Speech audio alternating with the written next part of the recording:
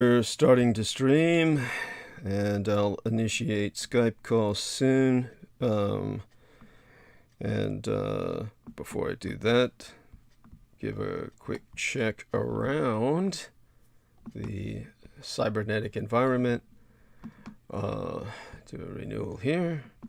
Check our live stream here, which is coming on. It says excellent connection. That's good. All right, and here we are with that. Let me also get another YouTube going specifically here. And okay, with this, we get this up a little bit, and don't forget to put an upvote for anyone who joins us. Let's do a check on the link, see if this one is working. First thing that I'll do is check the sound, see if I hear myself. And there we are. I do hear myself. This goodness. Now let's see if I can get the link working here. And now that I'm producing for myself, let's check the sound. Then things run a little differently than they did before. And Shauna Bando, hey honey, love you dearly. She says, hey bud, stopping in to say hi. Hello, darling. Mwah. Love you. All right, that's Shauna Bando. Hope everything is going well with her. That's Conspiracy Kitty. Marcus Grix is with us from Australia. And he says, hey Dee Dee. Yes, hello to Marcus Grix. And so, oh, that's so cute. So Shauna Bando is speaking to the phobias that I've listed. And Marcus Grix, he's asking one of us, I presume it's myself, if I've fixed my busted ass laptop yet. Don't even go there. That's did I get a new one, or was that I think I've got the same old one that it's just running on that old like whatever it was, the Hewlett Packard that was purchased by oh my god, who was it? Lower Lee Solomon. How could I say that? Oh my god. Anyhow, I'd best start calling people, then I can have somebody to bounce off against. And Douglas Marks says, hey Douglas, I'm checking in early. So hello to Douglas Marks. And just out of curiosity, Douglas, I'd like to know where you're calling from. You can give us a general location. And Marcus Grick says, still Ad City. Right, yeah, that always helps. And oh yeah, that's right. The city that Marcus Grix is in, aside from Australia. What city are you in, Marcus? I don't remember, to tell you the truth. Okay, let's see if I can bring on someone else into the conversation so they can hold me while I, basically tend to petty responsibilities. The first one to call, that's always the easiest, and the one that I'll ride the call on is Jameson Reese. Then we'll check in with other people. Hello, sir. Can you hear me? Yes. Okay, excellent. So we're live. Just so you know, it's a bit different from before. We have to remind ourselves of that fact. We don't have the luxury of small talk prior the show starting. But in a sense, it's trivia time anyway, because just trying to get yourself and perhaps others to hold the line for me in terms of conversation while I tend to, petty responsibilities like the links. When I first produced by myself on Mother's Day after that horrible incident with vasodepressor syncope. Oh, thank you for the link. I appreciate that. By the way, you don't technically need to do that anymore. Oh, okay. Yeah. So you don't need that. No, not anymore. It's fine. I mean, but we technically don't need it. Let's take a look and see if we can get Derek Talley on, because he probably has quite a bit to say if he does come on. and can catch us up on everything that's going on with him, which is obviously quite a bit. And so Derek Talley did join, so thank you, sir. And we definitely respect your ability to join us with everything you've been through. Obviously, you pointed out that your son-in-law, was it? I'm sorry, the individual who was carjacked had a quite a story to share. He's welcome to, join us whenever you can arrange for him to join us. And, not tonight, but, whenever you can schedule him for the near future. If you could bring him on tonight, within the next few hours, that's fine. But tell us about yourself, and I'm sure you've got quite a bit to catch us up on. And so with all respect for the horrors you've been through, and hopefully you're overcoming many of these challenges, I ask you to speak in just a moment, just checking in with some of the chat speakers. And Michael Kuji, I believe his name would be Kuji, I think would be his surname. And he says word, and word back. And Douglas Marks is calling from Miami, Florida, in the USA. Yes, thank you. I gathered that. Thank you. Marcus Grick says Townsville, main Army and Navy base in Australia. Thank you, sir. And he says, and a fair-sized Air Force base. Yes, so it's a military depot. Wonderful. Chris Collins says, hello, Douglas and JMO. And so Marcus Grix is saying, hope you're feeling better, to Jameson, who hopefully is altered on a less destructive substance than usual. Yes, things are going quite psychedelic. Ooh, something new. Dropping some acid, or no. I'm being like, okay, I'm like being honestly dishonest, or okay, obtuse. Well, yeah. Anyway, yeah. never mind. Right. We'll just say that the Red Devils live again. Okay. All right. I cannot escape their claws of damnation. Oh, that's frustrating. Go on. What I can do is make sure I don't wind up like I did before. Hydration does help. Yes. Yes, sir. Planning something out before you be set off on an expedition. Always advisable.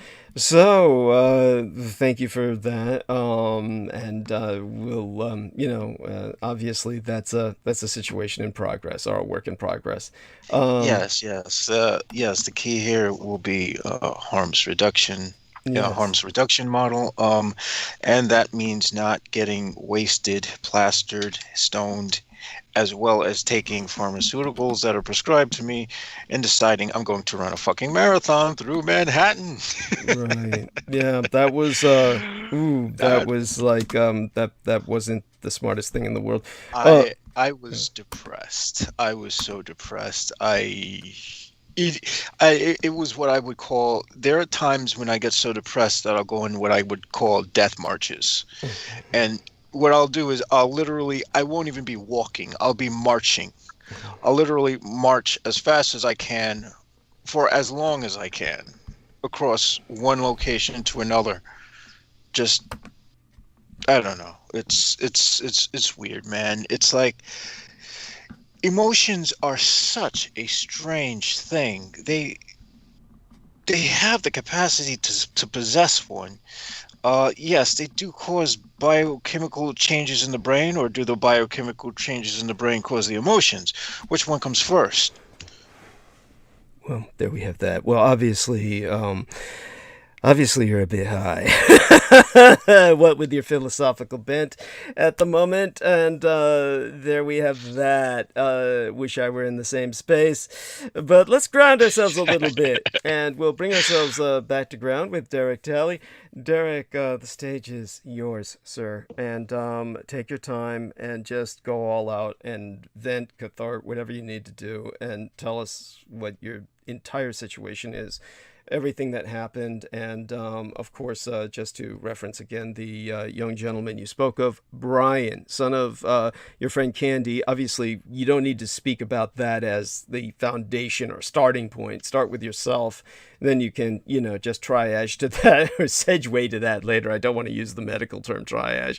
But I noticed that he has devices for the disabled as basically, maybe we should start with that. Why is that on the screen for the conversation between Brian and Jimmy Graham? What? And if you could put that into some perspective for us.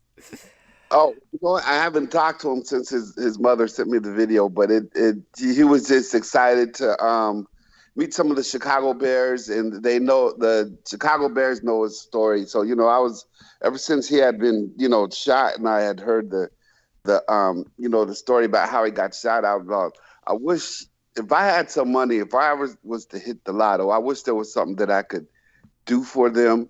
But it kind of made me feel good that there's people who are already acknowledging them, like from the Chicago Bears and different, his mom, they say in the video, his mom's a fighter. So, her son's paralyzed and the doctor says he's never going to walk again. She goes, the hell he isn't.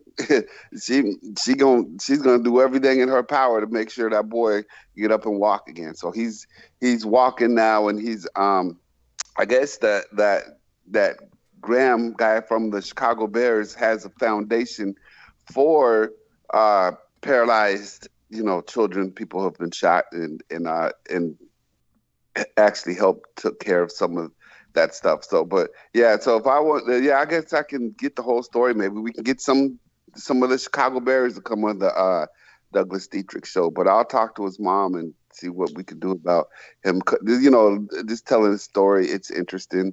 And you see that in that video, they didn't touch the fact that on top of everything else, she was carjacked by a 12-year-old. That's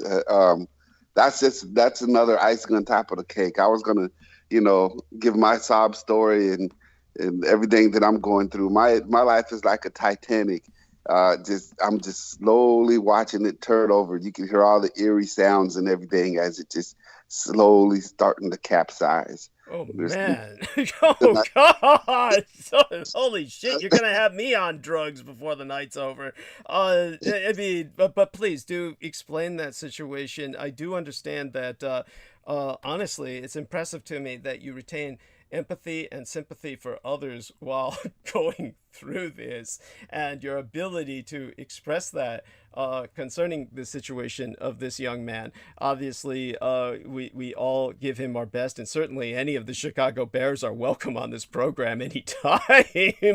Whether or not we can finagle any of them to come or not, that would be impressive. That would be quite an accomplishment, and certainly you're welcome to try. I don't mean to sound like an asshole about this, but I have a feeling you've got, in a sense, you have a lot more free time on your hands now. I've told you before that you'd have to come to grips with retirement, and that I couldn't understand why you still wanted to work. But perhaps now we are heading in that direction. So that will come out within your arc of narrative. So let's start with your arc of narrative.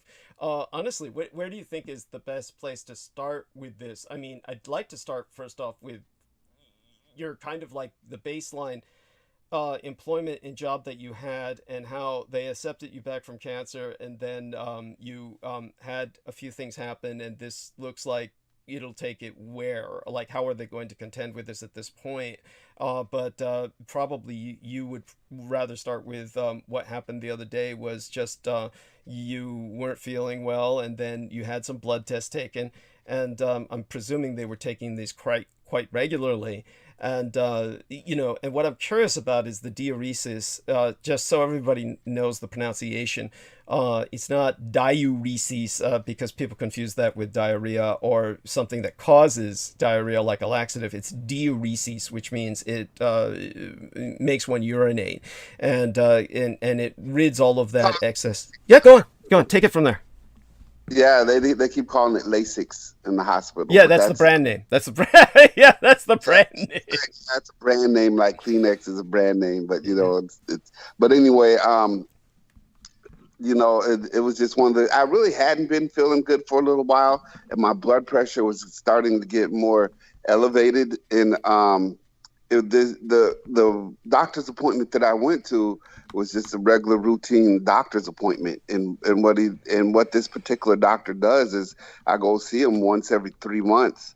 And you know, when I go a week before I go to the actual appointment, they go and take labs.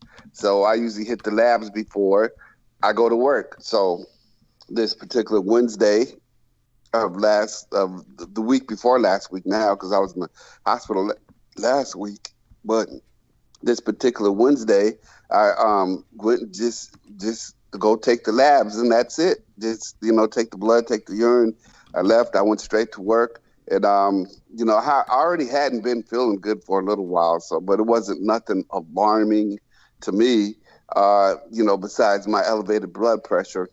But that's when that Thursday they called and said, "Hey, we just got your labs back from the hospital. You need to go to the emergency room right now." And, you know, that's not the call that you want to get. But at the same time, you're lucky if you can get a call like that and you're on your way to work, rather than being in the truck going 65 Yes. you know, over, you know, in the middle of nowhere. Holy shit. Say that sentence again, because I interrupted it with my cackle. So, yes, do emphasize that, because that would have been a fucking nightmare. You are so fucking lucky you got that before you were. Right. Well, you know, there was almost a little. I'm just so used to working, and you know, just like when I had caught the cancer, I was in Illinois, and I wasn't even at home, and so I had took a Uber to the hospital up there, and they were saying I needed to hurry up and get treated. So when they called me on that Wednesday, when they called after I took the labs on Wednesday, and they called me on Thursday and said, "You need to go to the hospital right now," I was looking at my uniform. I was almost contemplating. I said, "Well, would it make a difference if I go to work first and Holy shit!" Yeah, but I said, "Fuck that! I'm going to be obedient." Yeah, so I listened to what they said and went to emergency room, and that was it. They put me out of commission. I'm out of work, and they put this while I was in the hospital. They put this thing on my neck to give me dialysis, and so that was a temporary one. And so while that was temporary, before that I left the hospital, they put a permanent port in my chest for dialysis, which my first dialysis is going to be tomorrow at 6:30 in the morning. So, you know, you'll probably still be on the air when I'm, you know, Central Time, when I'm, you know, going to my first appointment. But by that you mean this will be your first formal regular dialysis that's not in hospitalization. Right. So, and I don't even know what they're going to do, because they were talking about setting it up to where I could do it at home. And it just so happens that my light switch in my room, it just went out. I mean, it looked like poltergeist. I mean, I turned on my light switch and it went flash, flash, flash. And then now it's out. So now I got to get that fixed, you know what I'm saying? And as you can see, I just lost my car because of that Car Shield commercial, thinking I could get my transmission repaired. And then not only did they just it'd be different if they just said, "We're not going to do it," but they said, "No, we want that transmission completely taken apart to see why it went out." And they completely took it apart, which changed the inspection fee from $198 to $1,600. And so in order to get that car back, I'd have to pay $1,600 just to get a car back with no transmission. So you know what? They can have that sucker.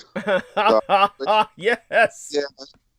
The luck, you know, I'm hanging by the skin of my nails, because Malik helped me out by selling me a $300 Honda, which I wouldn't drive it across country, but you know what? That's all I got right now. I mean, it's reliable to get me to where I gotta go until I can remedy all this stuff. But I've got all this, financial and health stuff all happening at the same time, and just I'm just gonna have to start letting stuff go. I'm gonna have to let that car go. Yeah. That woman go.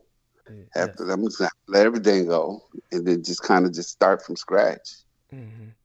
And by woman go, was there something we didn't know about in terms of a romance that was budding, or is talking about that and then my son told me to stop talking about it because he said it's negative energy. He says you need to just stop talking about it, and he's not the first person who told me that. So, you're talking about your ex-wife.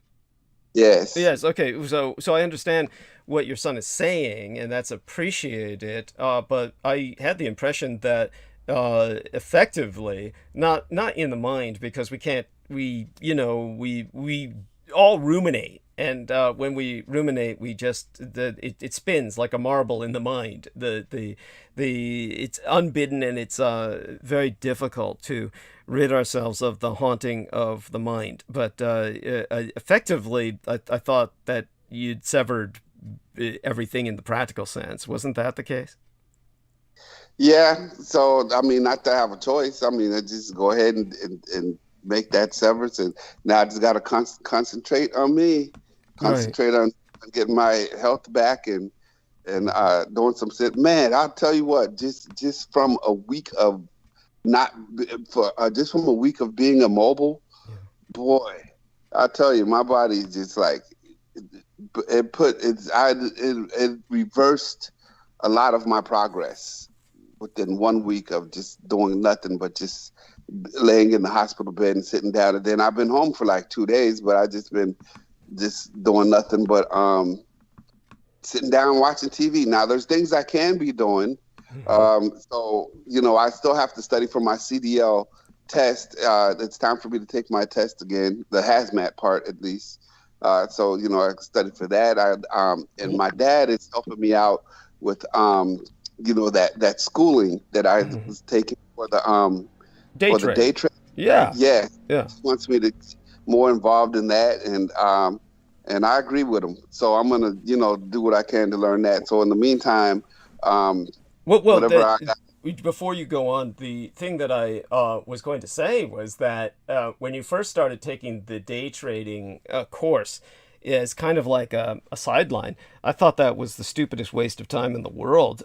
Now it's actually the one of the smartest things you've ever done.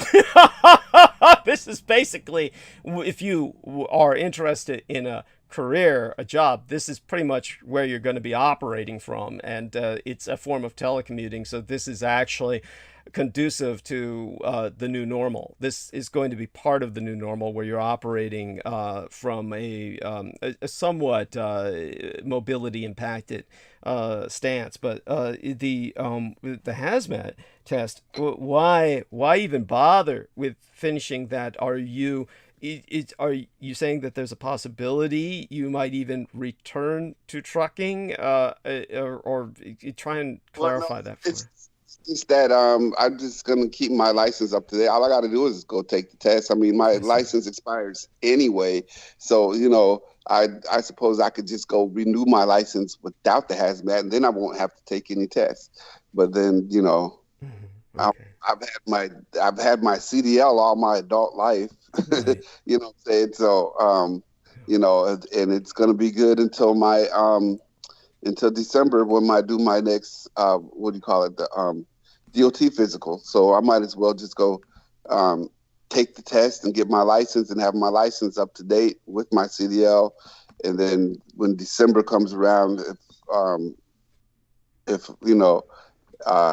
it's going to cost $100 to do the DOT physical, and if I'm in a position to where I could pass the physical, no problem. But if I'm not, then I'll just have to reduce the license down from CDL with hazmat to just a regular car driver's license, which I haven't had in over probably 30 years. I've had my CDL since I was like 21. Okay. Yeah. Well, go on. I mean, aside from that, you have, other things you're adapting to, just keep going. I mean, there's got to be much more to this story. What I can't understand still is, my impression was you were not on diuresis for that long. And so your kidneys are either incredibly sensitive to diuresis, or there were other factors involved here. First off, you haven't treated yourself very poorly. You're not, doping or drinking or anything to any extent that is at all something that would have caused this in terms of misbehavior. Right. Yeah, because I was invincible there for a while. Because when I was in the when I first got out the Marines, it was a 40-ounce a day was part of my regiment. 40-ounce Old English 800.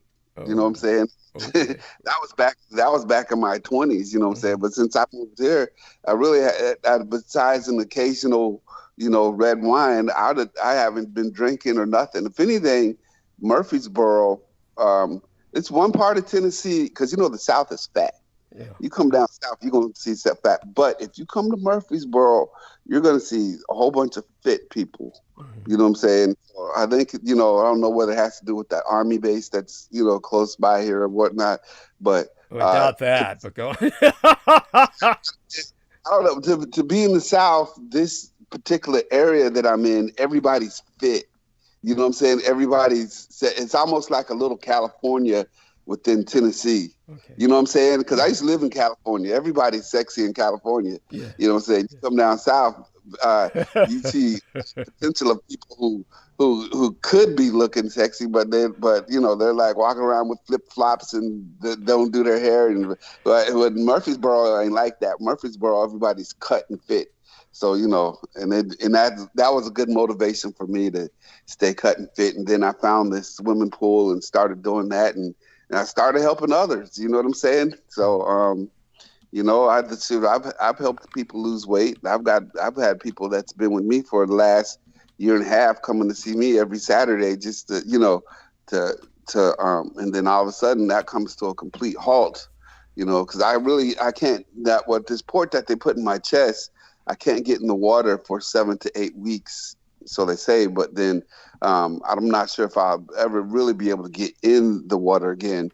I'll have to wear a shirt because I don't want, this port is like kind of sticking out of my chest, So and plus, I don't have to exercise. Just being in the water helps. So I'll be able to walk back and forth. And do something. I'll be able to do something eventually, but right now, it's kind of, my body's going through a shock. Just like when I got out the Marines, I was going 3 miles a day. Then all of a sudden, I became a truck driver. And I was eating the exact same, but then I was sitting for 8 hours a day, just sitting and driving. And then that's why when I got out the Marine Corps, I gained 100 pounds in 1 year. So. Holy shit! Oh my God, that's incredible. Now, I'm just curious. Did that you were just eating the same and that happened, or did something change? Right, because I was one of them. I was one of them supermodel types to where I could eat everything and I wouldn't even gain nothing. As a matter of fact, I was so skinny when I was in the Marines that I started buying the muscle books, and they were recommending the Joe Weider weight gainer. This is bad. You probably remember, if you know guys who worked out in the 80s or 90s, they know Joe Weider. He was the one who had all the supplements, and you go to him and he had the weight gainer, the creatine, the all the bro science stuff. And I had me a big blender, and I would put the bananas and the fruit and the milk and all that stuff in there, try to gain weight. I couldn't gain weight to save my life. Wow. When I was in the Marines.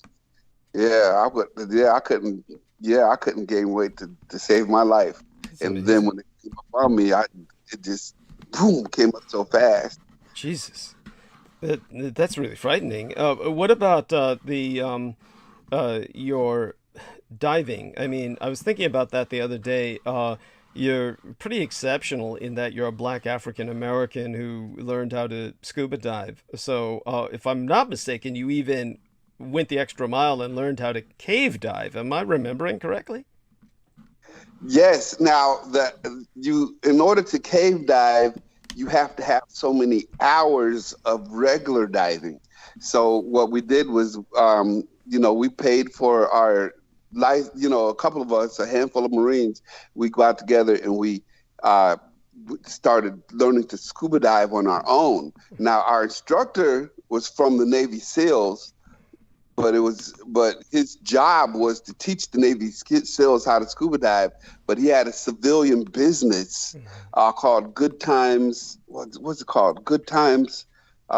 Good Times was the name of his company. Good Times Scuba Diving and Diving Company down there out of Jacksonville, Florida. So his and this man's ethnicity was white, right? Yeah. He was a white guy. Yeah, he was a white guy, and his job in the SEALs was to teach the SEALs how to dive. And when he wasn't teaching the SEALs how to dive on his military job, him and his wife were teaching anybody else who wanted to learn how to dive, and for their civilian job. So we went and I got my license, and I was looking for that license the other day anyway, but I got my license and I was ready to go cave dive immediately, and they're all like, well, not so fast. This kind of works like the same way like a pilot license worked, to where you have to get so many 100 hours of regular diving before you can legally go cave diving. But he knows how to do all that stuff. So that's some of the fun and the pastimes that I had when I was stationed in Puerto Rico. Okay. And so he was in Puerto Rico with his business was based in Puerto Rico. Yeah, well, he was in Puerto Rico. His business, when he gave me my license, the license said Jacksonville, Florida on the license, because I guess that's where he registered his company out of, in order to actually issue a scuba diving license. But we were stationed at Roosevelt Roads, Puerto Rico at the time. Okay, all right. So I see. So this was something that was how that happened, because that's that's really unusual. And yet how long has it been since you've been diving? How many years? Decades? I mean, I think the last time I actually went on an official dive that I actually marked in my logbook on my license had to been like probably 1991. Okay. Wow. Yeah. Holy shit. Well, that was while you were still in the Corps. Right. So after I got out the Marines, I never did go back to scuba diving. Okay. So I'm in the way, I talk about Tennessee sometimes. They're like, I don't like this place, I don't come here, but in some areas, it's been good for me. You know what I'm saying? I mean, if I ever left here to go somewhere else, I can say that I've gotten some good to take with me to go wherever it is I went. And, a lot of it comes from, being in that pool and learning, the aquatic workout and aquatic boot camp and all the stuff, and coming up with my own boot camp routine, Mm-hmm. So that was pretty, amazing right there for, it's one of the highlights of living down here. Mm-hmm. Okay. And then, what exactly with your insurance situation? Now, obviously, you've got a situation that a lot of people develop. A lot of people develop this, where you've got the Veterans Administration, and then you've got insurance that is from your job. And so how do those two combine, and which are you going to take advantage of to deal with this situation from this point forward? Well, from this point forward, at least for the next year, I'm going to be dealing with the insurance that I'm paying for, which is my Blue Cross Blue Shield. But as of right now, with the VA, there's different levels on the VA, and because of what I make, I actually have to pay for the VA because of my level that they put me on. But once I go to them and show them my hardship and let them know that I'm out of work and living on disability, well, then I think the VA will become free for me. At least next year, it'll be free for me next year, because I'm not going to really be making anything this year, from. But yeah, at least the good thing is I have the disability insurance from Prudential, which for the first 6 months, even if it's going to be permanent, because you were talking to me about retirement, and I'm actually going to have to get some advice from you about that, because I think I'm ready to listen, Douglas. But the way it works is you have to first exhaust the short-term disability. Right. So that takes 6 months. So for the first 6 months, I got to do the short-term disability. After 6 months from that point, it then switches to long-term disability. And then 6 months after that, I think I'm going to have to start paying for my own health insurance. And so that's when I'm going to have everything in place to where I could just simply switch it on over to the VA. Mm-hmm. So right. I'm not medically, I'm not in a dire position to where I have no hope. Right. So, it's all about me maneuvering the resources that I do have, to benefit me the best. Yes. But, I'm gonna have to get on the transplant list and get a kidney transplant, and that takes like 2 years at least. So in the meantime, for the next 1 year, I'm gonna have some type of paycheck coming in, and that's gonna be from my disability from Prudential. Mm-hmm. And that's wonderful. You really do have a plan. So you are you've got this well in hand, and you have a far better grasp of the situation, as well as a platform on which to stand than most people do who are overwhelmed by this. And and of course, most people, in a sense, not to condemn them, but they bring it on themselves by being heavy drinkers, etc., and they push themselves into a position like this where they are on dialysis, and at that point they're flat broke, and as you said, then they're in a position that is, in this society, it's very hopeless and helpless, and you're above that by orders of magnitude. So that's the important thing to appreciate, is that you're stable. Now, in terms of, comparatively speaking, but in terms of the car, of course, that happening at a inopportune time, this always happens. It always happens like this, where the medical stuff always hits just as everything else that's in a person's infrastructure collapses. For some reason, that's just the way things work or don't work. But obviously, if we could prepare for illness, it wouldn't be illness. It would. This is one of those catastrophic things, as if you were hit by a car.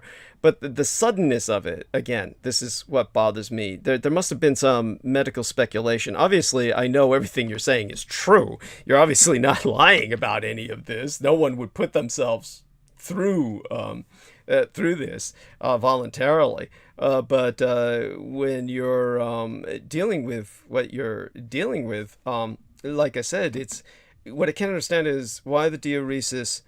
This is like the thing that would normally be the culprit. Just so people understand this, the diuretics, like Lasix, which is the brand name for this kind of medicine, what they do is they take your kidneys and they wring them like a wet towel, and they just wring all of the they force them to work and process extra hard, and they double up their function, etc.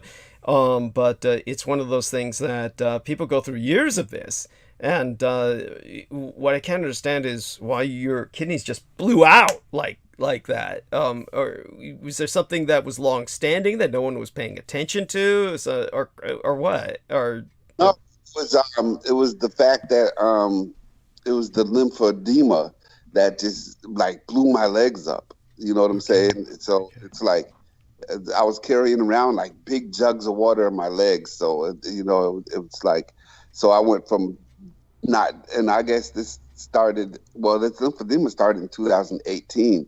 And when I looked up what is the cause of it, it said cancer treatment. And I said, well, I don't even have cancer. Well, then boom, after I said that, I caught cancer. So, something was weird, going on with me. So. That borders on the supernatural. It's your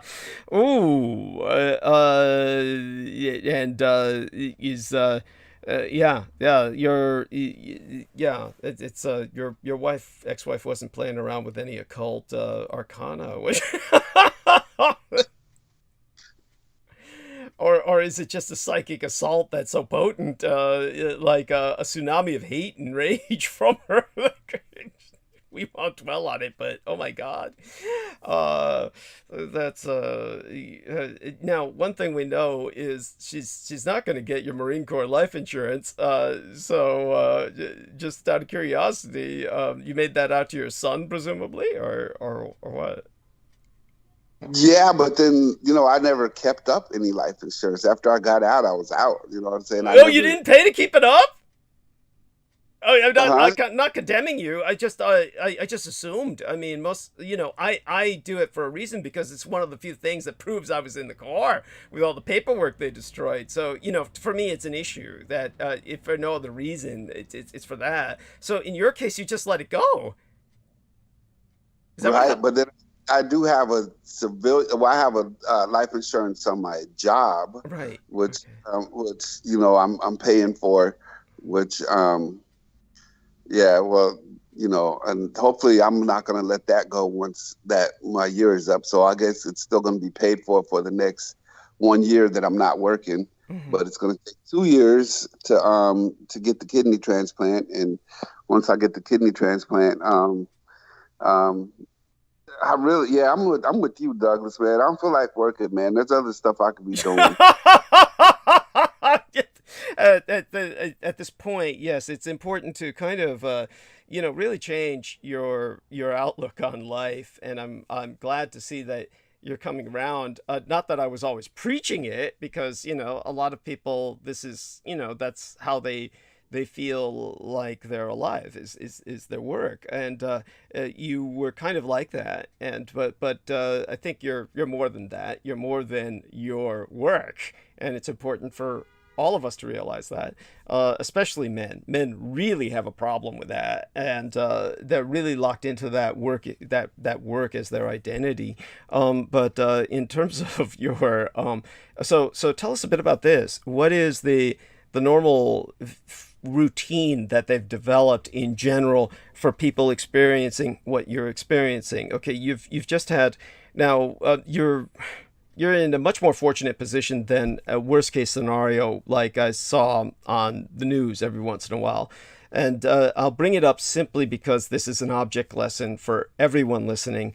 For God's sake, there are safe mushrooms people can buy at any store that sells groceries almost. Just purchase them. Don't pick wild mushrooms ever.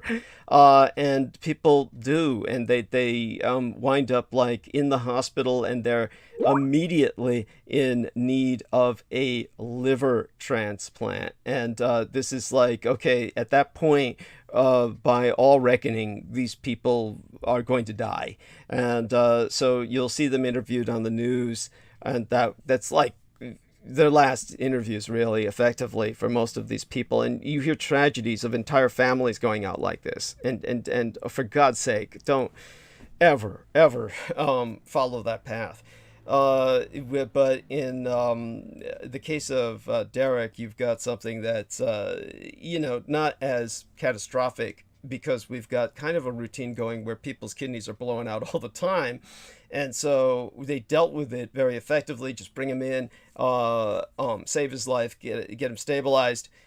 Even talking to you now about ultimately doing this at home. At the same time, it's very frightening because the routinization of it gives it this semi-permanent feeling. Now, obviously, we're hoping this is not, and that a kidney transplant ultimately becomes available to Derek. But obviously, we have to wait on people to die for that, unless you have a family member that's willing to donate a kidney. Now we'll cover that again in a few minutes, because I know you've explained that Malik can't do that because he's basically a different blood type. He's Rh negative, and apparently you're not. But so his kidney might not be viable, but still, I would say that that's. And, you know, like you said, there were other things, though. Apparently he had kidney stones when he was young that that might impact his ability as a donor. But aside from all of that, I'm sorry, the only reason I'm giggling is because I know he has a girlfriend. I was thinking of the ultimate horror story solution where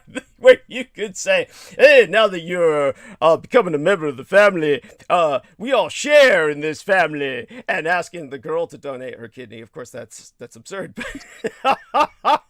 that's aside from that level of maniacal selfishness, there may be other family members, but aside from that, the 2 years figure that comes from a waiting list, where I presume is the average before somebody dies, or enough people die where one becomes available to you. Is that the case, or clarify what you understand about this?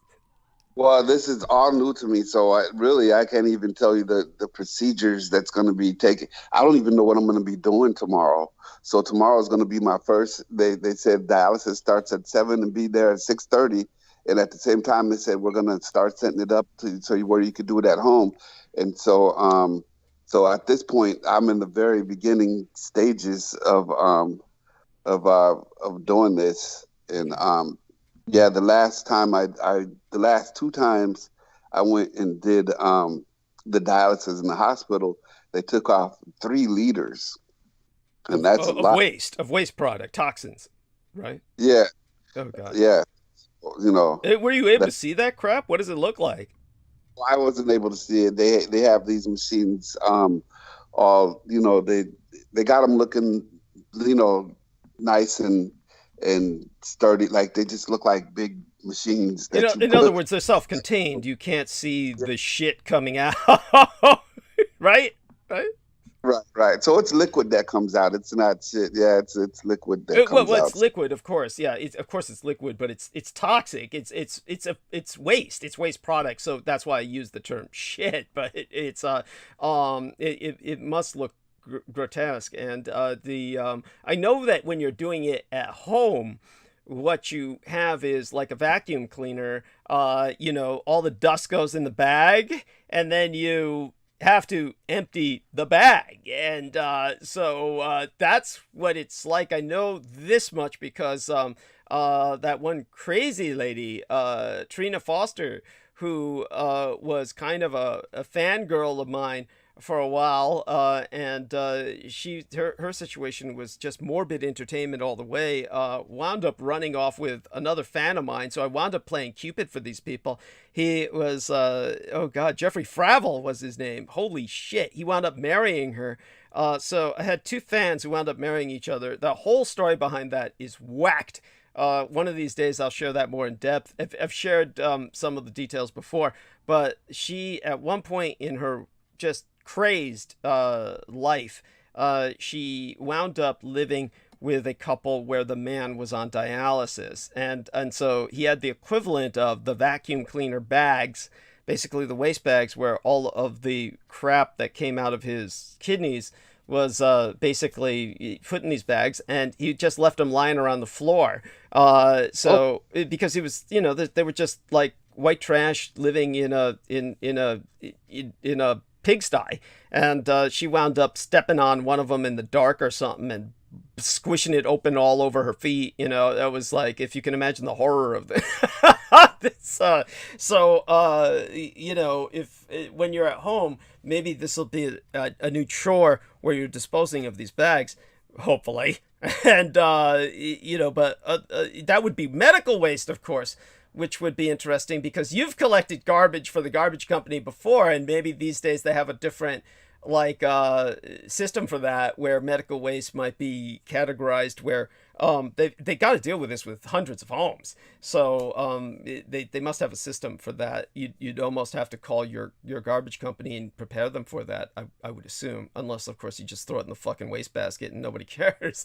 But that's not supposed to be the way it works, but that's probably the way it works in a number of cases. But I know one thing they told me is that you can't have any pets, and they said if you have a cat, that's the worst. And so I love my little cat, but I'm gonna have to give her to somebody. Oh shit! So and this is because they claw open those bags, right? Or what do you think? Yep. Yeah. Holy shit! Holy shit! Is that what they said? Right, and not only that, they're not sterile. You know what I'm saying? So, you need to keep the room clean and sterile, and you need to keep cats away from everything. All right. You know what I'm saying? Yeah. Yeah. Oh my god! Oh, that's because the cat hair would get into the mechanism. It would get into the mechanism. And of course, like Jameson Reese says, your immunosystem would be compromised. So basically, in a sense, your immunosystem will be much more vulnerable. But oh my god. So tell us a bit about what your plans are for that. Who do you think would be a good candidate to give the cat to? I mean, we have many listeners out there who might be willing to take it. I don't know. I'll take a picture of her and put it up. I'll take a picture of her and put it up on Facebook. You know, good idea. Just the house. She still has all her claws. She's been neutered, but she's just like a little lap cat. She likes to come up and plop down on your lap and then just curl up and get petted for hours on. Right. Yeah. Okay. And that's yeah, you'll miss that. Oh, that's so sad. And so what else? Tell us what else you've been informed. They must have put you through, and I'm sure you're going to have to go through kind of like an educational program for this, some kind of training. So they gave me a caseworker. Her name is Lindy, Lindy, and I told her the company that I worked for, that I moved down here to work for, is called Lindy, which is Linde. But we eventually, did a merger and changed her name. But her name's Lindy, so she's going to be like the person who is responsible for teaching me everything that I have to get taught and answering a lot of my questions. And so I'm gonna be taking it as it goes, And so thank you for the courage in sharing this with us. Now, what about the time that we were calling you and you were in the hospital and like you said, you weren't even on the dialysis machine really at the time that you spoke to us, but of course the nurses were constantly checking in on you. After dialysis, the feelings that you had about sluggishness and not feeling well, etc., did they all vanish, or what? Did you suddenly?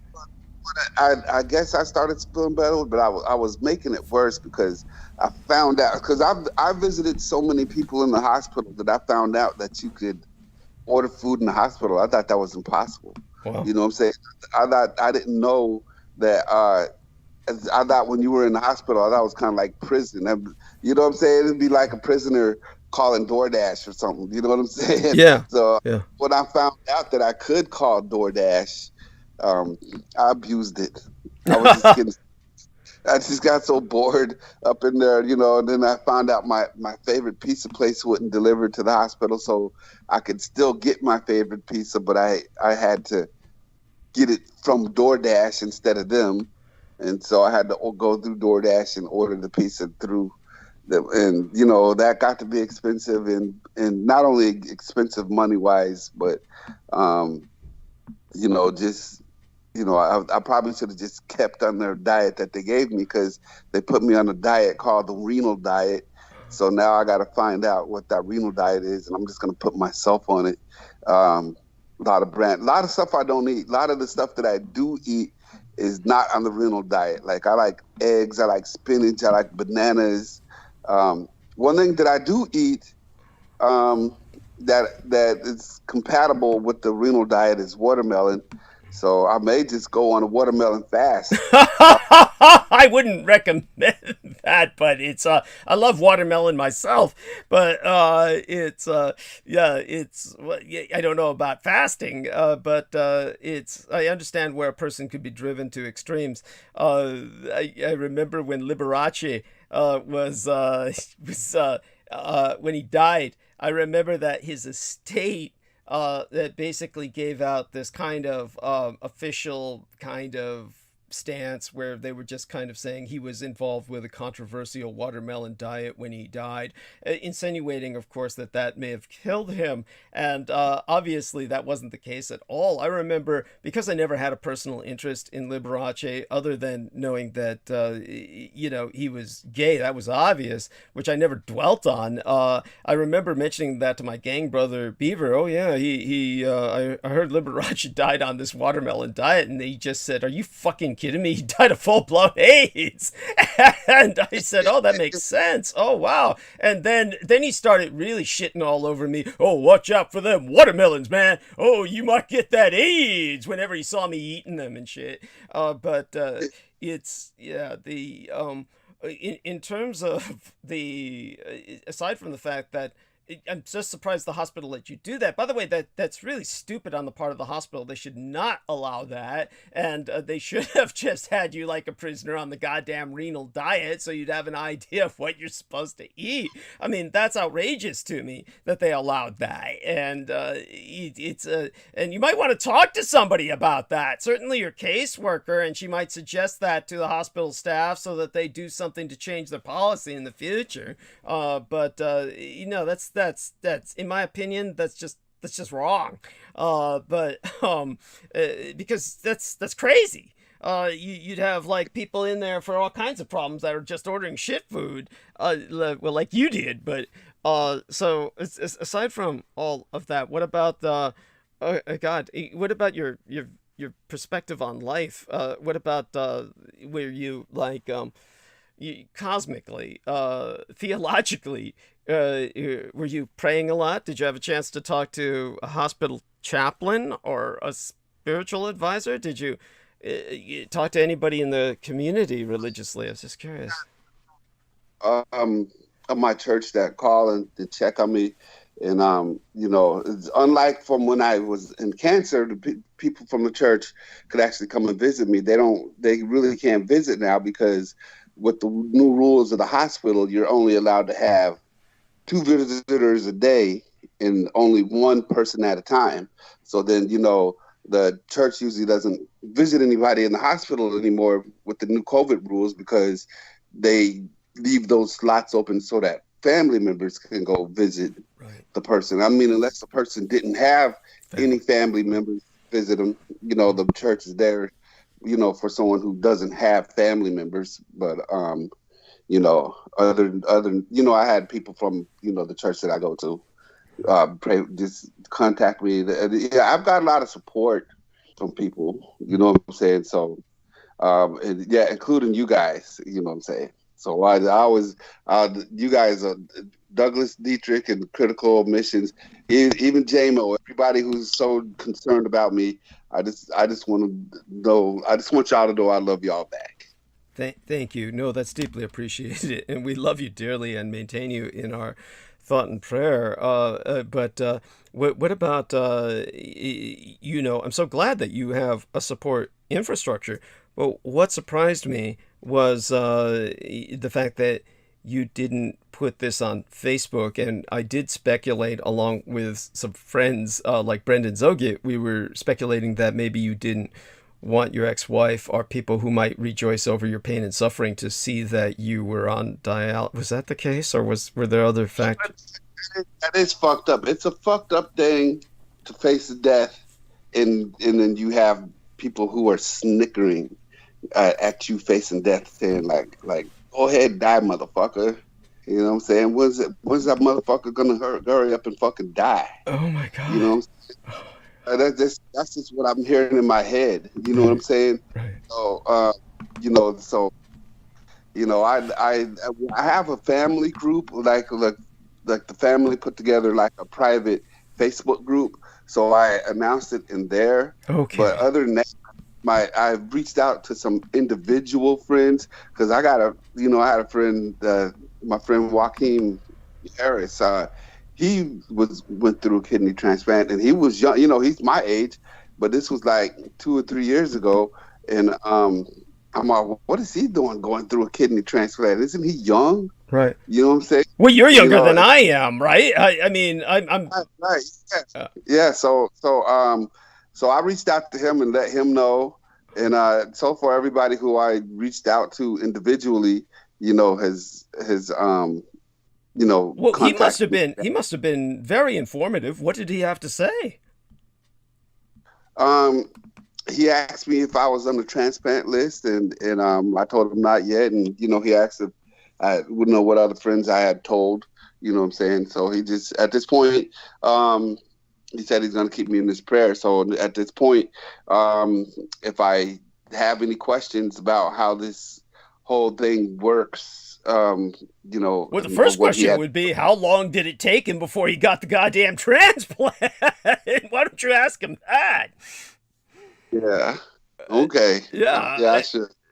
By the way, now that I remember, just a morbid entertainment here for everybody, when I had Judith Agard on with myself, and she was talking about the horrors of certain people who have become organ donors, and how some of them are cognizant of what's happening to them while their organs are being removed to degree, etc. And this is a very controversial subject, but she recommended getting off the organ donor list, and Jameson, of course, took that to heart, and he went through great efforts. It turned out to be exceedingly difficult to get himself off the organ donor list he was once on. Of course, my wry observation here would be, if Jameson were to offer his kidney to Derek right now, I think Derek would be hard pressed to accept. I mean, the question would be, with the kind of self-abuse Jameson puts himself through, as I said, literally out loud on the last transmission, who would want your organs anyway, Jameson? By the time they got your body, they'd take a look at that shit under a microscope slap and say, this guy was in need of organ donation while he was alive. Just that too. I don't know if that lightens the mood any, but it certainly puts it in context. At any rate, Yeah, it does. I mean, my organs are probably so polluted, man. They make the Ganges River look clean. Oh shit! Oh my God! Yeah, I mean, the one word that comes to mind. You're not an alcoholic per se. You're not. Alcohol is not really your vice. But the joke we used to make about real bad alcoholics was, of course, that they were how would I say it? They were like formaldehyde. It was like they were already preserving their organs. But in your case, it would be something, whatever's done with them. They're certainly been, they've been taxed. Your organs have been overtaxed for quite some time. Maybe you could tell Derek a bit of your experience in the hospital that was similar to his experience, or what were the parallels? There were similarities. Yeah, go on. I mean, the only thing I remember was I was on a lot of IV fluid. They had to flush everything out of my system because there was too much dead muscle tissue. Rhabdomyolysis is basically a breakdown of skeletal muscle that's flowing through your blood. And I did actually feel the extraordinary cramps and pains of the muscle tissue dying behind my knees. Just hold it there for a second. That's an interesting point. When people experience renal failure, they don't usually experience physical pain until it gets really bad. Now, Derek Talley's was really bad. So you were down at 6%. Were there any kidney pains? No. Isn't that fucking scary? Holy shit! But go. That's I had a real bad headache, and my blood pressure was high, and that was it. Oh God! Oh, and of course, Jameson Reese's blood pressure was comparatively high. I was in a world of pain. If you can imagine what it would be like to be thrown in a volcano, when your CPK level is at 6,000, that's what it's like for me. It's like someone put me in a microwave and I'm being heated up. And, everything's moving super fast as if it's one of those demonic horror movies. And, I see this white mist of death coming off my body. So, I mean... yeah, tell us about that. So I don't know what it was, but for some reason, like, there was just this, it was just like I was able to see this sort of ectoplasm, it flickered really fast, like in and out flickered. It's almost like it's almost like stroboscopic, but it was just like rising out of me, whatever the hell it was. I can't even attribute it to whatever substance I was on, because I've tripped maybe a billion times and I've never seen anything like that happen. The only time that, and I've had experiences with rhabdo when I have not been on any substance, or for some reason, maybe I had something that had too much sodium or something and it screwed something up. And next thing I know, I feel like I'm going to die. And, it was the same type of hallucination. Mm-hmm. I don't know why and the thing is, the rhabdo is not even supposed to affect the brain. This is the skeletal muscle. So I don't understand what the hell is going on. Right. Okay. And the doctors, they sometimes I used to have doctors who would ask me, how did you know your muscle enzymes were high? And I'd be like, oh, because I feel like I'm going to die and everything just feels all effed up and I'm hallucinating, like as if I had like 20 billion boxes of Benadryl, because that's the level of hallucinations that I get when my muscle enzymes are high. The nightmarish type, not the I'm dissociated or I'm psychedelic type. And they'd be trying to figure out, well, it doesn't affect your brain though. Because the CPK is a macromolecule. It doesn't cross the blood-brain barrier. So they couldn't figure it out. I can't figure it out either. Okay, well, I'll be calling Mr. Salman Sheikh and Peter Moon now. Let's see who responds. Peter Moon has, I don't know exactly what he's going through, but he hasn't responded. Salman, however, should be a little different. Let's see him indicate when he's on. Wonderful. So it's wonderful to have Mr. Salman Sheikh with us, and I want to say Assalamu alaikum. So I'll launch that. Assalamu alaikum. Yes. Assalamu alaikum, Brother Douglas. Peace be upon you, J-Mo, Derek, and all our brothers and sisters of Team Dietrich. Always an honor to speak to you all. The honor Great is to ours. speak to you. Yes, and the privilege. And so obviously you have a very spiritual outlook on life yourself. I saw you hanging out with some of your homies on Facebook recently, and hope that went well. They look a bit more thuggish than your usual Freemason affiliates. Is this some kind of rap group you've got going on the side, or what was this? Oh, this was one of my great Islamic brothers and Masonic brothers who recently got his MBA degree, and he's also a survivor of the Iraq War. So he's somebody that's been through a lot of trauma in his life, and I was just proud of him, of all of the things that he achieved. So we were invited there to celebrate and have dinner together, and just enjoy his joy that he was able to achieve getting his master's degree.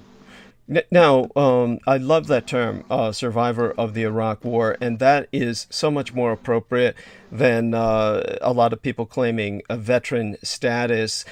I'll get into clarifying that in a second with you, but I want everyone to know that though I didn't introduce the show with it, yesterday was Armed Forces Day, for what that's worth.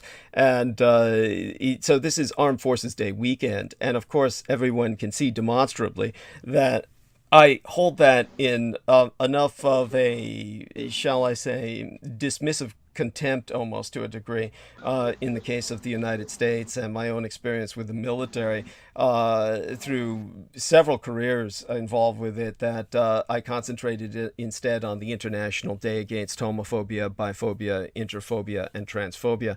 Now, obviously, I'll dedicate a little time to speaking to that later tonight when I begin to monologue, and the whole show won't be on that, just for people who freak out at that. I know there's plenty of people who find the subject distasteful. I will be covering, however, aspects that most people will find interesting if you just stand around and fucking listen. If you do suffer to stay in place, you will find that you won't be disappointed.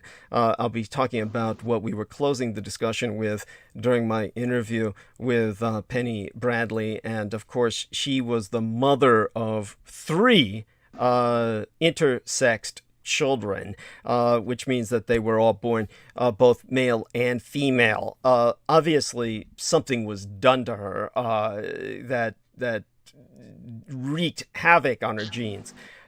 So that something like that is not natural. But definitely, you know, she had a very, how would I say it, pronounced stance. Obviously, she's emotionally invested, but I will basically articulate here what I could not on her program simply because of her emotional investment in.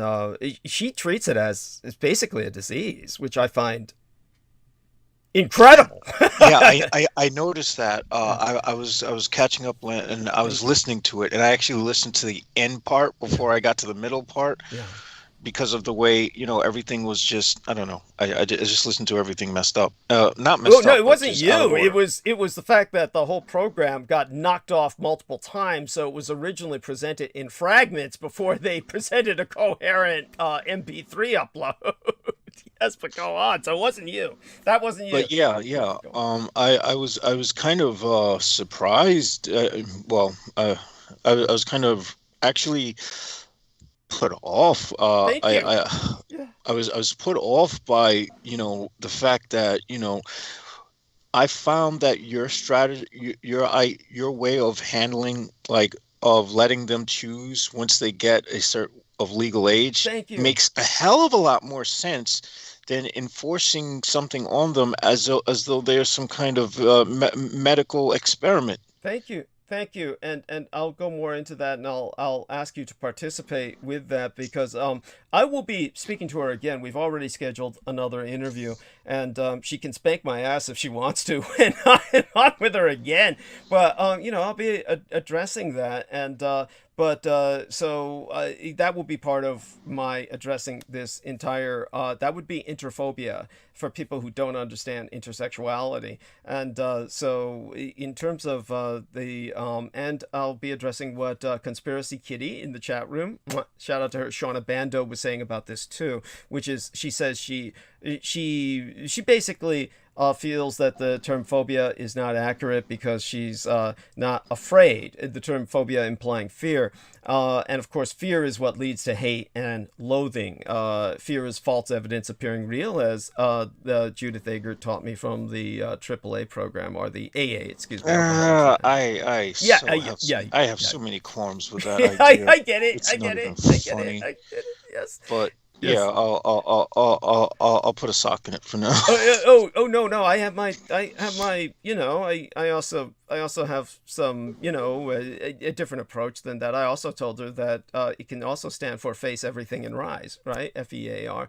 But you know that before we get too metaphorical with all of this, I did want to bring Salman Sheikh back into the discussion, and certainly I want him to address what Derek is going through and what you're going through, and perhaps provide both of you gentlemen with some context that I think would be helpful to both of you. So, Salman, if you would please take the stage. And I just wanted people to know the weekend was this, and what I'm concentrating on instead will be something else. And even before Salman starts, I'll just remind myself right now, when I start the arc of narrative, that kind of transition would have been impossible for me to have perceived or even conceptualized when I was much younger. I come from a military background, and of course my mother was part of a highly militarized culture. I'm a very pro-military person in the concept of militarism, divorced from a national identity that is based on this U.S. military as being like the cult of the American military is something I'm completely antithetical to. The militarism is something that's needed in every culture. The warrior aspect is obviously something that is a big identifier in cultures. It's part of a cultural identity for coherent cultures, whether they're tribal or at the imperial level. And when it comes to the military in America, basically it's something I'll address in arc of narrative is one thing, but beyond that, American culture itself is another.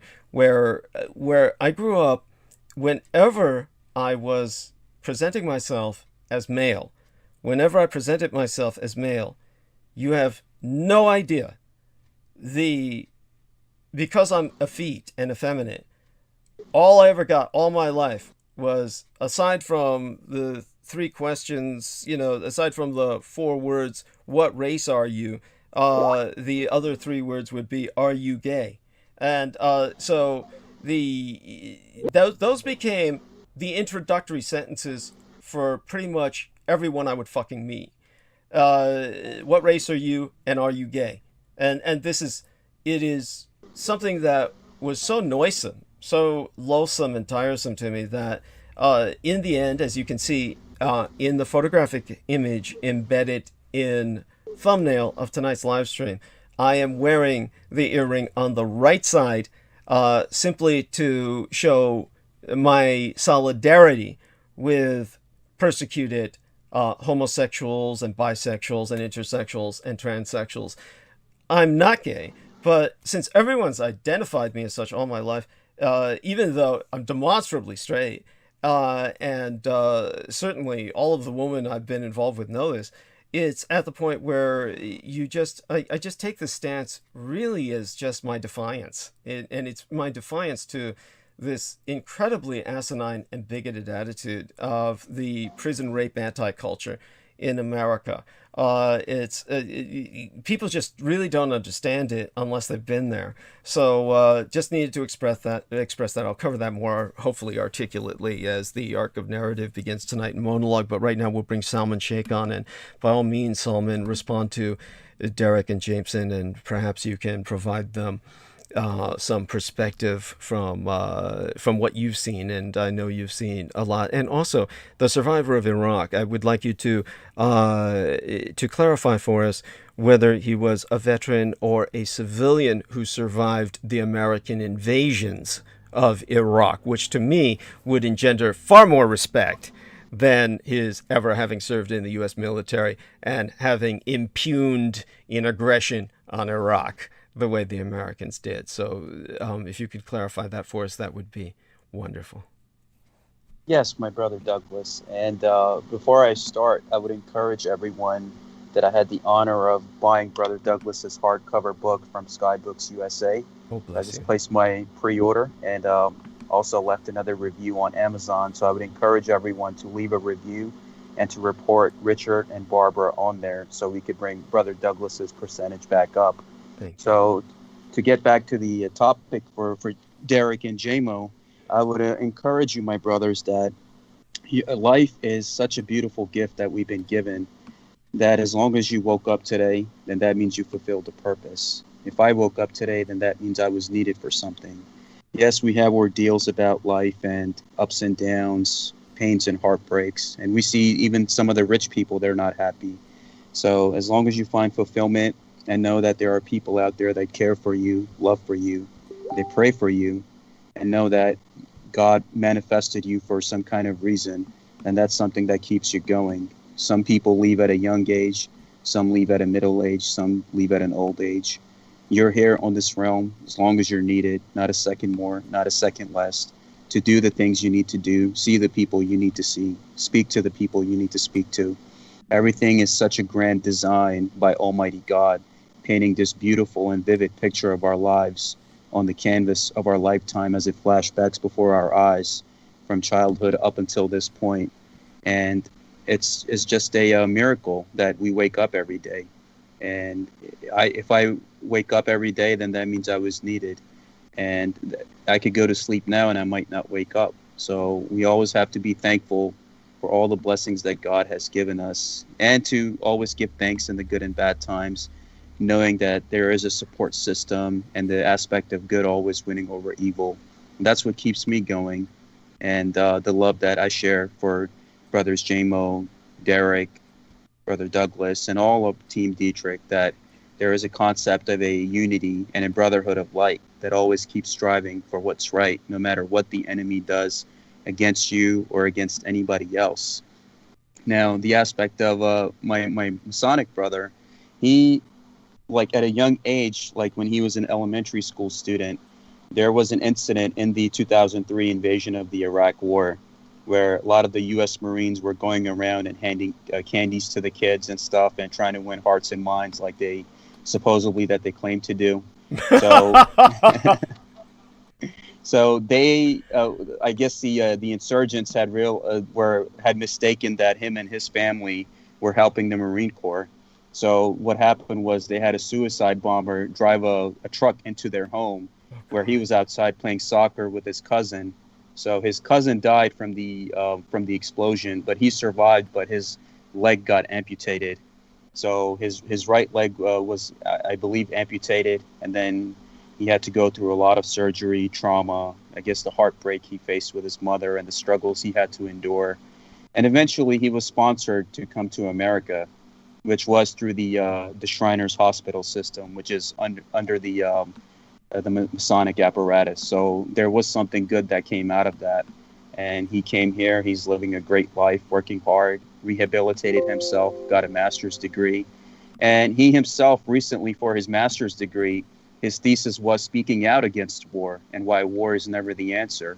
Himself being somebody who survived and been a victim of U.S. foreign policy in many ways. So I'm proud of him, of all the great things he's accomplished. And he's an example to all of us, to me, to J-Mo, to Derek, that somebody who went through that at a childhood, whose childhood was basically traumatized to such an extent, if he can, with positivity and conviction and sheer will and with a smile on his face, can accomplish all of those things and enjoy life with what he has and what he's been given with, then we all too also owe this happiness to ourselves, to our families, and to our loved ones, in the aspect of doing the right thing, resisting evil, resisting injustice, and to always do the right thing with the short time that we've been given in this dream life that we say for however long that we're meant to be here.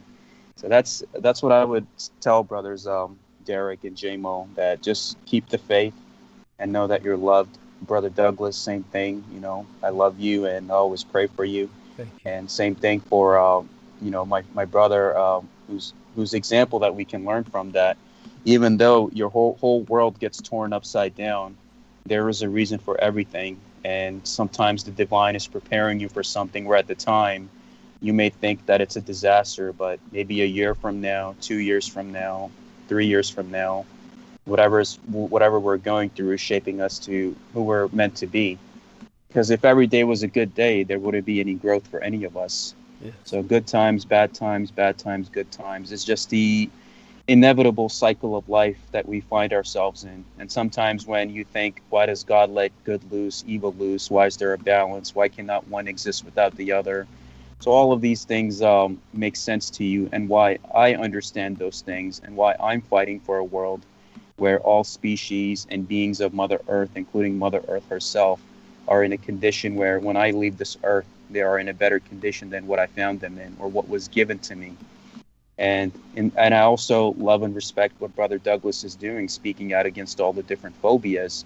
I know even in Pakistan, a lot of the transgender community there and a lot of the other communities there, they're often shunned by society, and they use them for entertainment means. Like when somebody's having a baby or they're having a wedding, they hire these people from these communities to come and dance for them.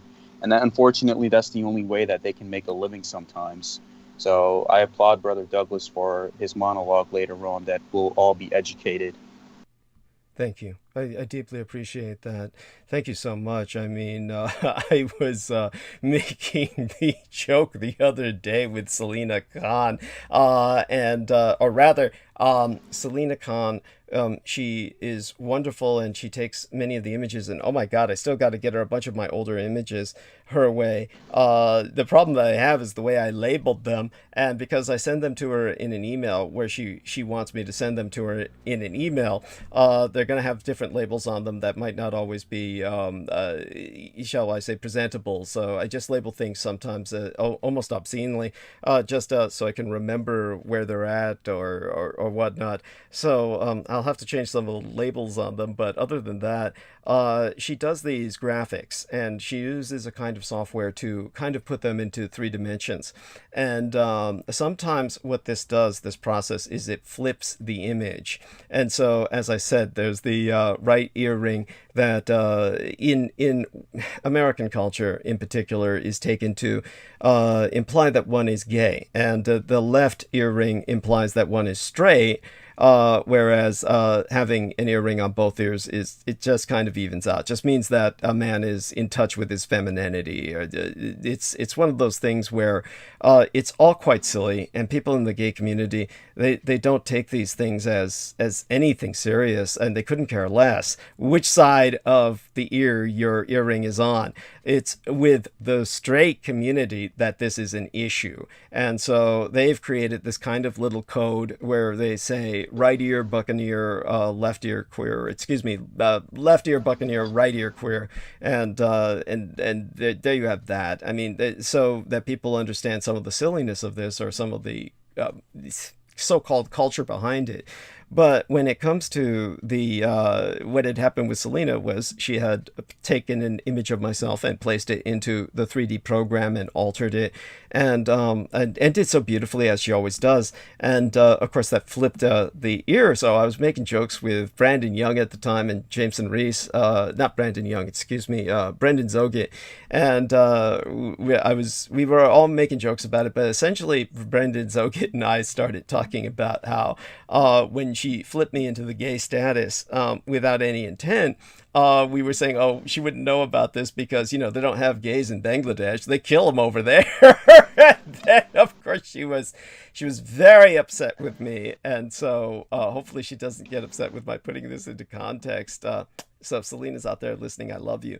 And but it was one of those things where, of course, they do have gay people in South Asia and throughout the Muslim world, and they are treated differently depending on how these cultures respond to the teachings of the Quran.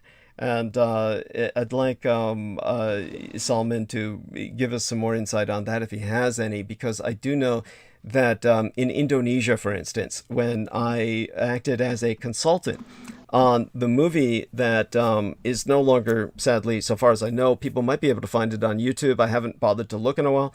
Dead Mine, and the film Dead Mine that I acted on as a consultant for, that was done by HBO, and it's actually one of their more expensive productions. It was probably, to that point in time, the most expensive production they ever did for the HBO network, to go straight into that network and onto DVD. And Dead Mine was about the Japanese in Indonesia. And one of the actors in the film, who's a famous martial arts star in Indonesia, is rumored to be gay. And one of the things we had to contend with during that filming was this is not something that is to be taken lightly. When you're rumored to be gay in Indonesia, it is illegal to be homosexual in Indonesia. It is literally against the law, and conceivably, I don't think that they normally carry it to this point, but theoretically a person could be executed. So I'm curious if that's the same in Pakistan, and what else you know about the Islamic world. Obviously, I wouldn't expect you to have much insight into the House of Saud or places like that necessarily, where I could provide people just the context. We both know the House of Saud is an extreme reactionary state of a bunch of degenerate assholes who basically are hypocritical and impose the laws of the Quran in the most perverted fashion, while living lives of complete debauchery and indulgence themselves. It's beyond contemptible. It's repugnant in every sense. But yes, take it from there, Salman, if you would be so kind. Yes, my brother. So in the aspect of Islam, it tells you in the Holy Quran that if you kill one life, then that means you have killed all of creation. And if you save one life, then that means you have saved all of creation. And that includes gays, transgender, bisexuals, anybody who's part of that apparatus of being a sentient life form. So the aspect is that I've seen in Pakistan is that over there, like, they don't say anything to them. They just use them for entertainment, which is, you know, a shame by itself that you don't give them their dignified existence. So they use them for entertainment in terms of if there's a wedding going on and they want them to come and dance and perform for them, or if the aspect if someone's having a baby and they come and dance and collect money, because nobody hires them, nobody helps them. So that's the only way sometimes that they can make a living. Or you have some instances where I've seen where some men in like rural areas or some city areas that are sexually repressed, they use them also in like their own ways in terms of entertainment or other ways. So the aspect of Islam, most Muslims today are not following and understanding the true Islam. If you look at the covenant of the Prophet Muhammad, peace be upon him, with the monks of St. Catherine Monastery and the Charter of Medina, and even in the U.S. Supreme Court, outside of it, there's a plaque of the Prophet Muhammad that as one of the greatest lawgivers, because before he passed from this realm, he wanted to create a state, like a dignified state, where whether you were Jewish, Christian, Muslim, you all had a right to exist. And that, unfortunately, you have many, I guess, different sects that have popped out because everyone perverts the teachings and tries to make their own gain out of it in their own ways. So what we see in Indonesia, or what the House of Saud is doing in terms of some of their clerics and what they're doing, it's totally against Islam, especially what the Indonesians are doing in West Papua, or what the Saudis are doing in terms of their own debauchery. You're supposed to, as a true Muslim, you're supposed to respect all life. That doesn't matter who it is, what their race is, what their religion is. That's the true follower of the Prophet, peace be upon him, is one who protects all life. And that's an example of somebody who followed that correctly was Saladin from the Holy Land. During the Crusades, was in the Jerusalem, he allowed the Christian pilgrims safe passage in and out of Jerusalem. He protected their churches, he protected their right to worship, and the aspect of just making sure that you're just upholding each other and upholding one another. Even the Holy Sepulchre in Jerusalem, it's a Muslim family from generation to generation that's been protecting it. Like those kind of people that are the true practitioners of Islam. A lot of these other places, like you might have Indonesia that might be committing atrocities against the Papuans or the Saudis doing what they do.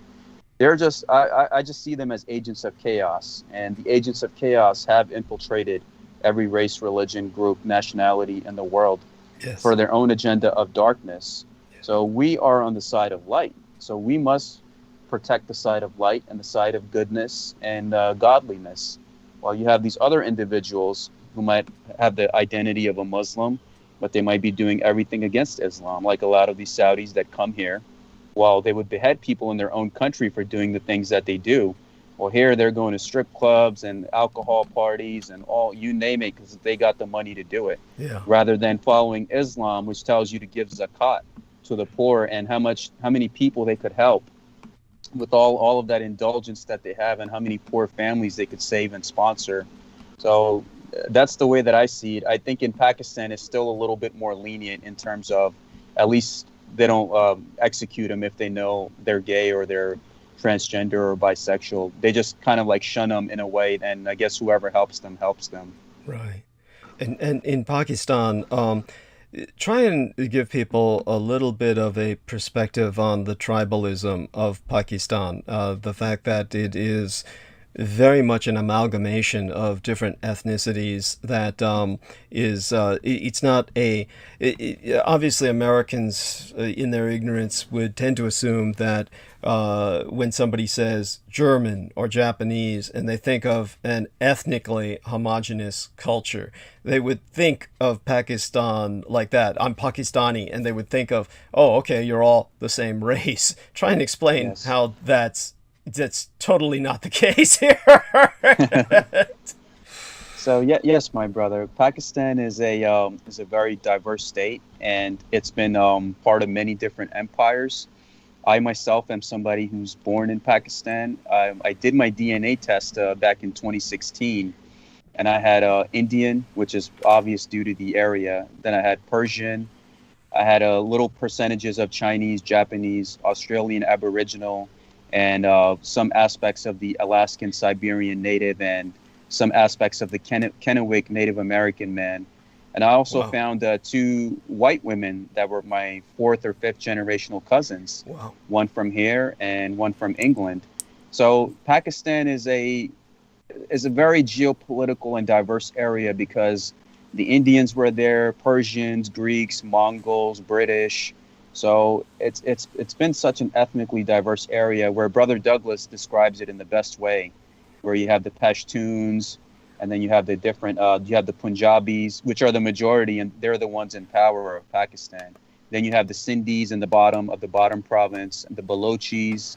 So it's a mix of different ethnicities and tribes and nationalities, and they can't even get along in their own self. Like if you go to like the South Pakistan area, and if you tell them that I'm a Punjabi from North Pakistan, then they treat you differently compared to like if you're a Sindhi or if you're like a Balochi or a Pashtun.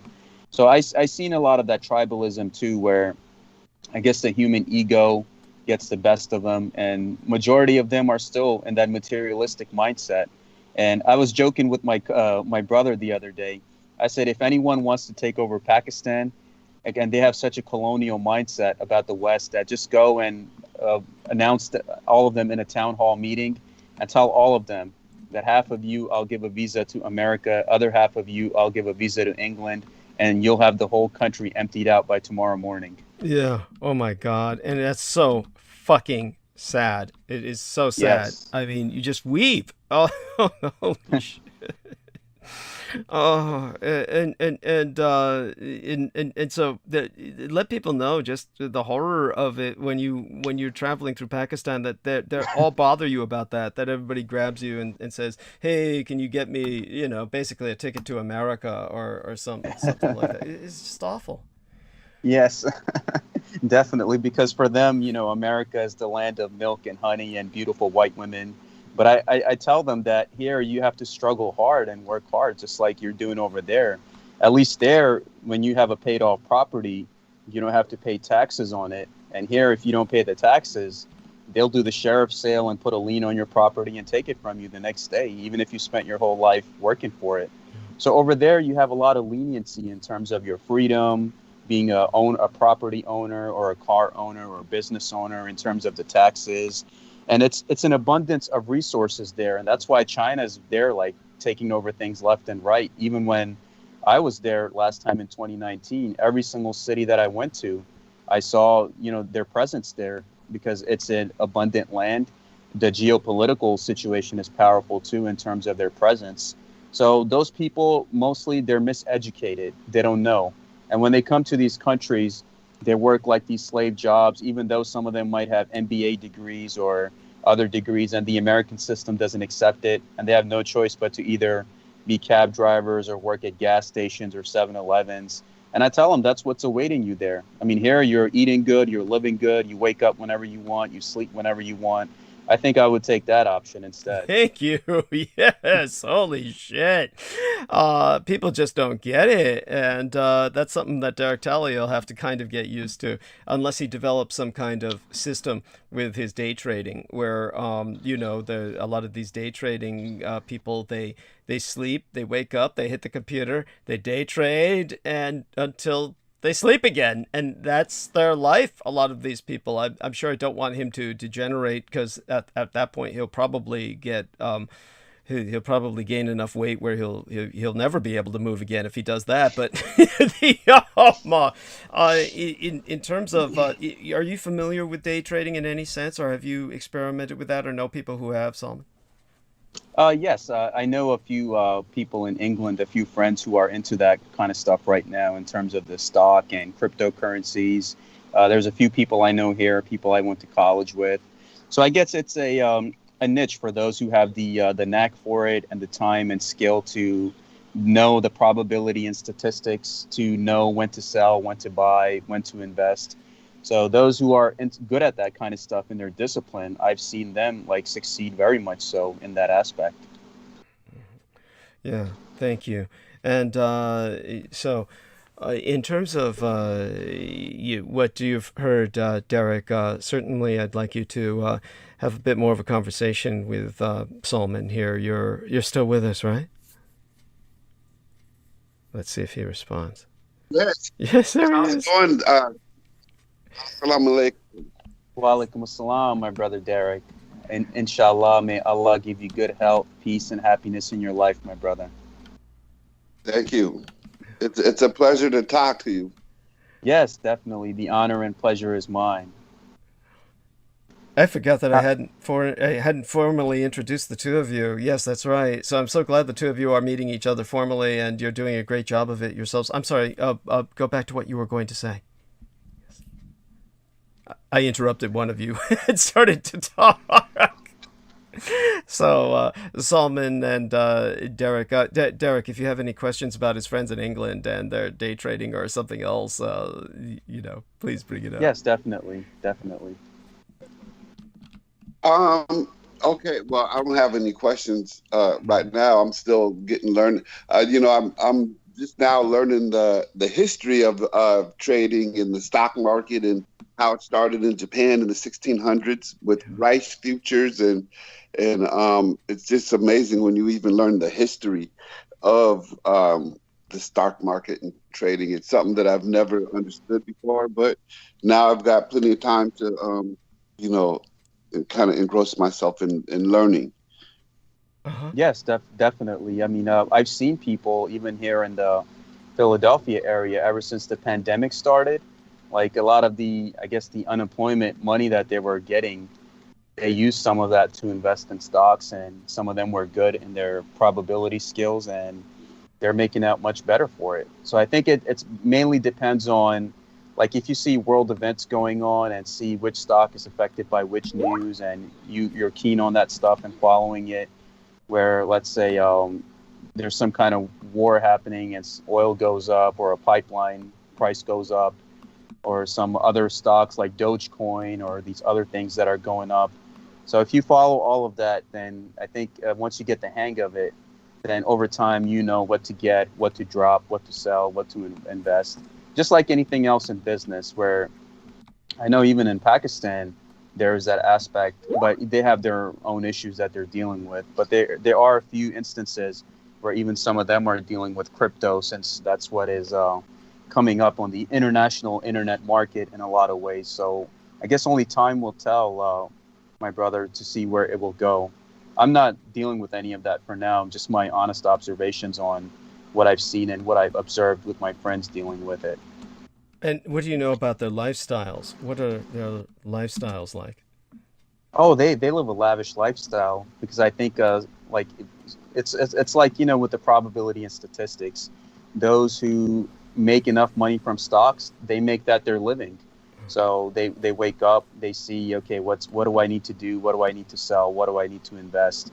Then they do that, and then that's basically their life. They're building their portfolio. They don't work any jobs, and I guess the money that they make from their dividends helps them live their life in an independent way.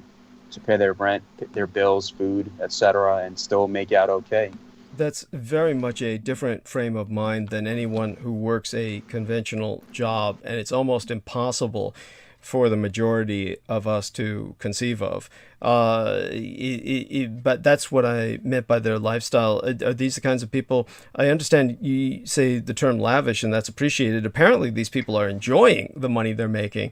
So the impression I got from the guy in Australia, the one man I knew was a day trader in Australia, was that it was almost like he was living in a flop house. It was like he obviously was not, but it was like maybe just a little apartment or something, and he just slept and got on the computer and then slept and got on the computer, and I suppose he was just breaking even most of the time. So these people seem to have a very good grasp of what they're doing, whereas he seemed to have a good grasp, but it was like he was still just slogging day by day to essentially, pay the rent on his apartment and obviously buy something to eat. But it didn't strike me as a really enviable lifestyle.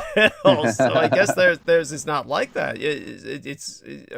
Or are they kind of only enjoying themselves at times, and the rest of the time it's all day on the computer and then going to sleep? Or what's your impression with that, if any? Yes, so the ones that I've seen, they basically, I guess, appreciate their independence, that they don't have to work for anybody or listen to anybody above them. And the ones that I've dealt with, or the ones that I've known, they're just good at what they do, because the whole stock thing and cryptocurrencies, it's not for everybody. And these guys that I've known, they're just good at probability and statistics and mathematical equations and, I guess, the probabilities and different things that happen or what outcomes can take place. So you got to have a certain level of discipline and patience and skill mindset, that I got to sell the stock within a certain time frame to get what I need. And if you don't do it, then I guess then people who usually invest take a loss. So the few individuals that I know, I guess, from what I've seen, they're making out okay, but I guess it varies from person to person, like what Brother Douglas described. Yeah, just always something to keep in mind. And how about yourself? How's your regimen going? Your day of waking up in the morning and kind of doing what you do?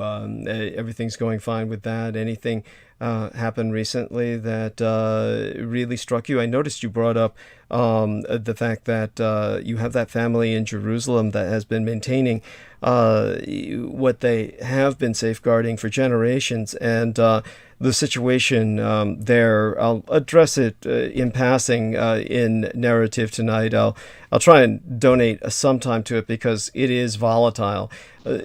Tell us your impression about what's going on with Israel and Palestine right now, and that would be helpful for everyone.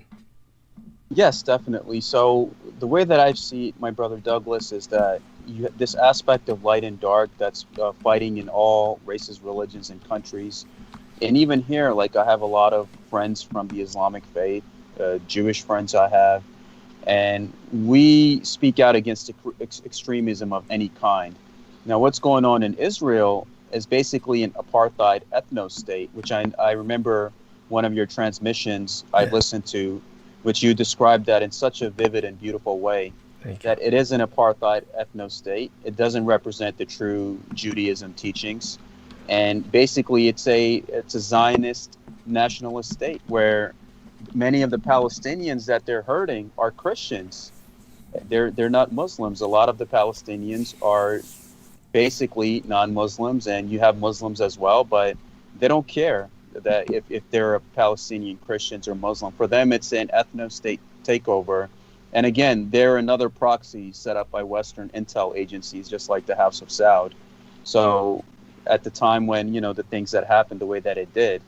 So I would say that over time, and with the way that Brother Douglas has also educated us on the creation of Palestine and the things that took place, is that this is something that can only be solved in a two-state solution, which is you have the North and the South, which one is secular and one is religious. That's the only way you can solve that situation, because there are people in Israel who protest against their government. There are people in Palestine who might protest against their authorities. And it's like people overseas, when they label America as evil, they don't realize that the average American has no say in their government's actions and what they do. So we have to look at that aspect, that it's not the people, it's the people in charge that people should speak out against and campaign against. So it's the average person is just trying to make it like anybody else. So we need to build that bond with each other, that if in Israel and Palestine, the way that Brother Douglas described with the two-state solution, one religious and one secular, I believe that is the appropriate solution for it, honestly. Bless you. Thank you. I deeply appreciate that. And for our listeners, this might be confusing, but of course it wouldn't be otherwise, would it? When we're talking about politics as painful and as tortured as the Israeli-Palestinian situation has been, the narrative couldn't be other than complicated. But to simplify it as much as possible, the old term two-state solution would have meant Israel and Palestine. Obviously, we are in the need for new solutions. The attempts to navigate these solutions in the past have failed. And so when I use the term two-state solution, I'm talking about two Israels.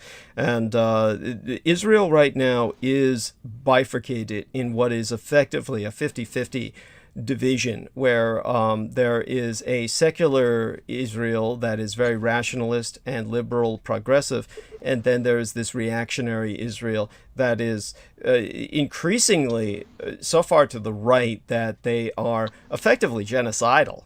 And so the division of these two states would take away a lot of Israeli power, but at the same time, it would really ensure all of us a greater peace in the world, because those two states would be smaller and therefore in far more need of foreign support, and therefore would become a part of foreign support mechanisms.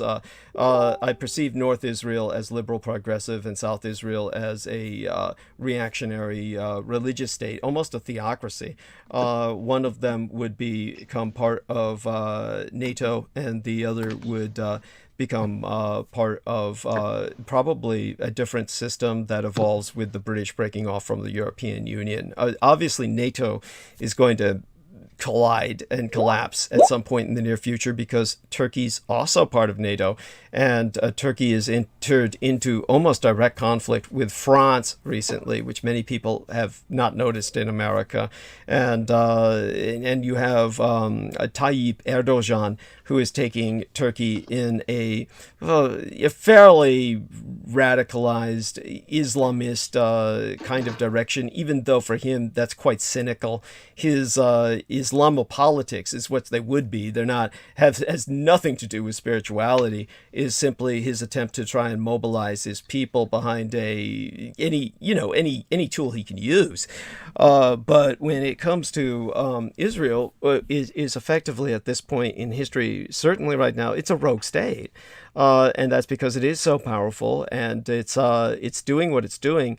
And there's only so long the world can tolerate it, because this could easily drag the rest of the world into a conflict. Communist China, for instance, which is very involved in Pakistan for geopolitical reasons, because it uses Pakistan as its leverage and its buffer against India. That's what it exploits Pakistan for, as well as so much else. By Pakistan, it gains an outlet to the Indian Ocean. Its Atara is also supporting Palestine. It is basically becoming one of the few friends that Palestine has, because Israel is very involved economically with India, and Israel and India have developed this bromance where they exchange weapons systems. And the Asian Indians are buying all kinds of advanced Israeli technology to try to catch up with the communist Chinese. Peter Moon, of course, is joined us, and I'll bring him on he should be on the call, but I did want Salman to kind of respond to that first, give people some extra perspective on that, and then segue it to Peter for us. Thank you. Yes, definitely. So what I saw in Pakistan was the aspect of Pakistan and China are basically helping each other in many ways, because a lot of the Pakistani businessmen, they go to China and they get the visa easily to go and invest, do business together. And that's also Pakistan's leverage against India, their relation with China and the alliance that they have in business, economically, in the military point of view. And China sees the same way. They approach Pakistan in the same way. So for them, it's like a mutual relationship, even though Pakistan knows that they're taking us over in many ways, but they're willing to make that sacrifice in order to survive against India because of the nationalist mentality that they have. And I remember even when I was in Islamabad, every country gets one embassy, Brother Douglas, to represent, their mission or embassy. China was the only one that I seen that had two embassies at the same time. Holy shit. I found that interesting, that how much the Pakistan caters to them in terms of making sure that they're provided with whatever that they need.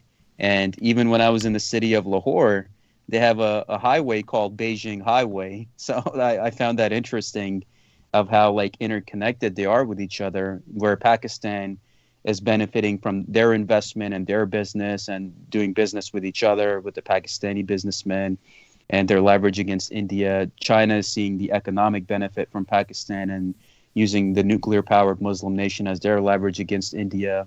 So they're basically holding each other up at this point. And same thing in Palestine. You would probably notice in the news that China sent a lot of vaccines to Palestine for COVID-19, where the Israeli government was prohibiting any testing or vaccinations for the Palestinian people. Right. So China is winning hearts and minds in its own way in Africa, in the Middle East, anywhere where it could see its benefit. You're going to find them there doing what they do. Well, at the same time, it won't seem like it, because if you go to see the people there, they would say they're not coming here and destroying everything.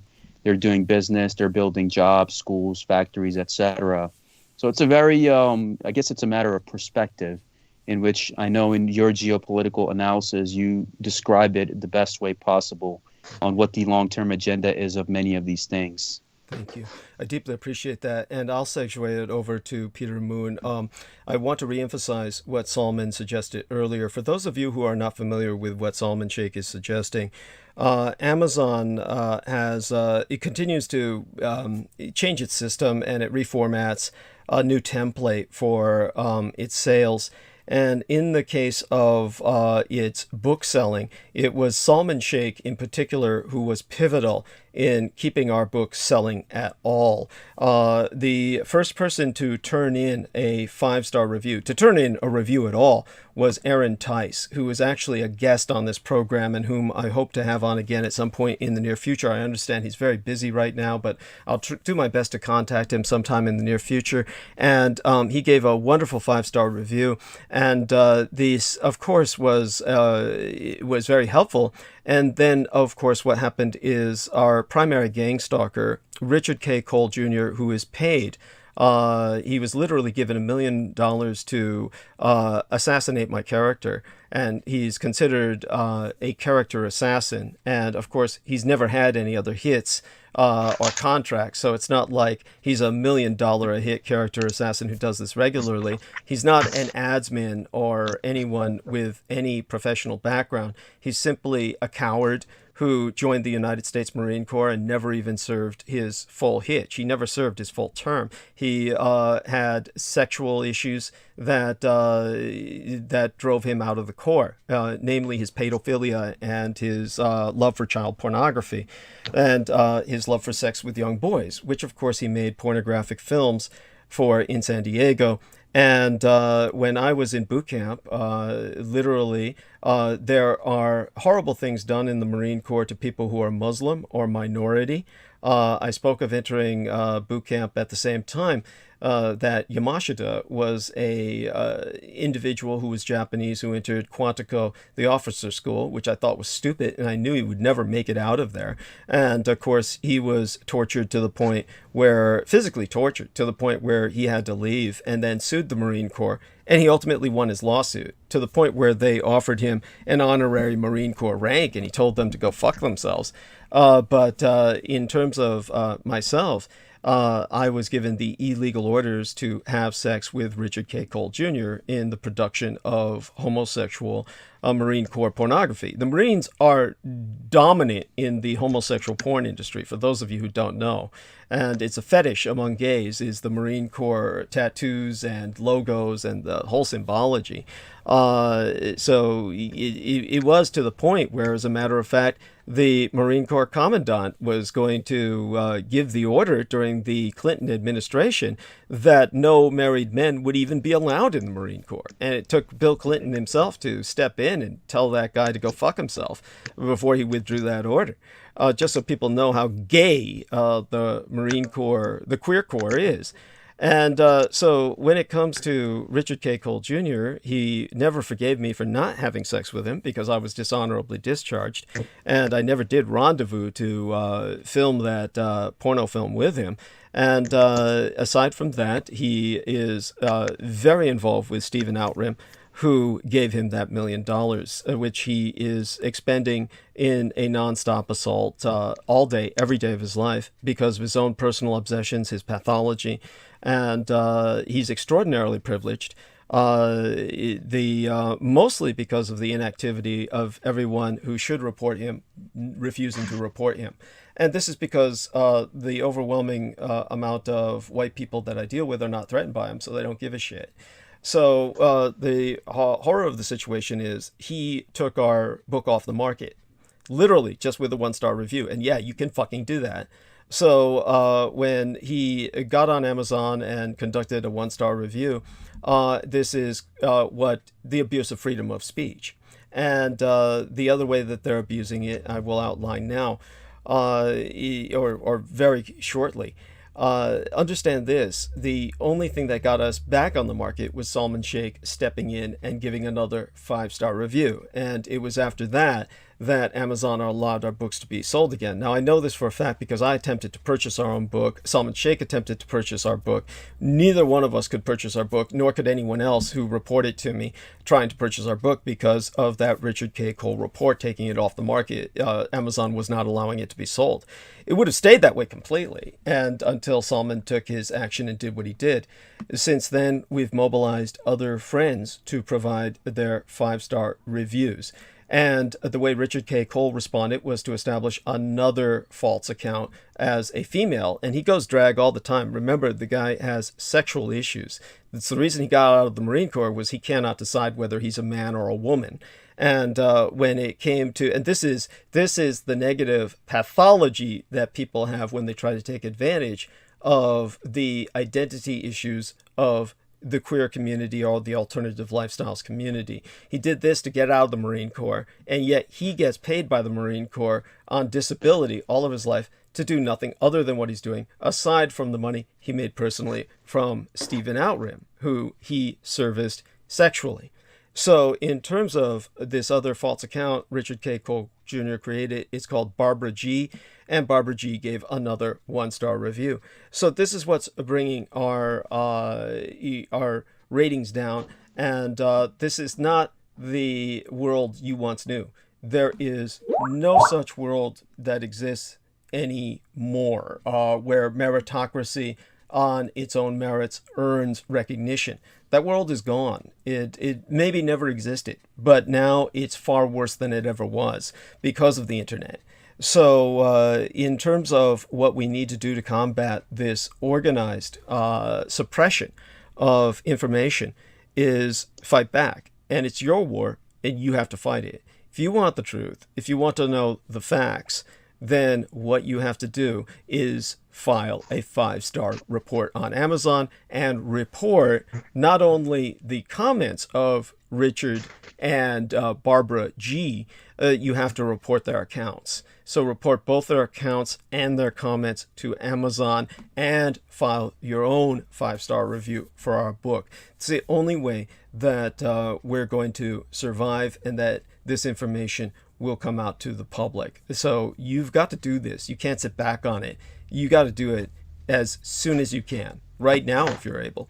And so with that being said, to just provide some context, to the challenges that we're dealing with the book itself. The other problem is how they take advantage of quote-unquote freedom of speech. And that is the fact that the book title, The Roswell Deception, which I spoke about while I was being interviewed by Ms. Penny Bradley, this is something that it turns out was the title of another Roswell book that is a novel that is completely fiction. Now, what both of Barbara G. and Richard K. Cole Jr. and everyone else has done, all these people who are trying to attack us, they even put this in the commentary thread of Peter Moon's posts. They'll say, it says right there online and in the book, this is a work of fiction. And all they're doing is they're making certain they cite this novel of the same title. So when you look up our book, all you're going to find is that goddamn novel. That's all I find on the searches. So you have to look up The Roswell Deception combined with its subtitle, which is about the demystification of World War II. And you have to look up the authors, Douglas Dietrich and Peter Moon, and maybe then you'll find the book. I put my name next to the title. I don't find it at all, the book at all. The book's just not online for all intents and purposes. So I just got Douglas. It's the top one is the fiction book, but then 2 steps down it gives it says exposing Douglas Dietrich book review. It's one of the negative stars, and then it does give it exposing. Yeah. The first page is all James Carrion. All James Carrion. This is Google in action.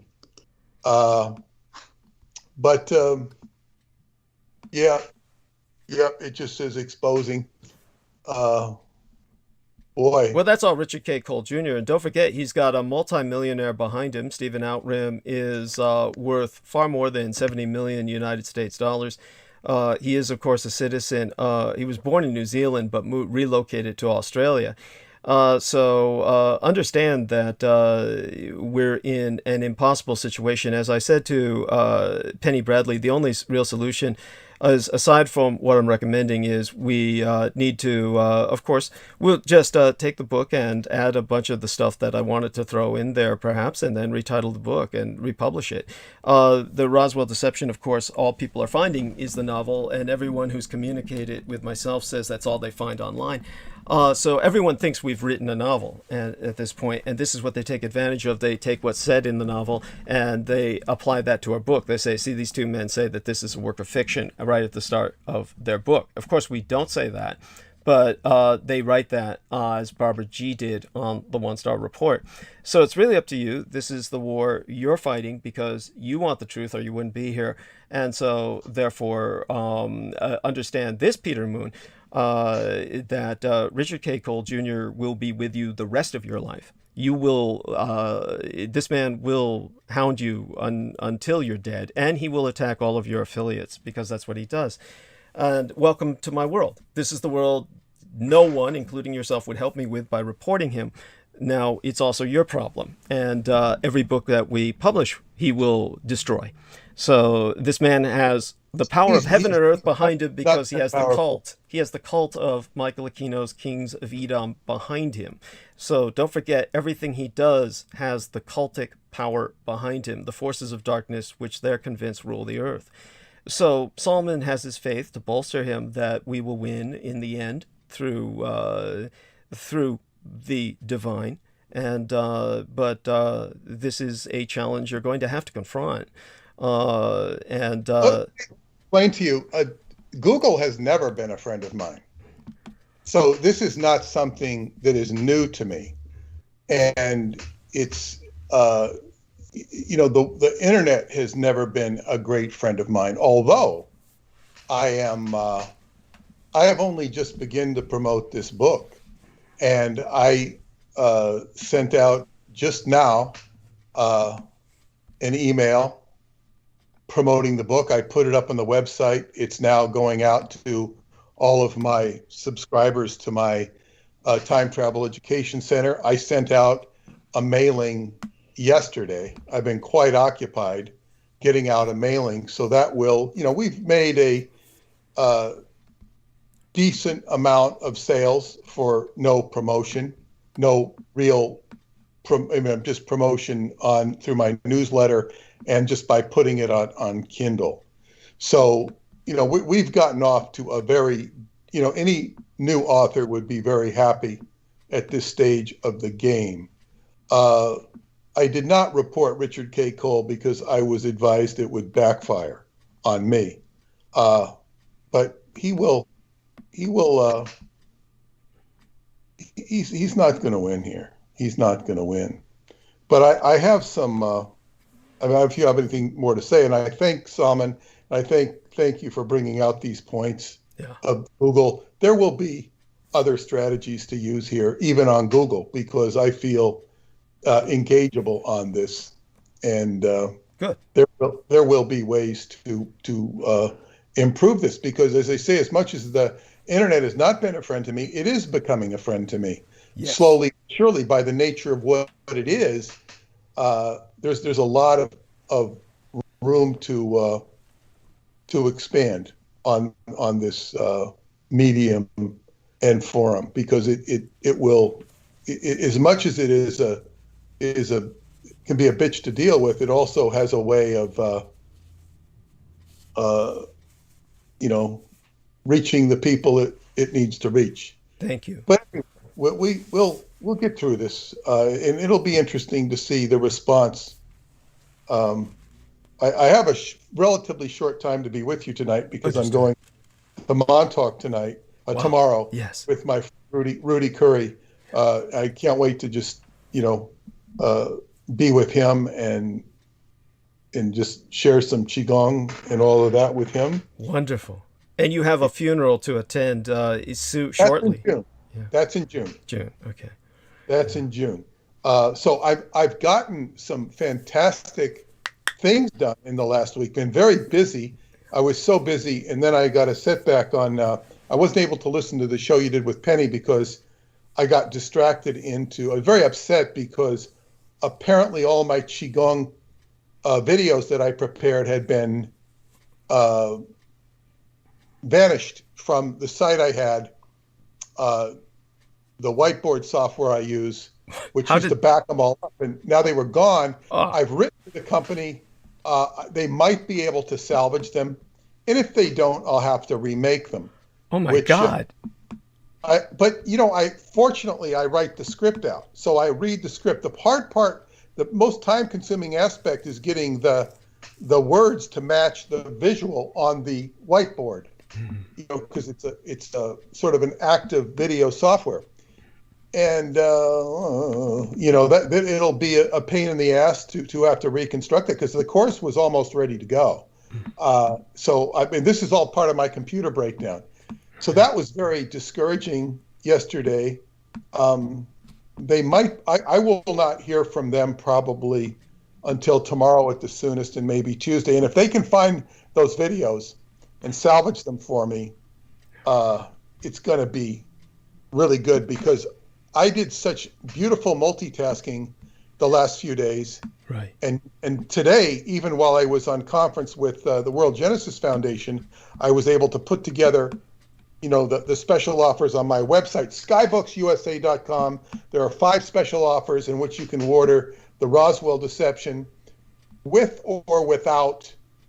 You can order it by itself. You can order it with my newsletter and other books substantially discounted, that and the other books. So skybooksusa.com, and you can still go to Kindle to get the ebook. And the book will not be delivered until the middle of June or the end part of June.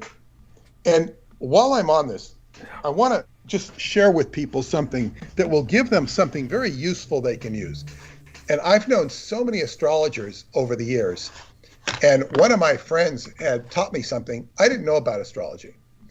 And this is something called the moon void of course. Now, people hear moon void of course. What the hell does that mean? It means the void is a void in the course of the moon. It's not moving. It's not really what it means. Some astrologer figured out that there are periods when you when the moon is just going out of its sign, it's a time of prayer. It's a time for quietude. It's not a time to be sending out mailings. It's not a time to be starting something. It's a time for prayer. And I will read the definition of moon void, of course. And this is so you don't want to sign something. You don't want to sign your tax return. You have to. You have no choice because you waited too long, because the moon goes void, of course, 7 a.m. Pacific, New York time tomorrow. So I told my daughter to sign her tax return tonight. Wow. And another good point, when you sign a tax return, you write in block letters beneath your signature in blue or black ink, without prejudice. Without prejudice means you can withdraw your signature in case somebody challenges your signature, challenges your tax return, challenges your contract. If you sign a contract like that, people might not want to do business with you. But if it's something that, that's inevitable, you're signing with some utility company or something, you can put that in the course of if you're not locked in. If you sign it with prejudice, you can't change your mind. And I was taught this by an attorney. Very good. Very helpful. Yeah. Now, so I'm going to just educate the audience that's interested. It says, and I'm reading from a website called A Beginner's Guide to Understanding a Void of Course Moon. And looks like this Bustle by Nina Khan. Spells her name just like Selena. K-H-N. If you dabble in studying astrology or even just read your horoscope regularly, then you know the moon in astrology is a huge part of the daily cosmic scene. It rules over our emotions and feelings, our instincts, vulnerabilities, and the way we feel safe and nurtured. As the moon moves through each of the 12 zodiac signs during its approximately 28-day cycle, it takes on the energy of each of those signs and can color our moods with the sign's qualities. Somewhere within your astrodabbles, you may have seen the term void of course moon being mentioned, although its meaning can sometimes get a little convoluted. But knowing what a void of course moon means in astrology can actually be super helpful. And while you may not be able to define it just yet, I can guarantee you felt its effects. In simple terms, the void of course moon, sometimes called the void moon or abbreviated as VC, describes a period of time before the moon moves into a new sign during which it doesn't form any significant meetups with any of the other planets. Now, that's a key point. It's not meeting up. It's not colliding with any other planets or conjoining them. It's sort of a planetary siesta for La Luna, or a period of respite between the all-moon-ruled intensity that usually comes along with the planet's travels through the zodiac. Are you in a brain fog, feeling unproductive, in need of a nap, even though you got a full night's sleep? Well, you might just blame the void of course moon for your troubles. So when I wanted to announce this new offering on the website tomorrow at 10:30, when people are waking up and people getting in the swing of things. And I looked, I said, well, what's the void of course moon? It says it starts at 7 a.m. or thereabouts. So I said, I'll release it right now at 10:30. So I just released it, sent out the email. So I expect to get some sales from that. And I would also tell you, Douglas, that I've, with the amount that's been generated from Kindle, with the amount that I've collected from the pre-sales to my newsletter people, that pretty much pays for the mailing I just did. Wonderful. Okay. And the which includes the cost of the mailing and the flyer. And so I've people are interested. But I'm just going to finish with the moon, of course, and then I'm going to go into the battle that's more important than the Richard K. Cole battle. Right. Yeah, well, that's the moon void, of course. And people can look up the moon void, of course, and it says it's not a good time to invest in a stock or to. Yeah, it's just like, if you just learn these little things. But I would also say about the moon in general. I once knew an astrologer who was helping a friend of mine with her mother's illness. her mother was in the hospital. She almost died. And this astrologer, who was a good friend of hers, was pinpointing to within minutes or hours of what the mother was going to go through in a general way. And the way you pinpoint things in astrology is with the moon, because the moon is the most rapidly moving of all the heavenly bodies. So you can pinpoint things with the lunations and the moon. That's a key thing. And of course, as it juxtaposes with the other planets. The best school of light, my girlfriend had told me, was the Church of Light, because you're actually doing things by hand, and you're kind of like doing things. When you do things by hand, you're connecting it. What is that knock in the background? It's certainly not myself. It might be somebody's knocking. If you could go on mute, please. Right. Yeah. Wherever that's sourcing from. Yeah. Who's there? Oh God. Yes. Yeah. I'm not hearing it myself, but yeah. It could be just the interaction with my computer when there's people, when they send me messages, sometimes it pings and it could have a knock sounding. It's a knock. Like okay. Somebody's knocking. Okay. Definitely not mine. I think they shut it. I think they shut it off. Okay. Good. The next thing I want to talk about is the interaction of AI, artificial intelligence. Yes. Because one of the things that is so important to the thinking process of mankind is a word called heuristic, HEURISTIC. Yes. Heuristic. Now, heuristic, I first encountered that book in one of L. Ron Hubbard's books called The Evolution of a Science. And he describes how computers work, very rudimentary. Now, this is written in the 1940s. Yeah. And he's basically modeling the human mind after a computer, right, and dealing with it when it has I guess what we would call a virus nowadays. Yeah. He called it a held down 7. So if you had a calculator where the 7 key was held down all the time, it would give out incorrect answers. I looked up heuristic, and it's a guiding or intuitive principle. So the first inclination of a computer way back when it was invented was to be predictive, adaptive to thinking, to figuring out problems. So I did some work on the etymology this morning of basically the word heuristic. And it all boils down to, and you can look it up yourself, but it all boils down to figuring out how to figure things out. L. Ron Hubbard called this knowing how to know. So how do you know what you are going to think about? Are you going to think about health today? Are you going to think about, I can't afford to eat right because it costs too much money and I don't have enough money? That's like the opposite of heuristic thinking. You're moving away. Now, it's going to be challenging for people who are on a short budget to eat healthy. So one has to be smarter about their habits and what they're doing, and you want to lead your life in a more intelligent way by taking baby steps and gravitating towards. Just to give you an example, I have this couch that I bought 21 years ago, and it's a great couch. I cannot. I've not been able to find another couch like this, and it was impossible. Well, they ripped it when they came upstairs. Oh, so shit! The company came out and they had a guy come out there and fix it. Oh, so good. It was fine. Okay. But around the time Paula came, it got this tiny little hole in it. I don't know how it got there.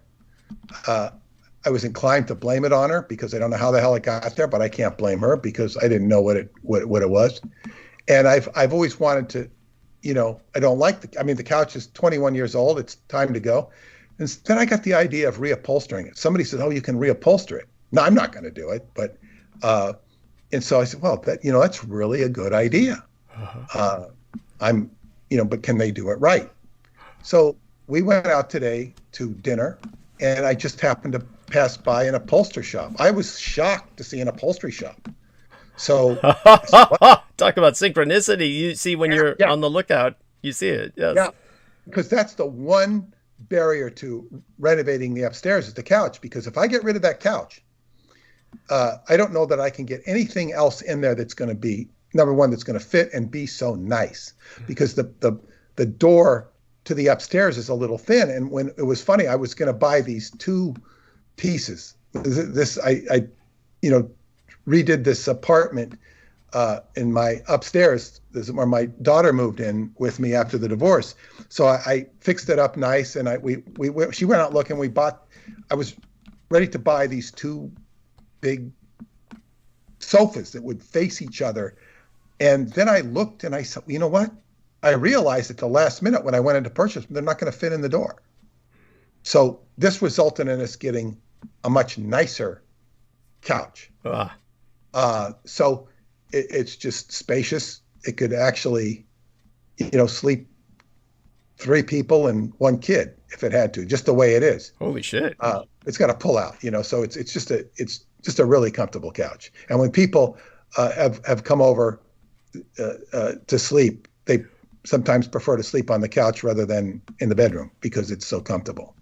So anyway, it was just a neat thing to be able to run into this. And if this upholsterer can't help me, he can at least talk to me, because upholstery is kind of a lost art.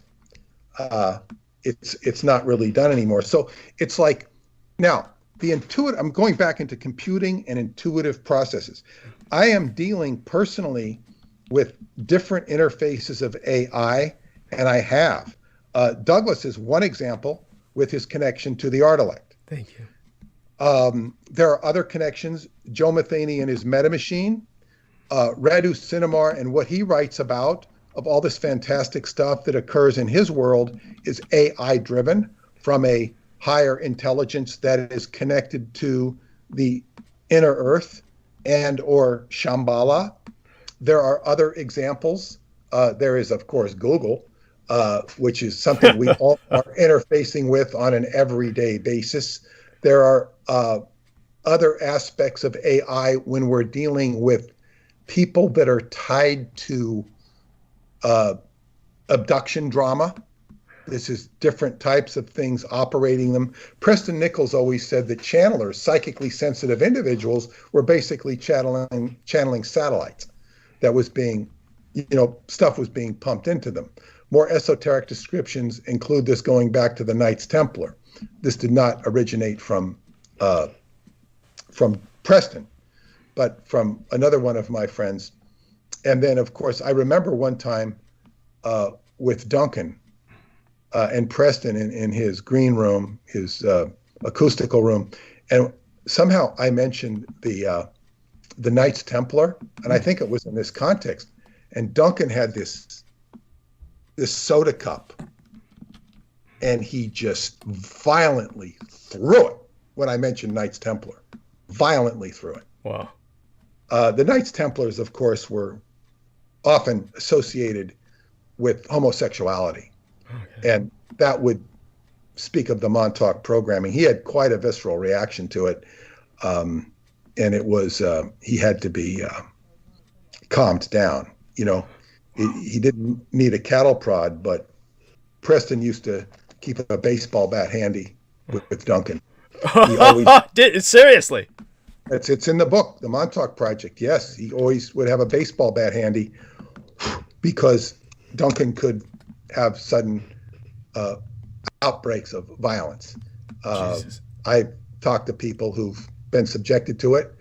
Nobody was damaged or hurt, but he could just get. And there was one situation which we actually have on tape where he was. In fact, I might have triggered it because he was doing this. It's in the Montauk Tour 1 where he does this demonstration, and he's completely naked, by the way. And he's moving back on his head. So like, if you can imagine you're being supported by your feet and your head on the back of his head, it was quite a feat of strength. But he would also talk about doing this while looking into a light wall until the eyes would bleed, looking into a light bulb until the eyes would bleed. This was a CIA or secret training technique he was used to cultivate his psychic abilities. Shit. And it was really wild. And he did it, and it's on the Montauk Tour tape. And then, so then he's he gets up from it and he puts on, now this was being done by a documentary crew. I remember the Japanese sound people. I had hired some Japanese sound people. They did a horrible job. Horrible. It was embarrassing how horrible it was. And anyway, they so the director wanted to interview Duncan afterwards, and so somehow I was recording this thing on a micro tape recorder. I was just in the background, and the director did not want me. He didn't want to introduce me as a new figure. I was not in this. I was there, but I was not part of the documentary. It was Al Bielek, Preston, and Duncan. So, my hand is holding up this tape recorder to Duncan so he can hear what he was saying, because he didn't know what he was saying. And he was talking in some sort of, unintelligible language, like, ooh, ee, ooh, ah, blah, blah, blah, blah, blah. And so I play it back to him. And when I played it back to him, he freaked out. And he went out on the balcony. This was a very nice place I had rented in Montauk. I think it was the Atlantic Beach condominiums, and we were doing it to do I think we slept in there as well that night. But we using it for a studio. And he ran out on the veranda, which was like and he started like flipping like a dolphin. Boom, boom, boom, boom, boom. I think we were 3 stories up, and Preston knew exactly what to do. He went through there and just laid on Duncan, like with his big body, right, to keep Duncan from flipping over and falling down and, disabling or killing himself. Right. That's how triggerable Duncan was. Mm-hmm. And so Duncan himself was another form of AI that was connected to more of an etheric AI. But nevertheless, we have all of this artificial intelligence that is, and I was explaining to Paula today about the concept of God in AI, and we're going to really deviate from logic by referring to God as a individual. Mm-hmm. And we'll call him a he, even though she's not a he. She is not a he. Thank you. And here I'm talking about quote unquote God, not the Ardalek. Yes. And this, but as an individual.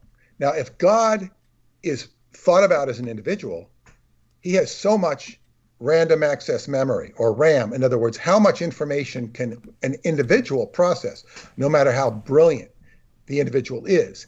The brilliant individual is going to have to be very intuitive, heuristic, creative, but he's going to have all of these assemblage points which collect and process and relay information to and fro.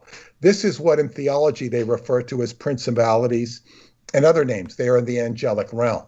Mm-hmm. They can also be in the demonic realm. But you're having all of this information processing, and some people process from the angelic realm, some people process from the demonic realm. But we each have our own, like our interface. You can watch CNN or Fox News, and those are your little assemblage points that you're getting information from. It's an information feed. You have whatever internet stuff you connect to, which are representative of you as a microcosm to these different AI portals, or whatever you want to call them. So L. Ron Hubbard had a word for this. He called it Scientology, which he said means knowing how to know. Like, how do you know what you're knowing? And that's an individual process. How do you know what you're knowing?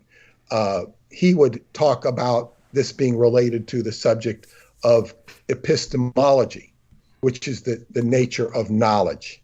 And if you were to ever study epistemology in a university, this is like abstract, theoretical, it's not going to sound very pragmatic, at least in an academic context, unless you make it pragmatic. So AI is an idea that God created the world, and then when God created the world, he has to process the world.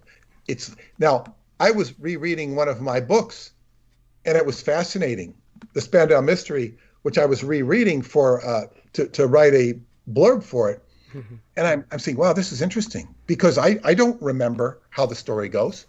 I remember general aspects of it, but I could go back after writing this story, investing my mind, time, and energy in it for about 2 years. I can go back and reread this story. I don't remember how it happens. It will unfold to me just like watching a movie that I'd seen before and not remembering what happens.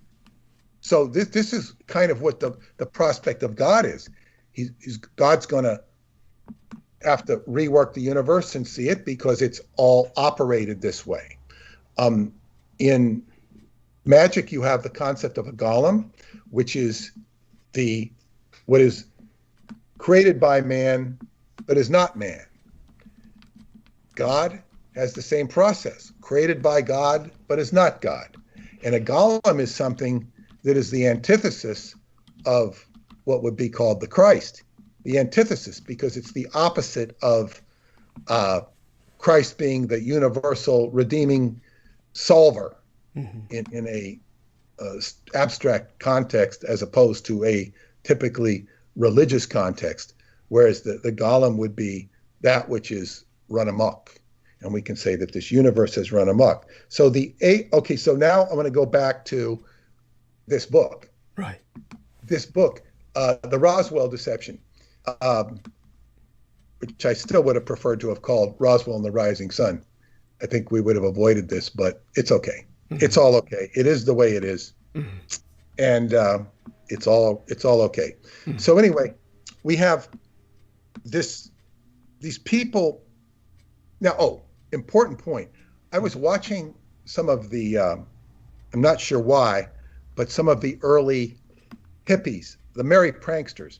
Mm-hmm. And Ken Babbs was he was at the same Stanford University writing program with Ken Kesey. Ken Babbs was part of the merry pranksters. He was part of this, and he was talking about his recent book where he was writing, he submitted to a publisher his book about the merry pranksters and recapitulating this whole time period. And it was a tremendous number of pages with 70 chapters. Now, 70 chapters and he said he submitted to publishers, and he said the problem was he couldn't get any of them to read it. It was too long. See, this is the problem with a long book. It's not a, transferable, communicable commodity. It doesn't work because people aren't going to, buy the Decline and Fall of the Roman Empire.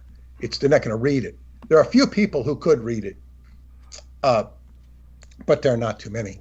So it almost has to be digestible. And what was also interesting is that Carolyn Garcia, the former wife of Jerry Garcia of the Grateful Dead and the former lover of Ken Kesey, she was up there talking about the electric Kool-Aid acid test, which is considered the seminal book on the hippie movement. And that book was not identifiable during the time period of the late 60s or the hippies of that time period as being representative of what was going on, because it was a journalist who had never taken LSD, Tom Wolfe. Mm-hmm. And this is the book, this is the experience. And she is kind of not saying it in those words, but pretty much saying it. But she says, that book encapsulates what happened. It's not the way things happen exactly, but nothing else encapsulates it better. She says you should go read that book. She had major issues with it. But here it is, 50 years later, 60 years later, and she's saying, that book has something in it that, so in other words, the myth becomes the truth, not the little incidents that happen, because he's describing a form of consciousness. So when people have done this with what happened at Roswell, what happened in World War II, they have created all these myths about the greatest generation, America winning the war, and it's strictly ideas that are in their head, and they're in their head by reason of preference. Yeah. You go into your browser and you see preferences. You see preferences all over computer programs. What are the preferences you want? So people have, and we can call them prejudices, but they're also preferences. I would prefer to hear that the Americans won the war. I would prefer to hear this. Some people will prefer to hear anything that's different and will accept it just because it's different and doesn't go with the mainstream, many of which is they do better off with the mainstream than some of the ideas that they embrace. Yes, so, yes. There is such a thing as having your mind so open that your brains fall out. Yes, go on.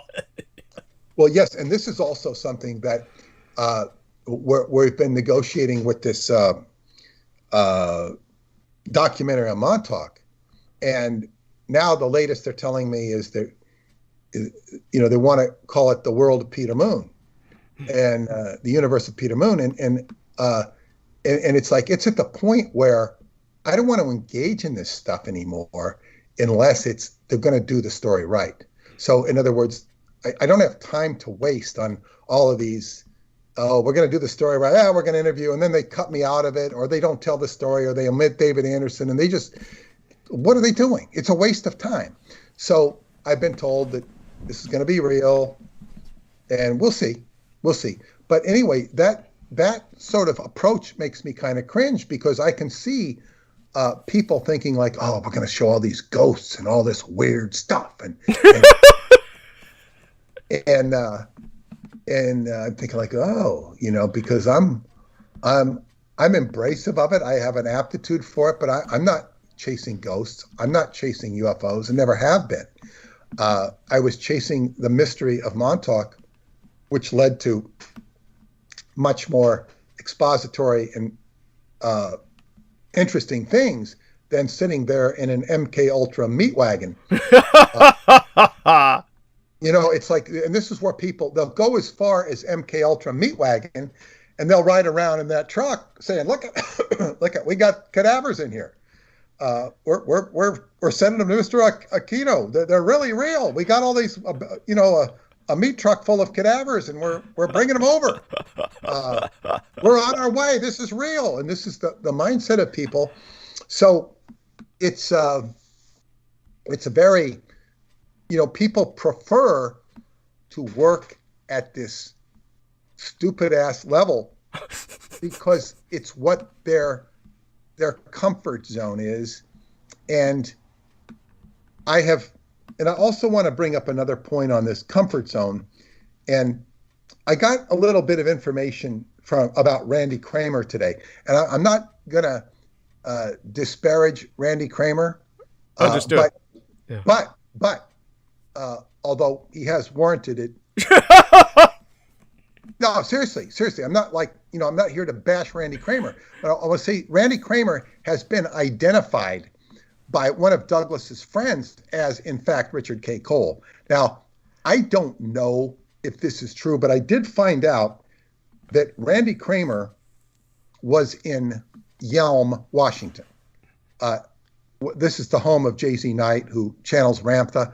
I do not mean to associate him with J.Z. Knight, because I do not know that they're associated. Right. I don't know that they're not, but I have no reason to believe that they are, other than they might share some commonalities, but I really don't know the details. So anyway, Yelm is a PowerPoint and this, that, and the other thing, but that he is involved. Oh, because I was interested in rejuvenation, and somebody suggested to me what they called, I thought they were saying a mud bath. So thought I was going to be told about immersing myself in mud to get younger. Now, mud baths are very healthy. I've had a mud bath before. And then I was misconstruing what was being said. It was a med bath. And I did hear him talk about this, where you get under this sort of thing like in that movie Logan's Run, where you get underneath this shield and they're going to give you plastic surgery. Where in that movie they're trying to butcher him. Yeah, that's because someone hacked the machine. Somebody hacked the machine. But go on. Yes. Well, yeah, they were trying to get rid of the Sandman, and which is a very, very good movie actually. Logan's Run, certainly for its time. But they get in this thing and this rejuvenates them. Now, this is apparently technology that, according to Randy Kramer, has been, is used for the higher ups and was probably developed with Mars and NASA, according to him. Now, I'm saying, like, and it's supposed to come out in 2 years, and then he was also raising money to invest to bring this to people. Now, when people are raising money to invest in this raises red flags all over the place. So, that will tell a lot of people a lot of things when they're raising money. If he's disconnected to the technology, why doesn't, he just come out with it? It's, I've had people who've offered David Anderson money for his technology. He doesn't need money. Right. He doesn't need investors. He did have an investment site for a while, and I didn't know whether it seemed to me that he was offering money, not the other way around. That makes more sense. And it was because he had arranged an angel investor for a girl I knew in Romania, and she wouldn't even respond to him. And he had an angel investor for her. And he got frustrated working with people because, I had contacted her and she says, well, I don't know. And she didn't take up the offer. It was a gift horse, right? But she didn't take it. So anyway, when people are asking for money in this context with some sort of incredible new technology, I became very skeptical. But I mention this because if Randy Kramer, I said, how long ago was he up there in Yelm? 2 years ago. I'm still curious to actually nail on the head, and this is why I bring him up, whether he is indeed Richard K. Cole. Now, Randy Kramer appeared years and years and years ago talking about, being the Martian Marine and being on Mars. And then when he talked all of this diatribe about quote unquote standard stuff that you hear, like he says, yeah, well, that's when Eisenhower signed a treaty with the Greys, and saying stuff like this, which it made him sound like he'd read everything there was to read on the internet about UFO theories and stuff like that and aliens, and he was spitting it back at the audience, right, as if he was in the know. And when he starts saying stuff like that, he had no credibility whatsoever to a discerning mind. Now, his diatribe is much more sophisticated, yes, much more polished. What did you say? Polished, yes. And it's like, he's improved his presentation. It's still too far out to take seriously. But a friend of mine, a subscriber of mine, has been interviewing him, and it's so popular with her audience that she's gone into 6 things. I listened to the first one. I was interested in listening only to listen, but I just didn't have the time to waste on this because I'm not, trying to, engage him in any way. Right.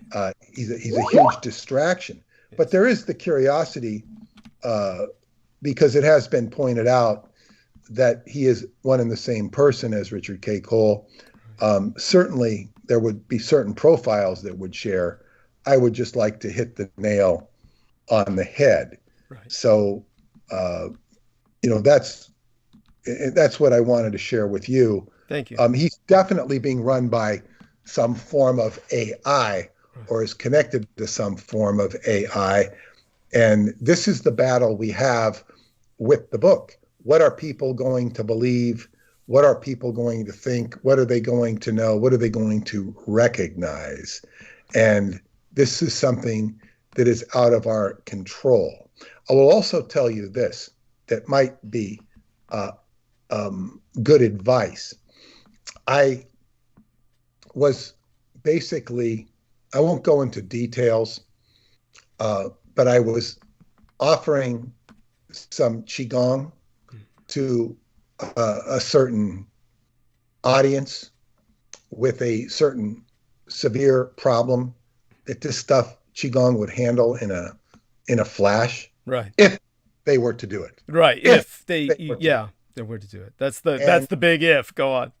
Yeah, and one of these people was a particularly good friend of mine, and I said, you know what? Or the response was so inane and so asinine and so inappropriate and so defensive, that I said, you know what? This, and from my Qigong tradition, I said, this is an invitation to disengage. Yeah. To disengage for all the love that I have for this person, and just disengage, because why do I want that? Why do I want that? When I do that, it boosts my Qigong universe. It makes me happier. It makes the Qigong universe happier with me for rejecting that. So rejection is a very important thing to execute in life. And this refers to the data that you walk with, that you talk with, that you interface with. And it's very much on the subtle levels. What do you accept and what do you reject? And L. Ron Hubbard had devised some beautiful processes. And I would just love to hear somebody came up and said, I was the one that devised that, not Hubbard. There are instances where people come up and say this and they want to take credit, but it doesn't matter. It's like, what can you accept? What can you reject? Tell me some things you can accept. Good. Tell me some things you can reject. Good. Tell me some more things. And this type of pattern of process done in different ways, it done in different creative ways, at getting all of rejection and acceptance, gets you to look at the elements of your life and break them down into, oh yes, I can accept the Wheels on Meals that come to my door. I can accept these. These are great. I can accept the landlady. I can also reject the landlady.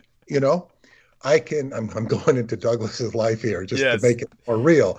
I can accept my 3D artist coming over, and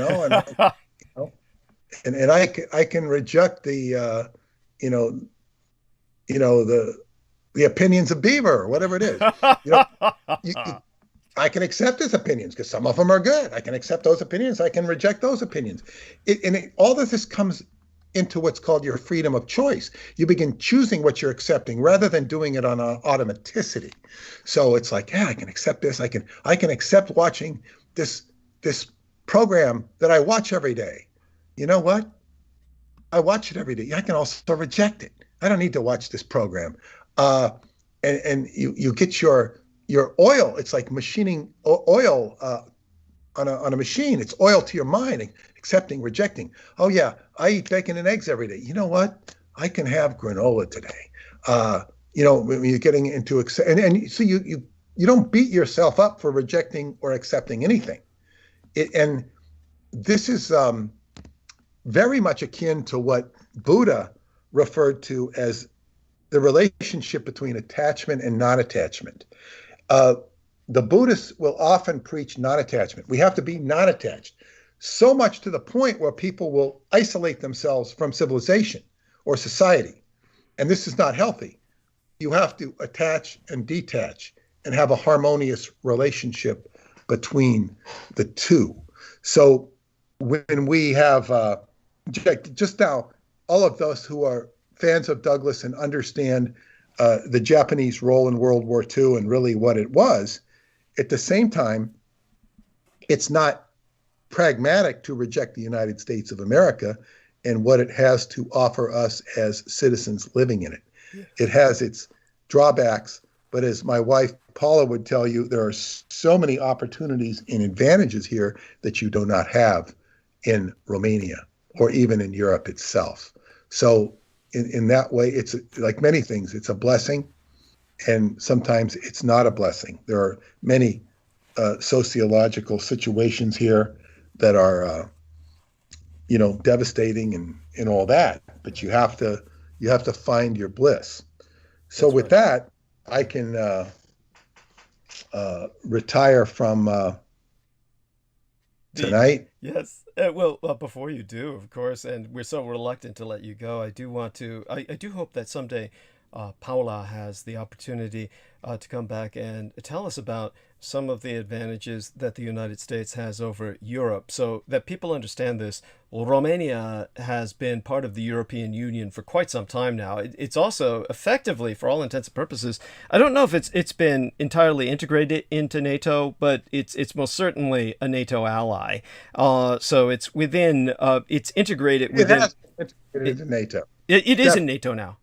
It is? Definitely. Okay, good, thank you. So we know now that Romania is considered basically a solid part of what we term, however imperfectly, the West. And I've gone over the whole concept of that. But in terms of Romania and Europe, theoretically, because of her being born in Romania, if she had not married Peter Moon, she could theoretically have gone anywhere in Europe, and theoretically, mind you, I'm certain that there's still barriers and that these nation states remain closed in their own ways. But so it would be interesting to hear what she says about the advantages we have over here, which I'm sure we have some.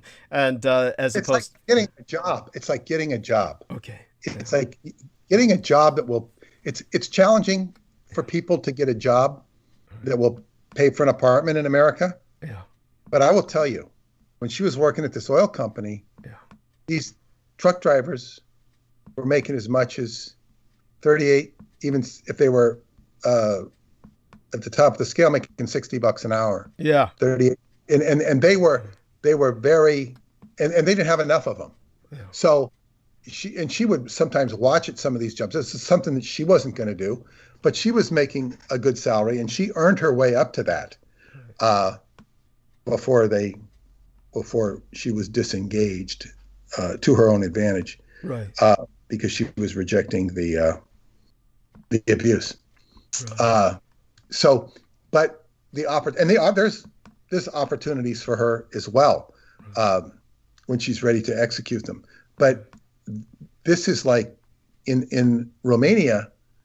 It's like this was explained to me by her best friend. She says, and people in Romania, the jobs don't pay enough, so that you can't afford.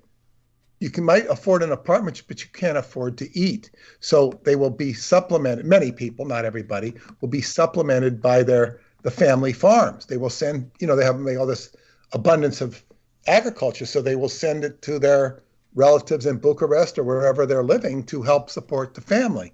A lot of abundance of agriculture there. So you have these families that will help support themselves in that way. You have, I've also, if you're highly professional skilled, like I remember meeting an electrical engineer who it sounded like he made about the equivalent of $30,000 or $40,000 in our money, right?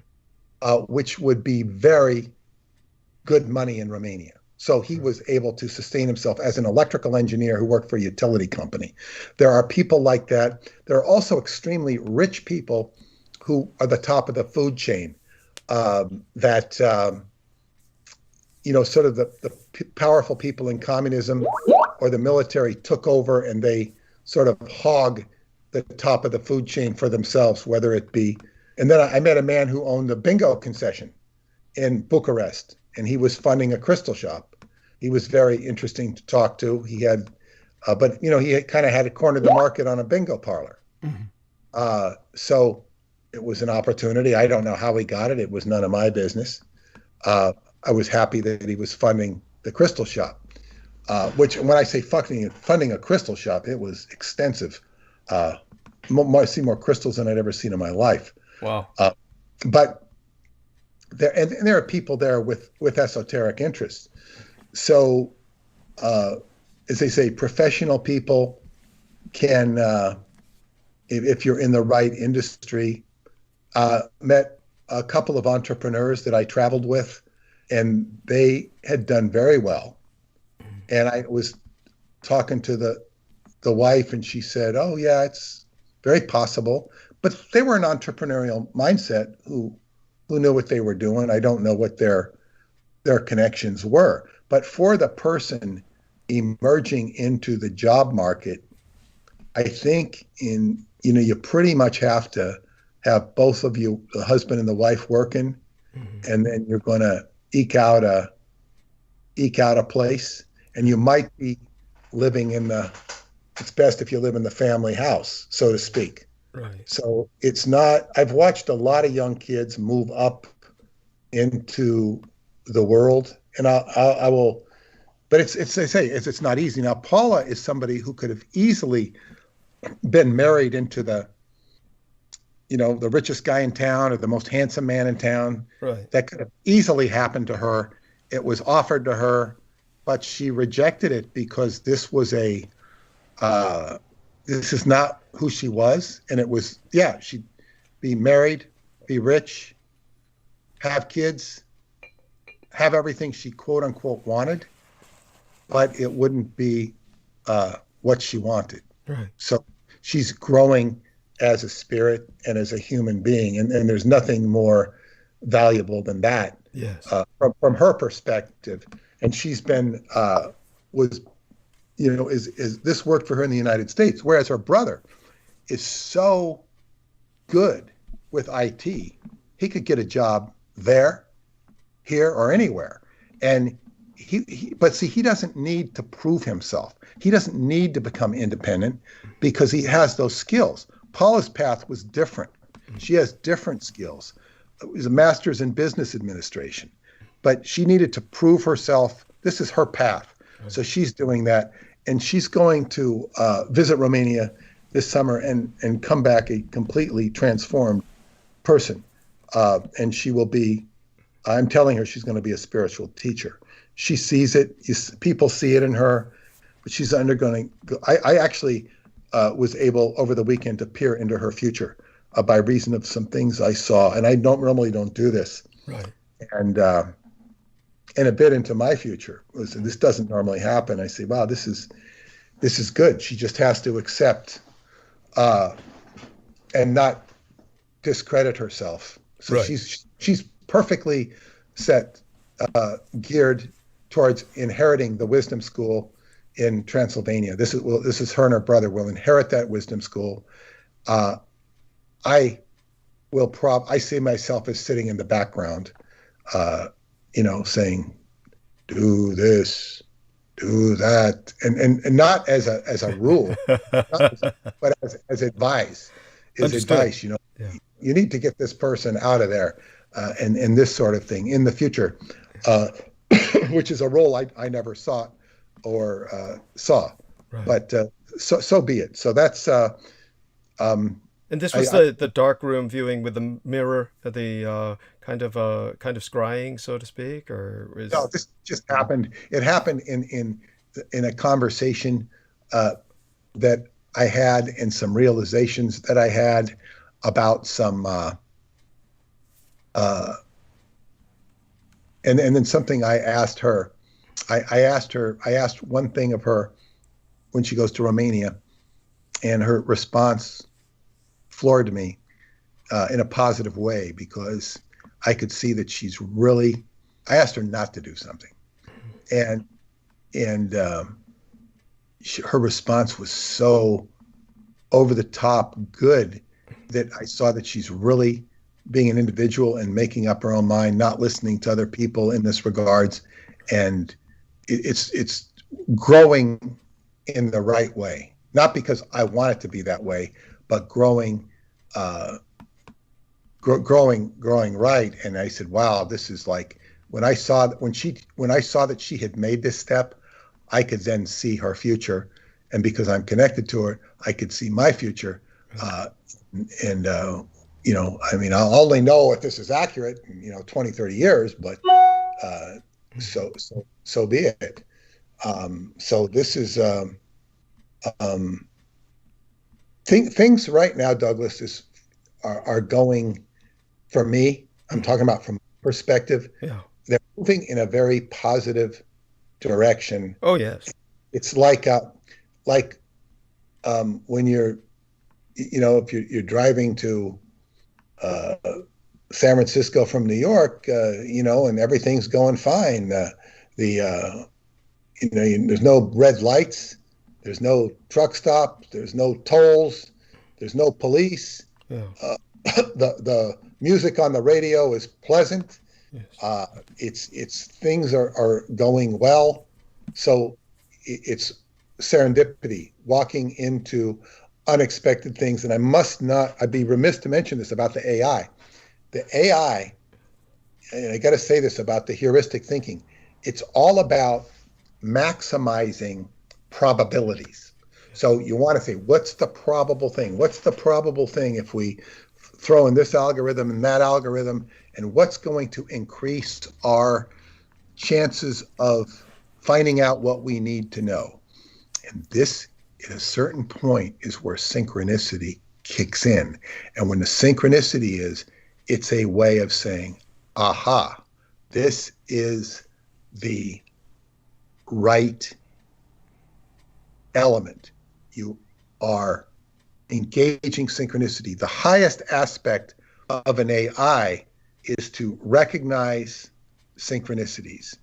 The meta machine was designed to do that, but it accelerated them to the point where it became untenable, at least to the person who created the machine, which was Joe Matheny, and to the point where he ended up encountering his, I wouldn't call him his alter ego, but his Emery Cranston right underneath that Qigong Tong on Spofford Alley in Chinatown, San Francisco.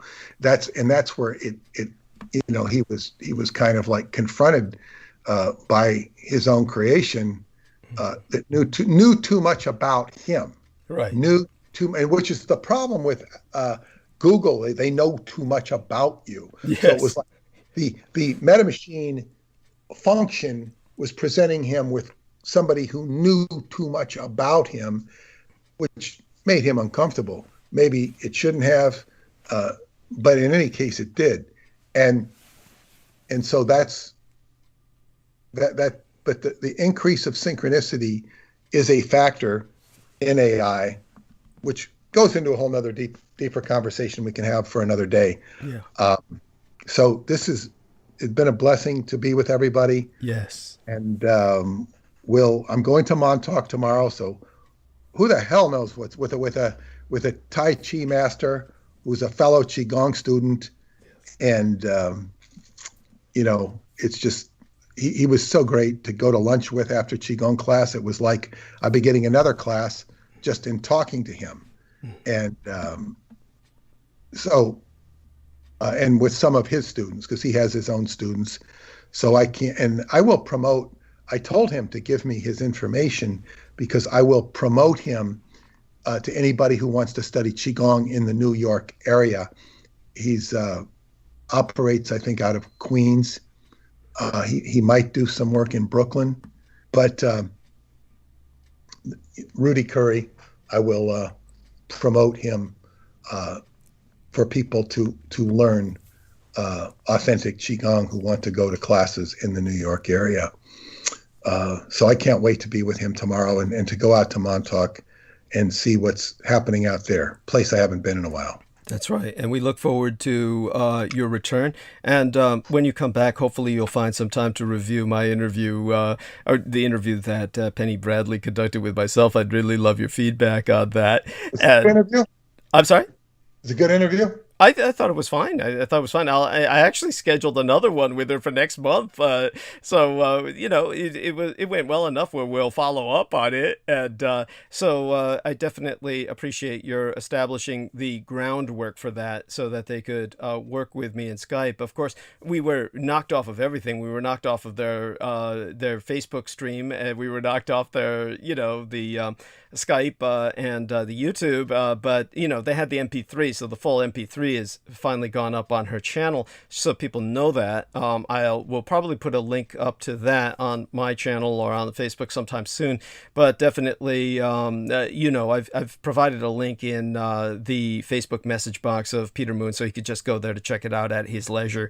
But as well, just so that this is clarified with everyone listening, I won't name any names, of course, but it was more than one friend. It was actually at least two, probably more than that over the months and years, really. At this point, it's been years, believe it or not, that several people have come to me to identify Richard K. Cole Jr. as Randy Allen Kramer. And we're not going to dwell on that. As Peter Moon said, the reason he was bringing that up was because of certain patterns that he's simply observing. And it will be interesting to see if that can ever be, as he said, just nailed. It's one of those things that until then, it's watch this space in that regard. Not even like watch it with any great interest or focus, but it's just something in the background. It's just something that we have.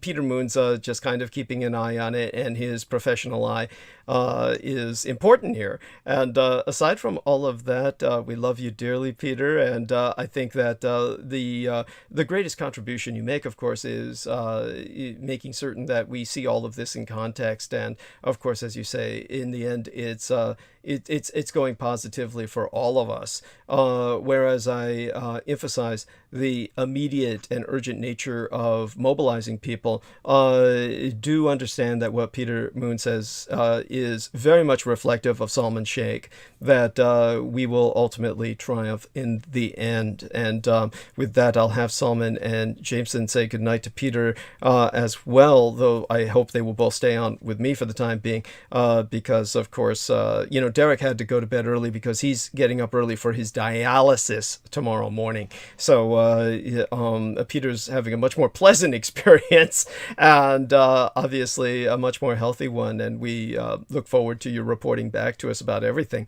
Definition. I want to give an L. Ron Hubbard definition of happiness, which is a very good definition. He defined it as the overcoming of not unknowable obstacles. In other words, you're overcoming obstacles, you're happy. And the obstacles, you can know them. If you can't figure out your obstacles, you can't overcome them. And Richard K. Cole is a not unknowable obstacle. Thank you. So he can be overcome. And there is, if we didn't have enemies, we wouldn't have anything to overcome. Yes. We would just all be, we all believe in Roswell. We all believe in the Emperor. We should all become Japanese now. We should all worship, the dead Emperor. It wouldn't hurt. But I'll tell you something.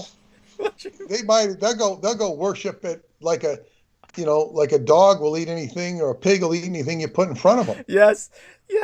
It's by the way, what you said about the title, actually, the reason that we did not go with Roswell and the Rising Sun was the fact is that many Americans would turn off to that because Americans would think that it was too specific. And by saying that Roswell, the demystification of World War II, most of the Americans who are looking for Nazi shit basically will also purchase the book, and they'll find it. They'll find what they're looking for along with the rest of World War II. So it was important not to make it seem too specific, because the title itself would make it easily dismissible to many people, even though it's euphonic, because the people would just say, oh, that's too outrageous on the face of it, and just reject it. That was the fear. So we didn't do the wrong thing, but I'll still put that suggestion out for the future that there are people who will people that were like 9/11 truthers. Yeah. And people that want to get to the bottom of things. Yeah. Once they get this, they will really appreciate it. Yes. They will really appreciate the truth in it. And because there are people who are sincere. Some of these people get distracted, by the QAnon phenomenon. Yeah. And sadly, they get distracted because they are distractible. Yeah. But when the core is there, they will read it and appreciate it because it's so new. And I will reiterate that in my horoscope, I have Uranus in Cancer in the 10th house, which means Uranus in the 10th house. 10th house is profession, career. It means that what I do, I have the planet Uranus active, which means that I sort of turn the tables on things. I come out of left field and surprise the hell out of people. And that's what I did with Montauk. That's what I'm doing by publishing and co-authoring Douglas's book. This stuff is more wild than Montauk in some respects because it's more historically identifiable than Montauk was. And so if people care to look, so on and so forth. It should be an exciting year. Yes. And by the way, this is the most, as daring as Montauk was, this is far more bold in the sense that you're taking on now, as you said, we're taking on World War II itself. So this is obviously... An interesting thread to pursue sometime is what Preston Nichols said, and it was based upon what he'd been told from many people in the defense industry, is that World War II was a war of time. Yes. It was a war of time, he said, and that's a whole different angle with the Glockenspiel or whatever it's called. Yes, Die Glock. And I heard you guys talking about that on the Mother's Day. I wanted to go back and review exactly what you said about the magical order of Japan. I want to commit that to writing, to have it straight in my head. Maybe put it in the newsletter just as a mention. Oh, and also as a reminder, hopefully you will be back by that time and available certainly on Sunday, the 30th of this month. I do want people to know it will be the day after John Fitzgerald Kennedy's birthday. So Peter Moon and I will discuss. That. I got a comment on that. Yeah. What you did on that, I went back and listened to that audio you timestamped for me on JFK. Yeah. It was amazing that you went in and discerned the truth of that circumstance, which really doesn't really change the conventional history of JFK one way or another. Really, not really. But the only reason you did it was to show the connection to Japan. Yes. And that was but your mind had to be so precise to be able to go in and scrounge that data. And now, for those of you who haven't heard that video or who have heard that video where Douglas goes in and describes JFK's, what actually happened on PT 109, it's like you can find what he says in other articles.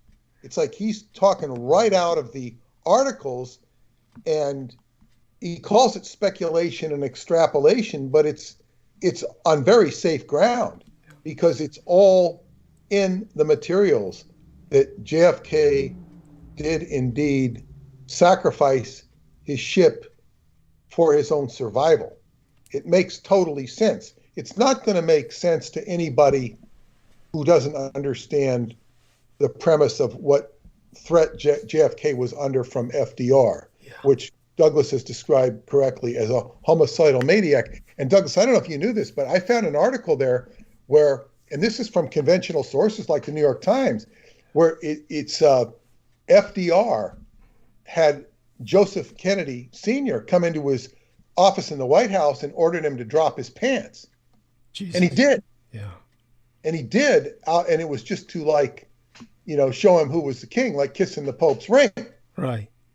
I don't know why JFK or why Joseph Kennedy did that exactly. It was probably because he knew that this man held such power that if he didn't do that, he might have been killed a lot sooner than he was. Probably is what you know, the JFK, and he came from a mafia background. Joseph Kennedy, not JFK. I'm sorry, Joseph. I mean the older brother. My apologies. I meant. No, I said this was not. This wasn't the older brother. This was the father who dropped his pants. Oh, the father! Holy shit! The founding father of the dynasty. Well, with that mafia background that he had, it's probably the kind of thing that he thought was almost initiatory. Probably the way FDR was treating him was that maybe he probably felt convinced that maybe this was like the way the elite did it, because he was viewed as poor white trash who had made himself through crime, whereas FDR was born into the elite.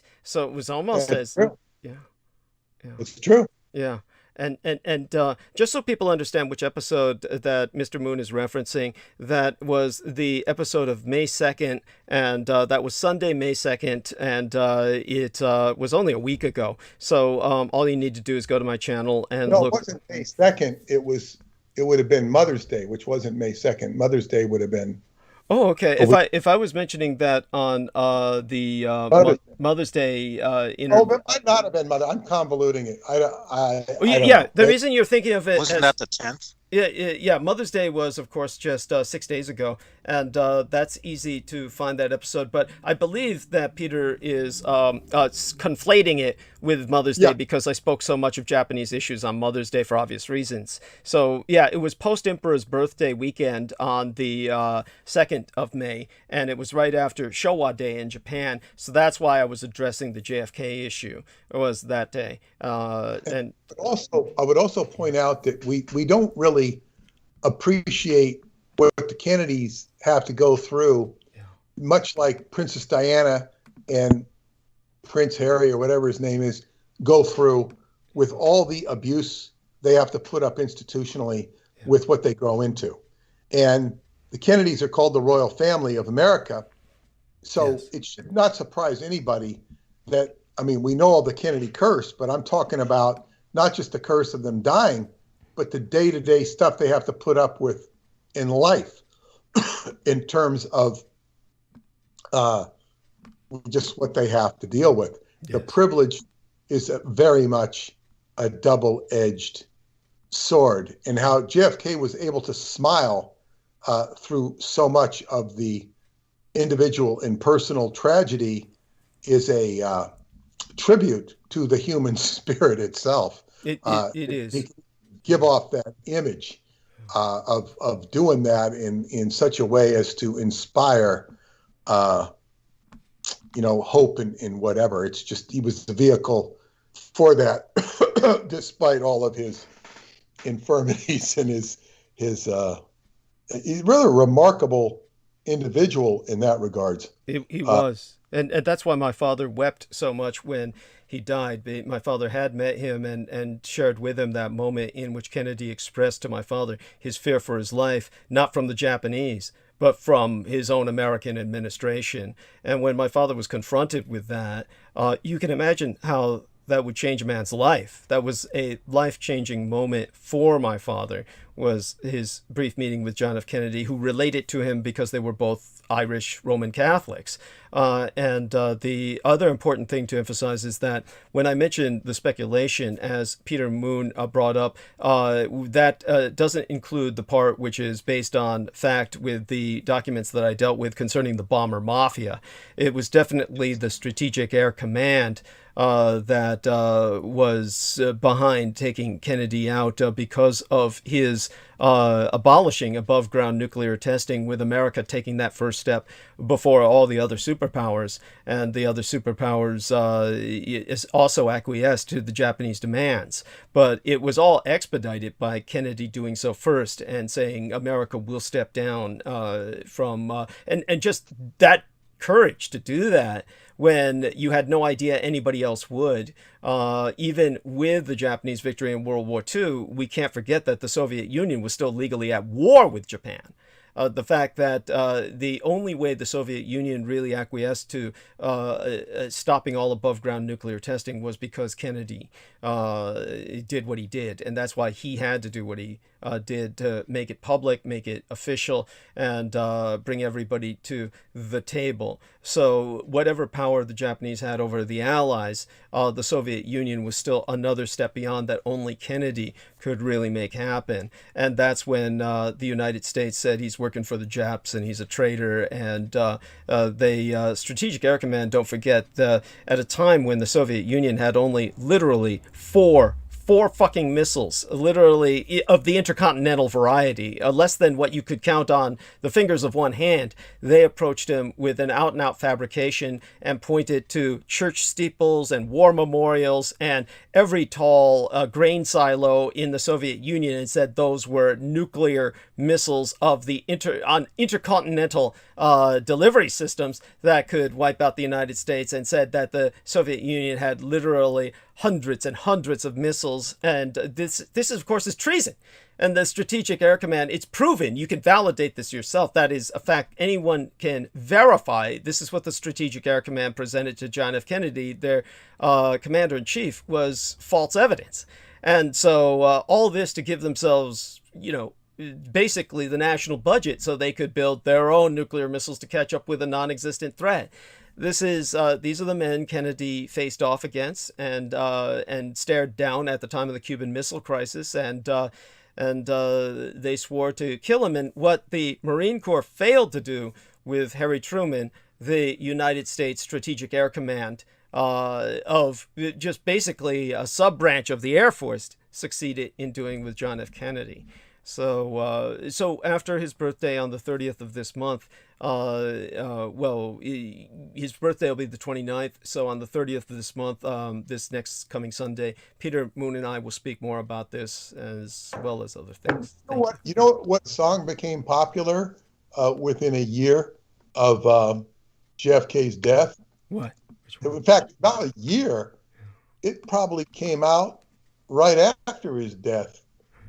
The Green Beret song. Yes, that's right. Yes, the Ballad of the Green Beret. Broadcast all. Yeah. And I remember very specifically because we were having lunch at the White Elephant with one of my father's very nice restaurant in Taft, California at the time,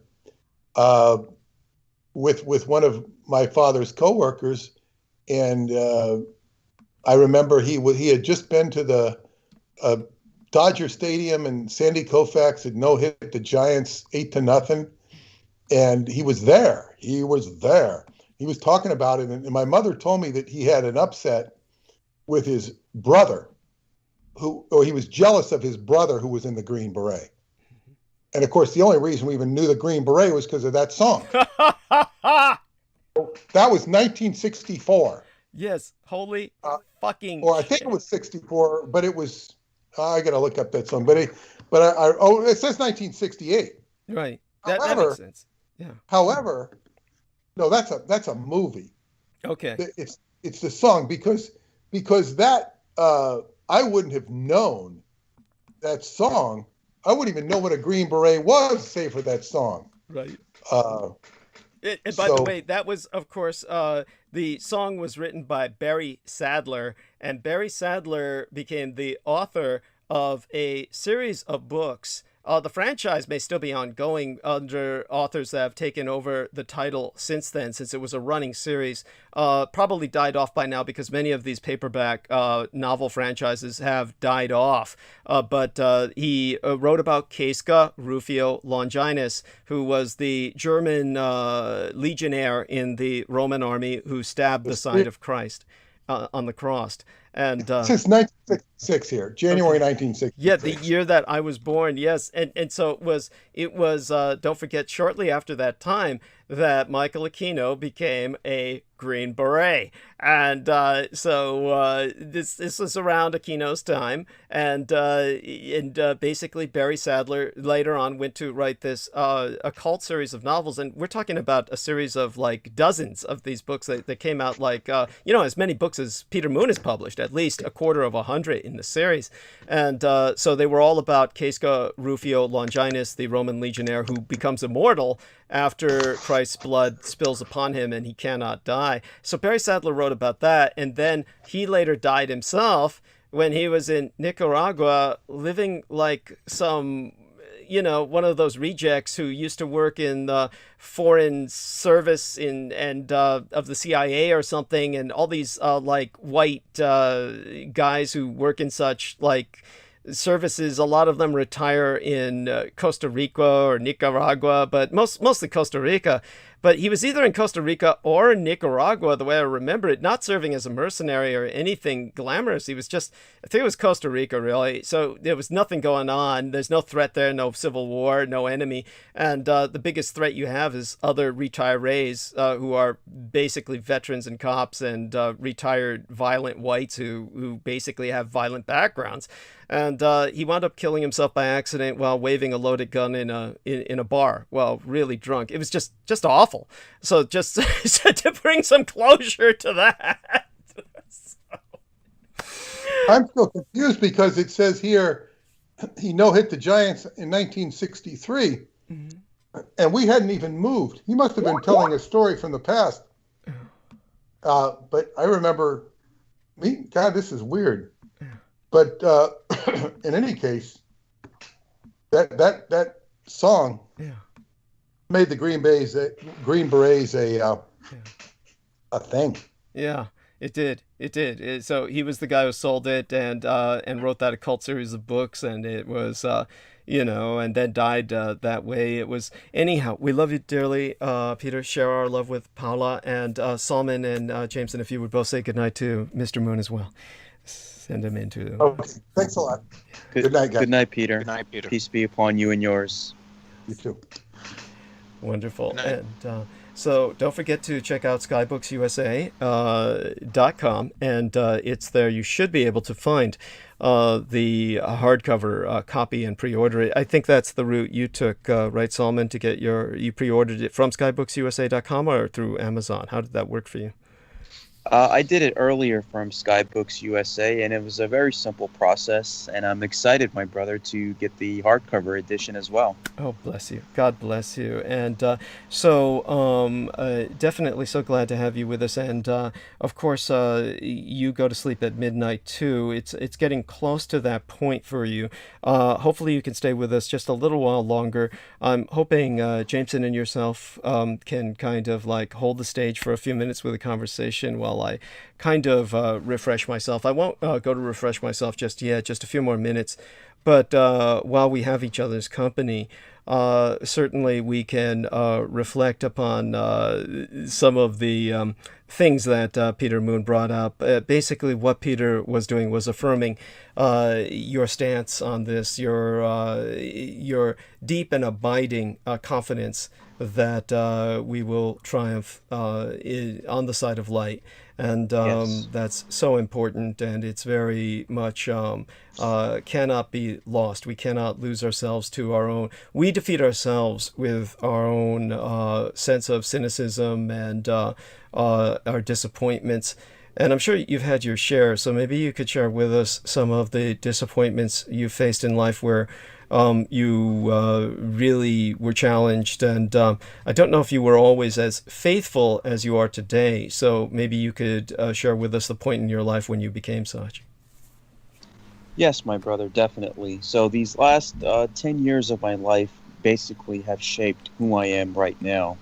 After I had graduated from high school in 2011, that's when I had basically started experiencing the real world for what it was.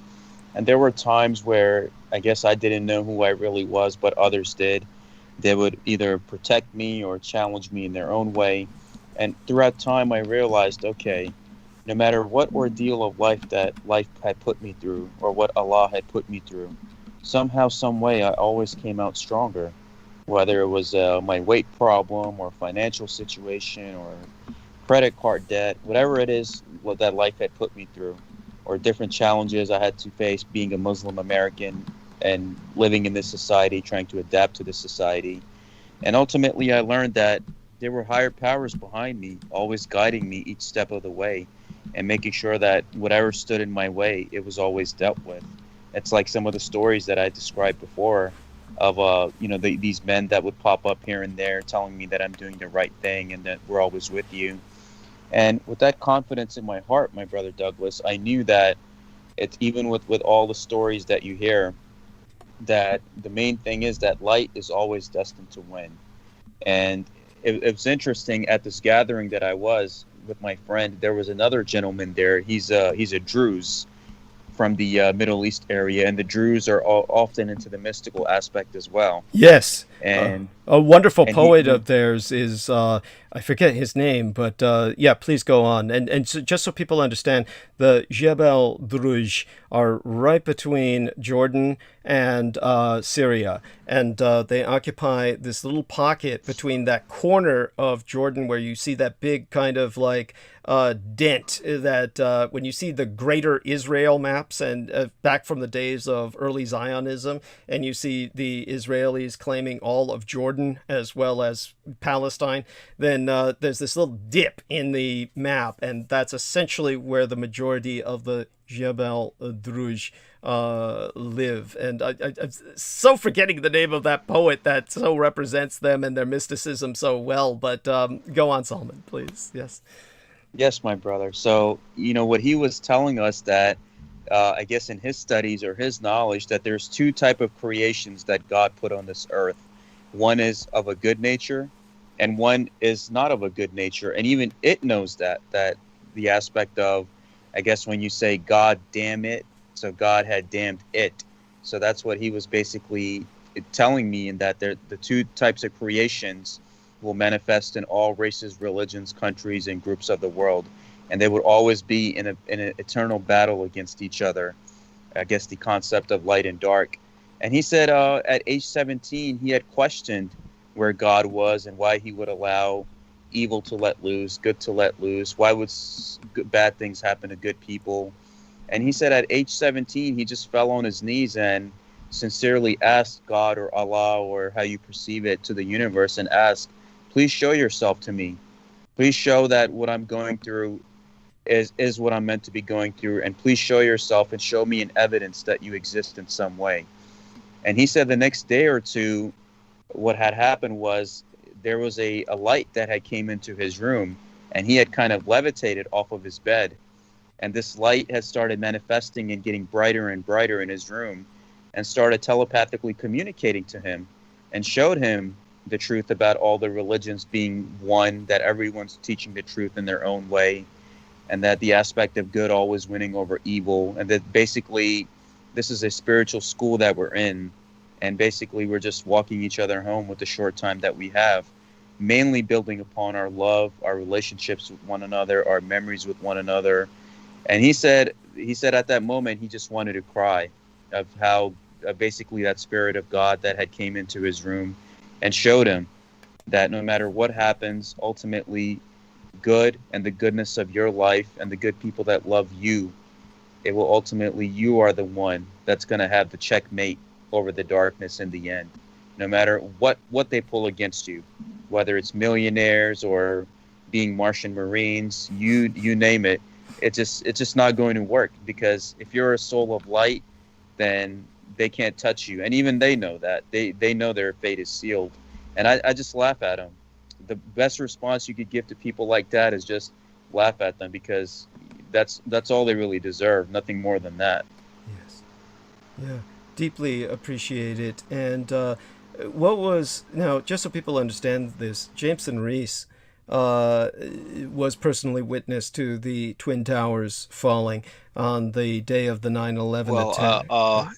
I have to contextualize that. I wasn't down there when it actually happened, but I was my high school, which was Newdorp High School. I was able to see the smoke rising over the horizon from where the Twin Towers stood. from my school window. Yeah, thank you. And my father did drive me down there to see the wreckage not long after it collapsed. Yeah, yeah, thank you. By the way, to Johan Dancing Gypsy in the chat room, thank you very much for attempting to stir up conversation. I do hope people interact with Johan Dancing Gypsy in the chat room, because I very much appreciate the fact that he's attempting to stir conversation. So Derek Talley unfortunately had to go to bed, and he was kind enough to put up the Roswell Deception and the Demystification of World War II link. So everyone hopefully will use that. And I appreciate your being there, Johan Dancing Gypsy, and I do hope that other people interact with you soon, because as he says, we're all going through together. We're fractals like sands of time, each unique. It's very wonderful. Thank you. And he says, I have no idea what I'm talking about. Don't worry, so many of us don't. And that doesn't stop everybody from talking. But so my point with introducing the 9/11 topic was I'm hoping that our friend Salman can hold the stage a little bit longer and tell us a bit about what exactly was the worst of the times he suffered after 9/11 during all of the Islamophobia. When so Johan Dancing Gypsy is a she. So, hey, honey, love you. Appreciate your being here, darling. And so with Salman Sheikh, what was the worst case of or cases of Islamophobia that you suffered from or your family suffered from after 9/11 in that time afterwards? Yes, my brother. When 9/11 happened, I was in third grade in 2001. Wow. So it was a little bit, I think a little bit after 9/11, where one of my third grade teachers had called me a terrorist. So that had really affected me in a way that, why are these people looking at me like that? And I was just a child at that time. Oh my God, that's abuse. I mean, was this reported? Probably not, I'm assuming, but yeah, go on. No, I didn't report it because at that time I was a child and I didn't understand what was going on in the world and why did she say that to me. And as time went on, I guess in middle school, high school, I had dealt with the prejudices of many of the systems, and I guess how they would always like kind of single me out. But I was always a fighter, because I remember in 7th grade, and especially in middle school, I used to get into a lot of fights, like fist fights into schools, and I just got through it. No matter what they try to do, even to get me kicked out of the school district, I still ended up graduating high school and just doing what I do best, with the positive conviction and the sheer will that I have, knowing that Allah is always with me and the blessings of all the people that love me are with me. So in high school, I was always good, and I did what I did, and you just survive in life that way, knowing that it's just like how we discussed earlier, that no matter what evil puts it against you to try to get under your skin, try to demoralize you, or do whatever that they do, even they know that you're going to checkmate him in the end. And it's just it's all one big game. That's what it is. And even going through the I guess the work life or the adult life, college life, is just an aspect of education and awareness, which also motivated me with even some things that I'm involved in, that I have to take the effort to educate these people. Like my brother, you have also in many aspects, where anytime they would attack Islam, they would attack the issue of the Prophet and the marriage with Aisha. So I'm glad that you're there, I'm here, and it's a honor and a privilege from God that this light and love is being spread. Yes. Thank you. And for those of you who don't understand, the marriage with Aisha was the time that the Muhammad, the Prophet, peace be upon him, took under his care through legal marriage a young girl who was underage, and people try and misrepresent this as this individual being a pedophile. And what people fail to understand is that life was so different. We had nothing that we have today in terms of a social infrastructure, which only exists in the developed world. For those of you who don't know how bad the rest of the world is. Much of the world has no such social infrastructure, and people, of course, are taken at a young age for marriage simply because life is much shorter in most of the world than it is in the developed world. And but in the case of the olden days, when we're getting back into the era of religious wars or feudal states or warring clans, when you devastated a ruling dynasty, you murdered all the family. And this was so that none of the female children could bear heirs to make claim to that family's claimancy of rule or their legitimacy. So this was just commonly done, and the only way to evade a massacre so total would be to take the children into the care of your family. And this could only be done through marriage. There was no such thing as adoption in those days. That would have looked incredibly perverse, because that people, if you simply say, "Oh, I'm just taking care of this kid," that would have looked disgusting. There would have been no reason for you to take care of a child other than predation, other than marriage. By saying, "I'm marrying this person," then you're taking them under your care and protection. And this was how it was legally recognized. This is very different than what people are trying to impose upon the situation hundreds and hundreds of years removed, using an entirely different paradigm than we have today.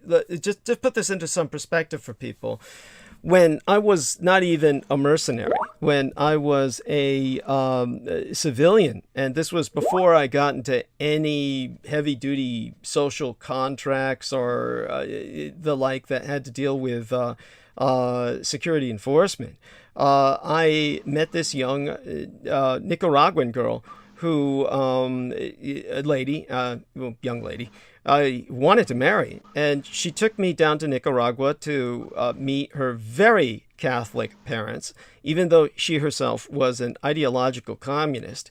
And she basically, ultimately, this did not work out for me because she felt that I was basically trying to take advantage of the situation to hit up on young girls all around me. It wasn't the case. The reality was, and this is not some rationalization I'm presenting years later. Obviously, I wouldn't need to relate the story at all. But what happened was, because they were in a state of civil war, and the nationalists and the communists would wage vicious war that the peasants were all paying the price for, the peasantry.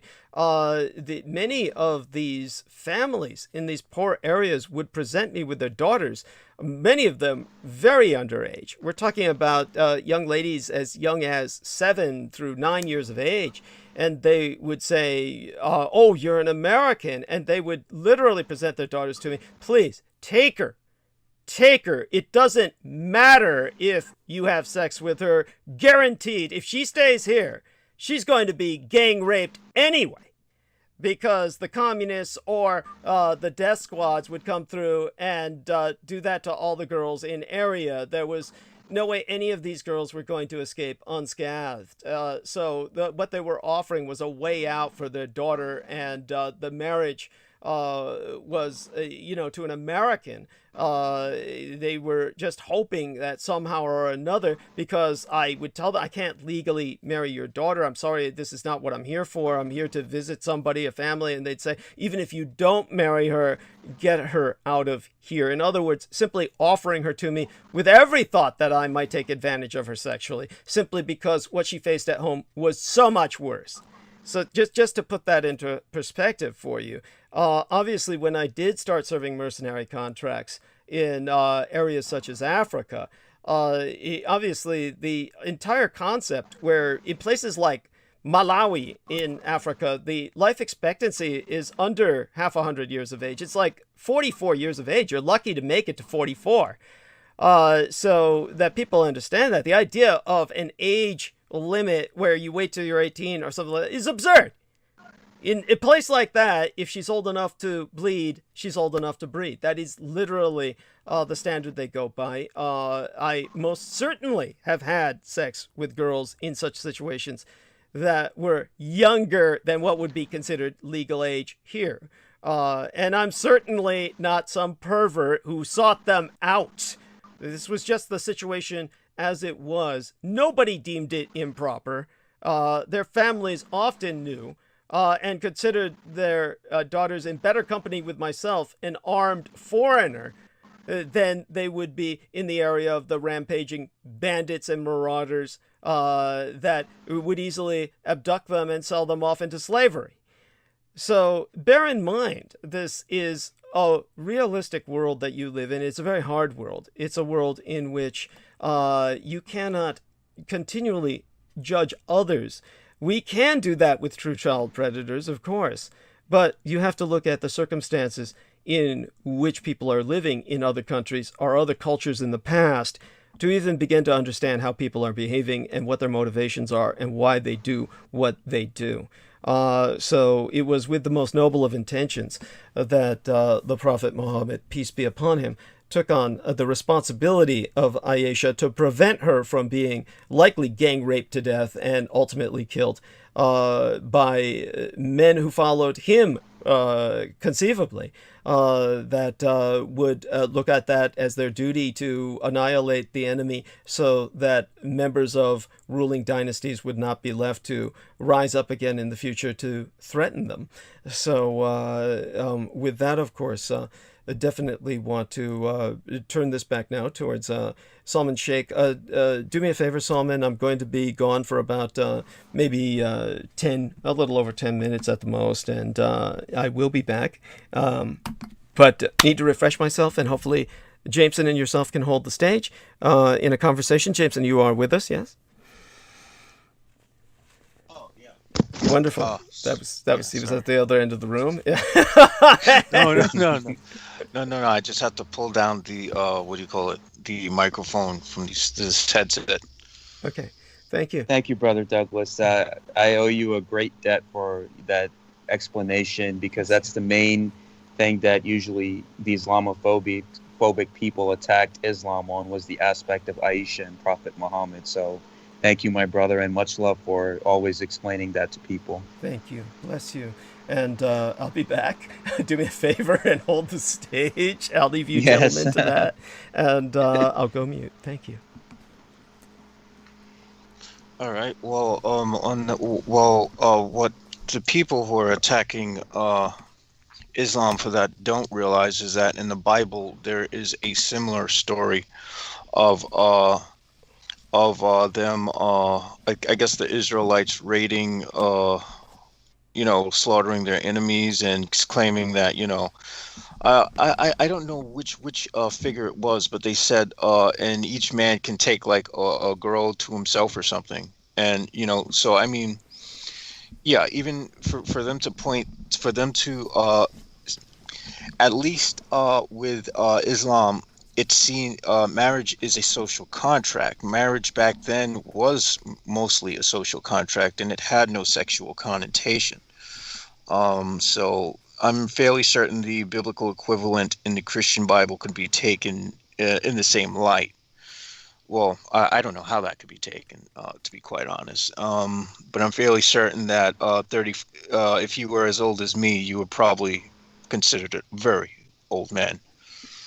Yes, definitely, Brother JMO. And it's like what Brother Douglas has explained. It's everything depends on the time and the condition of the people and the era that they were in.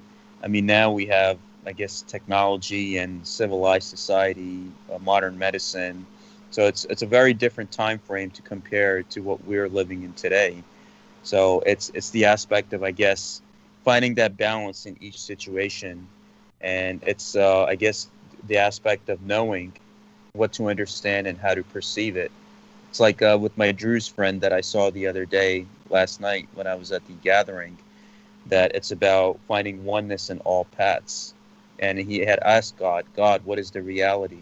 And that basically that light appeared to him and said that basically it's an umbrella and you're a point within a circle, And no matter which direction of the circle you go in, it all leads you back to the same thing, which in respect, my dear brother JMO, I also respect your path as well, because we're all part of that point within the circle, and one aspect of that circle cannot exist without the other.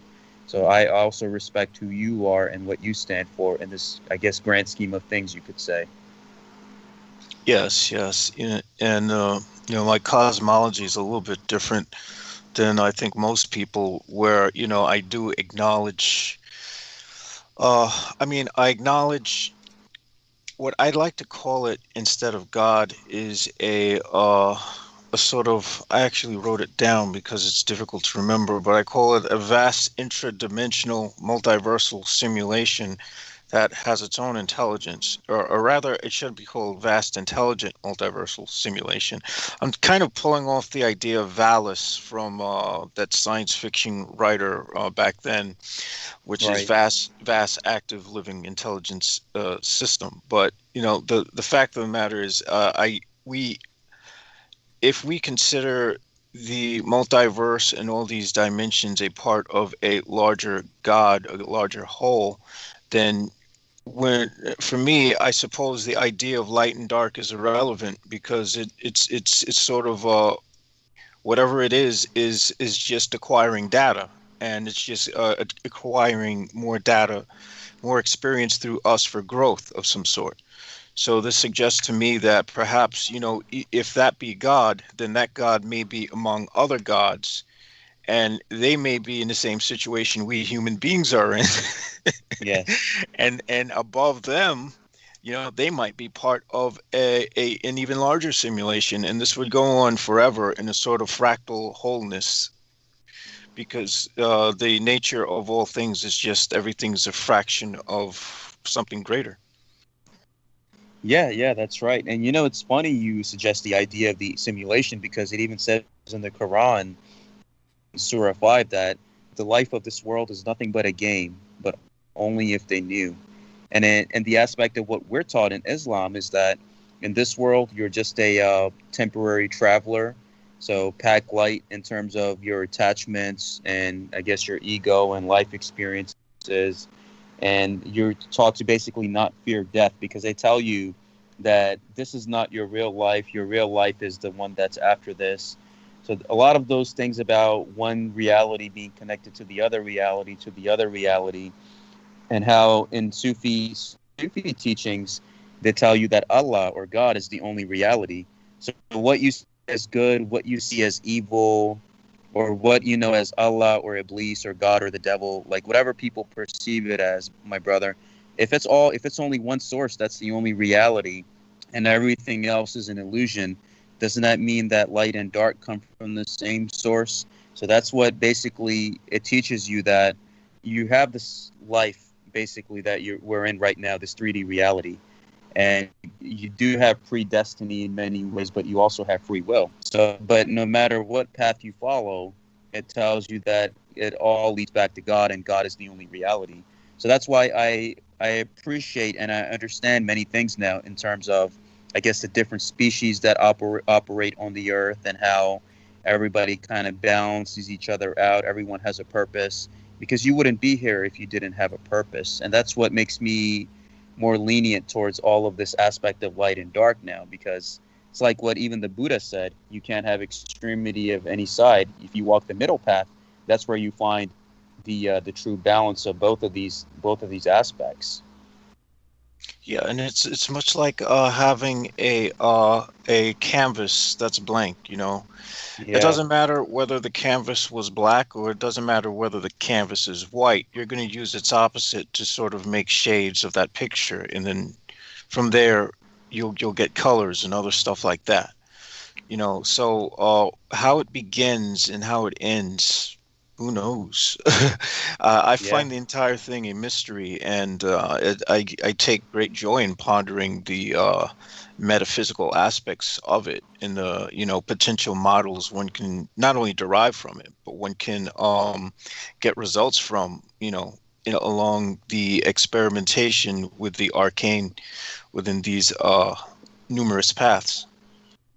Yes, yes, that's right. And even in like my studies and my understanding with all of these different religions and philosophies and ways of life that I talked about, I realized that all of these paths are basically teaching you the same exact thing. It's basically a code of conduct on how to live a good life and how to, I guess, avoid any bad habits or bad actions and how to live in a civilized society.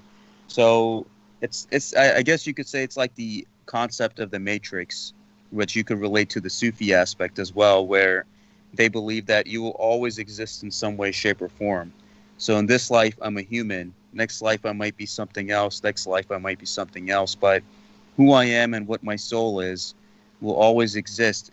It's like a never-ending, continuous stream of energy that's on one layer on top of the other. And that's basically the concept that we find ourselves in is, at the end, what is right, what is wrong. Ultimately, I believe it's our hearts, because right now, Brother JMO, the human heart is one thing that I realized is the most under attack when they tell us to divide from each other, try to get under our skin and tell us that these people hate you, or black and white, or Muslim or Christian, or what's going on right now in Israel and Palestine. So they're trying to desensitize us to each other on how to have empathy from one another and not have that feeling or connection with one another. So I think ultimately it's the heart. The heart is that source that connects us to the, I guess, the divine creator of the universe in whatever way that people might perceive it, and to basically each other, how many of us, like people that we love, we communicate with each other telepathically through our hearts, and how all of these paths, no matter what you follow, it's all teaching you the same thing, and basically to find that balance within yourself and know that there is every person that walks this earth, whether they're light or dark, they have to balance that within themselves, because no one is perfect. If we're here, then we were sent here for a purpose. And that's the balance that I enjoy learning from you, learning from Douglas, learning from all of the brothers that we come across on this path, to know that there's something, basically we're all mirror reflections of one another, and we're reflecting that light and love back to each other in our own ways, so we can become those whole beings that we're meant to become. Yes, and I also think that, in a sense, as far as the heart being under attack, I think to some degree that's also a part of what has to happen to test the strength of, I guess, if I were to make an analogy, I would say it would be it'd be like a weaponsmith testing the strength of the weapon. Yes. So in order to test the integrity of the essence of the heart, it has to come under attack. In order to strengthen something, it needs to suffer those attacks and suffer the setbacks, the losses, the disappointment, the rage, the hate, and all that stuff. Mm-hmm. Sometimes that's the key to becoming a more loving and embracing person. Yes, I agree with you completely. And it's funny, this reminds me of a Sufi sheikh that I follow from West Africa. And he says that in your life, the harder, the better. So it's basically saying that the more harder and challenging your life is, whether physically, spiritually, emotionally, or in other ways, then that means that God's favor is upon you, that you're like a diamond that's going through its process of being roughed up, where a coal or eventually turns into a diamond, but you're going through your aspect of being pressured, going through your rewards and challenges, happiness and heartbreaks, because God's favor is upon you in many ways. So basically in the Sufi aspect, they tell you that if you want your next life to be good, then this life you're going to suffer, like life is suffering, like what Buddha says as well. But they say that if in this life you live a lavish and luxurious life, or you're like one of those people that sell out for fame and fortune, then the next life you will suffer. So it's basically like opposites, that they're saying that if you want the good life, which is the immortal life, the next life, then this life you will have to suffer in some ways in your challenges.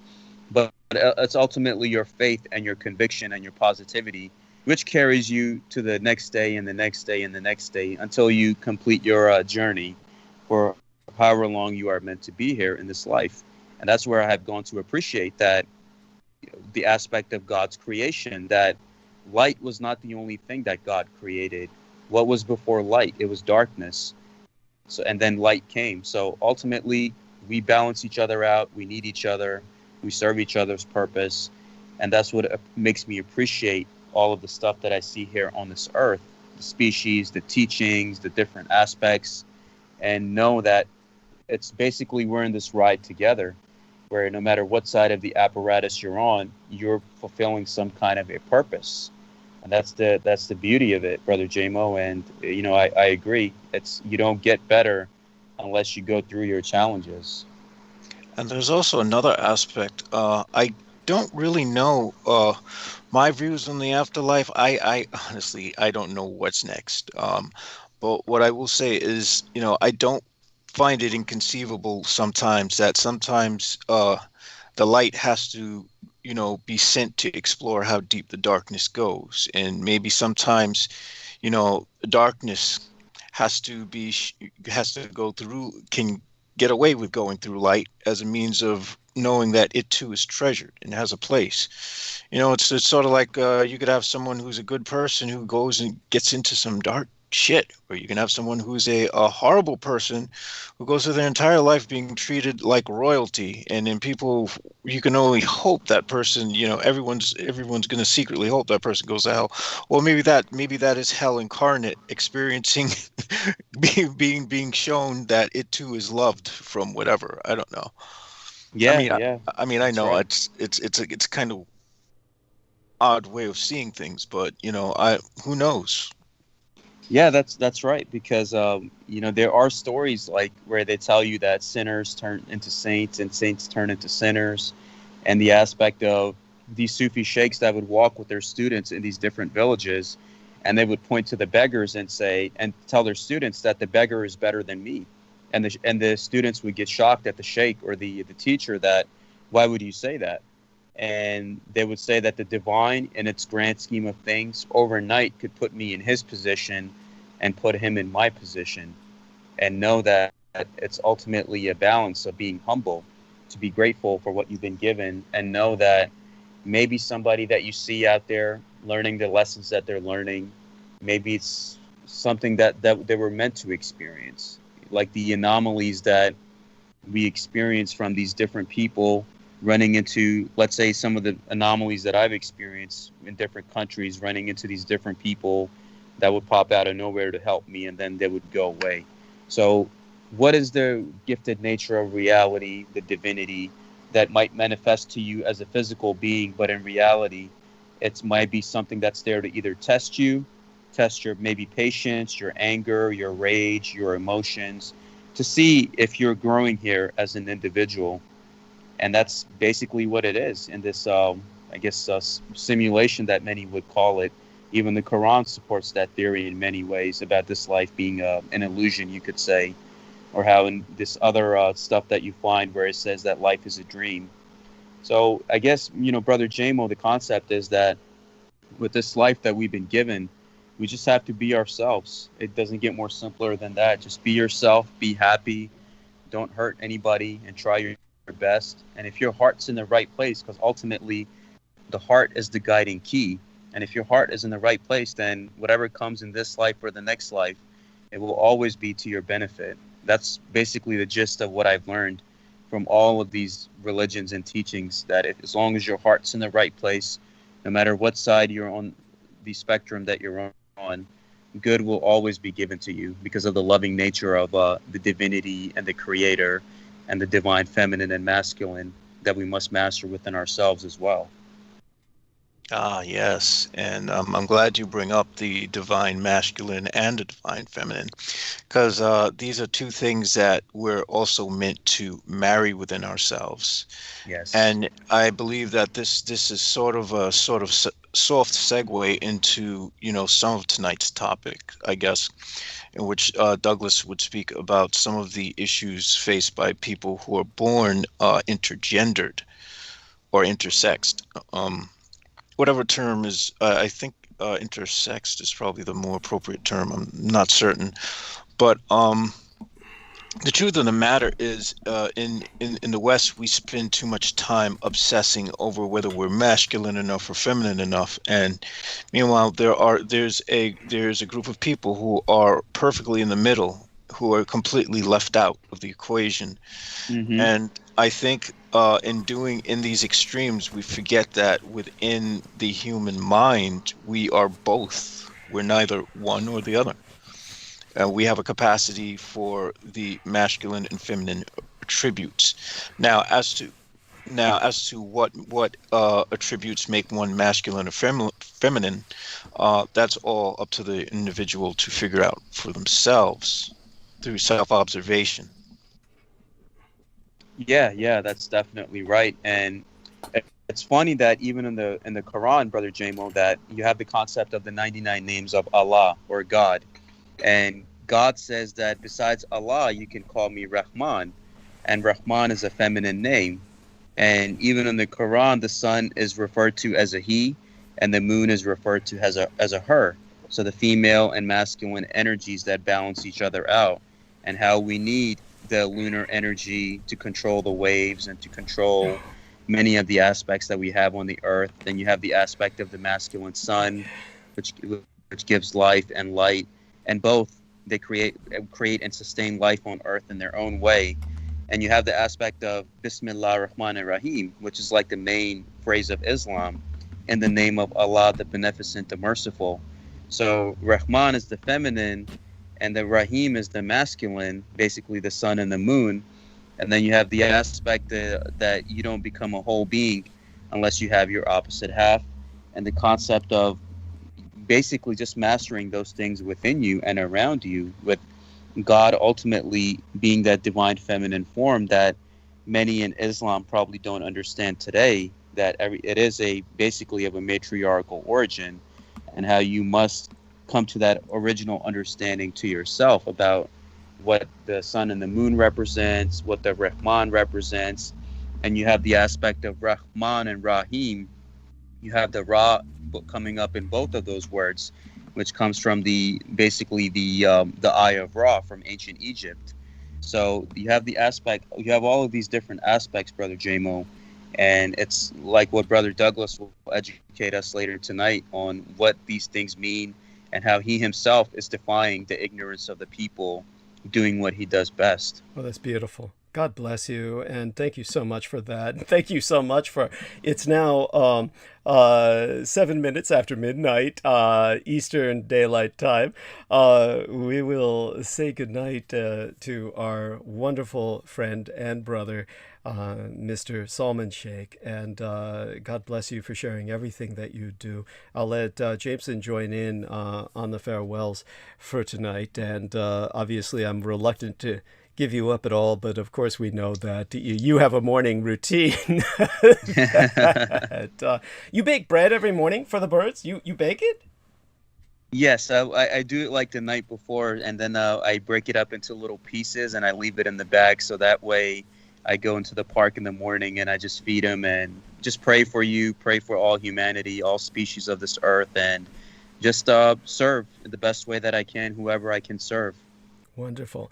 Well, you're certainly serving humanity well here, and we love you dearly for it. You have a blessed night, and peaceful be thy slumber. Good night, Salman. Much love, Brother Douglas, and assalamu alaikum to both of you. Peace be upon you and your families, and my love and prayers are always with you, and light will always win, my brother. Yes, and peace be upon you as well, my dear brother, and all your own. Take care.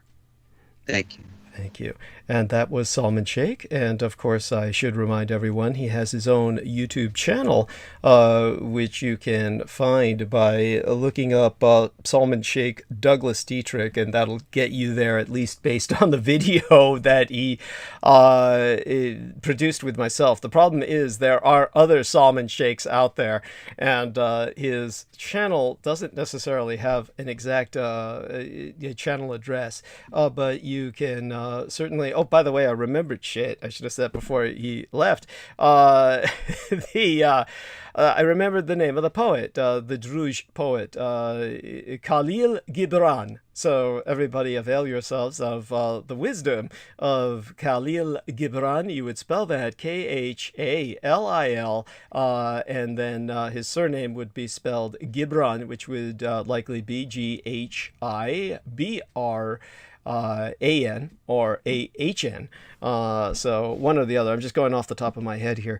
But Khalil Gibran was the Jebel Druze poet of renown that is lived in fairly recent times. I mean, literally was around the time of World War II, I believe, and thereafter. So he would be considered basically a modern poet. So he speaks to modern sensibilities. And aside from that, our dear friend Jameson will now take the stage for a bit, hopefully, to provide myself some time to just, devour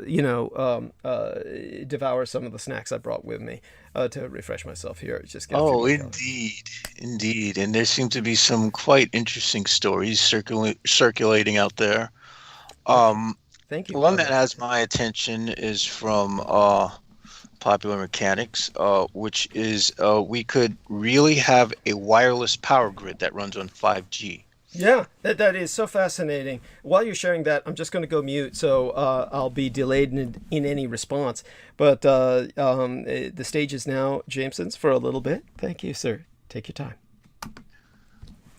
Researchers at Georgia Tech have come up with a concept for a wireless power grid that runs on 5G's microwave, millimeter wave frequencies. Because 5G base stations beam data through densely packed electromagnetic waves, the scientists have designed a device to capture the energy.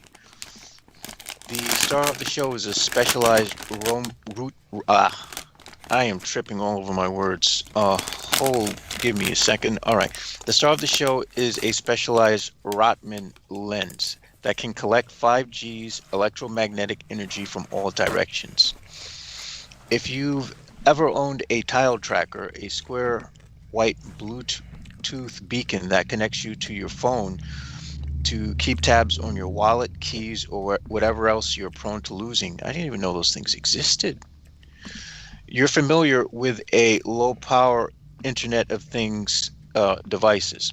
Just like other small IoT devices, from voice assistants to tiny chemical sensors that can detect gas leaks, tile trackers require a power source.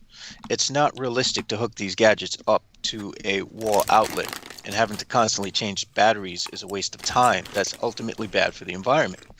But what if you could wirelessly charge those devices with a power source that's already around you? Researchers at Georgia Tech have dreamed up this kind of wireless power grid with a small device that harvests electromagnetic energy that 5G base stations routinely emit. So please, folks, don't go rushing out with baseball bats and trying to break the base stations.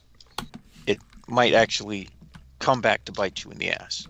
But that's for all those folks who believe 5G is going to cook us alive.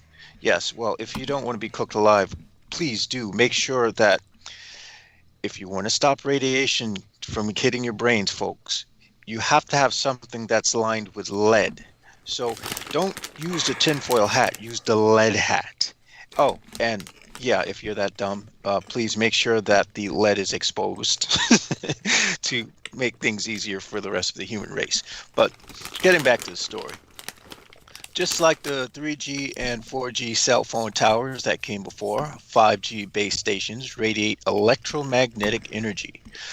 At the moment, we're only harnessing these precious bands of energy to transfer data, which helps you download your favorite Netflix series at lightning speeds.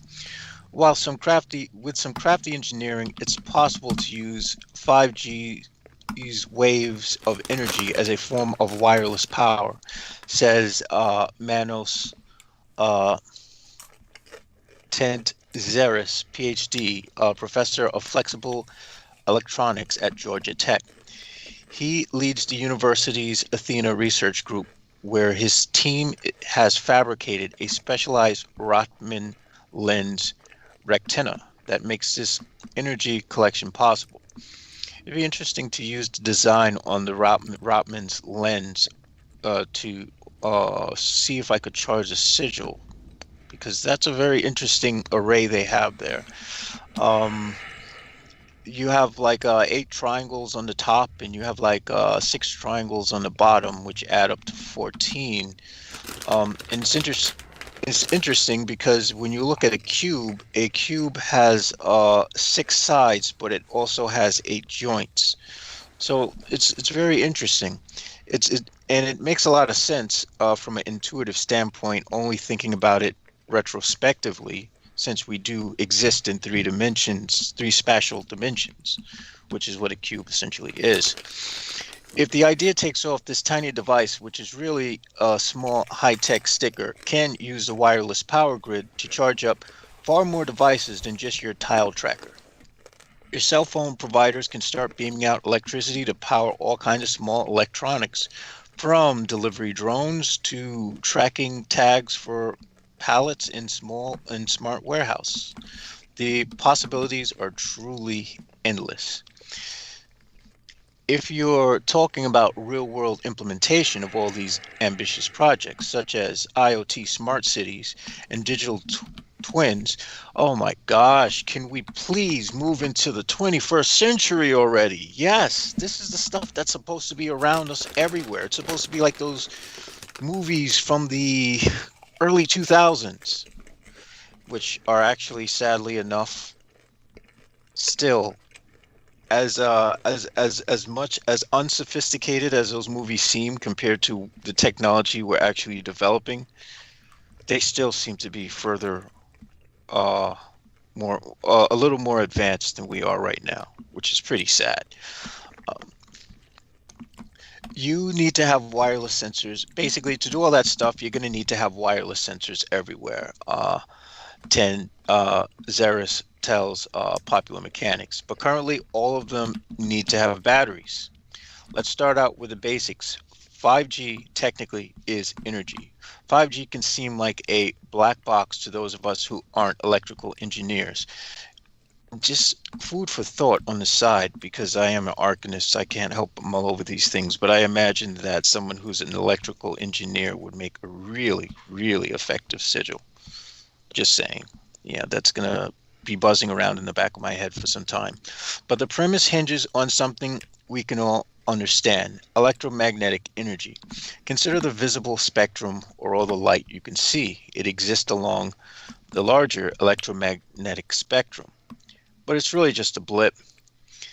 In the graphic below, which they give us a graphic of the visible wavelength and all the other electromagnetic wavelengths that aren't visible, you can see this. The visible spectrum is just between ultraviolet and infrared, or between 400 and 700 nanometers.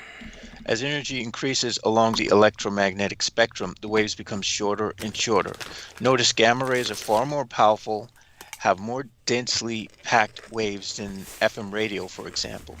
Human eyes can't detect these waves of energy, nor can we see radio waves either, which is on the higher spectrum. Well, actually lower spectrum, and gamma rays is on the higher spectrum of energy. 5G is also invisible, and it operates at a higher frequency than other communication standards we're used to, like 3G or 4G. Those network frequencies between 1 to 6 gigahertz, while experts say 5G sits closer to the band between 24 and 90 gigahertz. Because 5G waves function at a higher frequency, they're more powerful but also shorter in length. This is the primary reason why new infrastructure like small 5G cells installed on utility poles is required for 5G deployment. The waves have different characteristics. Shorter waves, for example, will see more interference from objects like trees and skyscrapers, and even droplets of rain or flakes of snow. Well, that's to be expected considering we're still at the beginning of those technical stages. I'm sure they'll work out the kinks. But don't think of a city's constellation of 5G base stations as wasteful. Old stations like 3G and 4G are known for indiscriminately emitting power from massive service towers in all directions, beaming significant amounts of untrapped energy. 5G base stations are much more efficient, says Jimmy Hester, PhD at Georgia Tech, alumni who serves as a senior lab advisor to the Athena Group. Because they operate at high frequencies, 5G base stations are much better able to focalize power. So there's less waste in a sense, Hester tells Popular Mechanics. What we're talking about is more of an intentional energization of devices themselves by focalizing the beam towards the device in order to turn it on and power it on. Well, I mean, I'm still mulling over Tesla's technology. I guess this is like as slow of a leak you can possibly get. What we're talking like maybe almost 100 years. Oh, fuck. This species is so screwed. There's a drawback to this efficient focalization. 5G base stations transmit energy in a limited field of view. Think of it like a beam of energy moving in one direction rather than a circle of energy emanating from a tower. The researchers call it a pencil beam. How could a small device precisely snatch up energy from all these scattered base stations, especially when you can't see the direction in which the waves are traveling?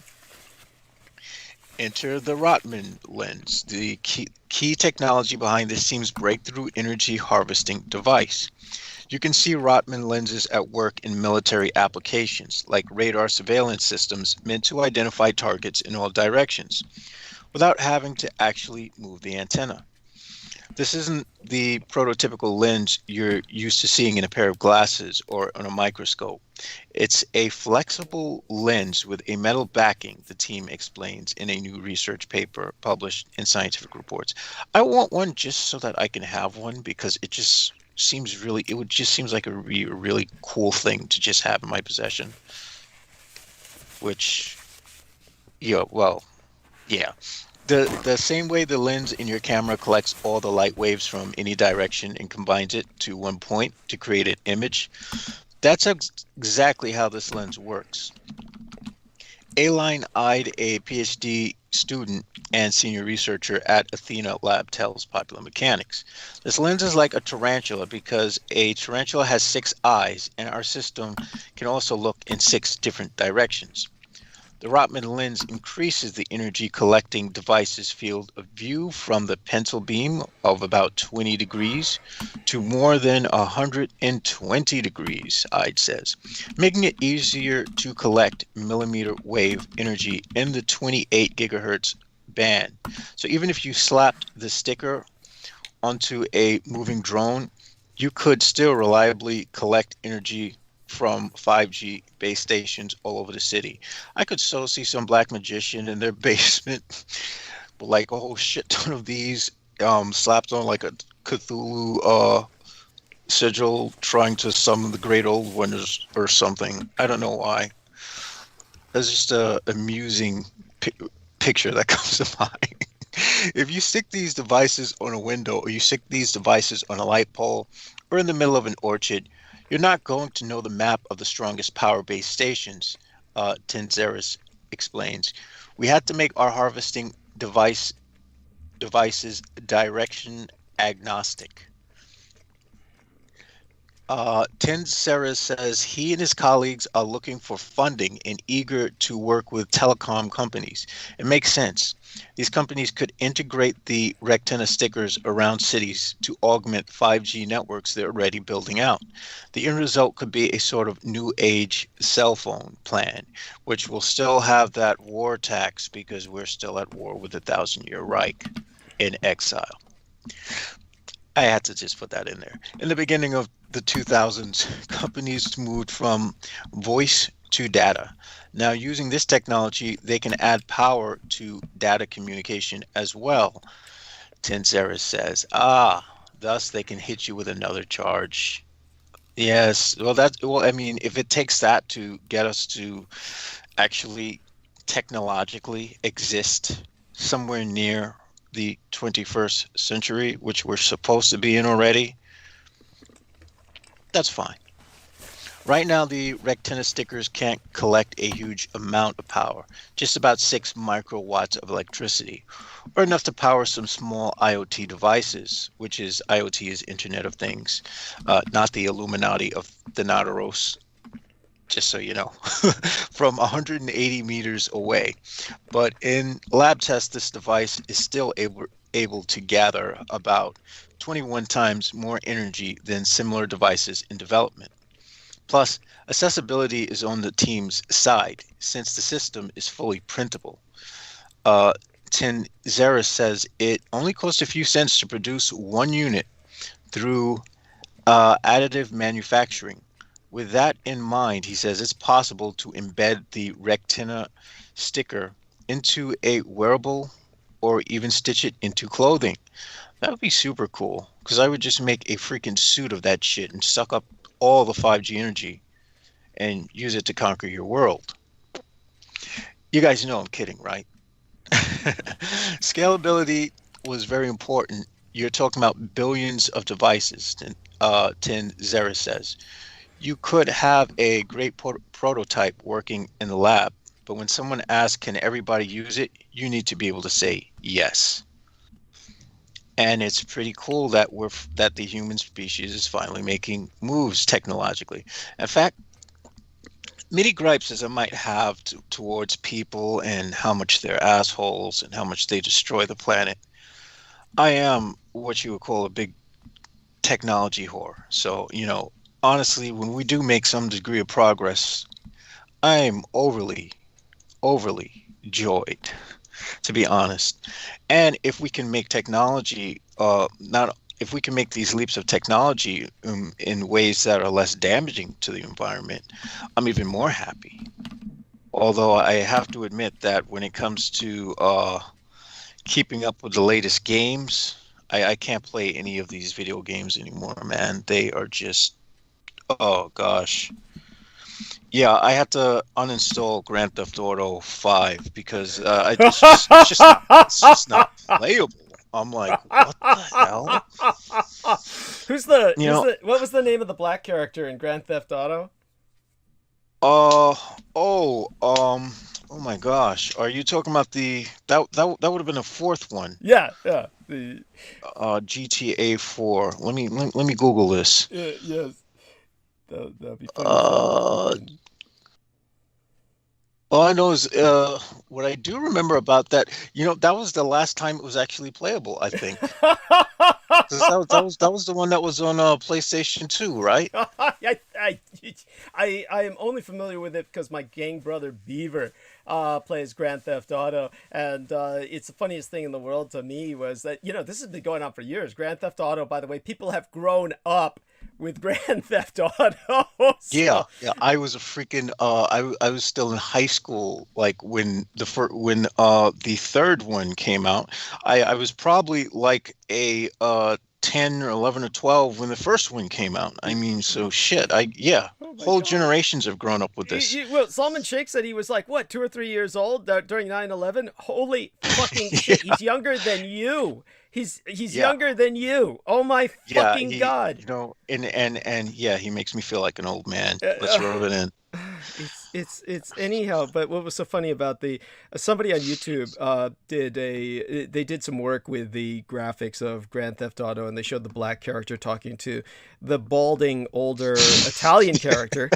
Yeah, and the balding I don't know if you saw the ones with Kermit the Frog. They also keep pitting him against Kermit the Frog for some reason, which is funny as hell. Simply, the reason I find that is simply, I don't know why. Somehow it's out there in the aggregate universe now, of course, about the fact that the adult entertainers, the uninhibited actresses, the porn stars and strippers used to say that when I first was getting a hold of English as a second, actually a third language, that it was that I sounded like Kermit the Frog, that my Sinitic accent was enough to sound horribly Kermit-like, you know, and so I had to overcome that kind of nasal twang to speak English the way I do now.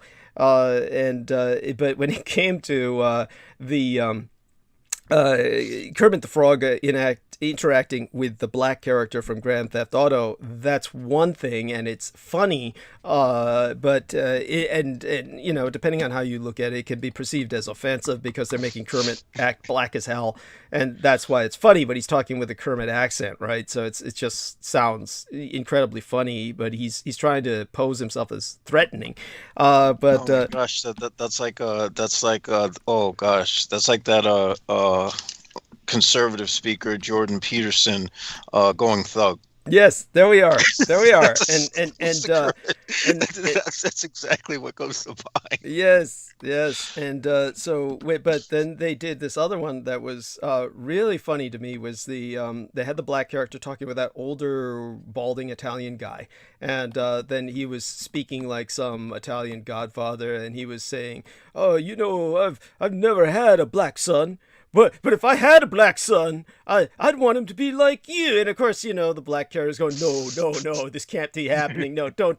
I don't want to hear this. I don't need this. And then suddenly they have they interposed Super Mario walking in, one of the Super Mario brothers, which is of course really just a kind of offensive Italian, like, Sambo and shit, and he comes walking, hey! And then the Italian guy turns around to talk to him. That's where the video ends. But to me that's funny as hell. But it's really a kind of anti-Italian racism, really, when you see that. Well, that's what makes Super Mario so freaking funny, is that, you know, the Japanese sold it to Americans, and, you know, through Nintendo, and it actually resembles most white American males. Yes. Or you know, certainly. But by the way, for those of you who are too young, I'm talking about Mario, not Luigi. Yeah, Luigi. Thank you. That's the Italian guy's name, Luigi. That's it. Yeah, and so yeah, there we are. And yeah, he's balding. He's like elderly, just generic. He is generic. So.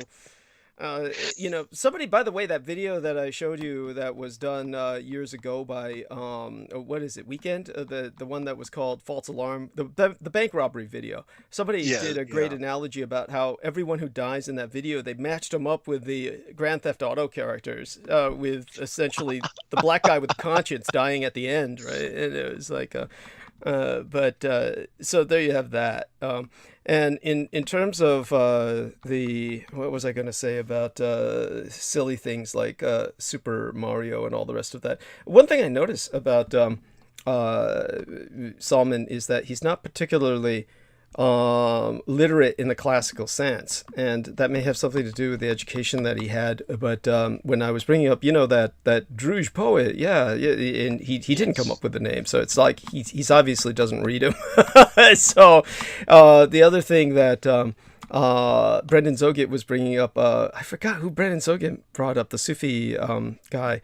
But we'll talk to Salman about that next time, and just you know, he's one of these people. His the only mystic I know of, well, he can't even be called a Sufi mystic. He was someone who was just more or less inspired by it, and he's definitely not in Middle Eastern. It was Gurdjieff. Gurdjieff, yes, Gurdjieff. Yeah, and Gurdjieff is one of the more fascinating figures in Western esotericism who barely gets any recognition. And it was actually the ex-Temple of Set founder of the cult of Cthulhu, Derek Dashaw, who brought Gurdjieff to my attention. Or I would have never paid attention to him, because he was always talking about him, and he's always talking about the fourth wave, this, that, and I'm like, okay, yeah, whatever, you know. let's get to let's get to planning how we're gonna have Satan and his minions take over the freaking world already. Because that was the mindset I was in. I was in a really shit headspace. That's where that's the mindset of everyone who reads into that. Well, actually, that's the mindset of everybody in their 20s. Yeah, that pretty much. I was about to say. Let's just be blunt with that. Yes. But now that I'm much older and I'm like rereading some of the stuff I have from Gurdjieff and Ouspensky, and one from one of his students, a book from one of his students, Maria something or another. Now that I'm like looking these books over, and I'm like, I can kind of understand what Gurdjieff. I see what Gurdjieff was trying to get at, and this is something that I was thinking about while I was looking at that book you had suggested that I got, which I did get, which has to do with the bicameral mind. Yes, I'm so proud of you for getting a copy of that. And, how did you manage to get a hold of that? I got it off of Amazon. Cool. Okay. And it started to, granted, I'm still like in the first few pages because, I'm a slow reader, given the fact that, when I look at the page, usually I'm seeing like 2 of every letter anyway. But by the way, the name of the other gentleman you referenced was Ouspensky. It's pronounced like Ouspensky. There may be different dialects, but just so people understand this, Gurdjieff and Ouspensky were... well, certainly Gurdjieff was very likely, most certainly involved with espionage. So he was actually one of these shaman spies. Yeah, he was. Yeah. He was actually, I think he was actually supposed to meet Hitler at some point. Right. That was the intention. And so in terms of... it never fell through for some reason. Yeah, it's one of those things in history that was an objective, and then they never realized their objective. I think he was working with the Russians, but he's controversial enough where there's there's a what if factor here or a gray area. We're not quite sure exactly. Ultimately, people like Gurdjieff are on their own side, really. Because when you look at when one reads up on his life, and he was a guy with a lot of idiosyncrasies, to say the least, and he seemed more interested in what he was interested in than any government. Right. But he definitely was taking advantage of governments to fund his expeditions. Without a doubt. Yeah. And he was more than happy to take advantage of their money. Yes. Yeah. As most of these guys are, as most of these sort of self-styled gurus are known to do. No matter how brilliant what they tell people might be, the end point is they pull in a lot of people, they get everybody's money, and they're living a sweet life, man. Yeah, or certainly can if they play the cards right. By the way, I want to say a good night, if she hears this later, hopefully, to that wonderful lady who was in chat, and that was the lady who went by the avatar of Johann Dancing Gypsy. So she said good night. So good night, honey. If you're still there, kisses to you. And she tried to keep the chat room going for a while, but she was in a dead space where people were not responding. She was saying, "That's sweet of you, DD. I appreciate you, Muse. Big honor." She was lucky to travel to Africa, so much love there. When we were mere embryos, she was talking about something. And she was talking about feeling guilty killing flies. I could never sacrifice my child, let alone my daughter. I would rather die. And she might have been responding to what I was saying about young girls earlier, etc. And so then she started listening to you talk about 5G, and this is so charming. She gives away her age here. She says, "What about VHS?" Okay, at that point we're in videotape territory, video cassettes. So she's showing her age, and she's all right. So she's probably my age range, at least. Because I remember a Blockbuster Video. Yeah. Yes. That's right. And see, this is how you card. This is how I card chicks. Yeah. Be like, you remember Blockbuster? She'd be like, "Oh, I'm 30." I'd be like, "Oh," I'd be like, "Really? Like, do you remember Blockbuster Video?" What? He'd be like, "Yep, gotcha." But do go back to what you were saying about the Chaos Cthulhu dude, etc. I'm just going to go mute again while I finish this tea egg, and you can tell us about the state of mind you were in. You were looking into this guy, and he's what brought your attention to Gurdjieff, and Yeah, he did. yeah. So It's because when I was on Chaos Magic, no one really paid attention to him. They were like, "Oh, buzz off! You're just a fly, whatever." And this was, I think, when he was first starting the Cult of Cthulhu. He first was getting the website and everything together. The forum had like maybe less than 10 people, and so I was like, you know what? Something tells me that this guy might have something that I'm not getting from the rest of these chaos magicians who are talking about how working with the tunnels of Set fuck their life up, and don't ever work with Aleister Crowley's Lam, because then you'll have a husband who has a fetish for shitting in diapers. Oh, well, anyway, I don't think I'm going to get into too much trouble airing any other chaos magician's laundry if they put it on a public forum, even though the forum's completely gone anyway. But yeah, so basically what drew me to it was the idea of there was an intuitive understanding that with enough self observation, that many of the problems I was suffering, I might have had the capacity to overcome.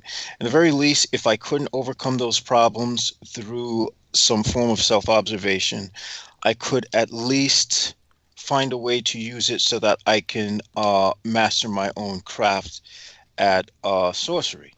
So, I started to read some of the work and some of the stuff that this guy had, at least Gurdjieff's work, and I was like really drawn in by the brilliance of it all. I was like, well, this makes too much sense.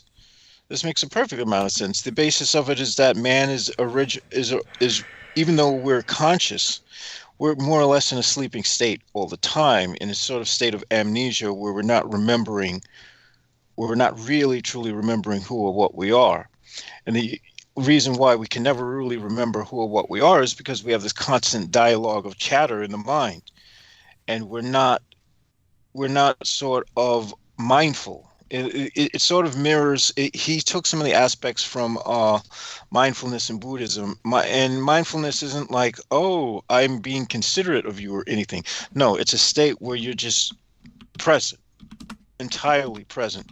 Now, in words, it seems like a very simple thing, but if you're actually going to try to do a practice, like even if whether you're walking down the street or drawing something, or whether you're just sitting there in a chair looking at a wall, remaining present is extremely difficult because thoughts and things like that, verbal thoughts and whatnot, are breaks.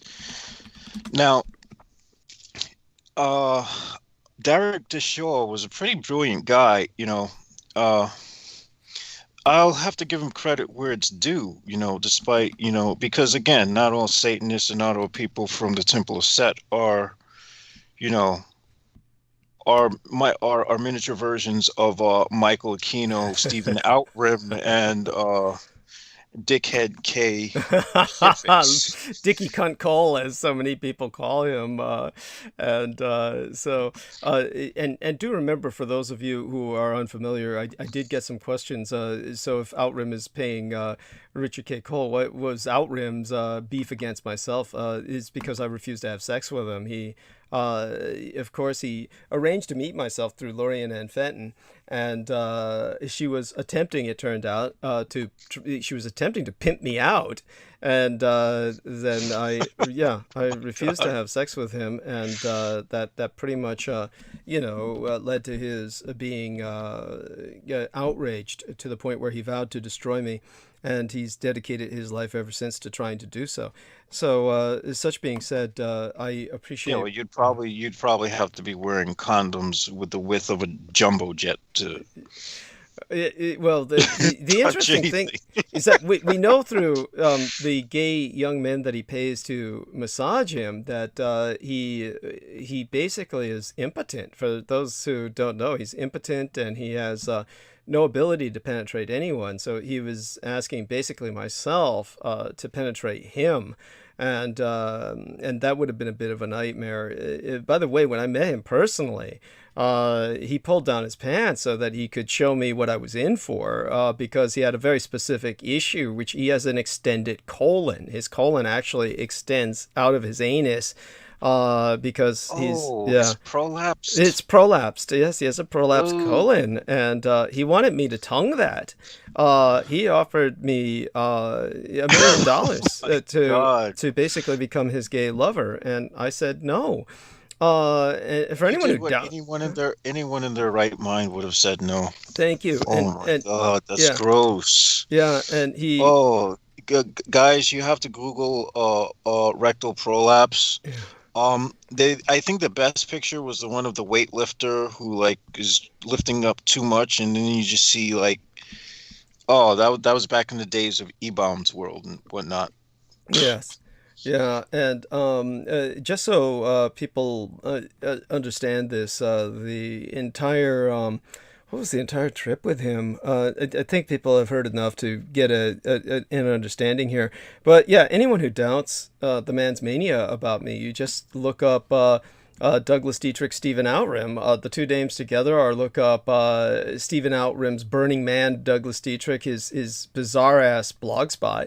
And you're just going to run across literally thousands of pages, and you'll see the intercourse, and I use that term pointedly, between Richard K. Cole and Stephen Outram in the comment section, where they have an ongoing open love affair with each other. And they're the only two fucking guys on the thread. Yes, basically. Back and forth. Yes. There's over 20 fucking pages of this, and there's just two guys talking to each other. Yes. It's like, why don't you just pick up a cell phone? Yes, it's bizarre. Like, who's gonna sit there and read 20 pages of two angry white dudes talking shit because they weren't able to get fucked by you? Yeah, absolutely bizarre. Absolutely bizarre. But this is what you see publicly. That's what you see openly. You can imagine their intercourse off the record. This is what they want the public to see. You can imagine. In fact, Douglas, here's where things get funny. One of the reasons why I think I was drawn to what you were saying is because when I saw what they were saying as opposition, and when I read through their arguments as to why you weren't legit, I saw how fucking crazy they were. And I was like, okay, yeah, Douglas is telling the truth. These guys are fucking shit-ass crazy. Thank you. I mean, deeply appreciate it, and it does speak for itself. And feel free to relate again while I finish this tea egg here. How you ran across? Yes. Derek DeShaw. He went by the name of Vinger Satanis, and basically, I found there was something very uniquely appealing to the fact that he's combining like this Lovecraftian. He's got this Lovecraftian mythos combined with tenets of sort of Eastern mysticism as put forth by Gurdjieff and Wyspinski. Yeah, knowing that I have to use a W now makes it a little more difficult. Damn Americanized tongue. But and when you had that other dimension there of sorcery and black magic, which I was trying to learn the best I can about, because I had some really interesting experiences, and the experiences that I had starting out with magic, one would almost want to be tempted to call beginner's luck. But if it was beginner's luck, I was extremely lucky, because there was a period of time, like maybe 5 or 6 years after, where I would see almost nothing happen other than being assaulted by the fucking Joe every goddamn night, which, at some point, if that doesn't harden you, nothing will. But to get back to this guy, yeah, it was just a very whole, and the whole thing was very interesting. And the fact that, at the time I was suffering through alcohol addiction. So I think that's what made me really split off from them and say, you know what, fuck this. And the fact that there were just one too many neo-Nazis popping up here and there, in the forums. He didn't seem to give a shit that I was black. He didn't seem to give a shit what anyone was, but and that's to his credit. But I feel like at some point, and at some point after leaving that whole shindig behind, I still had an appreciation not only for H.P. Lovecraft, but there was another guy who wrote these hilarious horror stories, Thomas Ligotti. And so those were pretty fun to read, and they were really imaginative, and they really, at a point in time when I was so depressed that I literally stopped doing any spell work, and I felt like I was just better off dead. The spirits could fuck themselves, and I just want to drink myself into oblivion. Let me become an organ donor and all that other bullshit. When I was going through that headspace, it at least inspired me to keep writing. And so, but what I will say is I didn't realize at the time, and it was until I came back to it, eventually I would come back to magic and whatnot, and I would, I'd be paying attention to the Become a Living God folks briefly, and then I was like, whatever happened to that guy, Derek DeShaw? So I started to see if I could find him on like YouTube or whatnot, and he had some stuff going on here and there, and then it just cut off at some point, and I'm like, what happened to this guy? Well, it turns out one of the guys who I do follow, whose channel has some interesting tidbits. And not only that, a guy named Vidian, or who goes by the name VK Johannem, of course, VK is someone I have to credit, because without him, I wouldn't have completed the work I completed last year with the Tunnels of Set and self-initiation into the Qliphoth and all that other stuff, which some would say, oh my God, you'd be better off if you never touched that stuff. But who knows? We'll know if I'm dying of colon cancer or not. Oh, why did I even have to say that? But anyway, I don't foresee that, but go ahead. No, I perceive myself burning, like metabolically just burning to death, because I actually decided to be like a badass and experiment with remote viewing with this guy online on Facebook. Mm-hmm. And one of the things he had remote view, I didn't find out until after I remote viewed it, and it was my death. And I'm like, oh shit, why does it look like fire and water? And I'm like, okay, that's not cool. And so, for a while I was convinced I'm going to go on a ferry boat, and the ferry boat's going to blow up and I'm going to die on a ferry boat or some shit. But I don't think it's likely it's going to be that specifically. Who knows? But, I'm jumping all over the place here. Anyway, I found out that Wenger Satanis had attempted to join the Order of the Nine Angles. And his plan was not only to join the Order of the Nine Angles, but was to somehow take over the Order of the Nine Angles from the guy who is leading it, who is Hayat. I think it's Hayat. I could be wrong. That's the guy who I was actually did that article on earlier in the year when we were not this year, but last year, when I first started hosting, when we were talking about the Order of the Nine Angles, mm-hmm. and the Kings of Edom, and, how there's this whole international ring of sexual exploitation, abuse, and white supremacy. Anyway, Derek DeShaw tried to take that over, and it backfired. And nowadays he just, I guess, produces horror movies and stuff. But so he survived that. He survived it. He's just nowhere in the magic scene anymore. To which I would say maybe that's a wiser approach. I was about to say. Because it seems to strike me as being more wise to not go around flaunting your jewels unless you have some kind of ulterior motive. And which I do realize that many of the people, there's some people who have legitimate talent out there who will do whatever they do for money. And if that's how you want to make a living, hey, go for it. I'm banned from doing that. I can't make money with my craft. That's all I know. What I do know is that if I do anything for someone, they will have to give an offering to whatever spirit I worked with, and that spirit will repay me. For some reason, that's just the way it works with me. Of course, I'm not putting myself out there because I don't like to do anything for anyone else anyway. But that said, most of us are selfish. Most people who get into this because they're selfish. But honestly speaking, though, any sort of magic community you're going to have is just going to be a cesspit of a lot of people.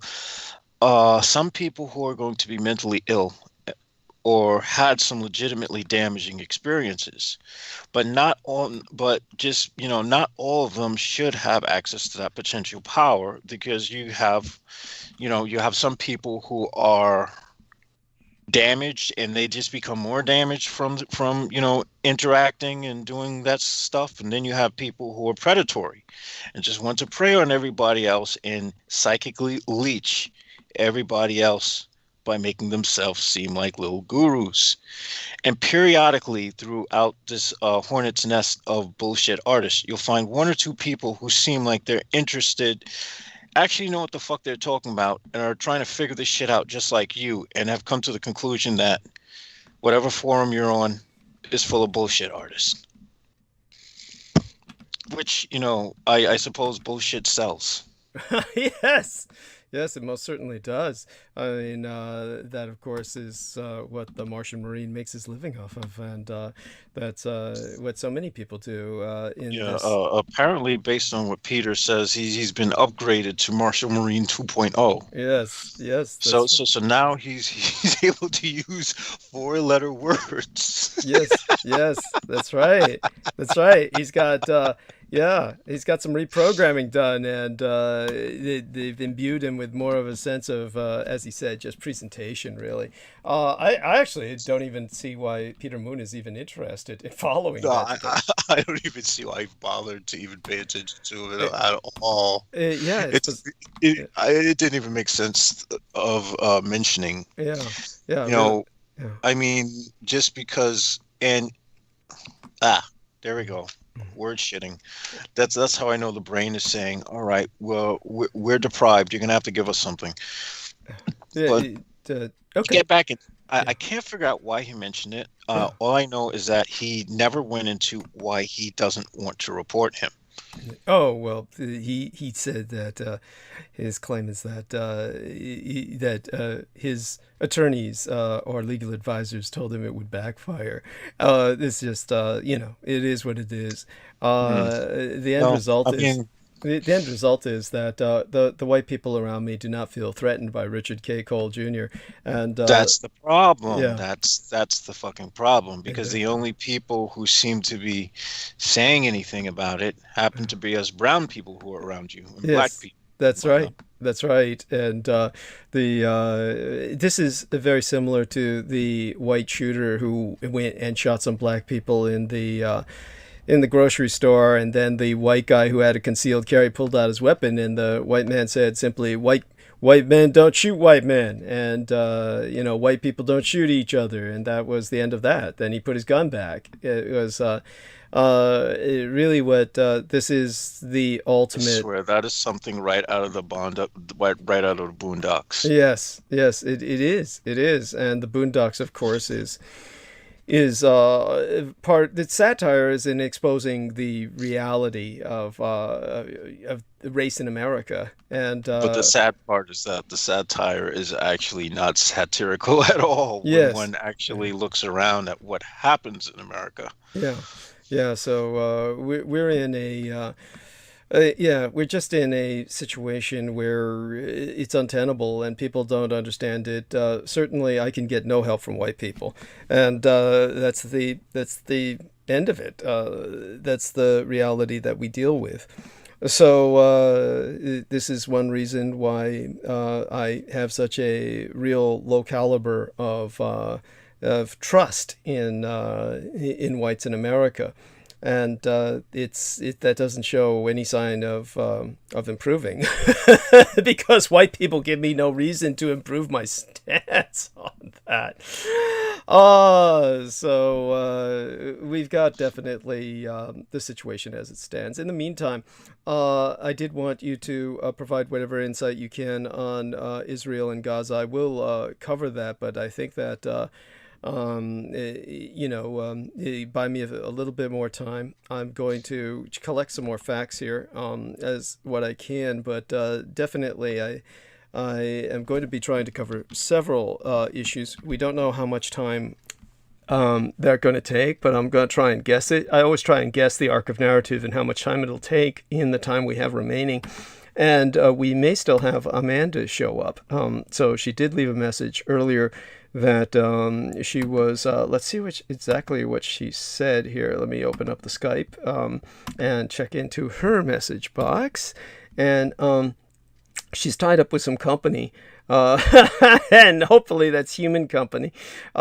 She should be able to join us later. We'll see what happens. Other than that, I'll just start the monologue, but not right now, not just yet. I want to build up a little more steam. I see that Noreen Helphand, put a like on my promotional banner for tonight. So a shout out to her. For those of you who have seen my promotional banner on Facebook for tonight, as I said, in solidarity with the transgendered, transsexed, bi and homosexual peoples that I would be dragging out, and this is basically the best statement of solidarity that I can really make. It certainly stands out, and this is actually my first time in life as an older person attempting to drag out in blonde, especially with short hair, and I decided to go for it, and therefore it had to be understated. People might, and people have asked why I wasn't wearing something more spectacular, which is what they usually expect, something flamboyant in drag. And you can't do that with the short blonde hair. I can't do that with the short blonde hair. That's something that I can do when I'm going Oriental, so to speak. And it's one of the Asian holidays, and I'm celebrating anyway. And involved with all the partying, then you see me go that route. But when it comes to the blonde short hair, that's not something I can swing. I have to be more understated about it. So I decided to go for the Pulp Fiction look, for those of you who remember the Pulp Fiction poster. And emulating that, I can pull it off to a degree. And so I don't know if people agree with that, but they're welcome to share their opinions. Certainly response has been fairly positive. And I like the response from one of these Arabic or Muslim followers of mine who basically said, let me read it because what they wrote was so funny. I found it amusing, and I certainly am not bothered by it. I don't know exactly where he's coming from, but I'll take it as a positive. Basically, he says his name is Richard B. Fitzgerald, and he's got a photograph that looks like it's white. He might be white. Actually, let me take a look at his timeline. He says, "Where are his children's children?" is what he says, which is interesting. Actually, he might be white. He has an interesting timeline. So he doesn't, he's not the normal standard Arabic or Muslim follower, actually. The reason I wound up with so many of those is because, like I said, this was a gifted timeline from Sora Ayoy. And so since she was a pornographic actress, it's like some of her biggest fan base was in the Muslim world. And they are enormous consumers of pornography. as we shouldn't surprise anybody. So this guy's actually, I guess he's what he says he is. As he presents himself. So Richard B. Fitzgerald actually is a white guy, and so he's kind of Anglo background. So he says, "Where are his children's children?" So I'll just take that as a positive. I have no idea what he means by that. If you've got any clue, or you think he might think, I can't figure it out. But the important thing is he allows me to post my promotional banners on his timeline, so that's important. So cool, so he's probably coming from a positive angle if he's allowing me in full drag to post and publish on his timeline. So cool. I'll go for that. And but definitely as to whether it seems like this guy's from Montauk. Is he really? I don't know. It says yes. There is something where it says he updated his profile picture. Montauk, beautiful day, finally 61. Here's Montauk somewhere else. Who knows? Holy shit! Yeah, well, that wouldn't surprise me. He's got some stuff up about pranic energy, so he's like our man Peter Moon. He's into all that energy conservation, breathing. Prana is breath. Go on. So he might be someone from Peter Moon's affiliates then. Yeah, that makes sense, and certainly appreciate that. All right, let me try and gather some more facts now. What I'm going to try and do is, of course, address some very serious issues I should have brought up while Peter was here. And but then again, I'll bring it up to him next time. Maybe timestamp it for him. I don't know if he really wants to hear what I have to say about this. God knows he'd probably be on the side of the mutineers. But there's some challenges that Biden is already facing that the majority of you have probably not heard of. So I'll go into that in Arc of Narrative. And I do want people to understand that when I speak as the renegade military historian, the term military needs to be emphasized. I am very familiar with the military, and more so than most. And so when I speak about them authoritatively. And that's something that, these white guys hate me for, because, they're all military worshippers. And so what? But not only that, they have an aversion to facts. Yes, they do. This is something I'm starting to see more and more as time goes on. It seems like these guys it seems like the minute you say something factual, it's like they have to counter it with something stupid like, well, yeah, your face looks like a T-square, and your mother wears golden boots, and they storm off somewhere. It's like, what?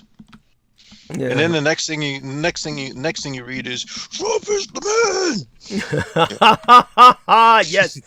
Yeah, they call it Trump derangement syndrome. Yes. Thank you.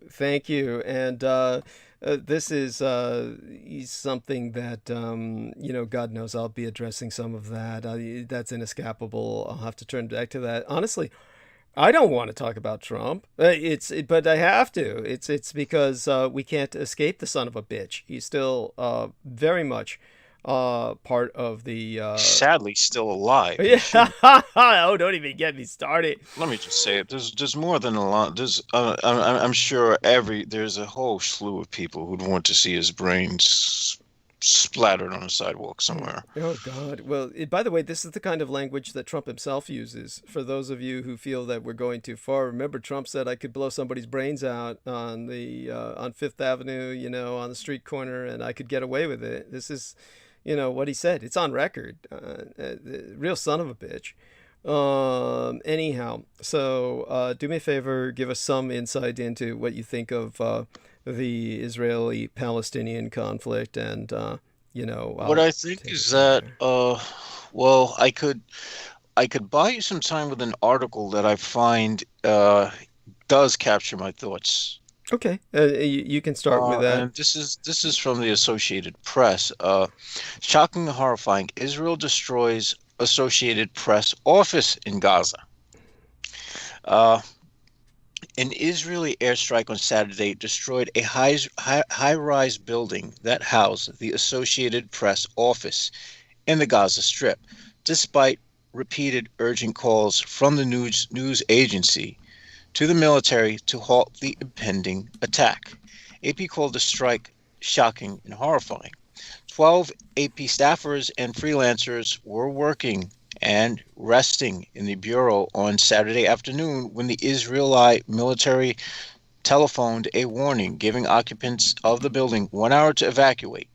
Everyone was able to get out, grabbing a few belongings, but there were three heavy missiles before 3 heavy missiles struck the 12-story building, collapsing it into a giant cloud of dust.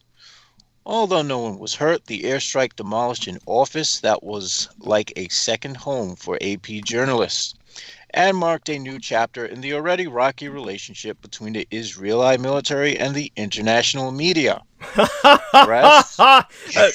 the way, you notice that the Israeli military targeted this as a strategic priority, is to prevent the world from knowing about. Exactly. That and this is what the article is about. That's precisely my point.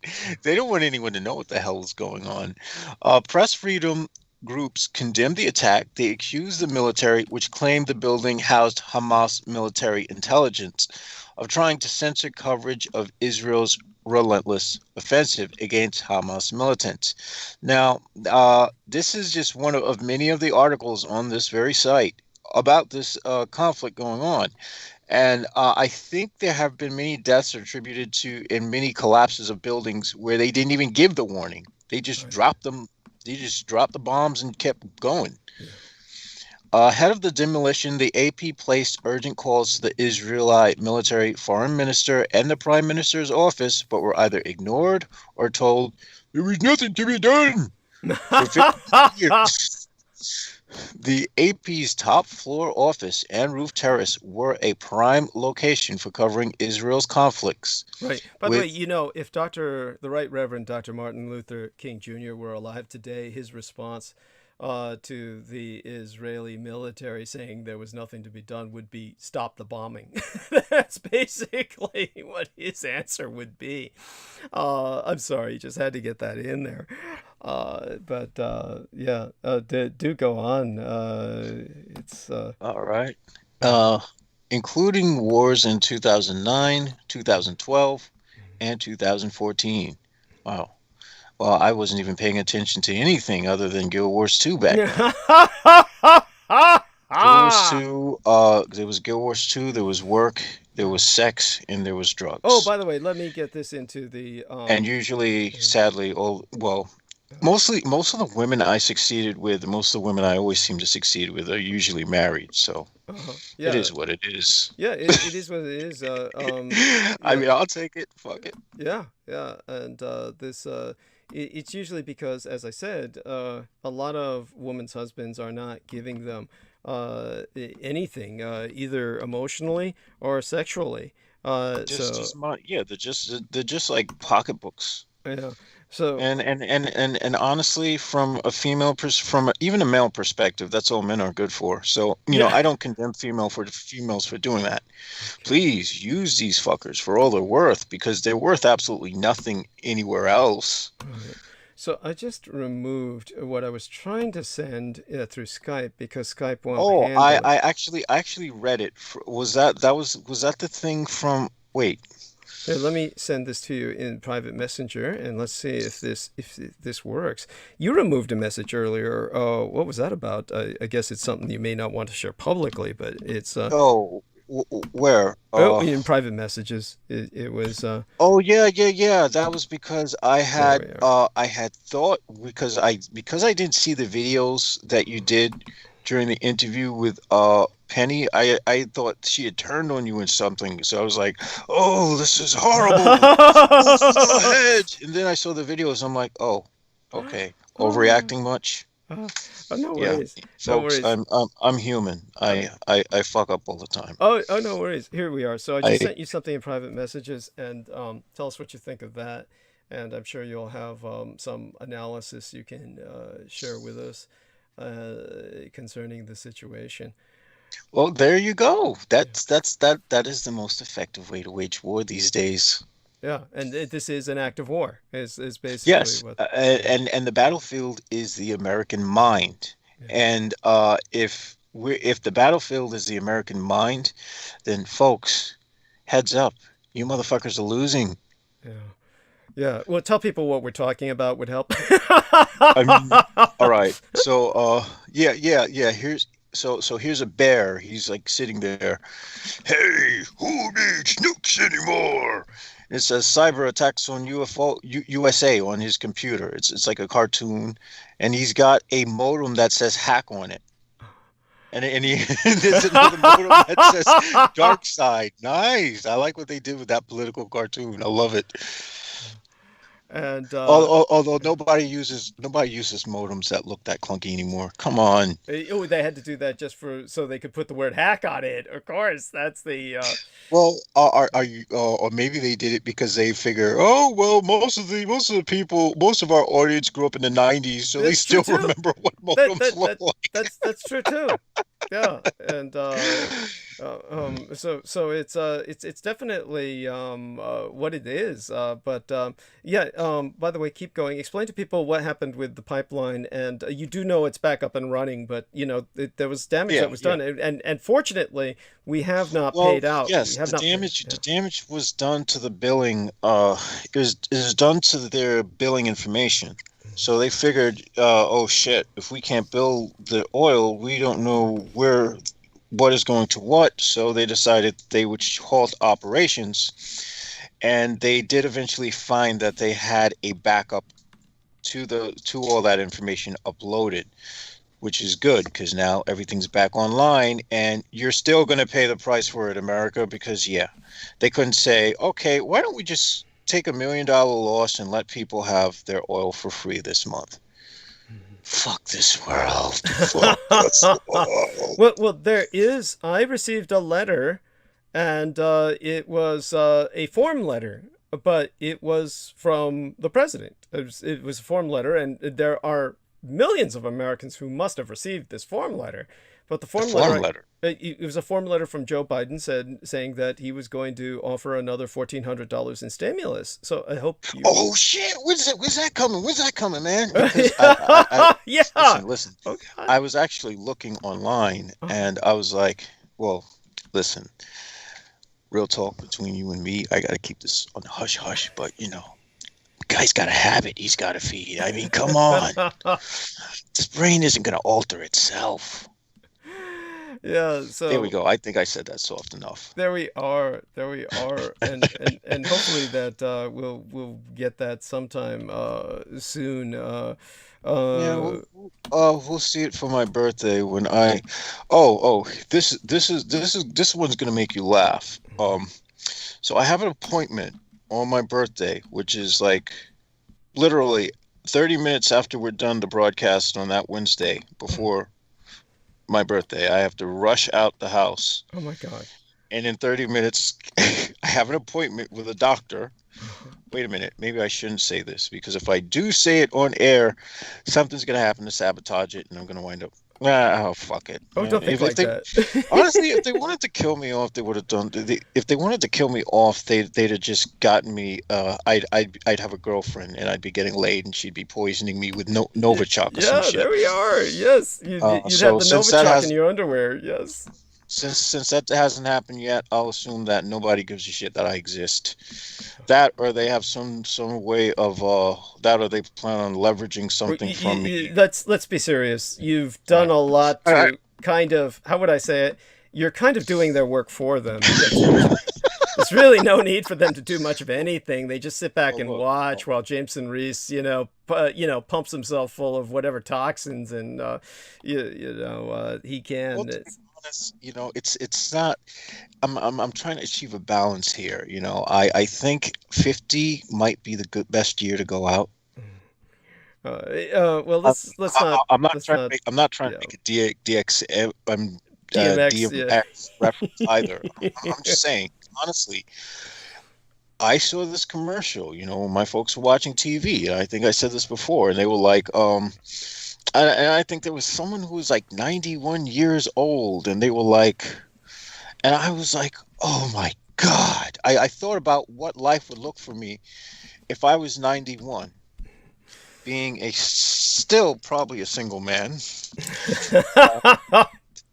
no offspring to take care of him, and I just didn't want to. And after that, my brain processed it. It's like, okay, we'll have our fun now, live fast, die young. Young could be 50. So I mean, fuck it. I don't want to. I know for a fact that if I see longer than that, I'm going to be broken in some way, miserable. And unlike Solomon Sheikh, I am not weathering the goddamn storm if I don't have to.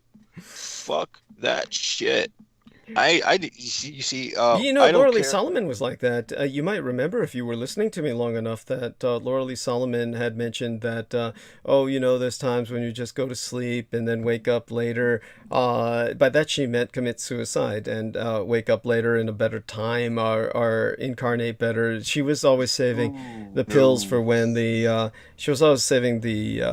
pills for when things got so bad outside the window where there was cannibalism and gang rape in the streets. She felt that was her way out, and she got to that point. That's quite a pragmatic mindset. It makes sense. I hear you. But the thing is, you actually have to wait. You actually have to save those pills for when that's actually happening. Well, in her life, she felt that it had come to that point when she lost her job, and this was after she had done everything to accommodate changes, and the changes just came. It was like what Derek's facing. I mean, Derek was saying there, well, you saw the mood he was in when he started tonight. He said that his ship was the Titanic, and he's just watching it capsize, and he can hear the creaking as the superstructure, the hull of the ship falls apart. Remember, that's how he started tonight.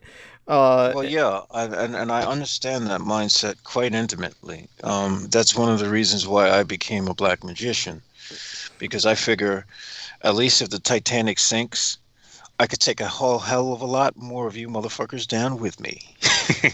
Well, at any rate, misery loves company. Yes, we don't want to go in that direction. It's like I said, that's kind of like passing gas in public. But in terms of the how do I say this? In terms of Laura Lee Solomon and what happened to her, she had come to that point in her life with she had been evicted from her apartment because they caught, and you're going to hear some crinkling here, and what I'm doing is I'm kind of closing a popcorn bag. And so this, by the way, is Comet Corn popcorn with amazing flavors, and it's sprinkled with hippie dust, it says. So, I originally purchased this because I was hoping it would make me high, but actually it's a bunch of nutritional yeast. So now you know what hippie food is. So this is the shit that our man Brendan Zogit would be eating. Is it actually good to? I mean, I know there's different types of yeast and whatnot. But... It actually tastes great. So I went out and I bought 6 bags. So I've been snacking on it quite a bit. There we are. Just getting that out of the way. Toss that to the side. And thank you for asking. By the way, so people have asked me about this as well. What I drink in terms of alcohol and caffeine.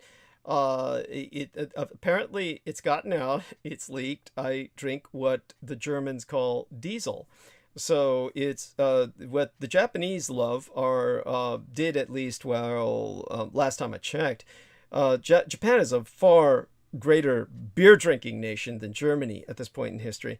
And the Japanese bohemians, what was chic and in Tokyo for the longest time, was the Pabst beer, because it was the PBR, because it was deemed to be like industrial American heartland, the Rust Belt. It was like out of the Rust Belt of America. So it was kind of like drinking America's decline in liquid form. So the Japanese really were into the PBR, and I picked up PBR as my preference. And as for what the Germans do with their beers, they a lot of them toss it into their Coke, and so it's called Diesel.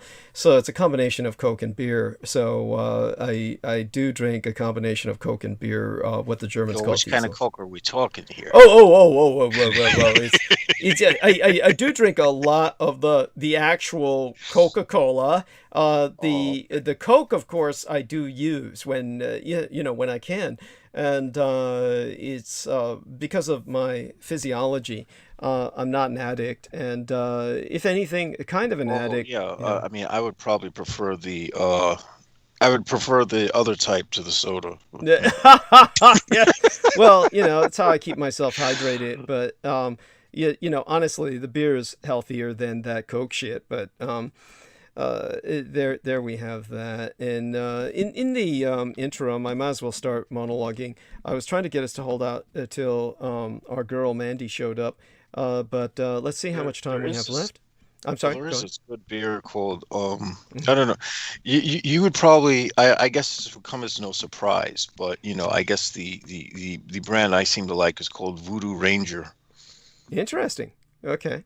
Cool. And that's neat. I experimented with a brand of chips called I think they're called Voodoo chips. The Voodoo chips, but they had the evil eye, kind of like a peacock eye. That it's a kind of pattern that they have in the chips with which is made by their barbecue sauce. The taste is all right. It's not exactly. I wouldn't say I'm addicted like I am with some products. That become instantly addictive to me. But shout out to Noreen Helpan and Gigi Pivnik, and I don't know what Noreen makes of my cross-dressing because she knew me back when, before she knew about that. And it's funny how people never knew that aspect of me. Lori and Fenton had no idea that I had a surrogate son. She had no idea. She was so fucking lost. She's just so blind. I think that actually worked in your favor. Of course. Yeah, you're right. You're right. She was too busy. With people like that, the less people like that know, the better. Absolutely. Yeah, she was so busy just stealing everything she could. She really had nothing to do any damage with. All she could do was steal. And so when it came to Lorien and Fenton, she had no idea when it was June 26th, I believe, when they legalized. It was the year 2015. I remember that. And that was when they legalized gay marriage. And that was the first time I came out in public in drag.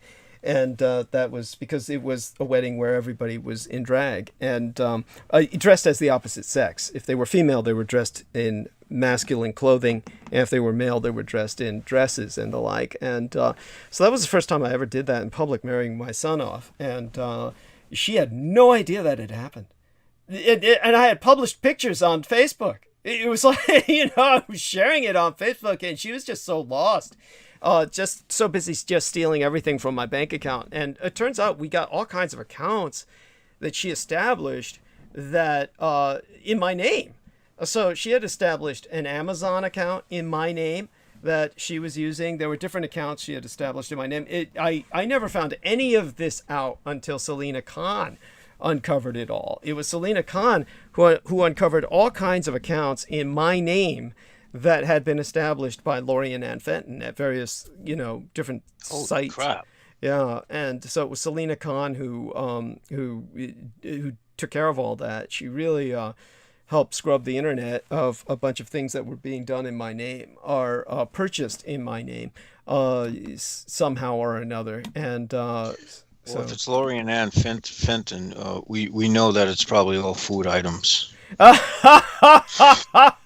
It was so sad when, like I said, what happened with Laura Lee Solomon, just to close off that narrative, she had too many cats, at least 7. It probably, towards the end, was more like 20.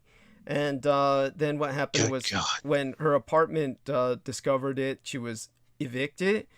And so she had to get rid of all of them. Many of these were strays that were simply neighborhood cats that came to live inside of her home.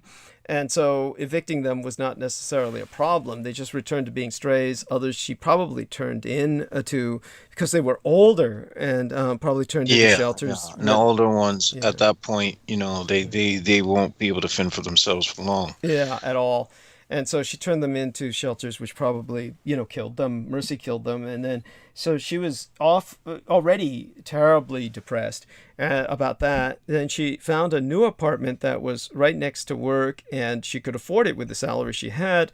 Rent was a little higher, but it was right next to work. And so she moved in there, and they allowed her to have 2 cats, and so she had purchased 2 new little cats.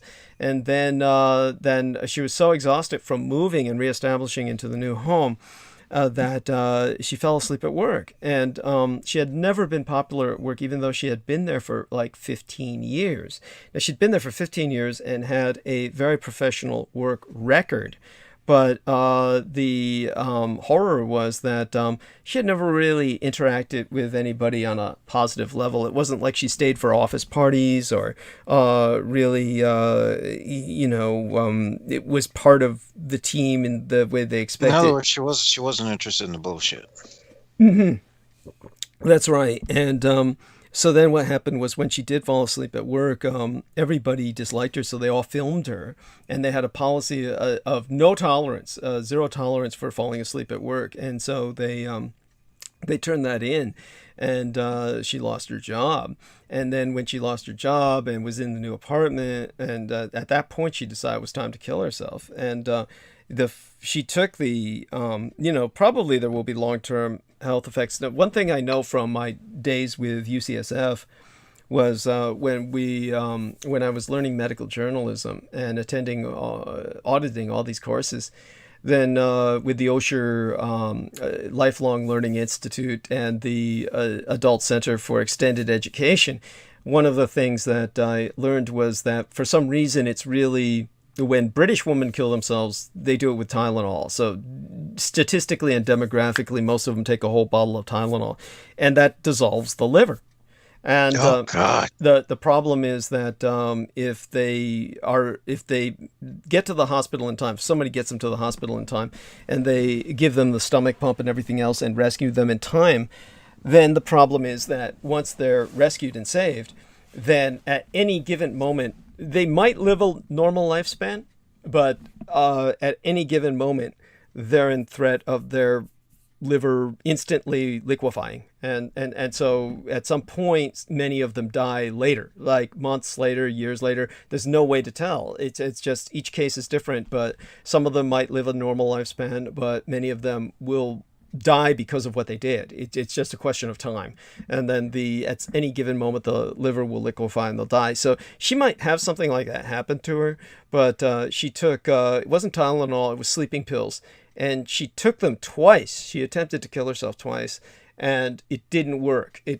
So at that point, when I found out about that, then I called one of her friends who she had she didn't have the guts to call, and convinced this woman to take her in. And then she was taken in by that woman. That's what saved her life. And then she rehabilitated from there.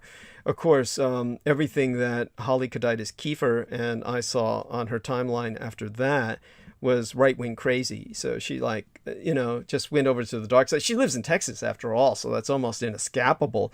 God. Yeah, Daniel. Yeah. Once that, I guess she's just lost her own will. That's what going over to the right side means. Yeah. To the radicalized right is that's losing your individual sentience. Thank you. Yes. And it's sad, really sad.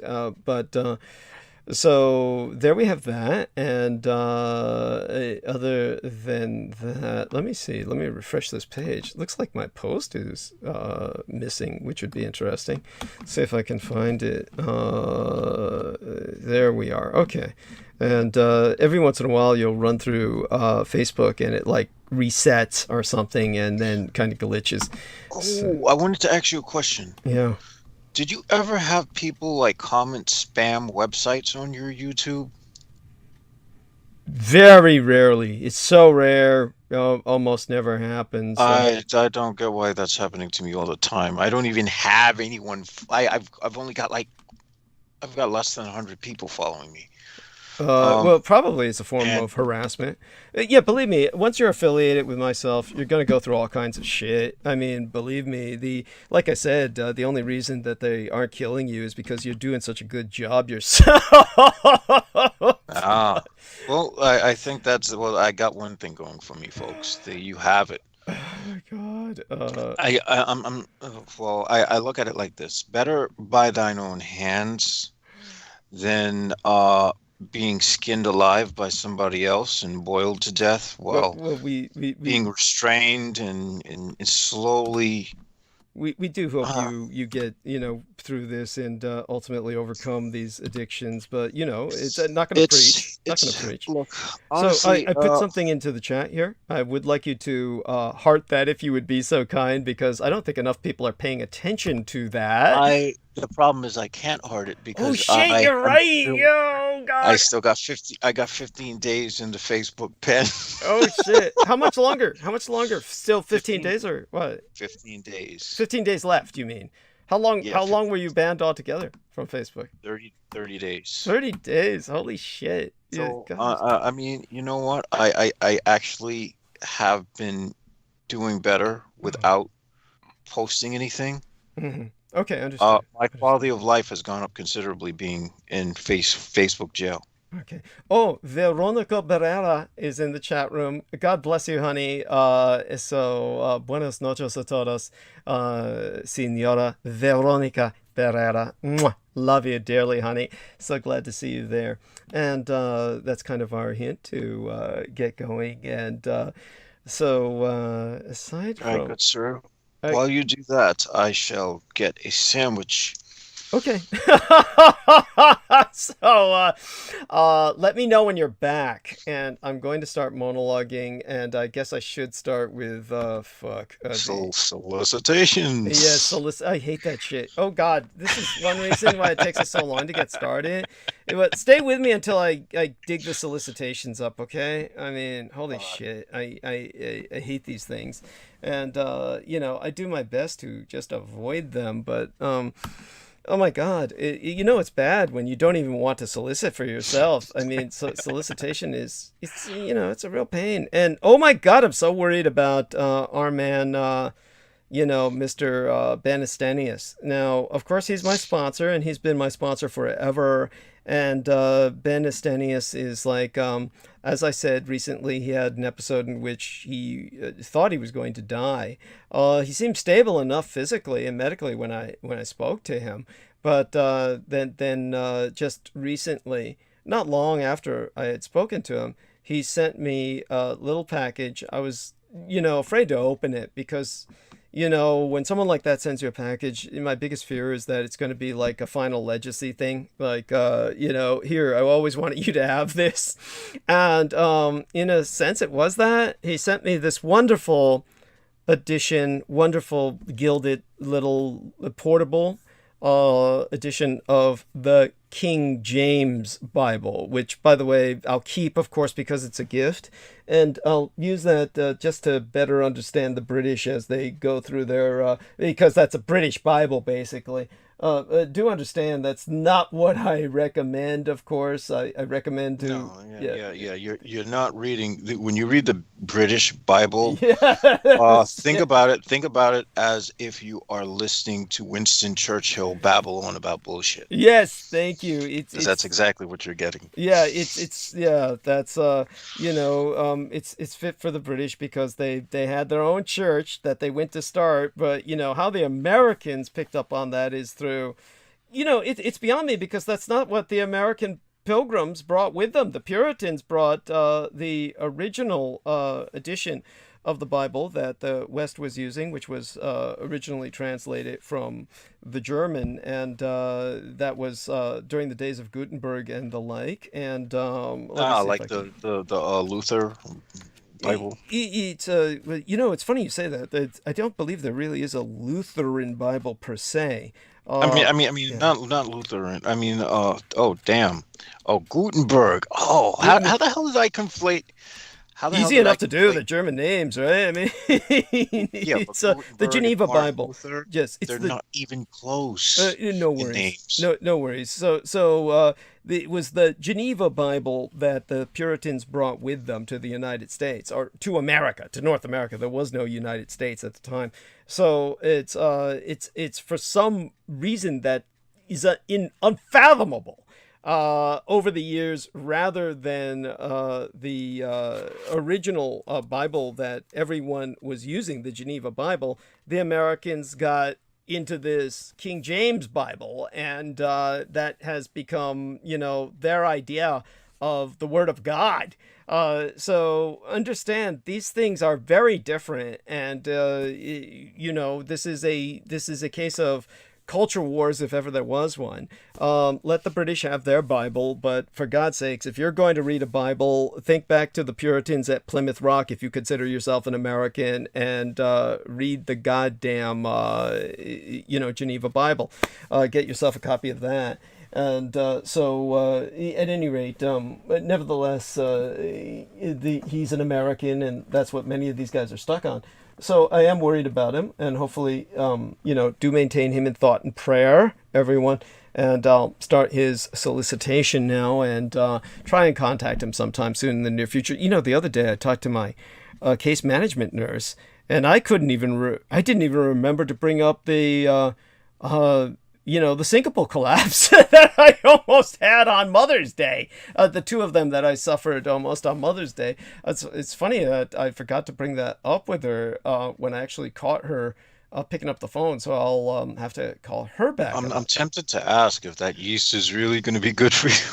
Oh yeah, that's funny. It's funny. Actually, just for what that's worth, not that I mean to be vulgar, I've had some bowel movement since then. I've been fine, but it's one of those things where obviously it was one of those where I hadn't had one in a long time. But like I said, what makes that so scary was that it wasn't it wasn't even constipation. It wasn't even like, this was hard stool or something hard to get out. It was just smooth and everything else, but it still impacted me systemically. So this is obviously going to have to be something I'm going to have to deal with as the new normal, something to be cautious about, because this is what my mother suffered from in her later years, and I'm starting this now at but half 100 years of age, and so I never want. Now, by the way, my mother's brain injury was never from that. It was from misprescribed antidepressants, which everyone needs to take into account, which I brought up was impacted her specifically because of her race. 20% of Asians have a toxic reaction, and that is the actual term. For those of you who doubt, most Americans will hear that and they'll accept that. People with even a modicum of medical training, that's a very serious word. That's like saying something is literally poison. It literally is poison to Asians. This kind of antidepressant, it was Celexa or Celebrex, and one of them is a pain reliever and the other is an antidepressant. So let's look up Celexa and confirm which one. So Celexa is the antidepressant. Oh, okay. I know because I'm on that. All right. Yeah. And Celebrex is for nerve pain. Okay, yeah, so it was the Celexa. The Celexa is 1 out of every 4 Asians who takes Celexa will die. So that's just how serious this can be. So this was prescribed by General Prack. He was not a psychiatrist, and he was not a geriatrician. So it was when I took her to a psychiatrist who was trained in geriatrics. And by the way, for those of you who don't know this, geriatrics is exceedingly rare as a profession. We need more and more geriatricians because obviously we're having a gray wave, but because for so many years the baby boomers were all youth and anti-age and thought they'd never grow old, very few people got trained in geriatrics. So in terms of a psychiatrist trained in geriatrics, there's like only 2 or maybe 3 in the United States. And so it was only when I took her to one of those that he was able to confirm everything that I've just said. He's the person who brought up that this is, this is toxic to Asians. It's never supposed to be prescribed to Asians, but they don't recognize race as a factor in American medicine. And this was a white guy. This is a white guy who is, and so this is the horror of the country we live in. For those of you who think, oh, I'm so glad I don't live in apartheid South Africa or apartheid Israel, take a look at, you have just the opposite here in the United States, where you have a non-recognition of race at all. And blacks and Celtic people and Asians are dying because of it. So well, also the only time race is recognized is from people who shouldn't recognize race, the law enforcement. Yes. Oh, just to reemphasize that, combined with just the medical factor. The horror is that law enforcement is using sickle cell anemia as a genetic trait to give themselves cover. It's the sickle cell trait has been cited in dozens of cases where they murdered blacks, where they'll get a forensic specialist to say, oh well, he had sickle cell anemia, and so these police custody deaths, dozens that we know of, which means it's got to be hundreds at the least, are ruled accidental or natural. Even though the condition is, oh, fuck, we locked him in jail and didn't feed him for 3 days. I kept him in a chokehold for several hours before we let go. This kind of shit. Then they'll say, oh, it's sickle cell anemia. So talk about police recognizing race to use that as a cover for murder. This is so race then is recognized in the worst possible way. You can't fucking win. The last two groups of people you want to recognize race are police and politicians. Yeah. And sadly enough, those are the only two groups of people. Well, I mean, I guess third would be some of the more. Oh, gun manufacturers. How can I forget the gun NRA. manufacturers? Yeah. Now on YouTube, I'm seeing these ad videos for people, for like these awesome holsters and whatnot, and I'm like, are you fucking shitting me?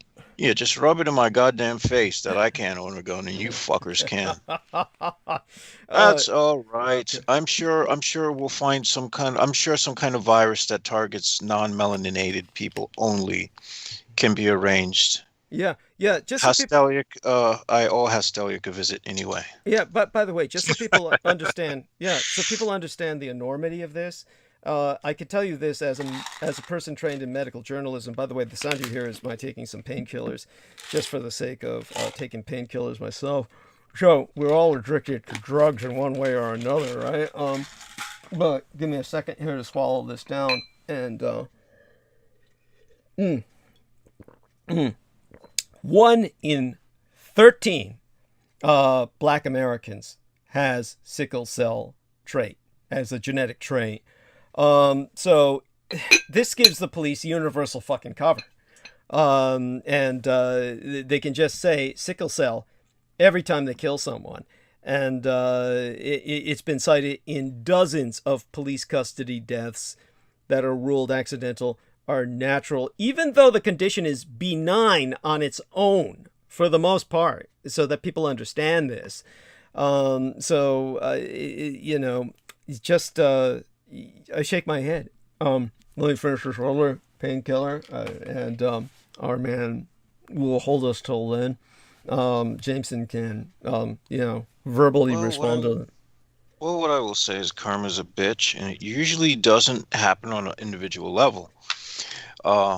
Usually, if there's anything that we can call, well, I'm not even going to call it karma. I'm going to say if there's anything that can be called poetic justice, it happens on a large, long scale to entire nations. It never happens in people.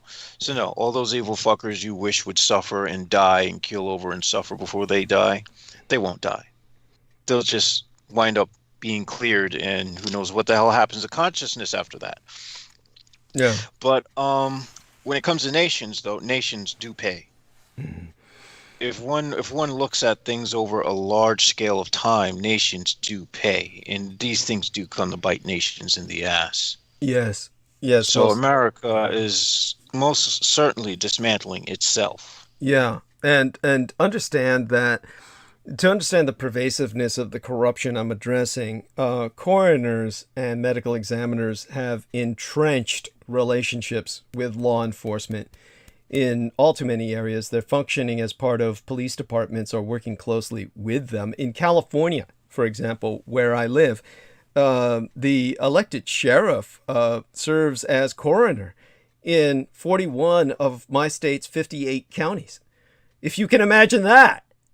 So several years ago, 2 pathologists resigned from the coroner's office in San Joaquin County here, citing interference by the sheriff with in-custody death reviews. I'm happy to say that sheriff denied those claims, but he lost re-election. Nevertheless, losing re-election is one thing. A man like that belongs in jail. So this is the horror of when I talk about white privilege, and then someone like David John West becomes a blood enemy and runs over to the Cult of Chaos to serve beside Ricky, what was it that I think Solomon Sheikh called him, Dickie Cunt Cole. You have a situation where, wow, your immortal soul you've consigned to nihilism, to literal annihilation, or the metaphysical annihilation in terms of your service to the nullity and the cancellation of the creation. This is what people are willing to go to in terms of self-sacrifice in the name of upholding some concept of white grievance. The thing is, they might not individually pay for it, but their ethnicity further down the line will. Well, they individually pay for it in terms of, well, people in that case, they individually pay for it simply in the sense of they're consumed by what they serve. And we already know, of course, without overdwelling on it, just by all the evidence that David John West is fucking his own daughter, who he was parading on his Facebook timeline, and as Amanda Ute said it best, making her look coquettish, and pinning the responsibility of her as kind of like a sexual trollop or tart, to make himself look innocent if he's ever caught. That's in his mind. He's trying to justify himself. Yeah. And this is the real horror of what it comes down to. Anyhow, I love you dearly, Jameson. Go get your sandwich. I'll start through the solicitation, and obviously, just let me know when you're back. Gotcha. Okay, thank you. And that was my other honorary son, Mr. Jameson Reese. Maintain him in thought and prayer, as well as Derek Talley, as well as, my sponsor, who I've got to start soliciting for, Mr. Ben Astenius. So, one among the creepiest true crime tours in America is the Tucson Murders' True Crime Tours. The Tucson Murders True Crime Tours provide a historic crime investigation into forgotten lost crimes in Tucson, Arizona. These small private tours are hosted by the Mr. Ben Baron Astenius, a true crime researcher and enthusiast, who will personally take us to real historic crime locations related to these crimes in Tucson. Relive these events and hear the untold stories behind the stories. The Baron Ben specializes in the seemingly ever-developing case of the late serial rape killer. Holy shit, did my call just disappear? Or Seagate backup? Okay, so that's my external hard drive. And so, as I was saying, relive these events and hear the untold stories behind the stories. The Baron Ben specializes in the seemingly ever-developing case of the late serial rape killer, Charles Howard Smitty Schmid Jr., alias the Pied Piper of Tucson, and Aftermath Tour. See theunfinishedman.com, where you can read excerpts from the yet-to-be-published work, The Unfinished Man, at theunfinishedman.com, along with reviewing scenes from his cinematic documentaries currently in production at theunfinishedman.com. But other cases, such as the strange case of Morris Brady, the Dr. George Marvin Tejardine case, and the Red Rapist are also within his repertoire, as in fact are all the crimes that shocked the Southwest throughout the 1960s, the very decade I myself entered this vale of tears. These devastating crimes stained a city so deeply they may never be removed. For tour information, contact the TucsonMurders.com. Spell Tucson as Tucson, Tucson, put the word "the" in front of it. That's the TucsonMurders.com, or telephone the Baron Ben personally to privately guide your tour at 1-520-323-3406. That's 1520-323-3406. Also, check out manofthesoil.com. And if you're in the Four Corners region, certainly within the state of Arizona, you can take advantage of the Baron Ben Astenius's 45 years of service to provide you the services in landscape design, consulting, paver, travertine, flagstone patios, artificial grass, decorative rock, driveways, walkways, lighting, drip irrigation. Yes, he brings the men in brown from over that great invisible Trump wall to provide yourself the greatest show on dirt. And his words. And you can find out all about it by, well, subscribing to his Man of the Soil YouTube channel. Yes, he has a YouTube channel. You'll know you're at the right channel when you see the young white girl, the blonde, with the nice set of pins and her racks bearing a t-shirt that reads Ace Hardware. And once you're there, you can regale yourself with the vision of the footage of Ben Astenius, the Baron Ben himself, racing his sprint car across the AstroTurf, which he recommends as the lawn you never have to water or mow. And you can, of course, find out more about Ben Astenius' services in terms of aesthetic by watching the aerial drone footage of his landscape architecture, as his men in brown do what the men in the white skins cannot do. And we use the term skin for avatars in cyberspace.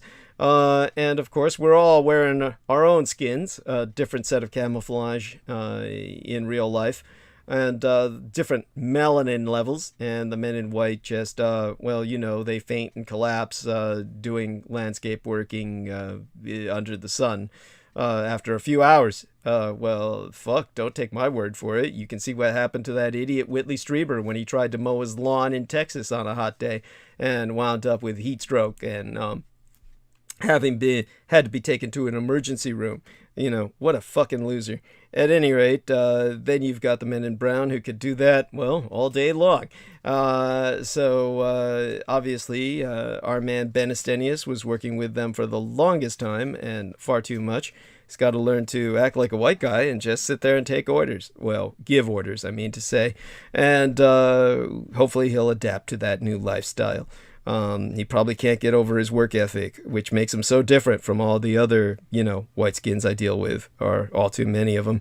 At any rate, you can call him to provide you the services you need so that you'll have something to look at while in your quarantine bubble, looking out at your property on all four sides, front, back, and, you know, all the way along the side of your residence. And have him provide you a much better environment in which to live and play. Yes, that would be 1-520/544-7743. Again, call Ben Astenius, the Man of the Soil, at 1520-544-7743. And there we are. So that takes care of that solicitation. And let me put his business card back. Okay, now I realize what I'm doing. Knocking on my external hard drive whenever I maneuver there. Gonna be picking up the soda and taking a look at that. Let's take a look in live stream and see what's up. And so let's take a look at the time we have left. All right, we've got about 6 hours left. Holy shit. Says, error, YouTube's not receiving enough video to maintain smooth streaming, and as such, viewers will experience buffering. Holy shit. Okay. How are we doing out there? Is everybody all right? I'm not quite sure what we're going to do about this. Open widget, and it's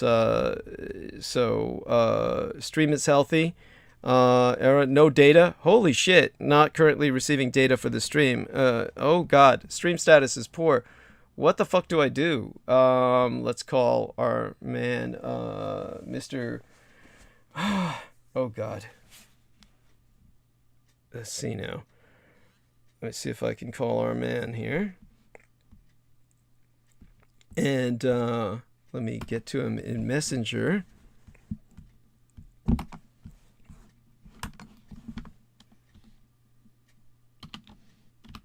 Okay. So hopefully everybody can hear me.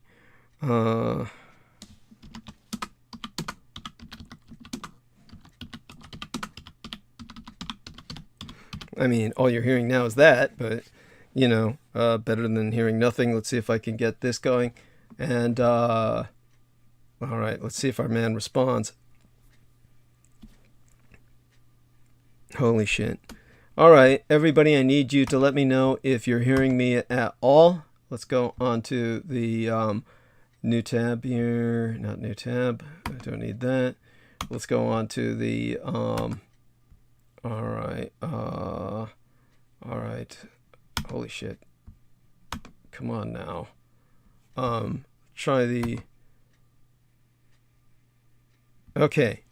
It's, I need someone to tell me anywhere. Put it into the thread here in live stream. Need people to enter into the chat, even a comment on the video. Let me know if you can hear me. Very important. Chris Collins says, screen went black and white, went black for a while, but now the picture's back. Never lost audio. Clickety clack, still audible. Oh, thank you, Chris Collins. I love you. Oh, God bless you. Oh my God. You know, honestly, so thankful to you. That's wonderful. I love my listeners. Now, how do I get back to analytics? How do I get out of this? I guess I renew it. Let's try and renew this and see if that happens with our page. Scary as hell to see what it was displaying.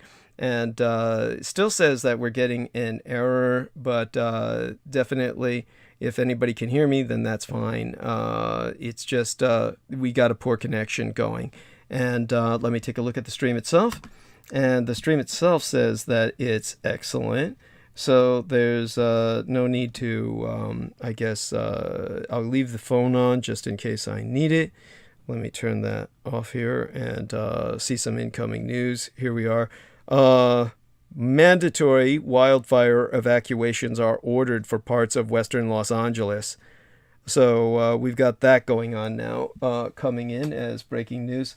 And so situation is such that that's concerning. Other than that, I'm in San Francisco, much further north. Still, as I've said, wildfire season is always bad. And for us, the wildfire season these days is practically all year long, thanks to global burning. And can't even call it global warming anymore. It's global burning. All right, so let me get started and get into analysis. For those of you who were listening earlier, I brought up the fact that it was Armed Forces Day weekend. And tomorrow will be what's called IDAHOBIT, as an acronym, IDAHOBIT, IDAHOBIT, which is the International Day Against Homophobia, Biphobia, Interphobia, and Transphobia. And so this is our Eve Day transmission. If you're on the East Coast, you're already into Idaho-bit Day, the day of the International Day as recognized by the United Nations and several nation states within the United Nations as member states. The International Day against homophobia, biphobia, interphobia, and transphobia. So welcome to that day. And I'll try to explain a little bit obligatorily about our National Armed Forces Day here in the United States. So that will help educate some people in that regard. Now, I'm getting some incoming flashes concerning the live stream, and hopefully everyone is able to hear me. By the way, Douglas Mark says, "Love you, Douglas. If you remember, I asked you to speak about the Book of Enoch and the 200 Watchers, angels. Your insight is valuable to my growth in the occult." Well, that's definitely appreciated. I might get to that sometime soon in the near future. Marky Milk said love, and that's wonderful. Thank you so much. I love you in return. And so Marcus Grick says, "Hey DD, how can I buy your physical copy of your book, but get it signed by yourself and Peter? Delivery to Australia is crazy expensive, so Peter tends to send me custom quotes for books." And I definitely don't know how we will get that to happen. That sounds like Peter would have to send me the copy. I would sign it and send it back to him, and then he would send it to you, probably. And and Marcus Crick says the delivery costs more or as much as the book. It's probably more, probably much more, actually. I get it. Then Marcus Griggs brings up, he says, "My mate has zero gain loss magnet motor for generators. I've watched it run his house for weeks at a time. Air cons, the air conditioners, TVs, the whole lot. Name is Ricky Venerman and now has global patents. Check it out at rvkineticmagnetics.com.au. Thank you. That would be .au would be in Australia. And Marky Milk says, "Douglas, you're killing me. Did you actually see that crap?" When I was talking about the dialysis. And Spartano Negative says, "Gross." Probably when I told about that woman who stepped on one of those packs that guy left lying around, one of his dialysis packs with all that crap inside of it. And Spartano Negative says, "Depends on the county. In Minnesota and Wisconsin, you label it bio-waste and throw it into the trash can, the dialysis packs." And he says even sharp objects label and throw it into the trash. By the way, Spartano Negative knows what he's talking about because he's involved with hazardous materials cleaning. So he's talking about the Sharps container, the places in Wisconsin and Minnesota that take used needles. Says, "We clean drug houses. We find lots of needles. You clean what you can, then the house gets raised, sent to the dump." Holy shit. And Global Enlightenment Radio Network Channel 2, which is Daryl Neely, says, "Hey Douglas, we really appreciate and love the great knowledge you are giving us. Thank God for you. Oh, God bless you." And Marky Milk was talking about acidic. So after that, we had a couple of people get into the chat who apparently were trolls. And then that wonderful Johan Dancing Gypsy came in and was talking for a while, and wonderful human being, and so glad she was there. Anyhow, so Chris Collins, God bless you with that. Let me try and get into the zone. So for those of you who are unfamiliar, it says we have an excellent connection now, thank the gods of my ancestors. And God knows what was going on there for a minute. Well, fortunately, it was just solicitation, so who the fuck cares, right? You know, important thing is to keep Ben Estenius in your thoughts and prayers, my sponsor there. The man known as the man of the soil. And with that, we've got 250 viewers in it as listed. And all of you have been kind enough to put the upvotes. God bless you so much. Anyone who hasn't, please do so. Always a good support against... by the way, we've got a large number, comparatively speaking, of downvotes tonight. About 4. which shows that I think that's probably a response to my promotion of the International Day against homophobia, biphobia, interphobia, and transphobia. So what does that tell you? That tells you the world is full of phobic people. That's what that would tell you. So this is far higher, far quicker than I usually get that number of, usually it's just one downvote, and it's, of course, the cultist Richard K. Cole Jr. When it gets above that, it's usually his other accounts, some of the other cultists. When you get 4, at that point, it's just a visceral reaction to the subject matter, and maybe a visceral reaction to my displaying solidarity with gay people with my earring on the right side of my head, which is whatever. At that point, what can you do? You're dealing with people who are beyond hope when it comes to communications. And, we'll tackle intersexism. Let's get the military out of the way first with the Armed Forces Day. So, yesterday was, if you're on the East Coast, the day before yesterday. We're an hour before midnight here on the Pacific. But yesterday was National Armed Forces Day, or the day before yesterday for everyone that's, east of the Rockies. Now, many nations around the world observe some kind of Armed Forces Day to honor their military forces. This day is not to be confused with Veterans Day or Memorial Day. Veterans Day is for those Americans who have survived America's wars. Memorial Day is for those Americans who have died fighting America's wars. Armed Forces Day is for Americans who are actively serving in America's wars because America is always at war.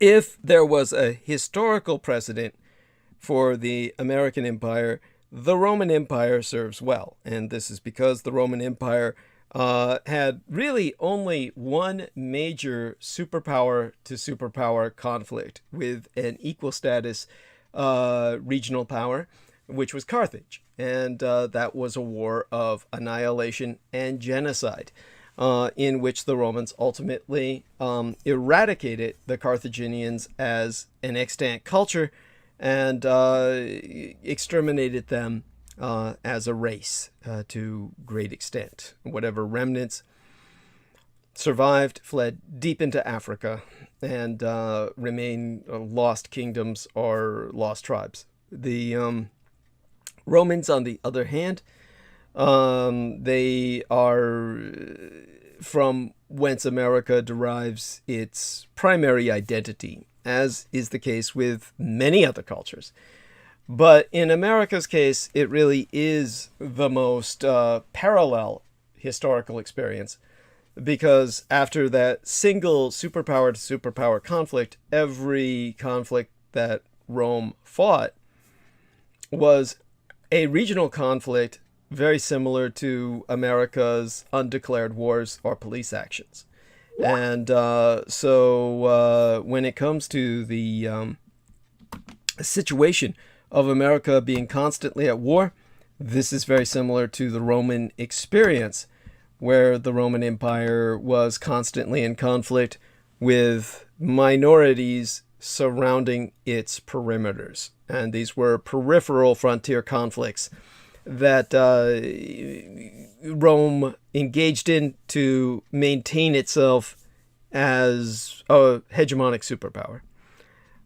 So America has been at that stage since World War II and is not able to engage in another superpower to superpower conflict ever since. So Rome, of course, was going to engage in another superpower conflict when Julius Caesar was going to take it to war with Iran, ancient Persia, or ancient Parthia, more accurately from the Roman perspective. And because he was assassinated, that did not happen.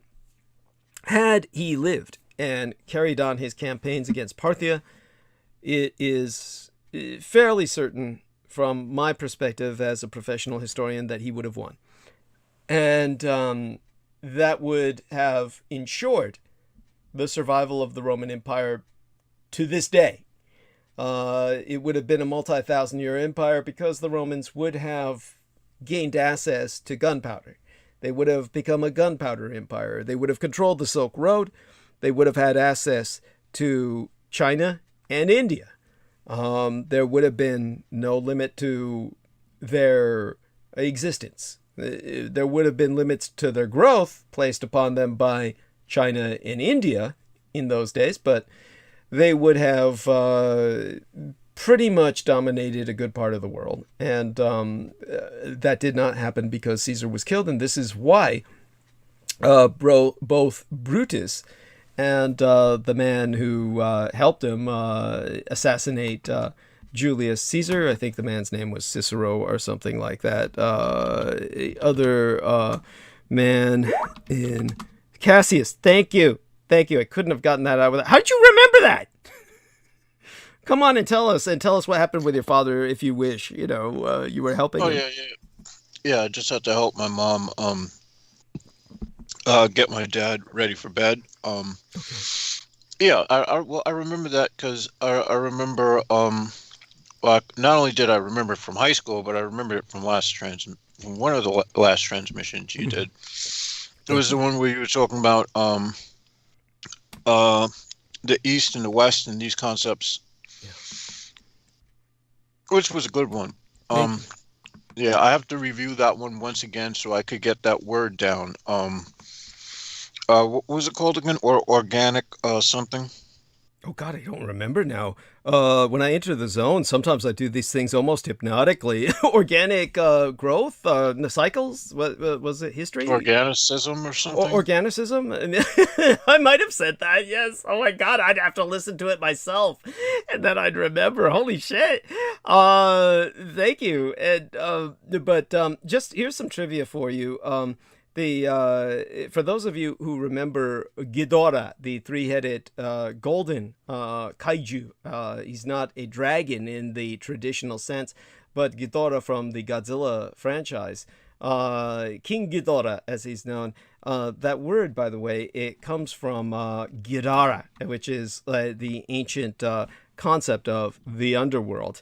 And so there was this one man who was a guardian of this girls' school.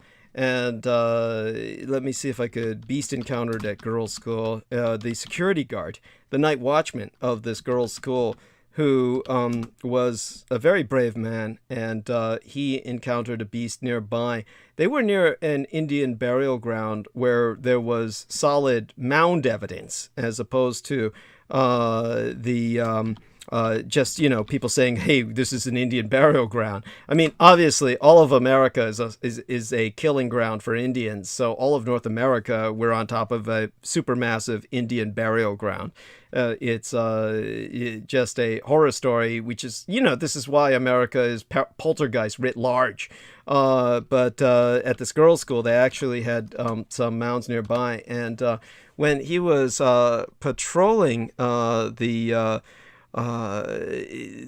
girls' school grounds is when he encountered this horrible looking beast that was covered in fur, and it was just it stood up and it said Girara, and that's the ancient term for the underworld.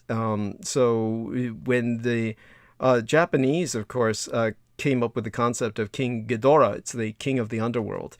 And so that's what he represents. And it's literally, you can encounter Ghidorah in the Bible. So let me see if I can look up Ghidorah Bible and see which. And it's not spelled in the same way as Ghidorah because that's a Japanization. But as for that cryptic encounter, the woman who covers it was the woman who wrote The Beast of Bray Road. And she describes that encounter in her book by that title. And so very fascinating encounter. And let me see. Instead, I'm getting more Monsterverse shit. But everybody, you know, if you do your own work on this, you'll find what I'm saying to be true. It'll probably take a lot of searching, actually, because now we've got the monsterverse dominating the fucking internet. So I'm getting stupid leads like Godzilla in the Bible, which is obviously they're conflating him with Leviathan, etc. And there's that wonderful childlike question, is Godzilla real? Which, you know, that's charming. And so there we have that. And I will move on. Let's and thank you to our wonderful Jameson Reese for remembering Cassius. So Gadara was inspired not only by that cryptic encounter that night watchman at that girls' school had in North America, but he was also inspired by the biblical references. He was also inspired by the what else was it? It was the Dante's Inferno. And Dante's Inferno had, of course, Lucifer himself, the fallen, or the infernal Satan, in Cocytus, the lowest level of Hades, in the ice, embedded in the ice, forever gnawing on three people. And those three people were, one was Judas, who had abetted the murder of Christ. He obviously didn't kill Christ himself, but since he was the betrayer of Christ, he's gnawed on forever in that fallen angel's central head. And the other two heads are gnawing on Brutus and Cassius. And so Dante recognized, along with all the Italians of his day, which is why what he said resonated immediately and throughout Italy. What he was essentially saying was that Julius Caesar's murder was on par with Christ, and two of the people involved in the conspiracy to kill Julius Caesar were in the mouths of Satan, and the man who betrayed Christ was in the central mouth. But everybody knew that when Caesar was murdered, the fall of Rome was inevitable, and that it was the death sentence for the eternal empire. Rome, of course, maintains the name of the eternal city in the sense that it became the home of the church. But there you have that, and hopefully that puts that in some perspective for people, the enormity of the forces of history and exactly what actions people do and how they impact us all through the ages. Now, the Armed Forces Day that was on Saturday this year is always hard to keep track of, and most people have no idea that it exists or is an official holiday, even though nobody gets the day off. This was meant to be a very big part of American culture. For some reason, it has not become a big part of American culture. Of course, I can tell you why. They ended the draft.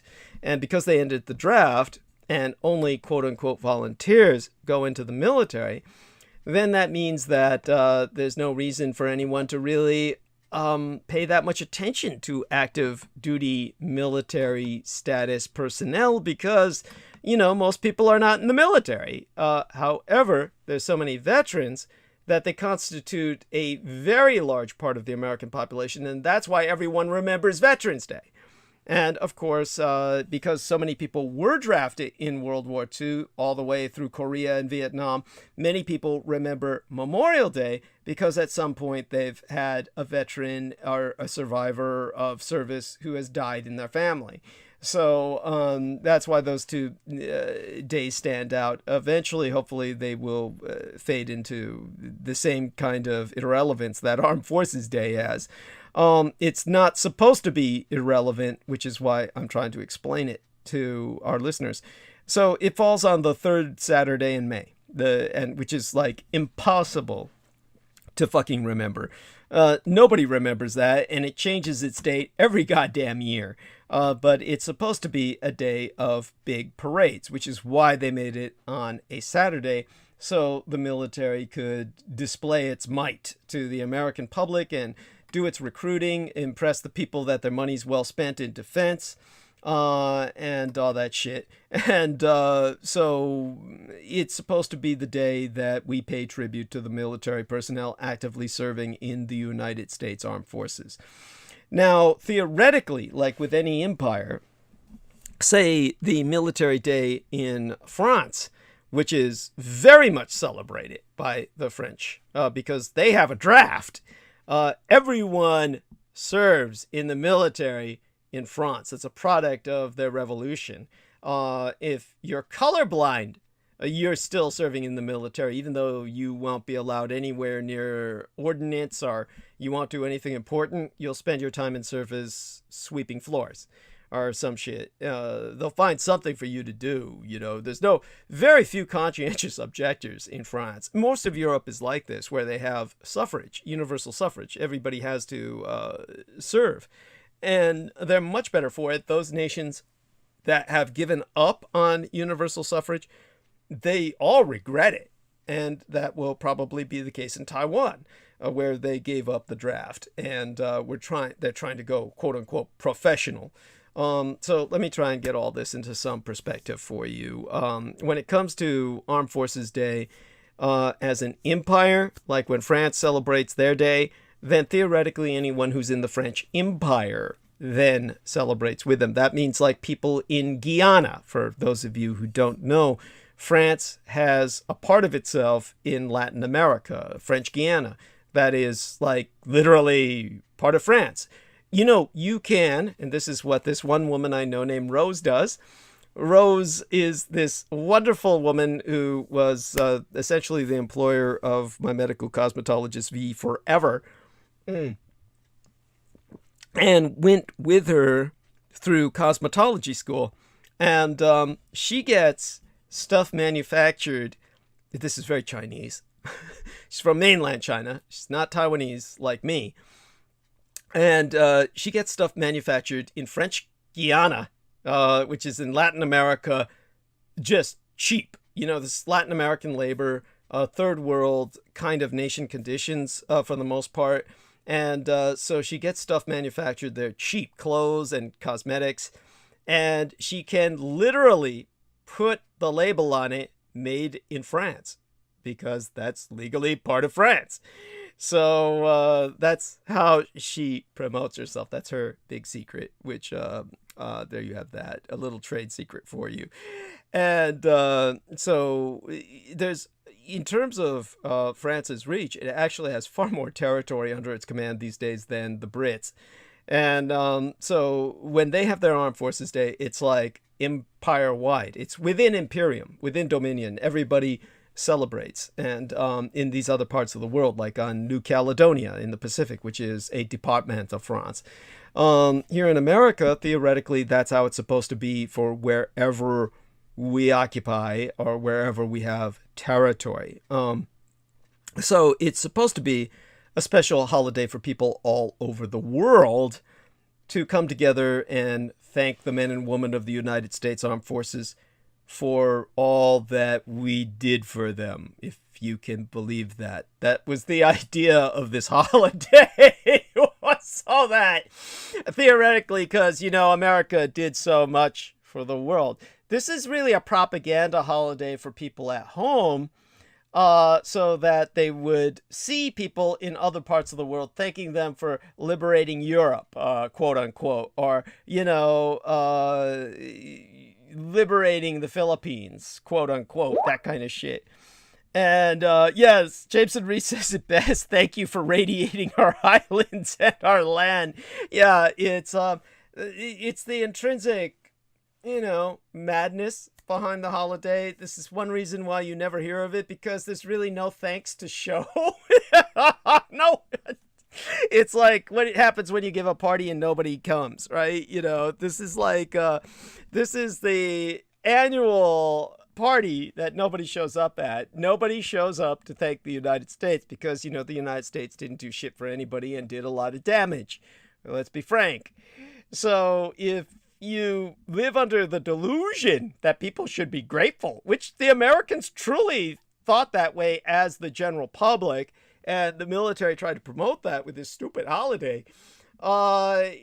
Anyhow, for those of you, yeah, Americans do unconsciously know they're pieces of shit. That's from Jameson Reese, and I can only agree. So to put this into perspective, this was first conceived by Harry Truman. And the holiday was established in 1949 while we were still legally at war with the Japanese Empire. And of course, still today with the Thousand Year Reich in exile. So World War II was still ongoing, and he felt this was needed as a morale booster. And there were enough collaborators with the Yankees in various places like the Philippines at that time, and some of these Pacific islands where they didn't know any better. And that sounds incredibly offensive on my part. To say something like that sounds pretentious, but they'll tell you that. They'll tell you that they didn't know any better. There's still a lot like that on places like the Marianas, what I call the coconut Yanks. These are like, truly island shitheads in places like that. They're not that way where all the damage was done on the Bikini Atoll Islands of the Marshall Islands. The Marshallese are not like that because they've been nuked to hell and back. So the Marianas Islanders, however, are just out and out, want to be white so bad they can fucking taste it. So they're coconut niggers who just basically will lick American ass. They're not that way on Guam, where they're fucking sick to death of the Americans and the American presence. And we'll see what ultimately happens on Guam. It can go either way, because for those of you who don't know, that's the evacuation destination for the American government in the event of the collapse of the American government on the mainland of the United States. It's not Hawaii, it's fucking Guam, where the capital would be resettled. At any rate, the creation of a single day for the celebration of all 7 branches of the United States military. And there's 7 branches, for those of you who don't know, that are officially recognized for public consumption. There is an 8th branch at least, a 9th now that we have a fucking Space Force. But don't forget that we have a Surgeon General. That is a military fucking rank. And the people involved with the Surgeon General wear military uniforms. They are required to salute. They were created as a branch. Yes, Jameson's saying, are you shitting me? 9, holy shit. Yes, unfucking believable. But the Surgeon General was definitely created to wage biological war, that whole department, and they waged it in World War I, and they waged it and failed in World War II. And they're meant to be part of our front line of defense, and they are, this is where you get the term Surgeon General, and yet they failed us miserably throughout the pandemic. So they're obviously a department, a service branch that, you talk about a failure in service. Just look at the branch of the Surgeon General. You never even heard of the son of a bitch throughout the pandemic.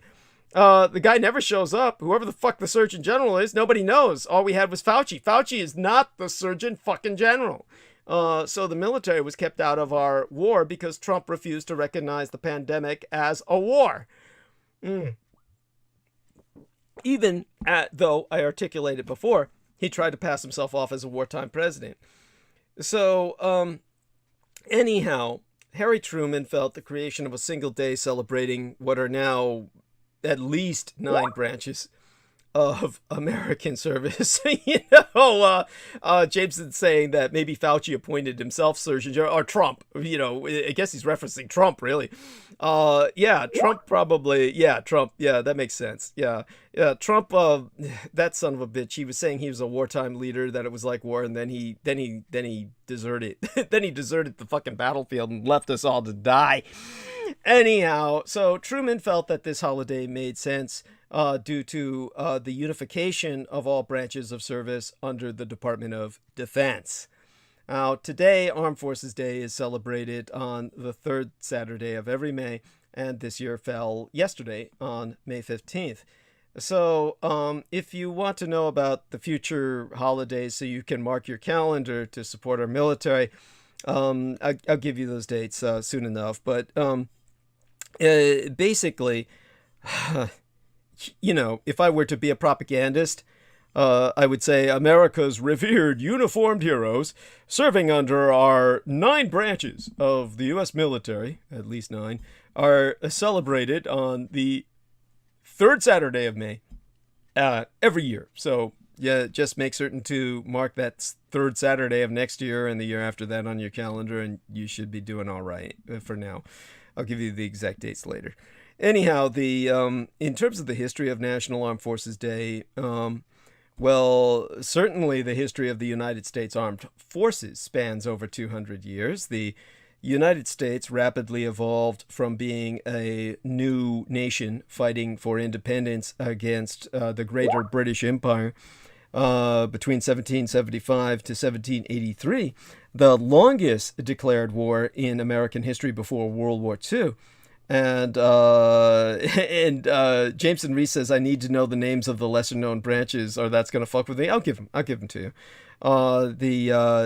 But in terms of after the American Revolutionary War of Independence, which was 8 long years, that was the equivalent to how most Europeans view World War II. Most Europeans view World War II as 1939 to 1945. So we're talking about 9 years. Really, that's the equivalent of the American Revolutionary War of Independence for Americans. And it was also a civil war because it was loyalist Americans, loyal to the crown, fighting traitors, and royal Americans fighting Republican Americans. And we went from that, the longest declared war in American history before World War II, the American Revolutionary War of Independence, to fighting in the landmark American Civil War between the states from 1861 to 1865. And of course, these armed services went on to prove their valor and strength during World War II, right? Because everybody skips over World War I because they used a bioweapon to win that shit. And finally emerging as a world superpower towards the end of the 20th century. As our United States Armed Forces comprise what you know of as the Army, the Air Force, the Navy, the Marine Corps, and those of you with a bit of a sharper bent of mind will know about the Coast Guard. But also, in terms of the other branches of service, there is the National Guard and the National Air Guard. So that's 6, 7, 8 right there. And then you have, as I said, the Office of the Surgeon General, which is 9. So that's at least 9 branches of service. Of course, if I had my way, we would have a 10th branch of service that would be a security for our airplanes. So the Air Force, not the Air Force, but you know, it would be for our civilian airlines, but a security force that would be militarized along the lines of the Coast Guard. Instead, what we've got is the Space Force. So we now have 10 branches. Count them. 10 fucking branches of military service in the United States. Unfucking believable. It takes 2 hands to count them. There's no nation on earth this militarized with comparatively as few people in the population participating in service. Yes,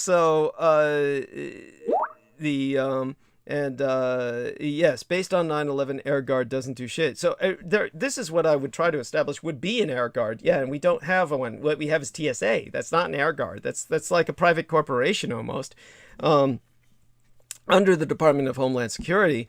And so they're this weird ass kind of in between private corporation. It's like the U.S. Post Office. It's like they're government, but you know they act with the impunity of government. They steal everything they can. They're basically a force for plundering the public. It's like public highwaymen and shit.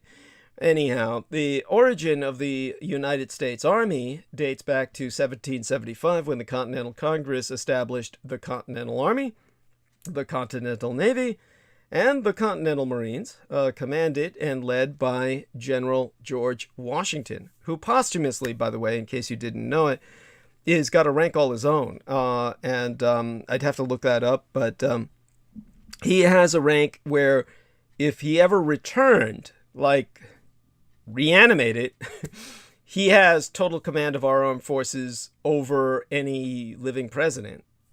Just so you know that. for those of you who don't know how freaky the Freemasons really are. So I don't even know if our man Salman Sheikh knows that, because, you know, as he himself said, there are Masons and there are Masons. So, you know, he is, after all, not white. So, anyhow, General Washington's got his own specific rank, you know, just this side of God in the eyes of the Freemasons. So his newly assembled military force fought the British during the American Revolutionary War with French soldiers by our side, leading to the Treaty of Paris and our independence. So for those of you who don't know, it was the French who won us our goddamn war. Yet everybody remembers the British as our great indispensable ally, but it was the French. Our real allies are the fucking French, who helped us beat the British. If you really were serious about, you know, working with the world around you, instead of living in some freaky world that has no right to exist, where Americans are reading the British King James Bible instead of that Bible which the puritanical pilgrims came to Plymouth Rock with, the Geneva Bible. Anyhow, in 1789, the new Constitution delegated the president as the executive commander-in-chief of the military, with the authority to create laws, levy taxes, and declare war. This is why if George Washington were to reanimate and walk out of his crypt tomorrow, he would take over the military from any president, because he was in charge of the military before presidents were put in charge of the military. So it was after George Washington and his War of Independence that other presidents got that power. So he holds power above them. It's just so you know, if you ever had to question rank. Anyhow, ever since its formation, the primary responsibility of the Army Division of the Armed Forces is to fight battles on land and deploy the military for takeover of other countries or the United States. And the United States Army Corps of Engineers mainly controls the rivers of inland America, in case you didn't know it. Not the Navy, not the Coast Guard. So, for that reason, technically, the United States Army has the largest navy in the world, comprised of hella riverboats. We have actually inflatable fucking little dinghy rafts and shit, you know, combined together with riverboats and all the rest. The great example of what those things look like, look at the Monitor. Remember the Monitor versus the Merrimack, and the Monitor was all flat? That's a riverboat, people. That's not meant for high seas combat. As a matter of fact, many of those Monitor ships sank in high seas when they tried to deploy them in any naval capacity outside of the rivers. So that's what a river warboat looks like. Something along those lines. A modern version would not be all that different. So following the war against the British Army, the U.S. Army was still relatively small and operating in peacetime. And, of course, none of that really ever changed until the 1940s, when the Air Force became a completely separate unit outside of the Army Air Forces. So in 1947, that great year of Roswell, control of the U.S. Army switched over from the War Department to the Defense Department, because the Japanese at that point put it into effect that the Americans could never wage war again. So there you have that. And now, the major wars that the U.S. Army participated in were the Indian Wars of the 1790s, the War of 1812, the American Civil War in 1861, the Spanish-American War of 1898, World Wars I and II in 1917 and 1941, respectively, the Korean War in 1950, and the Vietnam War in 1965. The U.S. military also took part in the Gulf War in 1991 and the war in Afghanistan. Now, as of 2019, the Armed Forces of America fell under the command of the Department of Defense, and the Coast Guard fell separately into the chain of command wherein it is authorized by the Department of Homeland Security. Albeit still a branch of the military, they have the privilege of not operating under the Department of Defense, making them your ally, theoretically, in the event of a military takeover of our United States, which is what John F. Kennedy feared and what ultimately happened.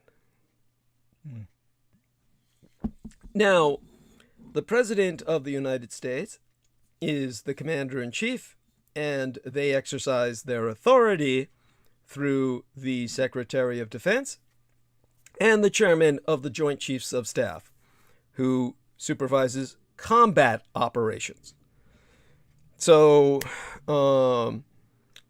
it was on August 31st of 1949 that Armed Forces Day was created, when the United States Secretary of Defense, Lewis Johnson, announced a single holiday to celebrate all branches of the military. Because, in 1947, the Air Force was pushing for an Air Force Day, which is still in effect, but nobody celebrates it.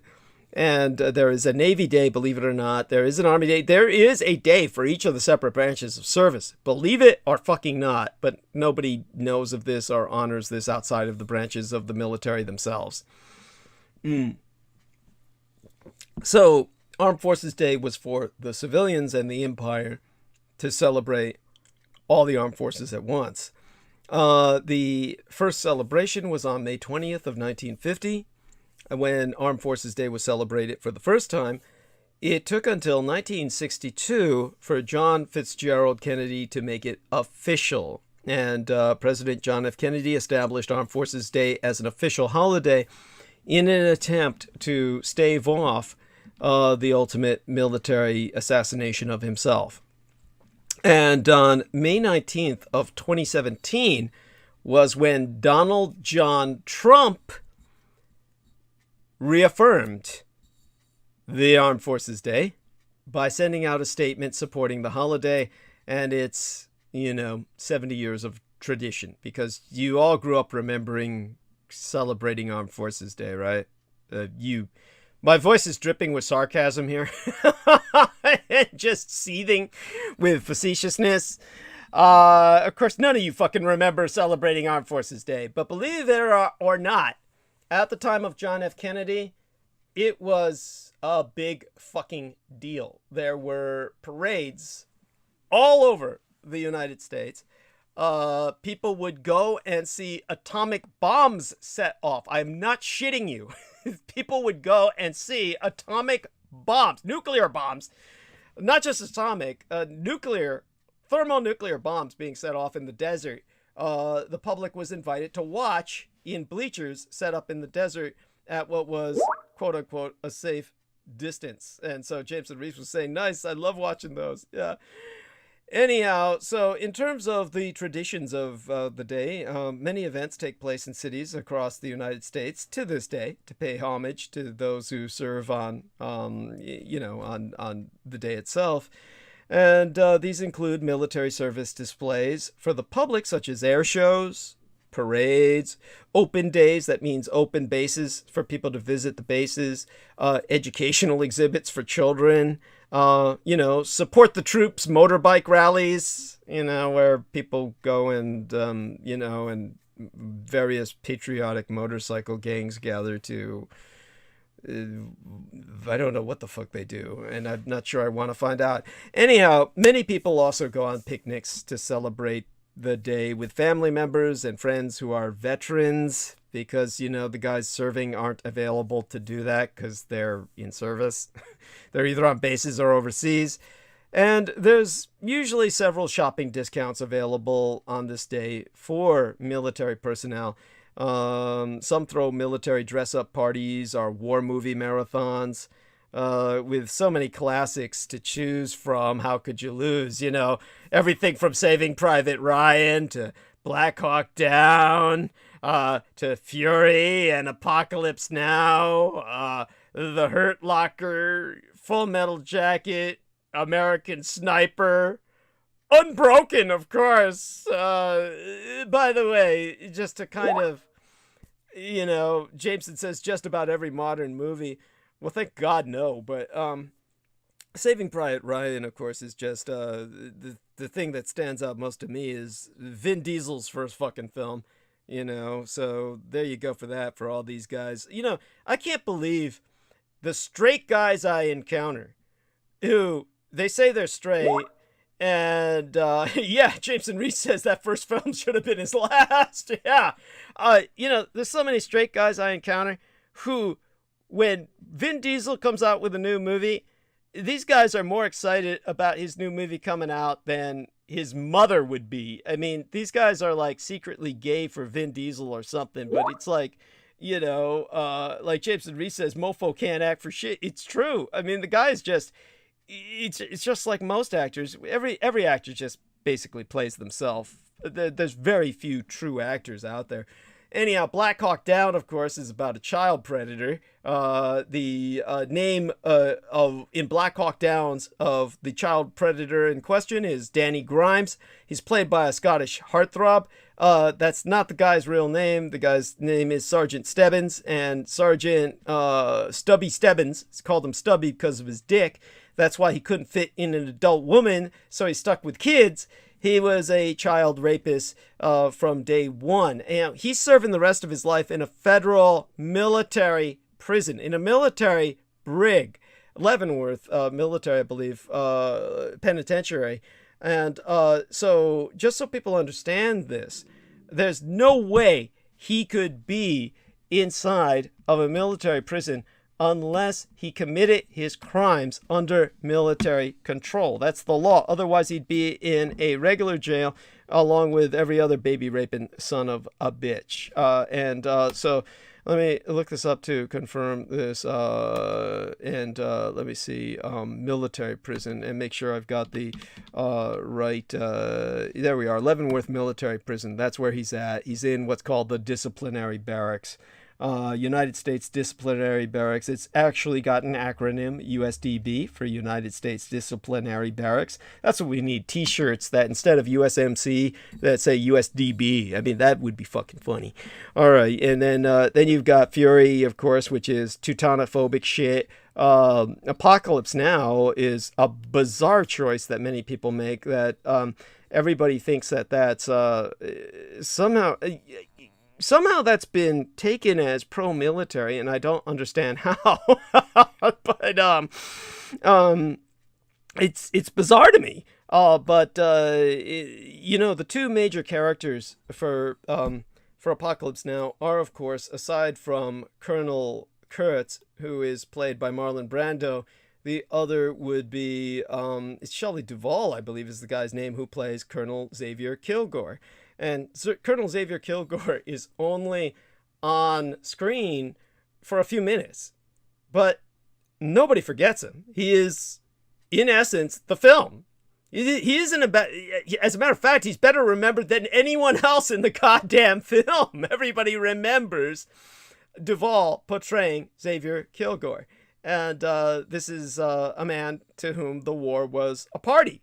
And he just never wanted it to end, as opposed to the quote-unquote villain who was trying to bring the war to an end by any means necessary. He didn't care what it took, and this is why his means became unacceptable to the U.S. military. And oh my God, so Gigi Pivnik is saying goodnight, you know, so good night to her. Oh my God, what a lovely lady. And she's so kind, and honestly, so glad she's out there. Kisses to you, honey, if you're listening. And just trying to respond with something appropriate to her. And obviously we've got so many images out there And I have to be careful not to send a pornographic one from my files. I'm trying to find something appropriate, some flowers to send her inside of the message box. So give me a second while I do that, everybody. And, thank you for your patience while I rave through the various vicissitudes of the madness behind this holiday. But in terms of these different movies that I'm kind of like going over, this is obviously an indulgence on my part, but what the fuck? It's not like you're going anywhere, right? If you're listening to me, you listen to me for just these reasons. And as in terms of the Hurt Locker, that is what it is. I think that many military veterans who work with explosives will tell you that technically the film is way off. You're watching movies like this not for any military accuracy, not any of them, not even Apocalypse Now. Apocalypse Now is metaphor. You don't go surfing in a fucking firefight. The reason people remember Kilgore is because he does just that. Okay, no one would do that. So it's surfing, yes. During a firefight, no. It's just something that people have to always keep in perspective, is that you have to take these movies in context of what they are. And they are, of course, meant to be entertaining. And, okay, so getting some more friend requests here. And, thank God we didn't have anybody trying to call me tonight, so at least we were spared that. Though I had a bunch of people. You know what is fucking strange? When I did drag, and I came out as a short-haired blonde, I suddenly had all these private messages sent to me from all these Arab guys who just wanted a piece of my ass. And I don't know if any of these guys realizes I'm a boy. Maybe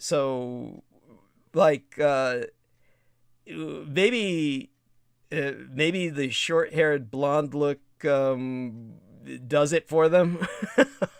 I guess. I don't get that many people contacting me in the private messages asking me for a piece of my ass when I'm dressed in Oriental garb or dragging out Oriental fashion. So why they're all responding to that is beyond me.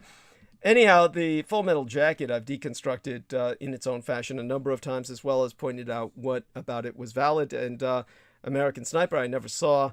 Unbroken, of course, would be my favorite only in terms of the category of the very effeminate Japanese prison camp commander. And that, of course, is meant to just outrage Americans, to enrage them with his femininity. And so I can certainly relate.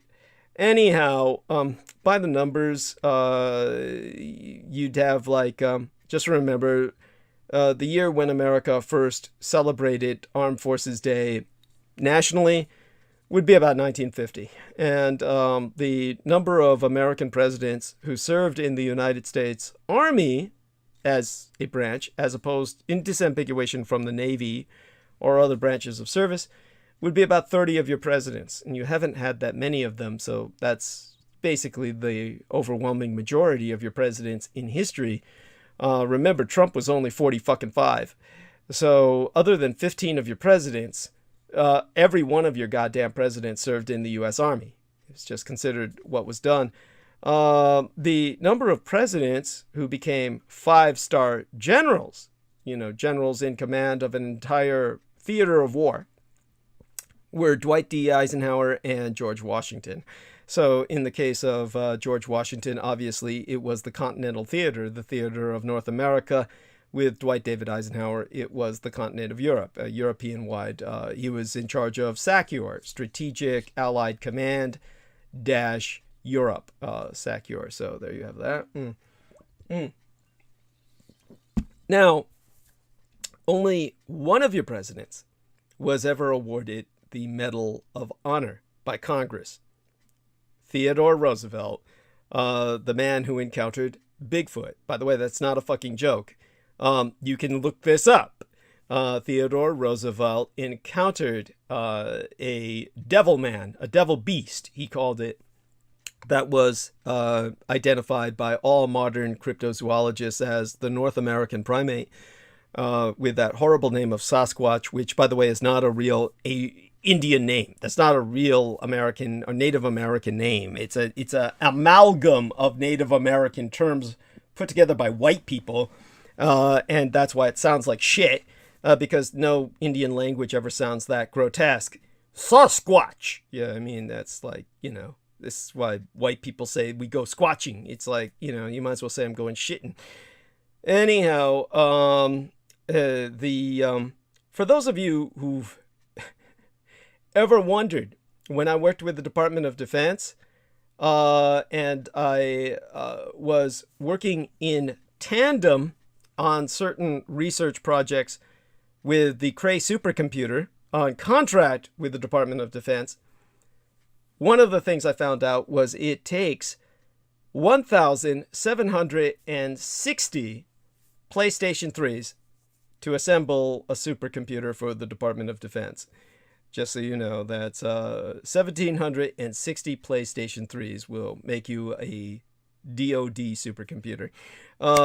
Anyhow, for those of you who didn't know, the Department of Defense outright fucking owns 30 million acres of land.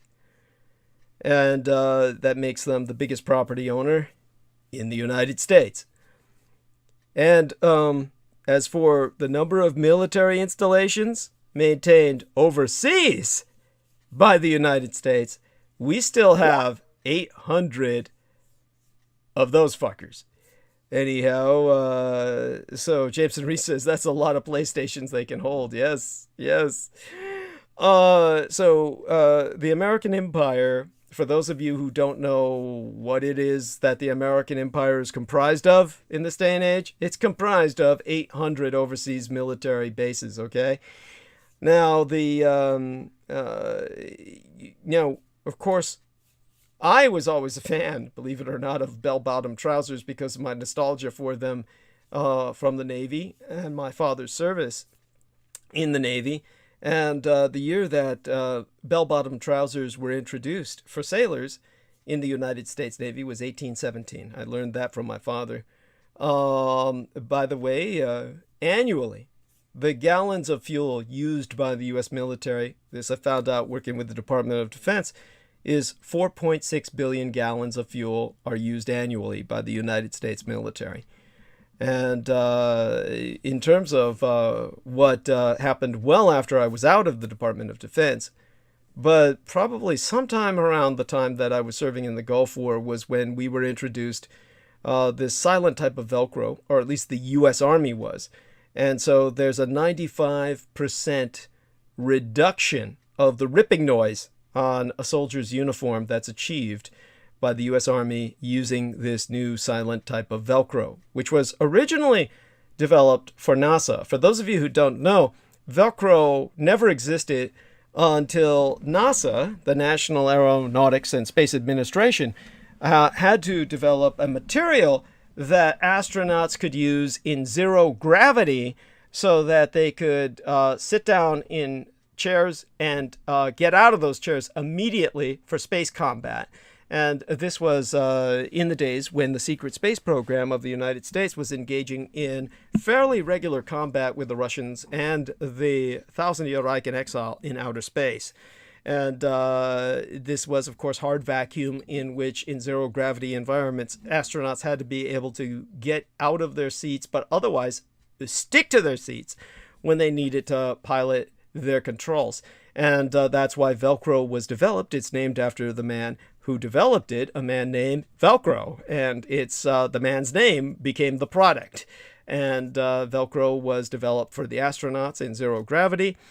Did not exist until space combat necessitated its invention. And now the noise problem, which was not an issue in space, because, in space nobody can hear you rip in any way that you can imagine, except in the environment where there's atmosphere, which will not be outside of the craft. Now you can't hear soldiers in the field when they rip their Velcro. At any rate, in terms of the branches of armed service, again, because I've gotten some more communications from listeners about that, at this point in history, the Army, the Marine Corps, the Navy, the Air Force, the Space Force, and the Coast Guard are considered the main armed forces of the United States, but the Army National Guard and the Air National Guard are reserve components of these services, and they operate in part under state authority. Army National Guard and Air National Guard. So altogether, that is 8 branches of service right there, plus the, as I said, the Office of the Surgeon General. So let me see: Army, Navy, Air Force, Marine Corps, Coast Guard, Army National Guard, Air National Guard, the Office of the Surgeon General, and the Space Force. There's something else I'm missing because I know that there was 10. But, you know, that's 9 right there again because people are still asking me about that. In terms of the, differences between the days, again, people are asking me about Armed Forces Day, Veterans Day, Memorial Day. Just think of it this way. Memorial Day is memoriam. It's for the dead. Veterans Day, veterans. That means the people who are no longer serving. They're like bums now and they live off welfare called pensions and, VA disability checks. And armed forces are those in active service who are, striving to become useless veterans who leech and live off your tax dollar the rest of their lives, like all the veterans do. Now, some people are asking me, how would you observe National Armed Forces Day? All right, well, traditionally, people would go to a parade. So National Armed Forces Day was traditionally celebrated with parades honoring military service. Like I said, open houses, which would mean like open bases. So people could go on the base, take a look at what's on the base, to degree the open areas. Obviously, there would be closed areas you wouldn't be allowed to go in, supposedly. That's the way it should work. There's air shows, of course. Usually there's other local celebrations that have tended to dominate more recently in the postmodern age, ever since the end of the draft. And these usually accompany local parades. So there's numerous local parades across the United States. There's sure to be one near you once COVID is over. And you could visit a public military display. The military or government personnel will routinely set up historical or educational displays for the public.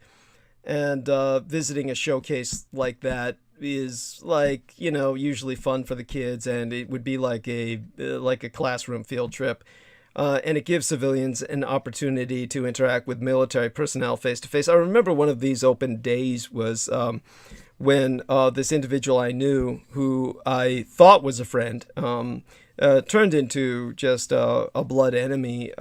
His name was David Smith, and this idiot got himself injured on one of those days.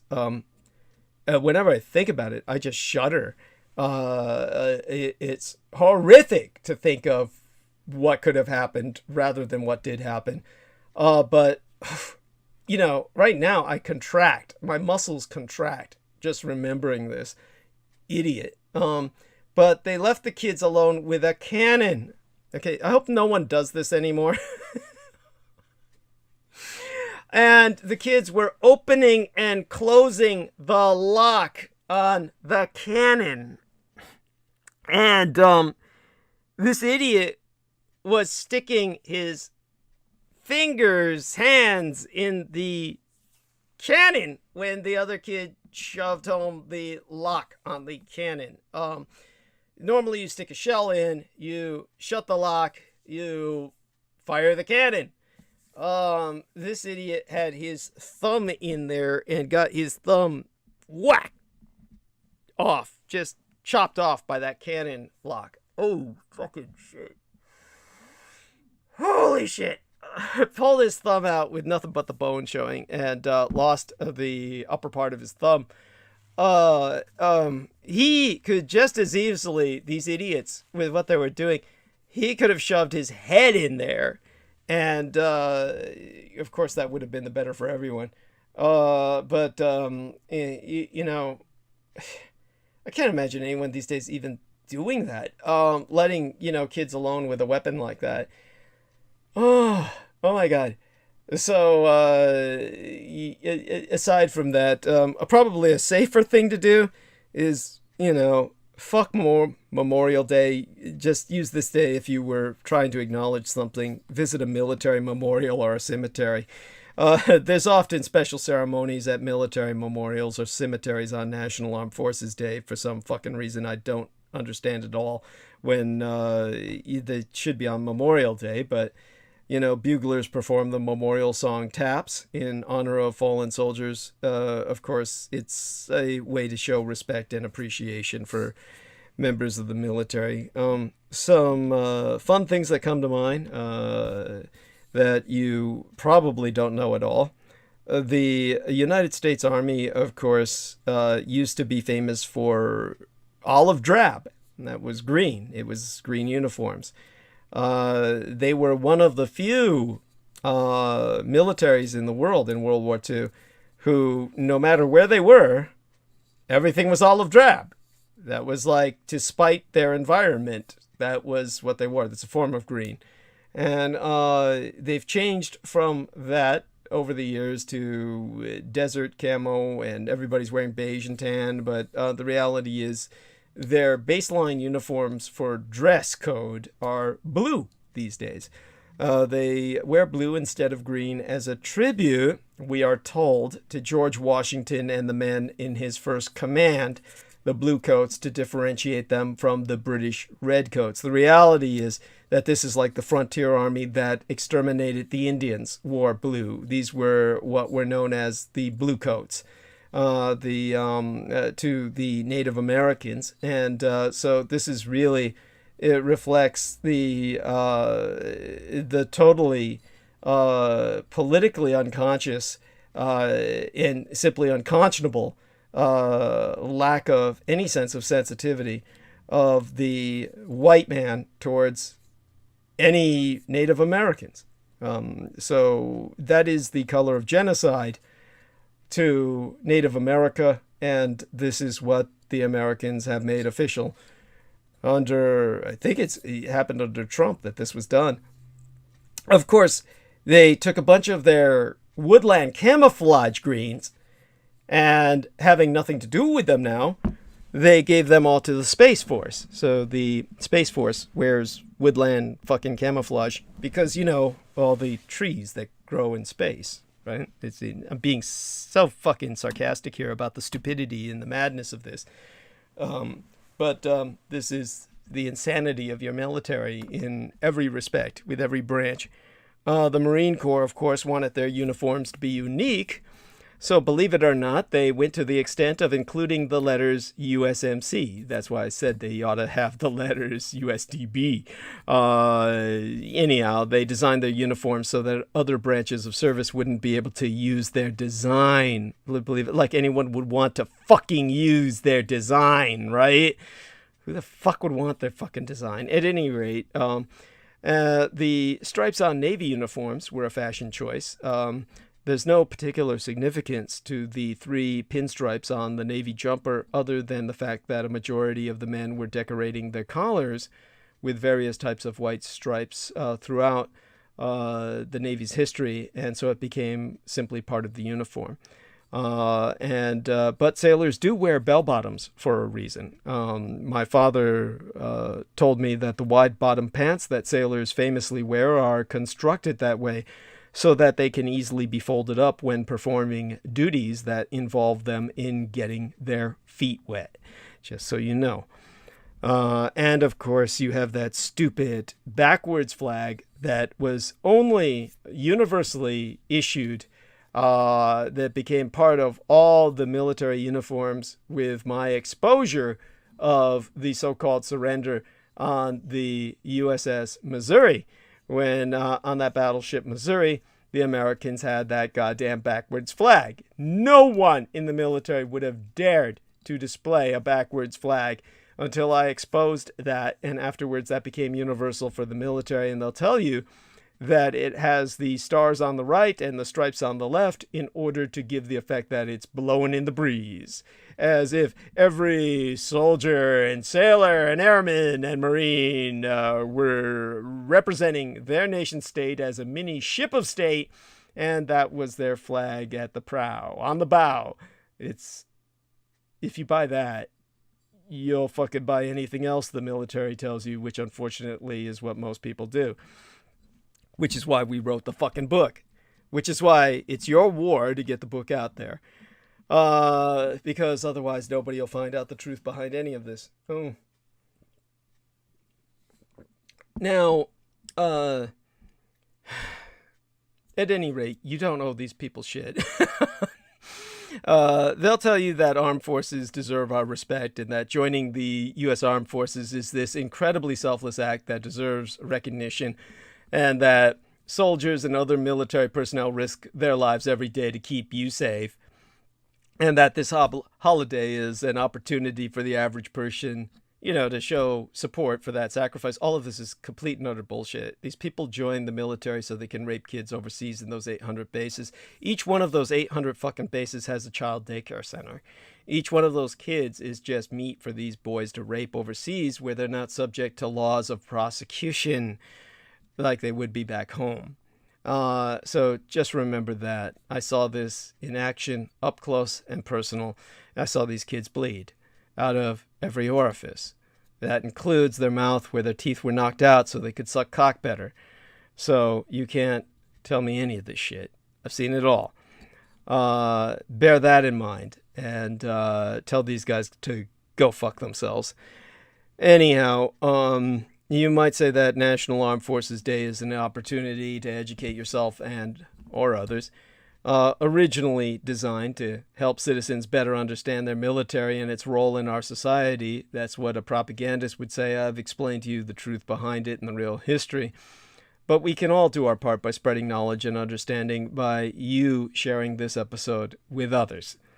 And of course, it's for all branches of the military when the holiday does happen. Including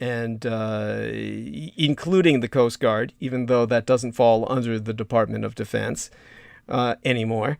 It's originally was meant to replace all of those separate branch appreciation holidays. These are all also still celebrated today by people in those separate services and their families, theoretically. Nobody really gives a shit about any of these things. And the only thing anybody remembers is Veterans Day and Memorial Day, particularly because some of those days are a day off. As for next year, 2022, Saturday, the third Saturday in May will be May 21st. The third Saturday in May for the year after that, 2023, will be May 20th.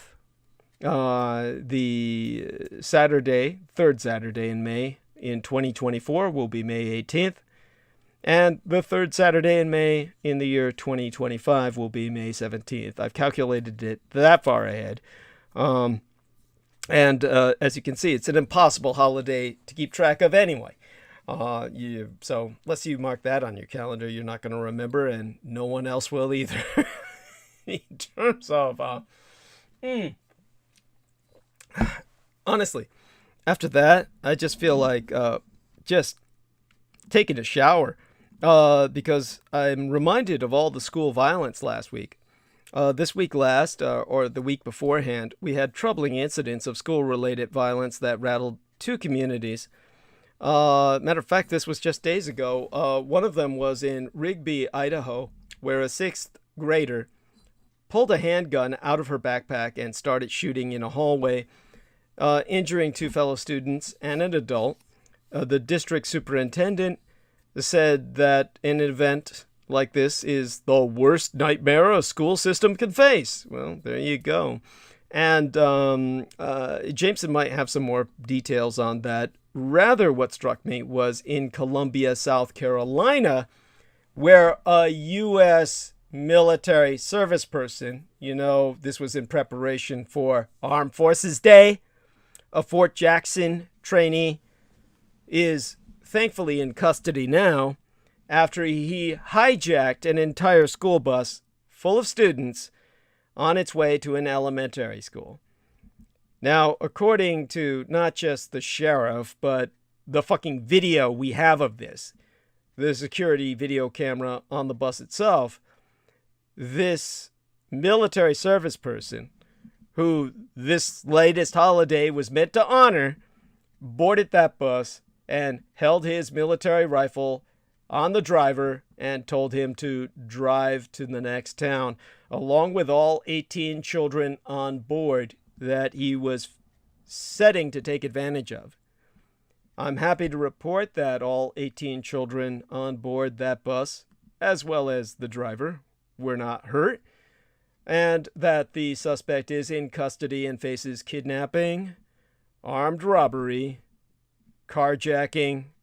Well, you can imagine all the other charges. I mean, it's just going to pile up. This guy hopefully will be involved in litigation for the rest of his life, along with imprisonment.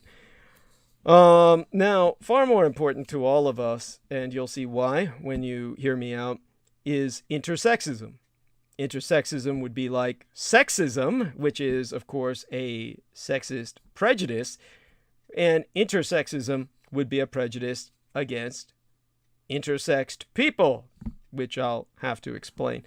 What I'm going to do is ask our man Jameson to take over for a few minutes while I refresh myself and just rinse my mouth out after speaking about the military, because, of course, you know, that just literally makes me sick to even speak of it. Bizarre HD, that's our man George Knight, says, much love, Douglas, much love in return, our noble knight. Oh, we got another thumbs down now, 5 thumbs down.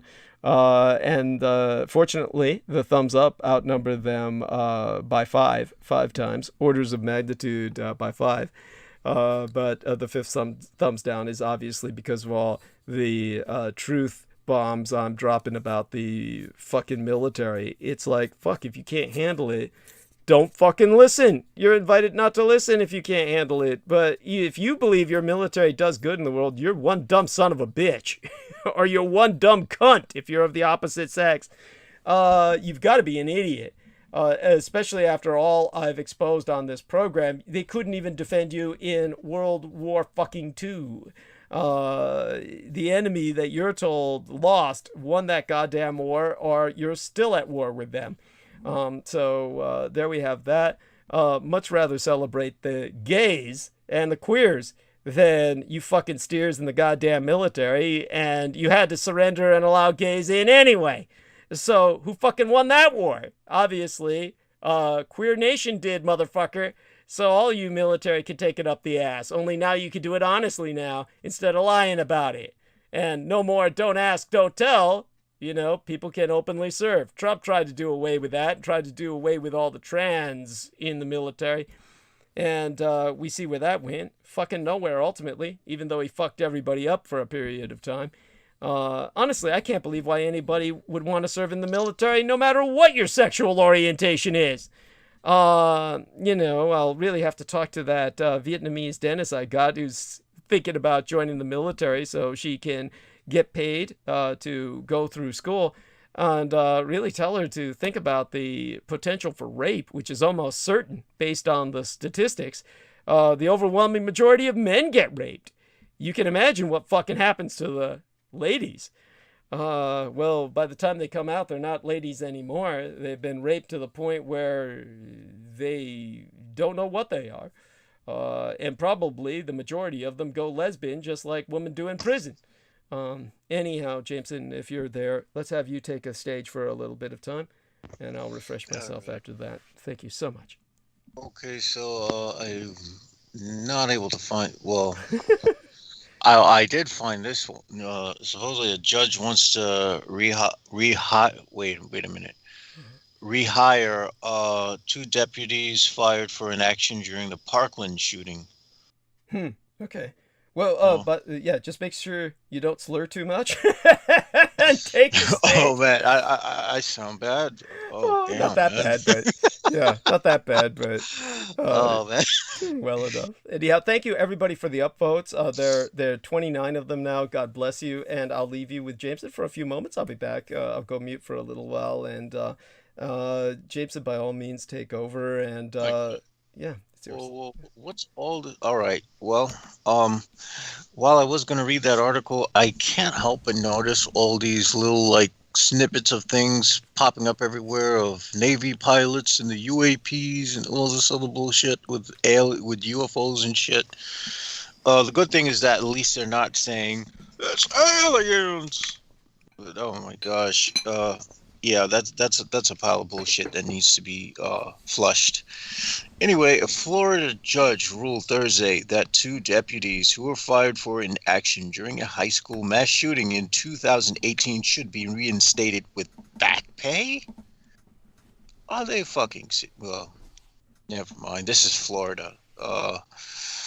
Yeah, I guess those genetically engineered mosquitoes then backfired on them or something.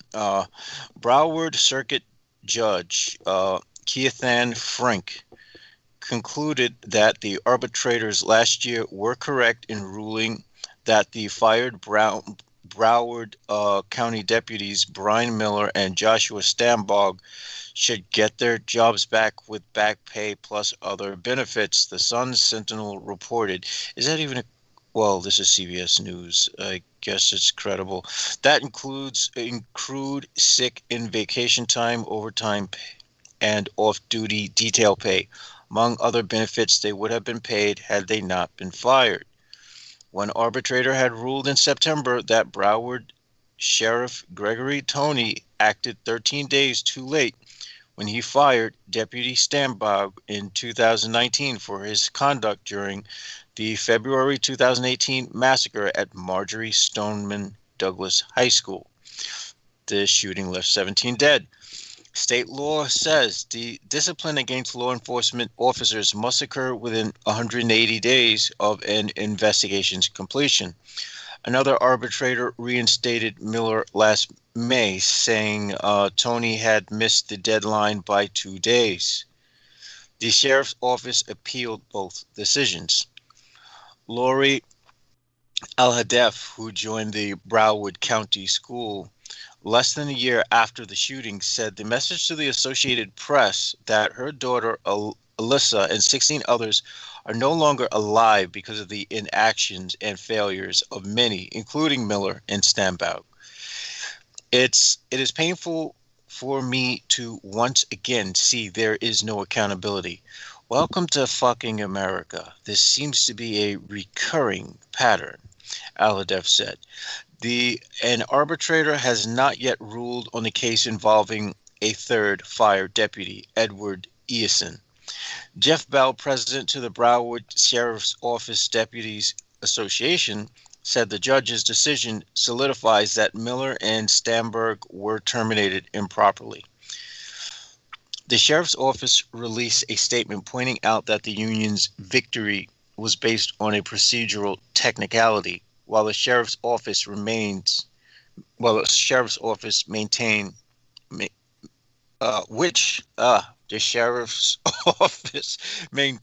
was wrongly decided.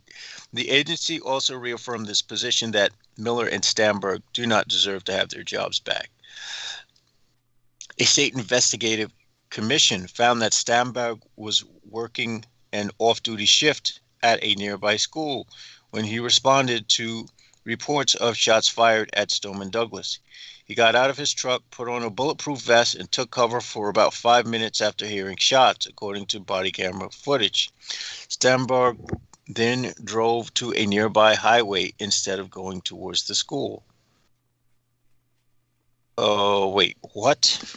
Let me reread that. He got out of his truck, put on his bulletproof vest, took cover for about 5 minutes after hearing shots, and then drove to a nearby highway instead of going towards the school. I guess he said, fuck this shit, I am out of here. Easton ran the other way as gunfire continued, then spent time putting on his bulletproof vest and body camera while the carnage continued, investigators said. Easton was faulted for not writing an official report after receiving a tip in February 2016 that their shooting suspect, Nicholas Cruz, was making threats on social media to shoot up a school.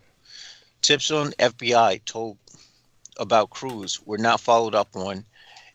A separate investigation has found. Well, yeah, obviously these guys were negligent. Not to say that they could have, not to say that he, well, from what it seems, I don't know if any such thing as gun violence or shootings can be prevented here in the hellscape where God has a bullet and a gun. So I mean, yeah. While Brother Sheikh might believe that good triumphs over evil, I believe that the universe is mostly indifferent to the outcome, and that power seems to be the only thing that speaks. And bullets have more power than human bodies. Well, as I've said before, bullets are cheap, but words are cheaper. And the words cause more death because they're what trigger people into using those bullets to kill others. It's usually based on the words of others. That could be argued to be true. I'm fairly certain that if we replace those bullets with wiffle bats, it would be most Americans wouldn't have the strength or endurance to even swing one, let alone beat each other to death with them. Yeah, you notice how out of shape many of these mass shooters are. And oh my God! If you take a look around at most males who are supposed to be carrying arms in any profession, 90% of them are out of shape. Yeah, it's true. It's true. That's why I couldn't understand what Derek was saying. Somewhere around the military base, he was saying people were more fit and shit, and I was saying, where the fuck did you get that idea? I was thinking it was I would think it's obviously it's the other way around. Thank you. They're obviously overcompensating because they can't see their own penises when they take a piss. Yes. Oh my fucking God. Yeah. I know that's a low blow, but I had to. But it's so true. I mean, any woman giving them a blowjob, she can't even see what expression they have while she's doing it because all she sees is belly when she looks up. It's true. Holy fucking shit. Oh man, you might as well. I mean, you might as well try to. You might as well just look up at a mountain and put your mouth around a hose. It's actually I'm kind of curious, so I would like people to respond. Actually, it takes really like a survey among strangers, but because I got so many people responding to me in the private messages, just basically asking me out for sex and shit after I went drag as a short-haired blonde, more so than I usually get when I'm going Oriental in drag. I think it's because all the Arabic guys seem to like the blonde hair, blue eye American female thing. So that's it. So you think they think I'm female, or do they realize I'm male and they just want that anyway? I don't think they care. They don't care. I think if they see it's blonde, it's like, ooh, we got to have this. Yeah, hello, miss, can I buy you a drink? And it's like, all right. Did you hear what Salman said about his DNA test? They had it so specific they had him related to a couple of white women. I mean, how the fuck does a DNA test do that? I don't know, but all right. So if you want to talk about funny DNA test, here's one that's hilarious. Now, the only 3 people in my household who took a DNA test were me, my mother, and my father, right? Yeah. Okay. So, the only thing is that what's weird is who else is in your household besides your cat? It's you, your mom, and your dad, right? You have some relations, but are they living there? Father, sister, brother. Okay, so none of them took the DNA test. Okay. So no. I don't know why they didn't. Was this like a gift from somebody, or what? My mom said she had ordered these kits while I was in rehab like several years ago. So I was like, oh, cool, I want to take one. because I really wanted to figure out, what the fuck am I? Because at that time I was convinced I was some kind of extra-dimensional extraterrestrial or some shit. So this had to be like an Uncle Ruckus experience for you. You remember in what's that called again? Midlands, Outlands, Boondocks, where Uncle Ruckus gets his DNA test back and finds out he's pure black, and he's like, no, no. Yeah, it's like this is why I said they should have had Darth Vader take his mask off and let it be James Earl Jones, right? Because he did the voice, and that would explain why Luke Skywalker's so upset, right? You know, takes his mask off. I'm black. Yeah, I'm your father, Luke. No! Anyhow, so go on. Yes. So this was your Uncle. All right. So what's funny is, I'm always my mother's always doing the updates with Ancestry, and so am I. So so I happen to be looking at my Ancestry just for shits and giggles. And I noticed, I was like, because my mom said that there were updates, and well, my father has some of this and she has some of this or whatever. And for some reason, we can't seem to figure out where the fuck, why the hell it says that there's like 1 or 2% Russian. I should give you a screenshot because they don't have that shit. My mother and father don't have Russian, so it's like, what the hell are you talking? I think most of these DNA tests are pure shit, and they are. They've got to cost thousands and thousands, and I mean like tens of thousands of dollars to get a genuine DNA test that would give you something more exacting. Honestly, or some woman I was with poisoned me with like Vladimir Putin's spit or some shit. I mean, seriously. Yeah, these tests are probably crap. Yeah, I remember that Abdul Khani Imhaq took one of those tests, and it says, yeah, I've got British blood in me and shit. And I was like, God, you're a fucking idiot. I said, to even believe this shit. I mean, honestly, these tests they're just crap. I mean, they're just, especially when they're dealing with haplogroups. When you get those haplogroup tests and shit, I mean, then you're dealing with like so wide-ranging, a toss that you might as well just stick with saying you're human, and and they're probably wrong on that. Well, that was the thing, is I wanted to find out that I was feline or something else. Yes. Yeah, I really I don't did think not they're equipped for that. See, this is a point. If someone really does have, say, for instance, vampiroid blood, like myself, how would the DNA test determine that when they have no baseline in terms to compare it with? So unless they have a baseline to compare it with that's actively in their analysis base, they're not going to be able to ascertain that.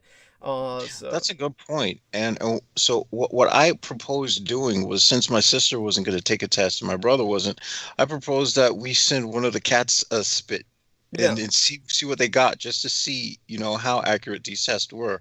Of course, my folks never took me up on it because it was shipping and all this other shit. But I wish we did that. We wish we did do that. Yeah, the test might still be floating around, because I do want to experiment and see, what happens. Yeah. No, I get it. And that's something I would do as well. It's just like, send them that shit and see what they say. They'll probably come back and say, oh, yeah, it's, Douglas Dietrich, you're related to Douglas Dietrich and shit, or something when that comes back. The cat spit and all that. Something stupid. They'll have something like, you have royalty in your blood. There we are. That would make sense, because they traced it back to the cats of Egypt or something. It's like, the stupidest thing I ever saw was this dumbass Nordic blonde blue-eyed white guy who was on Science Channel Discovery. I think it was Discovery, and he was going all over the place hugging, jet black Nubians and shit, and little chestnut brown, Thai pygmies and shit, and everybody's hugging. He says, this is my relative, and then he was gonna say, here, we'll prove it with genetics and shit, and then he approached a bunch of Mongolians in San Francisco. This guy worked at UCSF in San Francisco, and he was on Discovery Channel, so in a sense, I know the son of a bitch. I've never spoken with him. wouldn't want to speak with him. He's just, part of the political propagandists who are, the kind of people, the reason why thousands and thousands of us are, tens of thousands of us are dying every year because of medical malpractice, because of the politics of medicine refusing to recognize the reality of race. So guys like this, and, he went to a bunch of Mongolians in San Francisco where, you couldn't find Mongolians anywhere else in the United States outside of maybe San Francisco and New York or something like that. LA maybe, or some shit. But, Mongolians are rare as is. But, this group of Mongolians, he says, oh, I'd like to take your DNA test and find out, what your bloodline is. And then he came back and he said, you're all related to Genghis Khan. And they all said, oh, yeah, hooray. And he was saying, he really said this shit. He said, yeah, this is because the population of Mongolia is so small that, comparatively speaking, Genghis Khan had some, it said, no, that doesn't work. That doesn't fucking work, because the Mongols had such what a lot of people don't know is that when the Mongol royalty got married, you can see this reflected quite historically accurately in films about the Mongols. When you see their marriages, what the men in the royal houses would look for would be Mongolian girls with green eyes, and that's who they would marry, and say that the girl has to have green eyes, and they would not marry them. The reason for this specificity is because, and you see this in the only way that people know about this is through fucking Big Trouble in Little China with whoever was starring in that, and that's because the Chinese girl has green eyes. And you think Jade, right? This is what most people think. No, that's just a leak into that popular culture film from the Mongol tradition. And the Mongol tradition was they were looking for a girl with green eyes because every Mongolian, when they conquered China, every one of the Mongols, because there's not that many of them, they took 5 Chinese wives. So originally, Mongols were white. They're Turkic. They are essentially a Caucasoid race. Originally, they Mongolized, or rather Sinified, through all the Chinese wives that they took, so that they became more and more Asian with succeeding generations. They literally bred themselves into an Asian state. And what happened was that in order to maintain some purity among the royal caste, among the rulers, they looked for girls with green eyes because they knew they had the white Caucasoid gene. They said, okay, these are the girls with the Turkic gene. That's why they wanted to marry them and keep the nobles at the top, at least, reminiscent of some level of Caucasoid bloodline. And so when, this guy comes up to all these now Asiatic Mongols and says, oh, yeah, let me give you a test. And he says, oh, they're all related to Genghis Khan. Now, the reason I can outright tell you that's bullshit is because no one's ever recovered Genghis Khan's fucking body. We don't have the body of Genghis Khan to use as a baseline for that test. Yeah, so, we have no DNA of yes, Genghis Khan yes, to compare these things to. And there's something else destructive that the race deniers do, is that they fuel the white supremacy.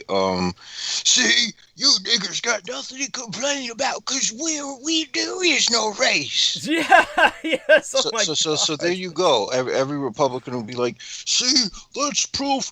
You're not protesters. You're just looters. Shoot them. Shoot them. Shoot them. Yeah, yes. Yeah. Okay. Yeah. That's basically what he's there to do. He's the poster.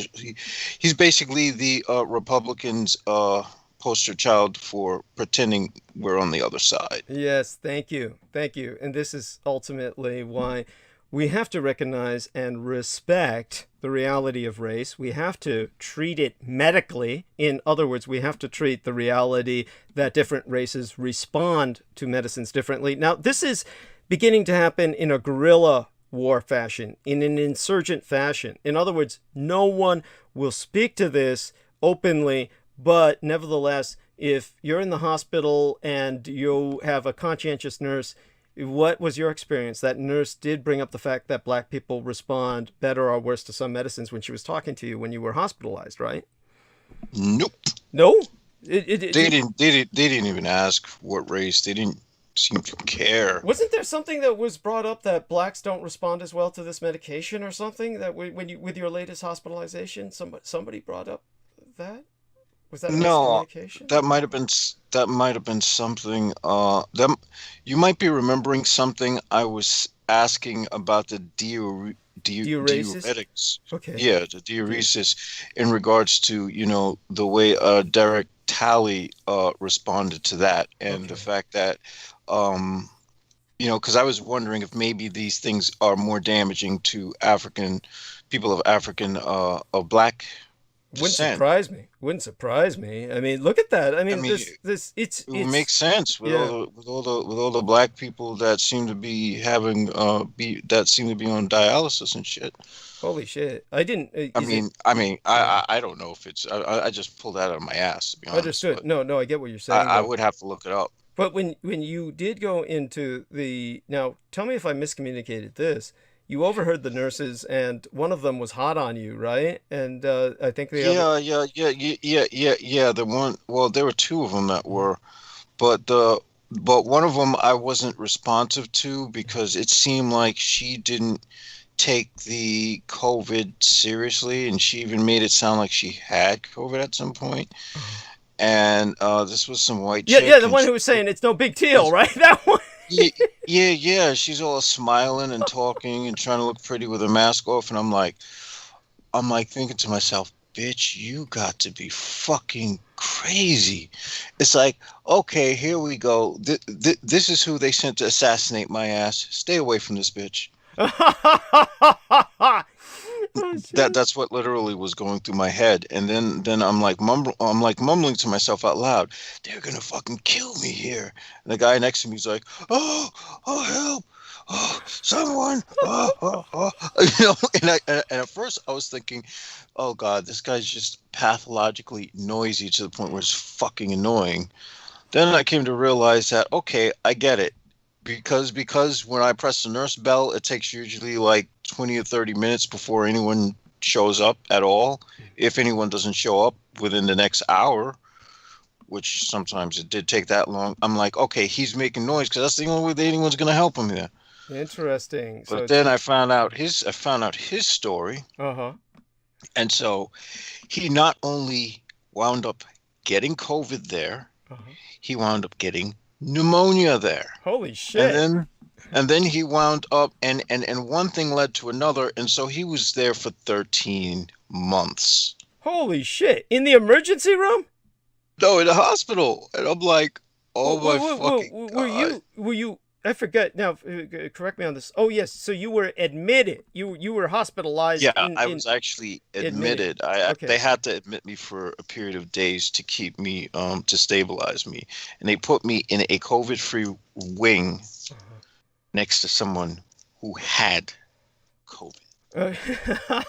Holy shit! Of all things, yeah, they were definitely trying to kill me. So what I was thinking, this is what I miscommunicated then, was that I knew certainly one nurse was hot for you. I knew two of them were talking about you and that you overheard that. And so I thought at one point one of them had actually vocalized that something about medicines and the different effects on black people, or that this was... Oh, no. That was me confirming what you were saying last time when we were talking about the differences in races and medicines. Right. Okay. So if I remember that conversation correct, I had found out about that. I don't know whether I found out about that by doing my own research. Mostly on the way. I found out about it because I was reading about how DXM was metabolized. Right. And DXM seems to be there are people who are slow metabolizers, and then there's a breakup as to which people are slow metabolizers, which people are faster metabolizers, and which people are poor metabolizers. And then I started to notice with some of these medicines I was abusing several years ago that, holy shit, so these seem to affect different races differently. Not only do they affect different races differently, they affect different individuals within these races differently as well. So, I mean, that in and of itself is enough to, that's why I had found out that people who are of Eastern Asiatic descent don't tolerate as much alcohol Well, Right. That's true. That's true. As someone, for example, as By me the way, during my college days. Right, right. There's what they call the red face effect on Asians. It's definitely when Asians drink, they get a red face. You've heard of this or probably seen it. And, yes, it's a flushing effect. Yeah, yeah. So that's something that they get. They can't handle alcohol as well as other races. But anyhow, so go on. Continue with what else comes to mind with that before I jump. Well, yeah, then there's the other factoid of the fact that I have this this myoadenylate deaminase deficiency, which is 1% of the population that's of European descent. So it's 1 out of every 1,000 white folks, and it's even rarer for people who are of black descent, like 1 out of every 10,000 or so people of black descent. And I remember you saying, "Holy shit!" And yeah, well, the worst of both worlds. Yes, and you couldn't ask for a better combination. But at least instead of saying I'm an Oreo or reverse Oreo, I like to think of myself as the gray god of death. Oh, there we are. And no, but I'm black. I ain't even gonna play that gray shit because it's just obvious. And even if it wasn't obvious, I'd still rather be black anyway, because it's just cool to look down when you got to take a piss and be like, yeah, I'm black.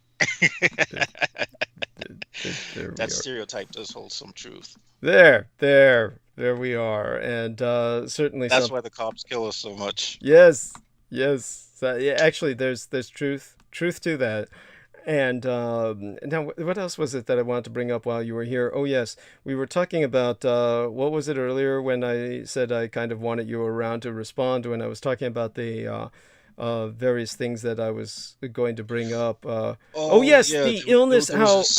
How? Oh yeah. Before you go on, before I forget, it was in particular I was thinking about how Our Lady Penny Bradley was considering intersexuality. I don't want people to think that that's like a sexual orientation, but intersexuality as in like male or female sexuality. She was thinking of it like an illness, which was bizarre to me. But anyhow, so that's what I was thinking of as well. My reaction to that was I kind of see two sides to the coin. I think the only reason why she saw it that way was because from her experience, in some cases the kids have to take medication for the rest of their life or some kind of hormone treatment, but again, would that necessarily be the case if they were allowed to develop and then asked when they were 18 what they wanted to do? Yeah, maybe they wouldn't have to. Right. So that's what you were trying to bring to her attention.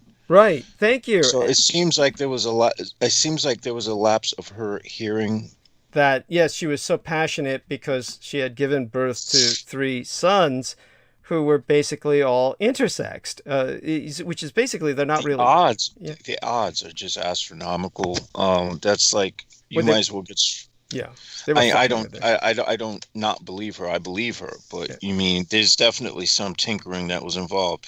Because, you'd probably have a better chance of getting struck by lightning in the same day 6 times. Yeah, thank you. It's definitely how would I say it? It's just definitely they were fucking with her. They did something with her to truly fuck her over, and in terms of the other thing she thought of as an illness was, of course, the vampirism. And that is something that was, of course, this is something I'll read aloud and respond to. By the way, what were you going to say before I interrupted with that, just to remind myself? You were going to say. Oh, that was the 6-year-old, the story of the 6-year-old shooting. I couldn't find it. Okay. But, the disease of porphyria is not vampirism at all. Right. I can see how in some cultures they mistaken it for based on, but most of those mistakes are made based on the stupid Hollywood bullshit that America dribbles out. So, Thank you. you know, if we think about what came first, then those aren't even considered, the Hollywood shit isn't even considered real. Those aren't even real vampires. Thank you. Thank you.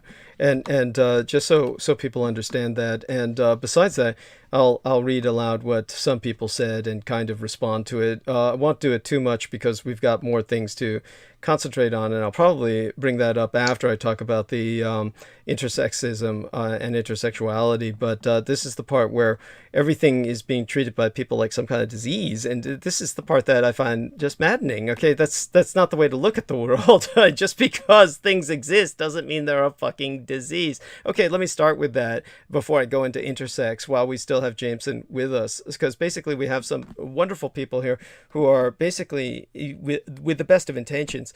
A wonderful person named Iris Christensen said, "It was a great show," referring to my interview by Penny Bradley. He says, "Douglas has the most enlightening information. His multiculturalism is most welcome to listen to, as he has such a broad understanding and compassion for people. Great interview, Penny, and so was the exchange of information between you and Douglas on the inherited blood virus and its different expressions." Okay, so the people understand this. The term was sometimes actually used by the Soviets because they were analyzing this medically. They didn't really use the term virus. It was kind of like treated as a contagion because originally they were dealing with rabid porphyria, which can be spread by vampires, but that's not vampirism. It's, as our man Jameson has said, this is basically people getting infected by a vampire bite who have not been totally drained, and they survive, and they are filled with a rabid infection that in this case manifests certain vampiroid symptoms that get people thinking that they're a vampire too, but they're not. They have a degenerative condition. That is a condition, okay? Now, there's a difference between virus and bacteria. And rabies, I'm not quite sure what that fits into, to tell you the truth. I would have to just look that up. Well, rabies is a virus, but porphyria, normally there's it's also genetic. Normally, yeah, but go on. Yeah, yeah. Normally it's genetic. It's a buildup of certain chemicals in the body that start to inhibit the ability of your blood to carry oxygen. Yes, thank you. Thank you. And so you wind up looking really messed up, yes, to say the least. Yes. And so if you look at the images of people who have it, you can see just how horrific it ravages people. I mean, I could see how something like this would be almost like, I mean, the only thing that comes to mind, and I don't know, I wouldn't want to know how it looks, is probably protein folding, but I don't know if that's what occurs here. Prions, yeah, prionism is what you're referencing. And by the way, I'll go into this more in depth in another transmission, but so people understand the gravity of prionism, British people are not allowed to donate blood to Americans. Don't know if anybody knows that out there. But that's a fact. British citizens are not allowed to donate blood in the United States.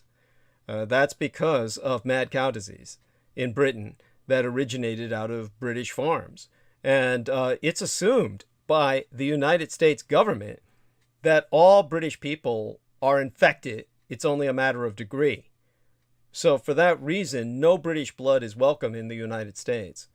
And there you go. That really ought to tell you something. Now, Penny Bradley responded to this individual, Iris Christensen, who's now a friend of mine on Facebook, as is Penny Bradley. And she says, "Thank you. I appreciated the interaction with him. I get so many guests who want to fly off into the mystic zone. It was really nice to be with someone who was grounded." By the way, I would say that this goes with the majority of guests on any program. They fly off into the mystic zone most of the time because most of these people are full of shit and they've got no hard facts or anything. So where do they go? You go to the mystic zone because there's nowhere else to go, right?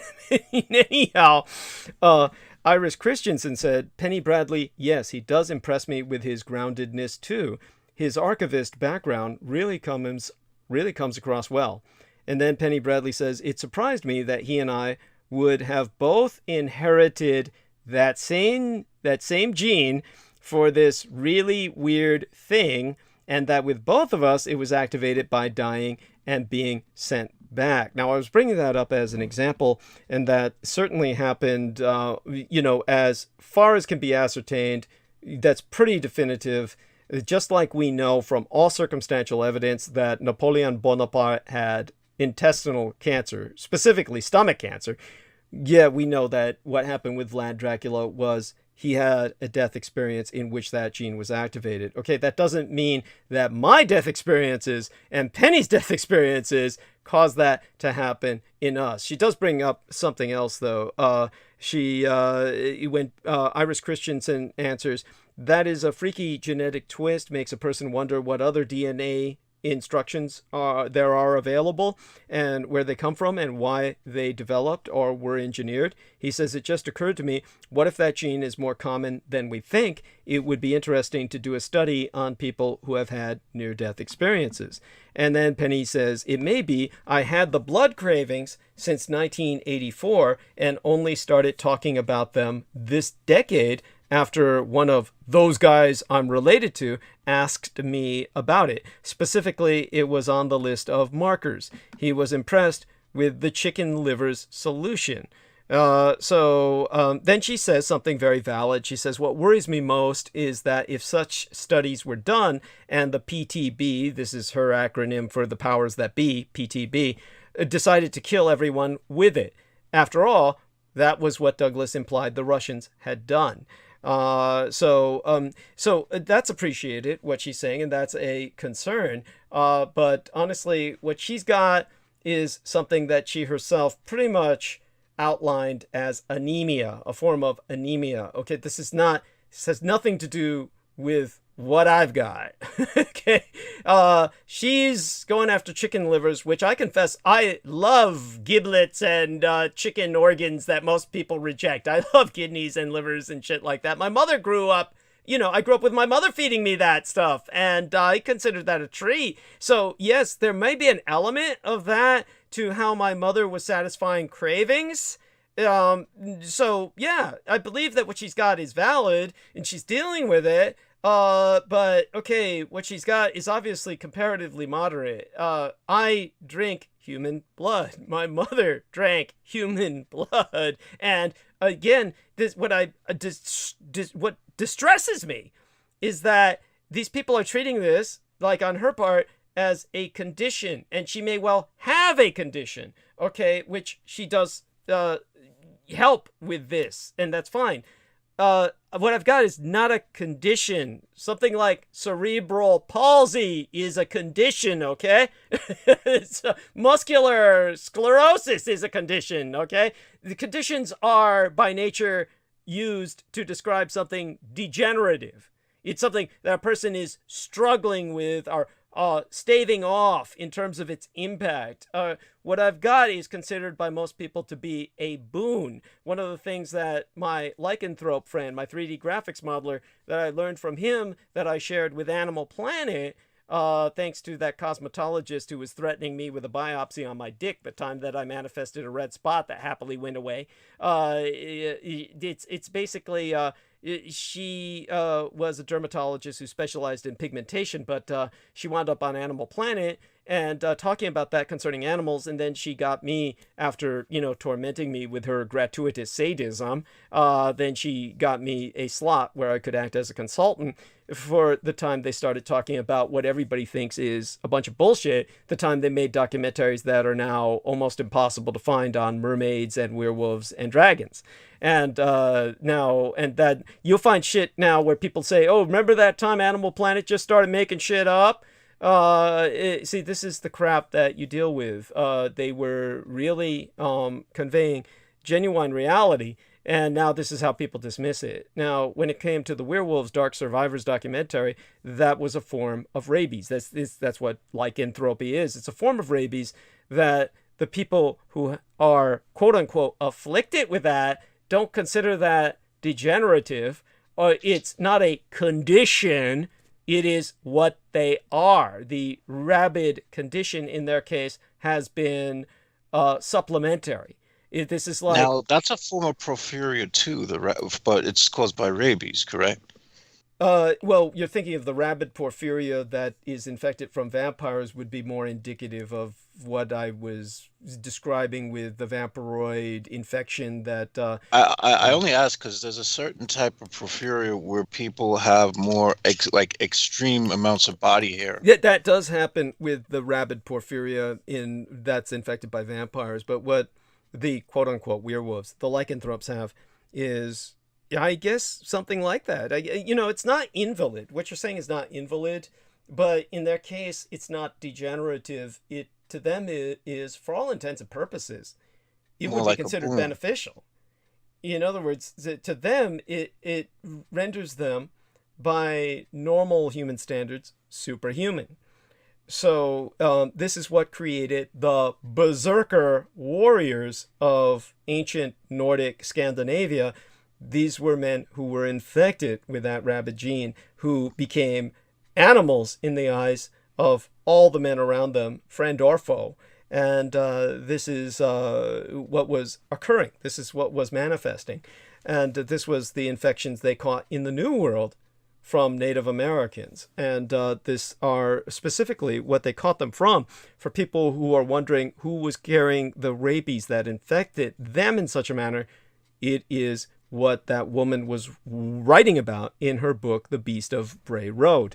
And these are the dog people, not the dog soldiers of the various tribes of Native America who were the suicide squads, but the actual dog men, the dogs that walk like men, who have been spotted mostly along Bray Road, where they have a history of being spotted. So if you look up The Beast of Bray Road, and the woman who wrote that, let's look that up, Beast of Bray Road. I actually spoke with her, and I was going to send her some videos that were from China of certain humans who had been hybridized by the Chinese version of Sasquatch, or the Almaty, the Chinese so-called hairy man. And Beast of Bray Road book, let's look that up. And, when I went to look for the videos in my own home, after I had prepared to try and ship them off to her, I couldn't find them. They just disappeared.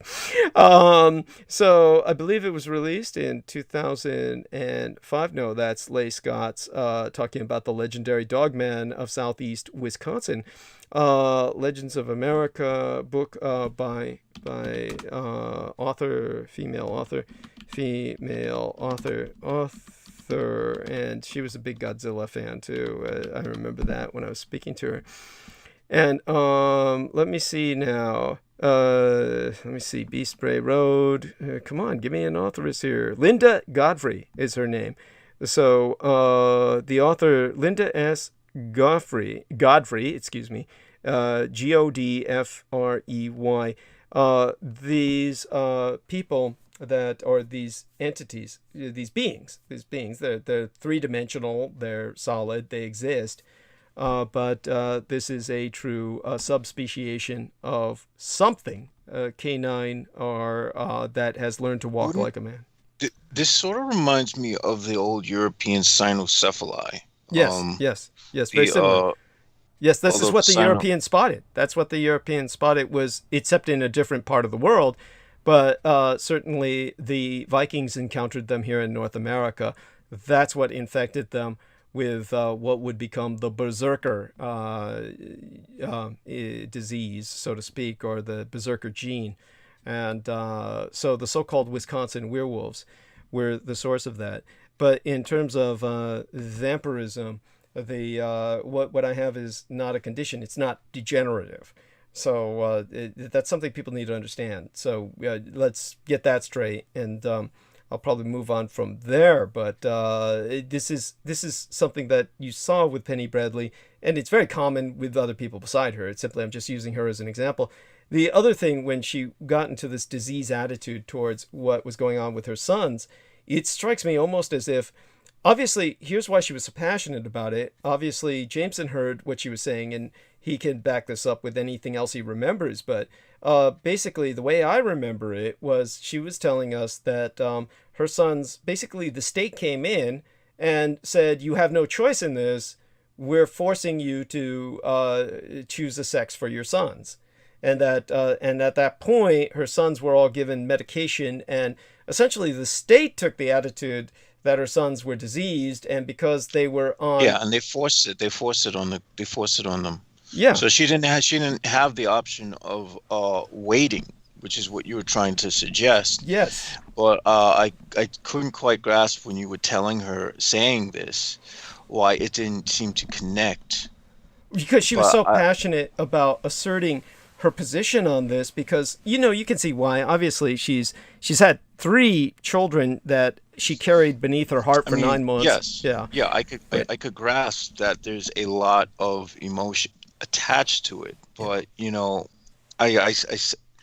well, maybe this is something I'm learning about humans, is that, of course, I would know because I am one, more so than even most, but thank you. I suppose emotions seem to blind us from reason. It was really frustrating. I thought that was really frustrating that. Yeah, and I was able to hear your frustration when you exited. Yeah. Yeah, and but when she interviews me next time, that subject might come up again. But definitely, it's something that, here's what I'll educate people on concerning the intersexism, and that, of course, is a prejudice against intersexed people. So, okay, now intersex condition. Now I don't want to use that term condition because it implies a disease, but the intersex phenomenon, the physiology, all of that is still controversial because when it comes to, say, for instance, including people in the alternative lifestyles community, what they call LGBTQ, which I just hate. I hate that. And like I said, there's a much more efficient and effective acronym that I developed that I hope will someday become universal. And as I said, it's called Quilts Badge. And Quilts Badge is so easy to remember, and it lends itself to actual product. In other words, you can have people who quilt badges, a quilted badge, and that would be like a meme in and of itself.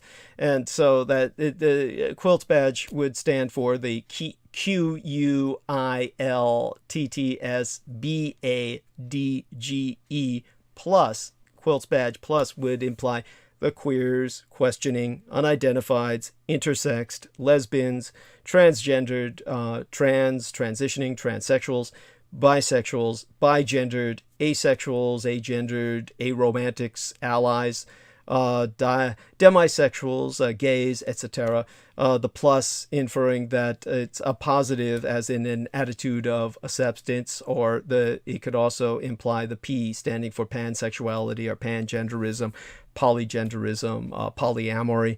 Certainly not pedophilia or pedopornosexuality.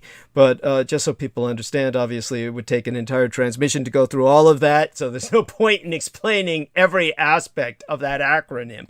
But just so people get a generic idea, it's something that I wrote a column on, and the column is available on Facebook.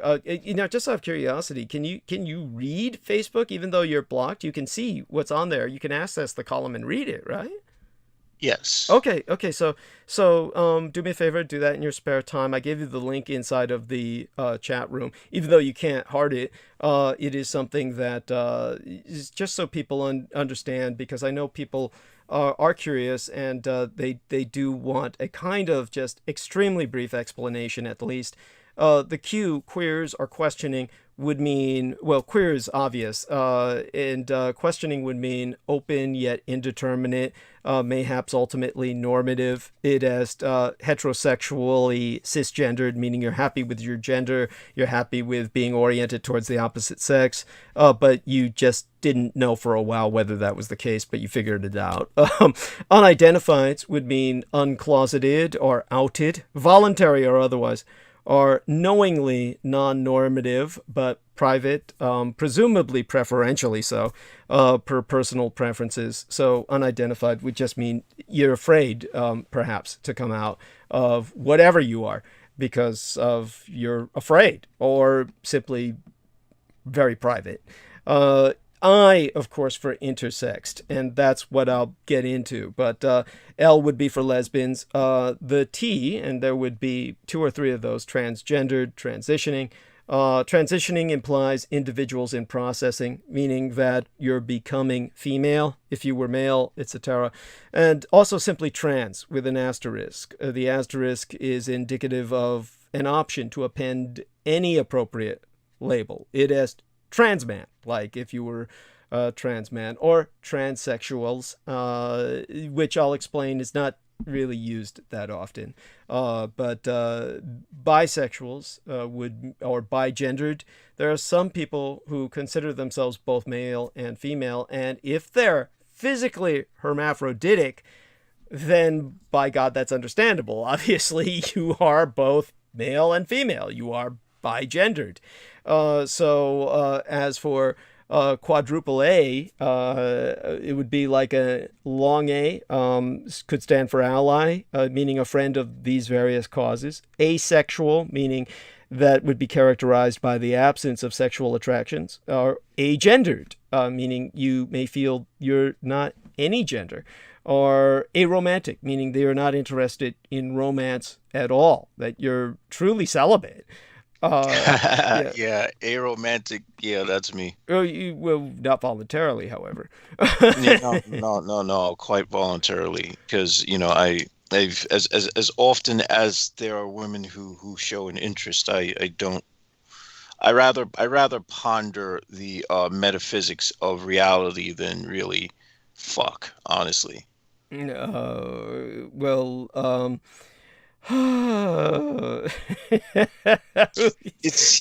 one of the nuances of being an obsessive arcanist.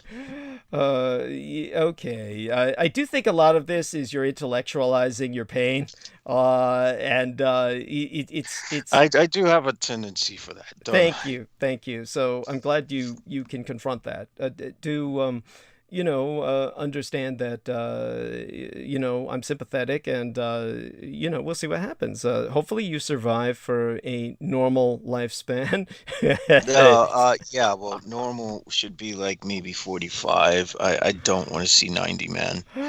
Oh, God. I will not be cursed to that fate. Yes. It may not be that bad with new genetic developments. We may have a way of, it might not be that bad.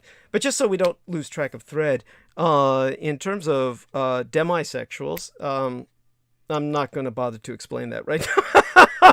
But just so people understand, okay, I can't just let that go. People won't forgive me. All right, demisexuals would be, there's people out there who are convinced, and we can't really prove them wrong, that they're having sex with ghosts or angels or succubi, etc.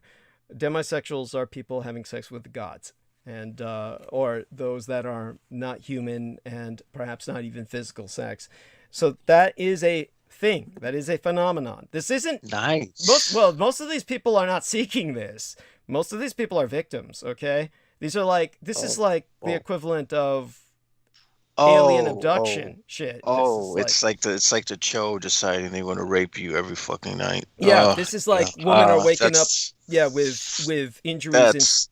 That's a fucking nightmare. Yeah, these are like women waking up with vaginal injuries and shit. Okay, and doctors are unable to ascertain, like, were you using an IUD, because IUDs can injure people horribly. But by the way, they're still safer as far as I'm concerned than fucking hormonal injections. So go for that rather than the shot. Because I'm convinced that's one of the things that drove Lena Shea over the edge, if it wasn't just outright mind control, though I'm sure she had that.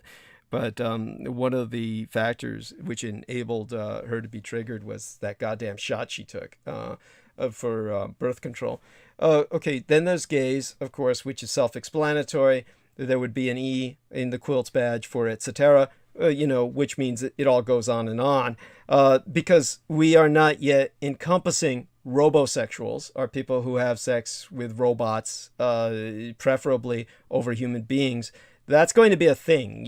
You You just take my word on that. Technically, that is a thing already, because there are I don't know, there are people dedicated, like there are women dedicated to using Sybians and all types of other vibrating devices, and there's this whole genres of nothing but like chicks having sex with mechanical contraptions. Yeah, but understand that that's still inanimate objects. That's basically still inanimate objects. So there's a different name for that. All right, fair yeah, that's point. almost like ambisexuality. It's like that could be within ambisexuality. You could call it mechanosexuality. Okay, we do not yet have what we would consider the fully functional robots that are available to any common person, but I get what you're saying. We're already there in the sense that people are, headed there. And there are people who prefer tools to humans, because who can blame them, especially for women, because your average guy is a piece of shit, right? So, cucumbers are better than men. There's books by that title. There's a book by that title that's undergone several, probably sequels. Cucumbers are better than men. I have a funny story for, I'll save it for whenever you need to be braked, but this was a particularly good one. Okay, yeah. And because the cucumbers, that brought up something, except this involves a different type of vegetable, if you will. Okay, yeah, be interested in hearing that at some point.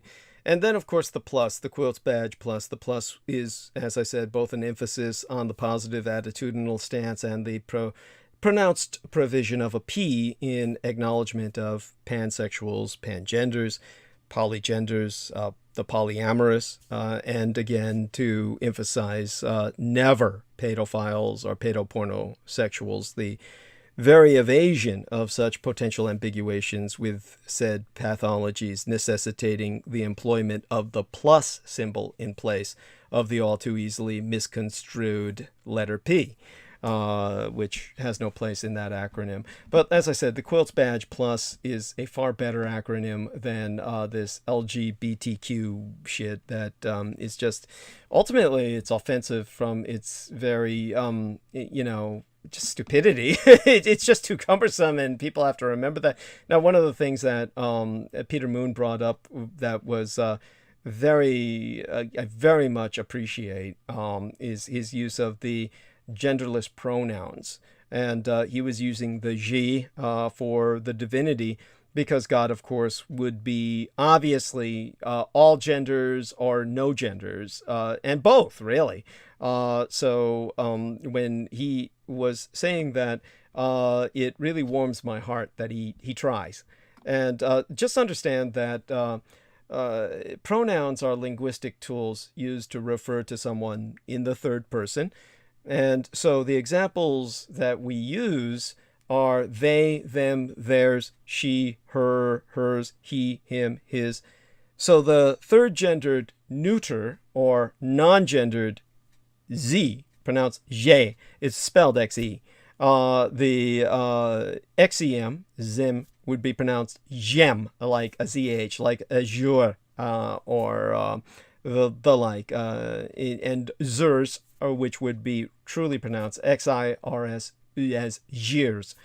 So think of bonjour, that kind of pronunciation for the X, and you've got it. Now, in the English and some other languages, pronouns have been tied to gender. They're a common site of misgendering. That means attributing a gender to someone that is simply incorrect. For example, to correctly refer to someone whose gender you really don't know, you would say, she is hungry instead of he or she is hungry. Please tell Jem that lunch is ready instead of please tell him or her that lunch is ready. Or this sandwich is yours instead of this sandwich is his or hers. Now, it's relatively rare to come across this set of pronouns because of a lack of awareness, the fragmentation of proposed pronouns, and the difficulty to understand how to pronounce some of the pronouns. And on the flip side, the use of the singular they, them, or theirs as a gender-neutral alternative pronoun is gaining adoption. I don't prefer it. I don't like it.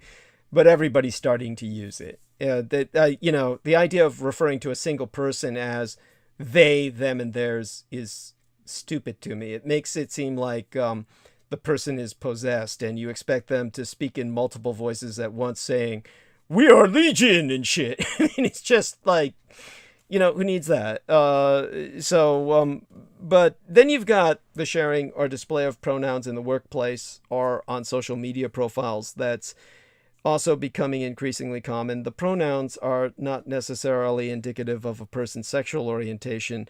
So naturally, not everyone who shares or displays their pronouns identifies as LGBTQ plus or quilts badge plus. The reason that straight, cisgendered people share or display such pronouns is simple. They want to show others that they'll respect everyone's pronouns. In other words, they're displaying their pronouns in a way to let others know, especially alternative lifestyles, quilts badge plus or LGBTQ peoples, that they will create a safe space for any of those kinds of individuals around them. So at any rate, before we get any deeper into the alphabet soup, here's where the intersex challenge that I was dealing with Penny Bradley needs to be articulated to in depth.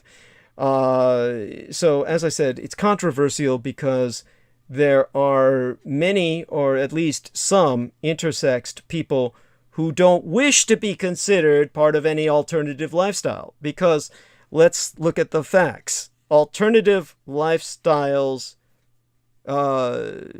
people are there voluntarily for the most part, including some demisexuals. Like if, say for instance, Jameson Reese got lucky and one of his spells brought out some demonette that he was fucking, then that would be voluntary demisexuality. So yeah, even that can be voluntary. So people who are intersexed, they didn't ask for this.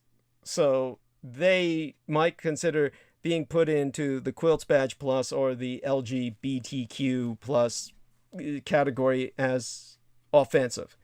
So you have to be sensitive to that. Now, the very term hermaphrodite, which Penny Bradley said one of her sons took on with pride, and Jameson Reese brings up the fact that intersexed probably are victims of genital mutilation. This is what I was trying to explain to Penny, who, even though this is what got me. I mean, help me out here, Jameson. She said basically the state stepped in. This is the problem, is that, there's a possibility that if these individuals were allowed to keep both genitalia, some of them might actually want to have both. Thank you. And express, and some, whether they're underdeveloped or whether they're developed in a way in which they have both genitals that are, male or female, might actually want to experience both aspects. Yes. Thank you. So I mean, if anything, the medical mafia is butchering humans, and they're not just destroying the bodies. They're literally mutilating the soul. Yes, I will get into that, and thank you. Now the term hermaphrodite, which her son took up with pride, and I'm happy for that, because it's like queer. These kinds of terms need to be owned. It's like a lot of black people taking the term nigger, and now the whites are using that against them, saying, okay, we heard a black guy say nigger, let's fire him. And so this way they're purging. Well, that's because they have to steal everybody's shit. Thank you. That's what they do.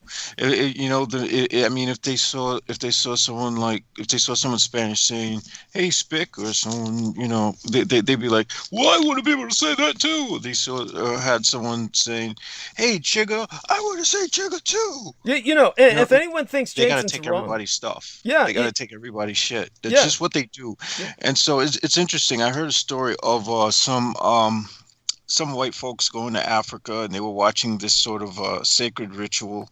And when these people realized they were being watched by these white folks, they just stopped, and they were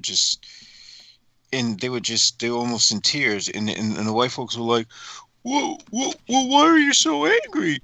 Why are you so angry? Why do you hate us so much?" And the African person told them, "It's because you people can't let us have anything." Thank you. Yes. Thank you. And honestly, it's so true. Anybody who disbelieves what Jameson is saying, I personally knew that that most boring film director on earth, the guy named Rob Nilsson, who was Norwegian and almost certainly factored into the European joke that in European hell, all the directors are Norwegian. You know, this was a guy, yeah, who was literally angry that he could not use the word nigger. And he would hear black guys saying this to each other, hey, nigga, you know, and he'd say, oh, I can't use that, and I feel deprived. I mean, so, you know, whoever he feels deprived, he doesn't have to drive down the fucking highway or worry about being shot full of holes for nothing. Thank you. Thank you. So I should be, you know, so I should be angry that I got to worry about getting my ass killed by the cops every fucking day of the week. Oh, wait, if I do that, all of a sudden I should be legally hit by a car because that's how they treat nonviolent protests. So here's a heads up to all you brothers and sisters out there who are gangbanging gangsters. Go after the crackers who deserve it. Yeah, thank you. Thank you. And honestly, you know, so when it comes to the term hermaphrodite and why so many people were antithetical to it, like we said, Penny Bradley's son took it up as a point of pride. This is like the gays reclaiming and owning the word queer. This is like blacks owning the word nigga with a, you know, soft R. The Hermaphroditus was the god of hermaphrodites and of effeminates. And he was numbered among the winged love gods known as the Erotes, the gods of Eros, sexual love. And he was the son of Hermes, Mercury, and Aphrodite, the Venus, the goddess of love, the gods of male and female sexuality, essentially.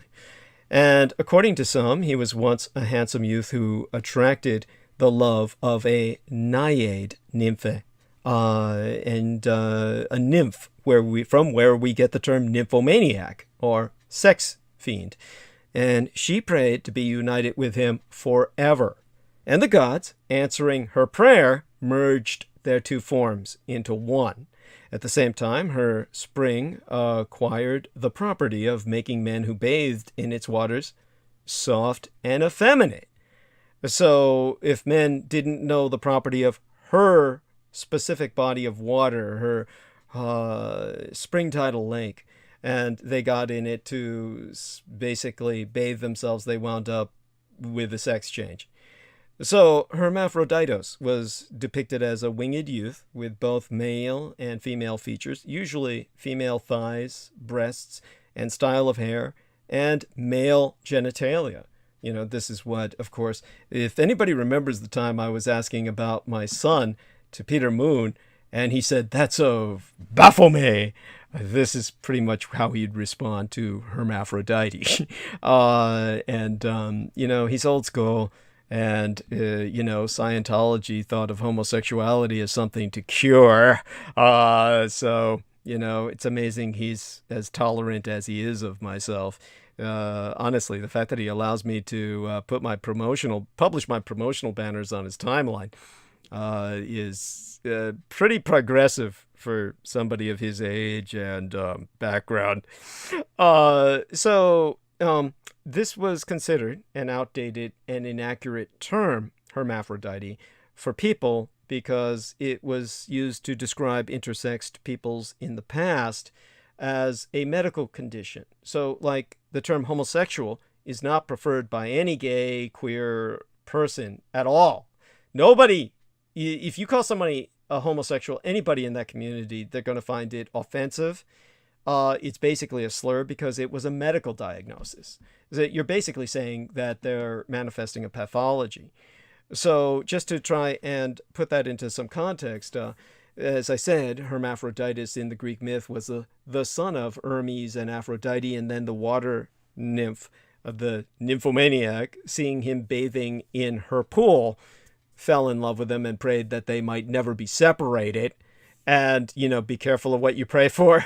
The gods interpreted her request quite literally and joined the pair into one body. And therefore, in both his name and his being, Hermaphroditus combines male and females. Now, Hermaphrodite as a condition a medical pathology, seems to have entered late Middle English via Latin from the Greek in John Trevisa's 1398 translation of Bartholomaeus Anglicus's De Proprietatibus Rerum. That is, I got this from my medical journalism days when I wrote a column on it. That translates into On the Properties of Things.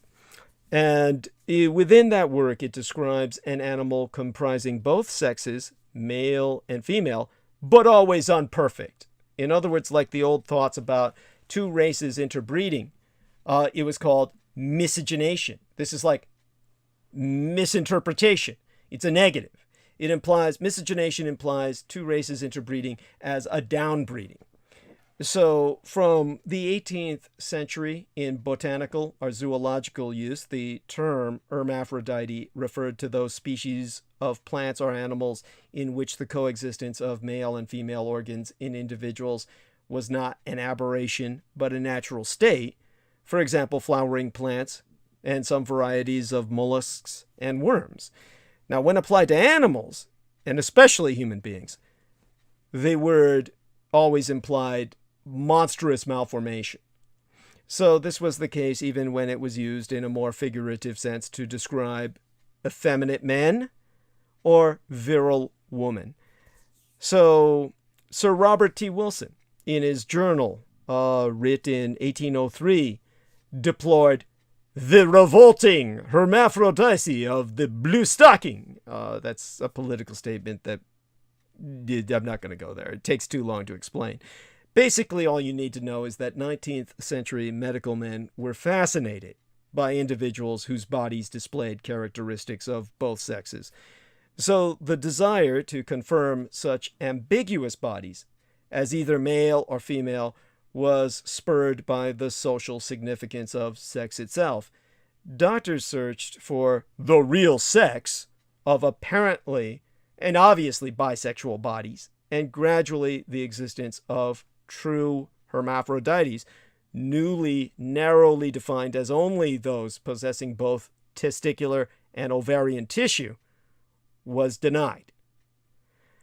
Now, in the 20th century, ideas about true sex were eclipsed by gender identity and the perceived need for anatomy to match this gender identity.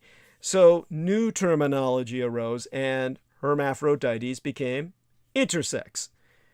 Now, early surgical intervention was, and unfortunately, tragically, still is, the standard response to a sexually ambiguous infant. But this approach is criticized by people like myself. And as an intersex spokesperson, all intersex spokespersons now demand that, unless necessary for health, genital surgery should be done only at an age when individuals are able to give their consent. But the intense unease, just the revulsion, the intersexism provoked by sexual ambiguity exposes our continuing discomfort with our rejection, with what we consider a transgression of binary categories, whether the boundaries are broken by anatomy, sexuality, or simply nonconformity with gendered stereotypes of identity. And that's one of the reasons why, in defiance, I do drag. I'm going to explain something about that so people understand that's not a sexual identity, in case any idiot out there thinks it is. You're advertising your ignorance. But back to the task at hand first. The term hermaphrodite is therefore considered offensive. Its offensiveness is experiential because of its history as a medical diagnosis applied to infants born with both male and female sexual organs or characteristics of both organs, even if they're not fully developed, but are oftentimes otherwise completely healthy and functional. This is what I couldn't get across to Penny Bradley, who was convinced by the very state which effectively stole her children or threatened to steal them if she didn't acquiesce to their treating their condition. I couldn't get it through to her that this is not an illness. Now, they may have some condition which renders the need for medical treatment, probably because they were so fucked up by surgery, that it rendered continued medical treatment a necessity, just like a person with a sex change must always undergo continuous hormonal treatment the rest of their lives. She seems to interpret that as the natural state. That's not the natural state. If they had never been fucked with, most likely they'd be fine. So this renders any diagnoses utterly unnecessary when such babies are presenting humanity the evolutionary gift of another gender. Other sexes long ago accepted by indigenous peoples, which I'll go into, with the twin-spirited souls, as they called them. Our postmodern understanding of an intersexual is either someone whose anatomy is not exclusively male or female, someone who identifies as both male and female, or both, but most probably people who naturally, that is, sans any medical intervention, without surgery, develop primary or secondary physical sex characteristics that are not categorized or as exclusively male or exclusively female and do not fit neatly into society's definitions of male or female. This is why when we had this person, Shauna Bando, who does have a lot of right-wing tendencies, of course, you know, we love her for showing up in the chat room, and she behaves herself, and she's friendly, and she's never been hostile to myself, and she's always been supportive. But she's someone who at the beginning of this very program said, the term phobic implies fear. I'm not afraid of bisexuals and homosexuals and intersexuals and transsexuals. She basically used the term, now I don't want to do her an injustice, but I'm unable to scroll up to exactly her words. They'll be on display in the chat room. The opening statement in the chat room, as soon as this episode's uploaded. As soon as it's published, you can ask us what she said. But basically, she said along the lines, I'm not afraid of these people. Basically, she said, I pretty much hate them. I just loathe them. I don't fear them. I loathe them. Well, all of this dislike or this disagreement, this is based on at the root of hate or loathing. It's really the loathing is better turned at the person in the mirror doing it. Well, okay, we don't want to go there with her because, of course, I like her personally, and she's not an evil person. No. I'm not trying to be attack. I'm not trying to attack here, but when this is just philosophical. When you hate something about something in the outside, there's something about yourself you can't stand. Thank you. I know, because I hate an entire species. Yeah. And I know exactly what it is within myself that I can't stand that drives me to do it. So this is just it's just a sort of self-reflective philosophical comment, nothing more.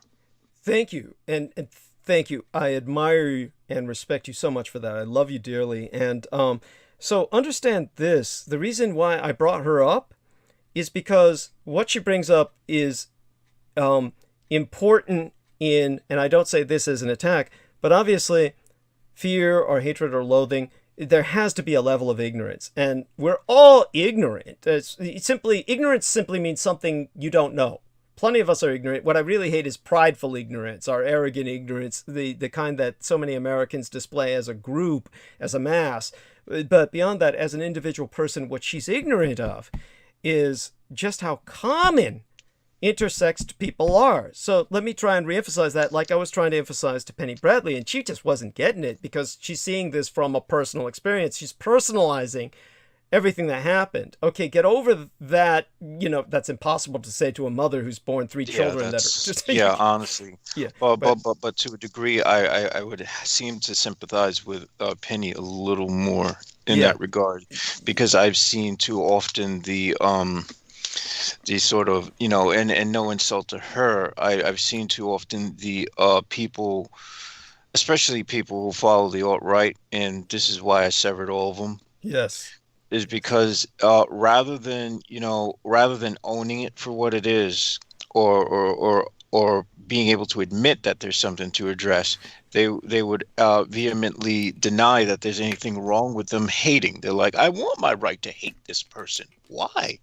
Yeah, thank you. It's because I'm American and I should be able to express it. That seems to be about all I've ever gotten out of individuals. Well, you can't get reason from hatred. I mean, Yeah, obviously. and once there's no reason to communicate with that which cannot reason. Thank you. Thank you. Yes. So just understand this, everyone who's not as personally impacted as Penny Bradley has been, and hopefully even she will eventually understand. First off, intersexed people are common. You wouldn't, certainly not as uncommon as you might assume. About 1 in every 2,000 newborns is born in an intersexual state. I mean, that's like, holy fucking shit. That's like everybody. It's like I said, you could put the population of all the microstatelets in Europe together, and still there would be more intersexed people in the United States than all of the populations put together, sourcing out of Vatican City State, the Kingdom of Monaco, Andorra, Liechtenstein, and San Marino combined, along with some other microstatelets that I'm not even recalling at the moment. Just understand that the 1 in every 2,000 newborns is born in an intersexual state, although our society's literally violent denial of their existence has allowed very little room for intersex issues to even ever be discussed publicly. I mean, this is a crime against humanity. It's a crime against evolution. Many visibly intersexed people are mutilated in infancy and early childhood by doctors to force the individual's sex characteristics to conform to society's idea of what, quote unquote, normal bodies should look like. There be no melodramatic abuse of the term mutilation here. I'll get into that, but as well, note that sometimes nations or states within the United States itself, as well as others, have laws that actually define gender.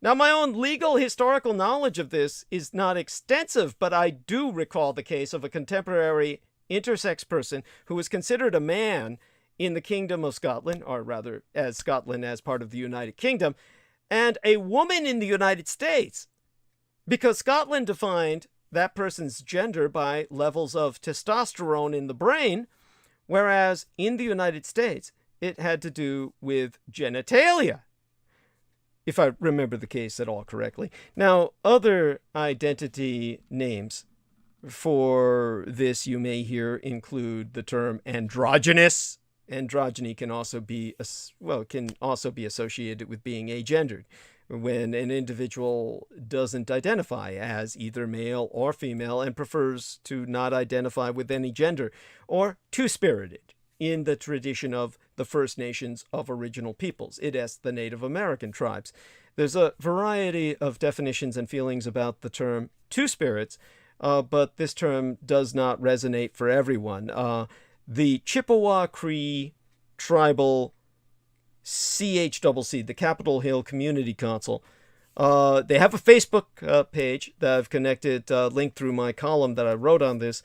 Their president, Zachary Pullen, who has his own website, he went on record in the May through June issue of the magazine Native Peoples, that's the name of the magazine, back in 2014. I'll read his statement here. He says, this term stems from the Ojibwe phrase, Nij Maniduag, and replaces the outdated, oversimplified term, Berdache, which is considered completely offensive by Native American communities, or the majority of them, because it's pejorative, and it's non-American etymology, meaning non-Native American. It's a slur referential an American Indian who assumes the dress, social status, and role of the opposite sex. This is what the white man would call the contrarian Indians, who were obviously homosexual, with big quotation marks there.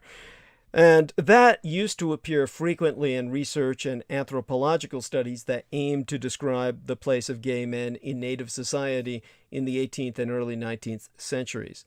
Now, to go back to what President Zachary Pullen of the Chippewa Cree Tribal Capitol Hill Community Council is saying, he says, the phrase Two-Spirit began to gain traction across Native America after 1990, which is very recently in history, when 13 men, women, and transgender people from various tribes met in Winnipeg, Canada, with the task of finding a term that could unite what he uses, the LGBTQIA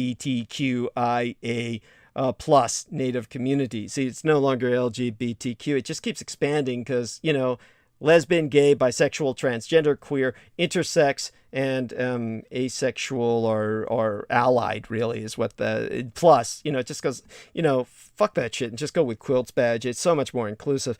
Anyhow, back to his conclusion here. He says, for me, the term Two-Spirit resists a Western definition of who we are and what we should be. Two-Spirits, or twin-spirited peoples, are integral to the struggle of undoing the impacts of historical trauma, because our roles in tribes historically were part of the traditions taken away from us with westernization.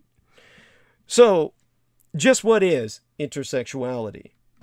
Someone who is intersex is medically a hermaphrodite, someone who is born with both male and female genitalia, but aside from genitalia, the person may also develop both male and female secondary sex traits, such as breasts or facial hair, or, if they're really unfortunate, both.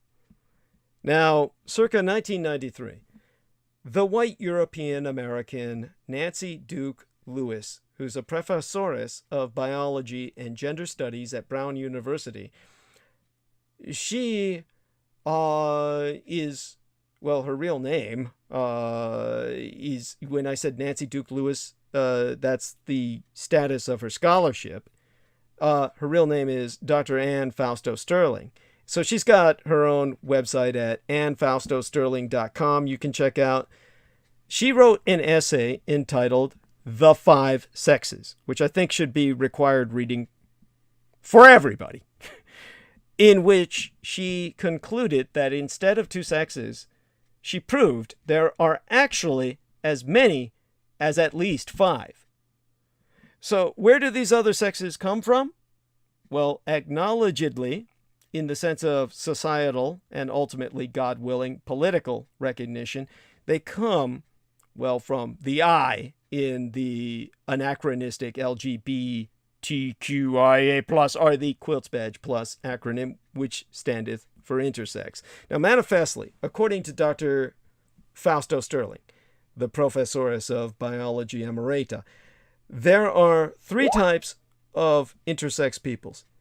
The first would be herms, or true hermaphrodites, literally effeminates, who are equal parts male and female, born as infants with both ovaries and testicles and having both male and female sex organs. Second category would be merms, or male pseudo-hermaphrodites, literally masculine false effeminates, who are more male than female. It is a genetic male with external sex organs that fail to develop properly, resulting in female or male and female physical characteristics.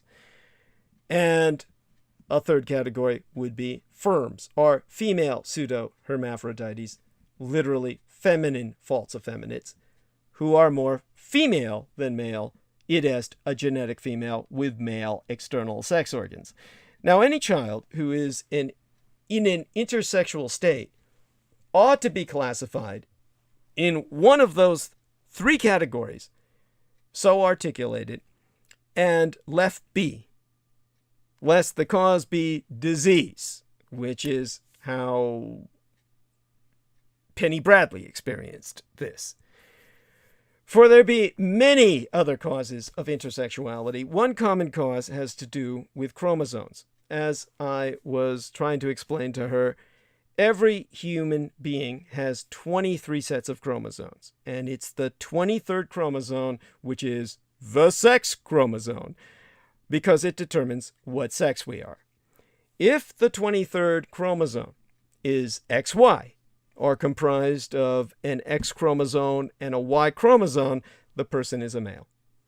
If the 23rd chromosome is XX, or comprised of two X chromosomes, the person is a female.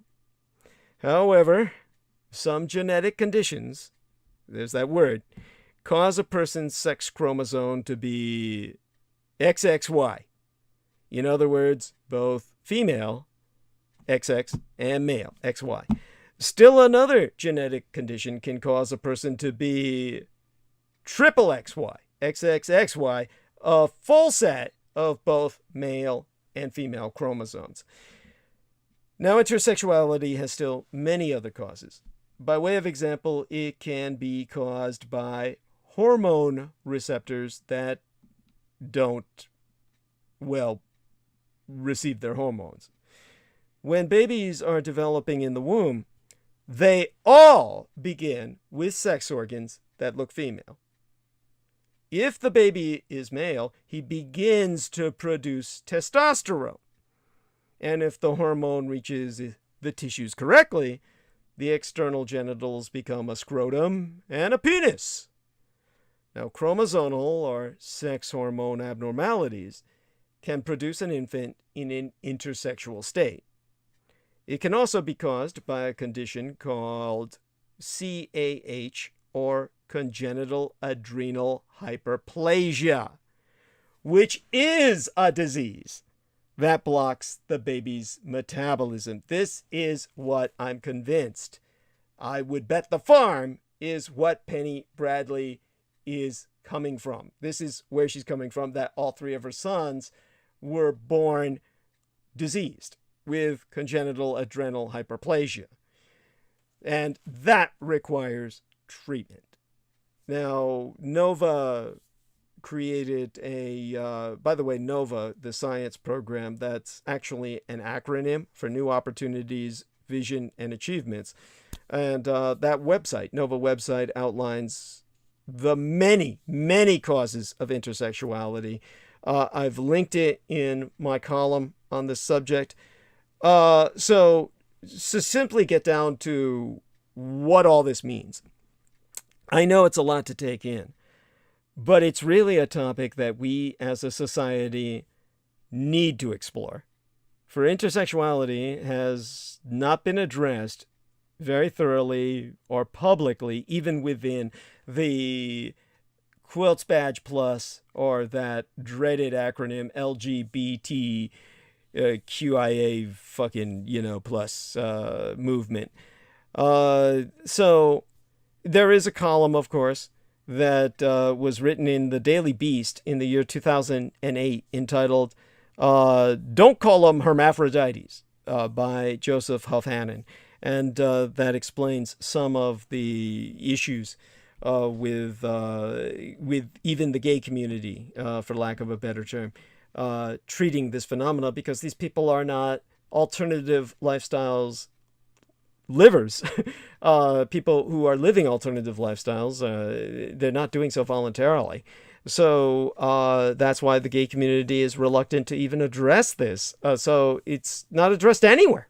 There's no subculture for it. One of the main issues the intersex community is confronted with is whether or not they fit into any convenient definition of sex. Now, many parents, upon finding out that their child is intersex, they opt for corrective surgery, so that the child is either physically male or female. Because parents find out their child is intersex as soon as the child is born, corrective surgery all too often happens within days of the child being delivered. In times past, doctors would perform surgeries without first even testing the infant to find out its true sex. And the child would sometimes grow up very obviously a man with female genitalia. Today, specialists can perform an ultrasound, a blood test, chromosomal analysis, and even commit, presumably at parental behest, an exploratory surgery to ascertain the baby's true sex. However, such treatment is still controversial.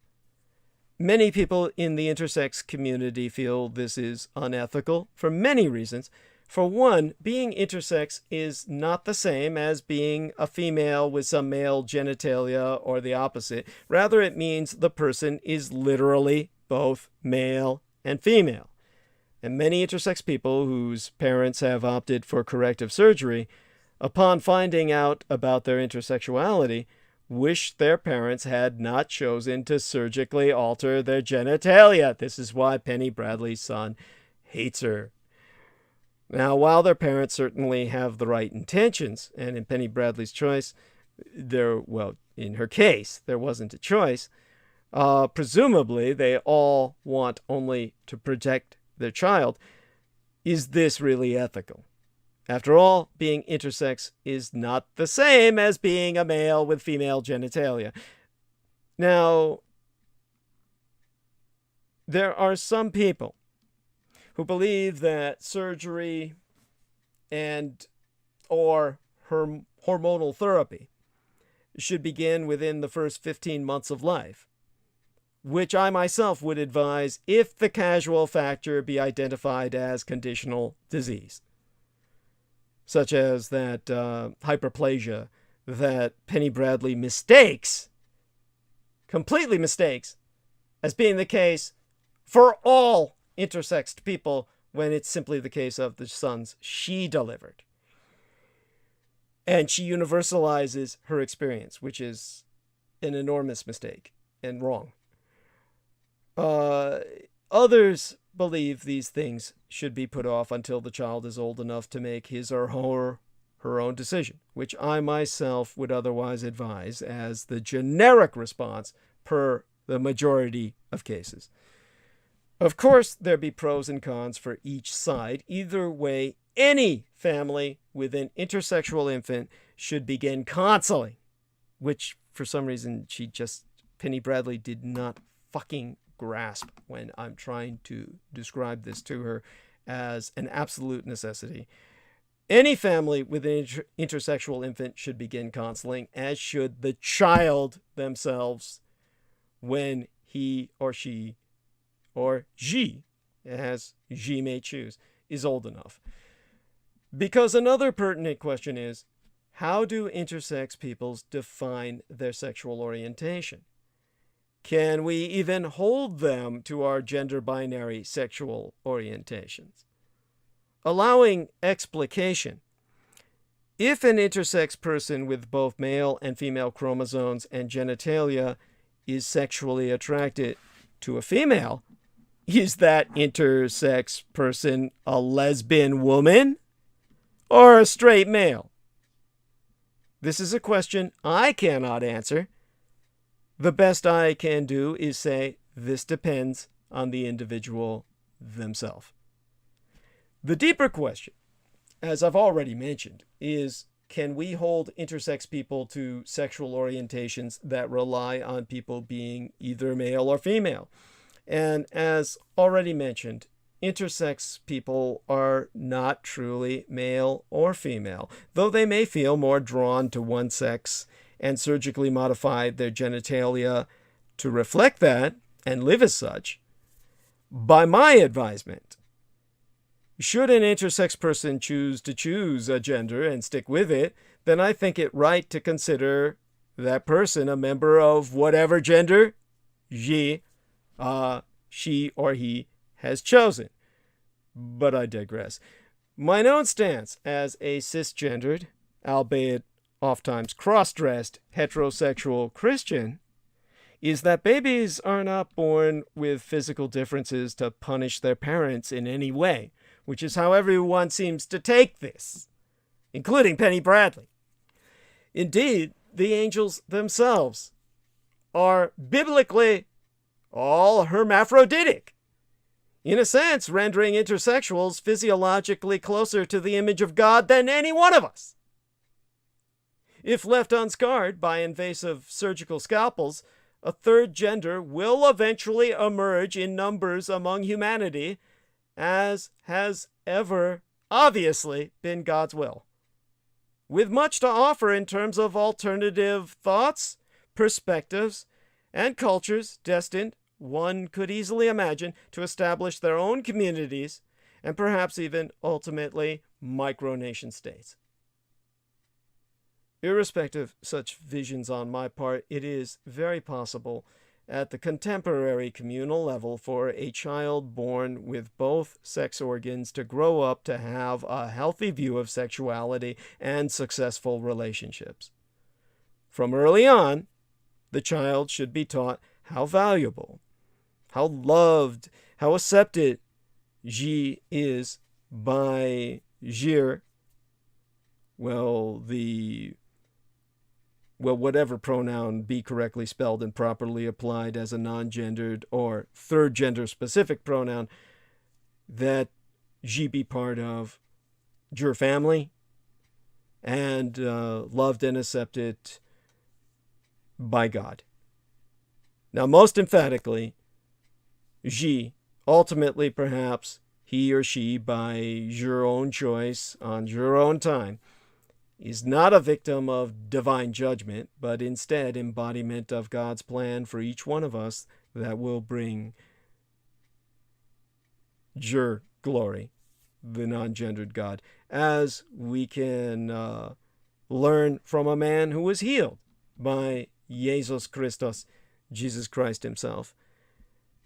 When one turns to the most holy book of the Bible, the book of John, chapter 9, verses 2 through 3.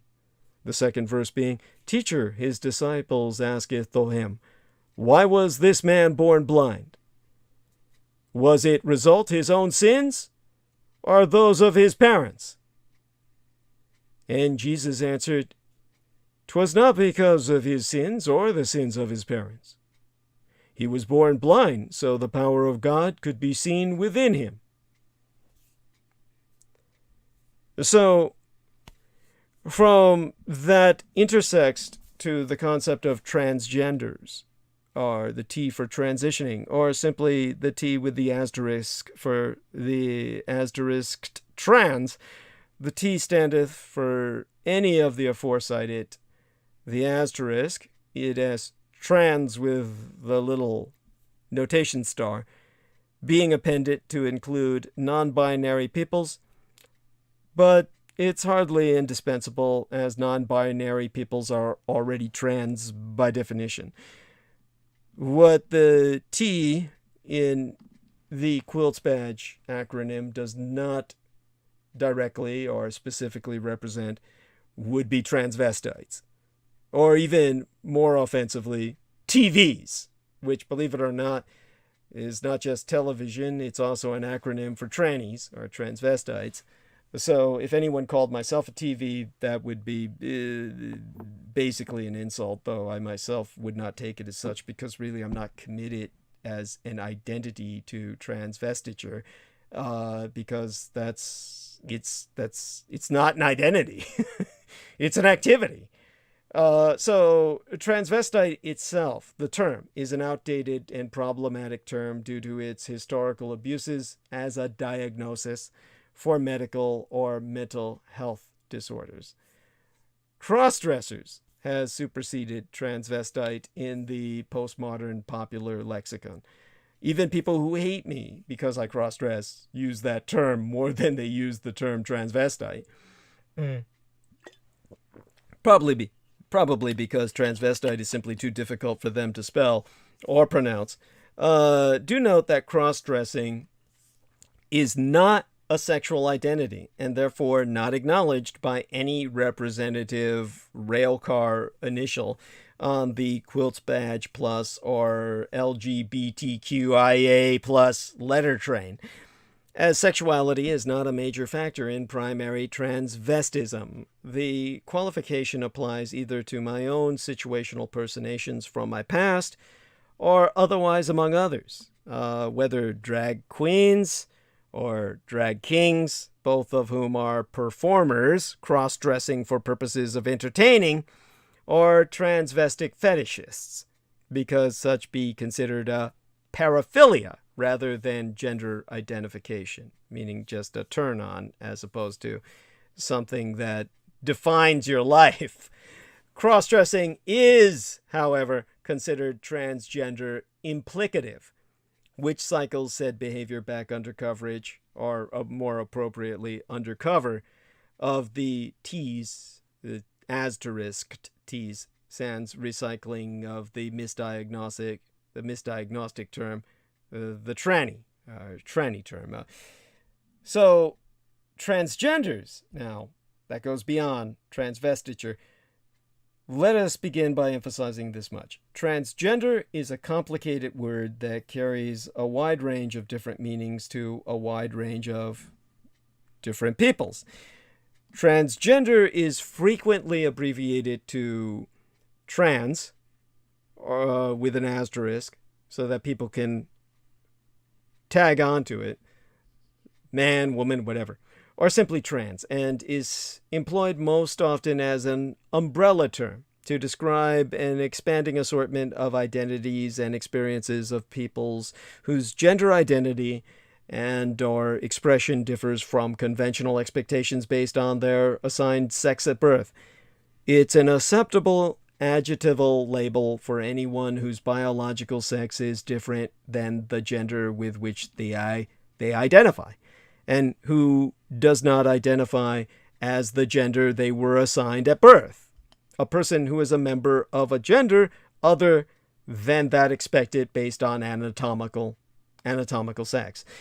And this includes trans male, which currently identifies as male. A trans man is a person who may choose to identify this way to capture their gender identity as well as their lived experience as a transgender person. Some trans men may also use the term FTM or F2M, as in female to male, the numeric 2, a female to male, F2M, to describe their identity.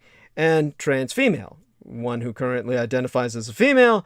A trans woman would be a person who may choose to identify this way to capture their gender identity as well as their lived experience as a transgender person. And some trans women may also use MTF, or the M numeric numeral 2F, M2F, to describe their identity. Now, sometimes the term born in the wrong body is used. However, this depends on the individual's preference, and not all trans people undergo medical transition, which means surgery and or hormones. Transgenders are not transsexuals. Transsexuals being individuals who have undergone and completed SAS, or sexual affirmation surgery, who are thereafter referenced as transsexed individuals after the operation's over. Now, per Webster's New World College Dictionary, the copy I have in front of me was published in 1994, any individual who identifies themselves as having the identity of the opposite sex so strongly as to undergo GRS, genital reconstruction surgery, and hormone injections to effect a change of sex. Transgenderism being the state where one's gender identity is not clear, or one's gender expressions not matching one's assigned sex. So transgenderism is independent of sexual orientation. Transgender people may identify as heterosexuals, homosexuals, bisexuals, asexuals, etc., whereas some may consider conventional sexual orientation labels inadequate or simply inapplicable to themselves. Ergo, therefore, a transgender individual may have characteristics that are normatively associated with a specific gender and identity elsewhere on the traditional gender continuum, and who may take on the sexual identity of either male or female to carry out sexual fantasies or behaviors. Transgender peoples may also identify as bigendered, pangendered, or along several places on either the traditional transgender continuum or the more encompassing continuums that have been developed in response to recent, significantly more detailed sexological studies, or even exist outside of gendered self-identification, as other, or agendered, gender-neutral, genderqueer, non-binary, third gender, etc. Now, furthermore, many transgender persons experience a period of identity development that includes better understanding one's self-image, self-reflection, and self-expression, and more specifically, the degree to which individuals feel genuine, authentic, and comfortable within their external appearance and accept their genuine identity is referred to as transgender congruence.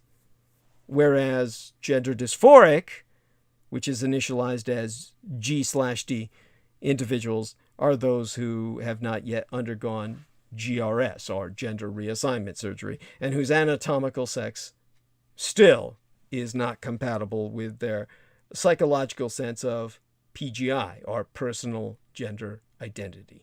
Now, until all too recently, this condition being misdiagnosed in people of legal age as GID, or gender identity disorder, which is defined by the DSM 4, I believe it is, the Roman numeral for the TR, the Diagnostic and Statistical Manual of Mental Disorders, the 4th edition, text revision. The Roman numeral on the binder here is the IV on the spine, so that's Roman numeric 4. I'm looking at pages 532 through 533, where they say gender identity disorder is defined as a strong and persistent cross-gendered identification, which is the desire to be or insistence that one is of the other sex, along with persistent discomfort about one's assigned sex or a sense of the inappropriateness of the gender role of that sex. So this is like the old way that they referenced gender dysphoria, which my son was born with as a physical female. And yes, I myself am indeed implying that GID is still a medically viable diagnosis in cases of most anyone under legal age limits. So, wait until you're of legal age before you make choices, generally, if you can help it, to change your sex. But when you've got some kid who's literally trying to kill themselves, maybe you'd better listen to them. I mean, there's a difference, we have to be realistic here, between maybe some cases of hysteria and some cases where, hey, this kid is really going to kill themselves if we don't give them a sex change or allow them to have their sex change.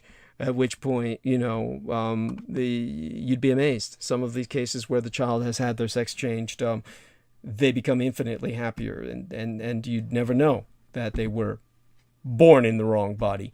So if someone informs you that they identify as transgender, they're simply informing you they have a relationship with gender that is complex and nuanced. And for some trans asterisk people, this means that their biological sex is different than the gender with which they identify. They're born in the wrong body.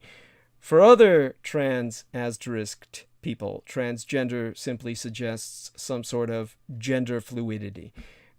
Such is as it is because the word transgender can function as either an umbrella term or a specific identity.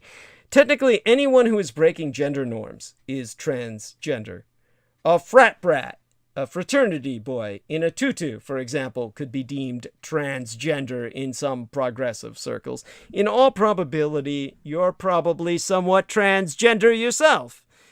Indeed, were you so phobic as to deny such, you wouldn't even be listening to me.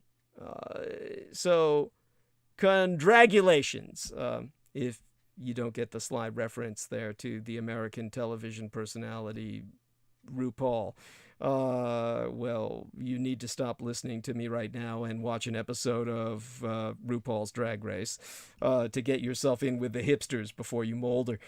Anyhow, in terms of some commonly held and practically accessible definitions, first, someone whose determination of their sex and or gender is not universally considered valid, someone whose behavior or expression does not match their assigned sex according to society, is transgendered. A secondary definition would be a gender outside of the man or woman binary.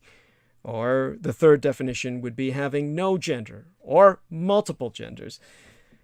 So, at this point, before we transition into trying to explain transsexuality, I think it'd be helpful to clarify, if someone tells you that they identify as transgender, it does not grant yourself license to interrogate their life story, ask them about their genitals, or make them educate you on Transgender 101.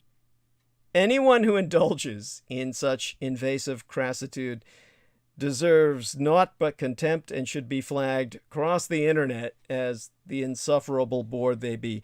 Now, the term transitioning would mean any individualized process by which transgender and transsexual peoples switch from one gender presentation to another.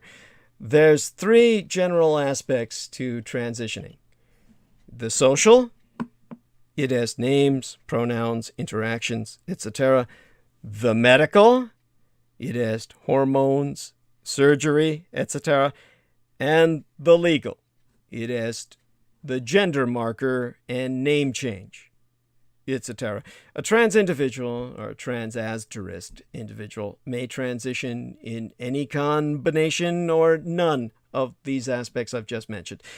Anyhow, the term transsexual itself, as I said, I'd get to this.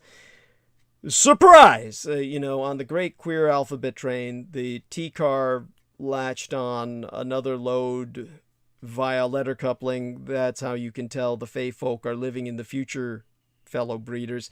Anyhow, the word transsexual, or TS peoples, was not usually even considered in the old ad hoc standardized LGBTQIA plus acronym, or quilts badge plus, but given the confusion about this word and the common usage of it within popular discourse, it perforce must be integrated into tomorrow's mass awareness as the conjunctive non-identity, a non-identity on the quilts badge plus banner.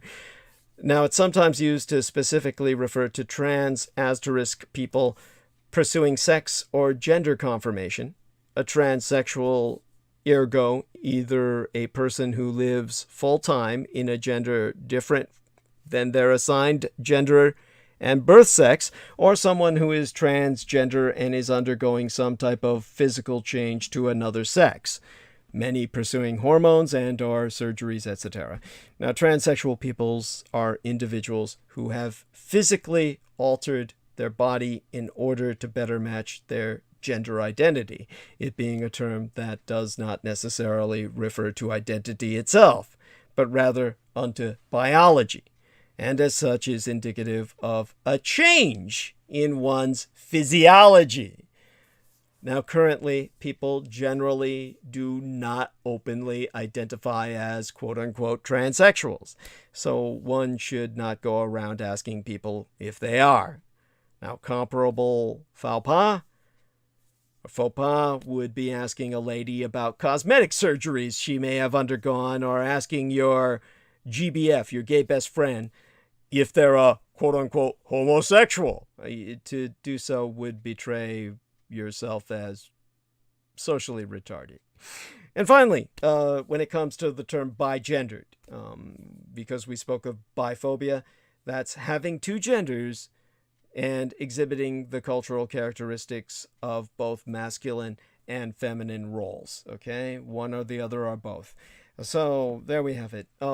We've covered that, I think, ad nauseum at this point. Probably all of you are sick unto death of hearing more. I would appreciate more activity in the chat room.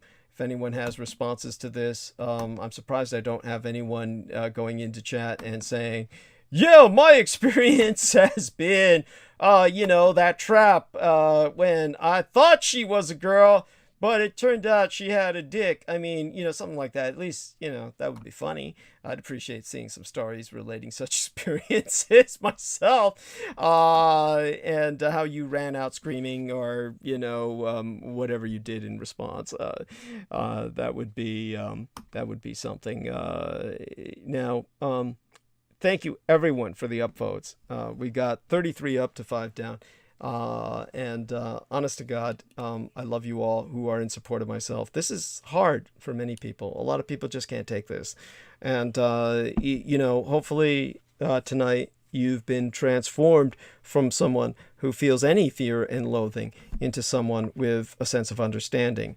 And this doesn't mean that every child, as I said, who suddenly says, I want to be a girl instead of a boy, or vice versa, that we need to automatically give them what they want.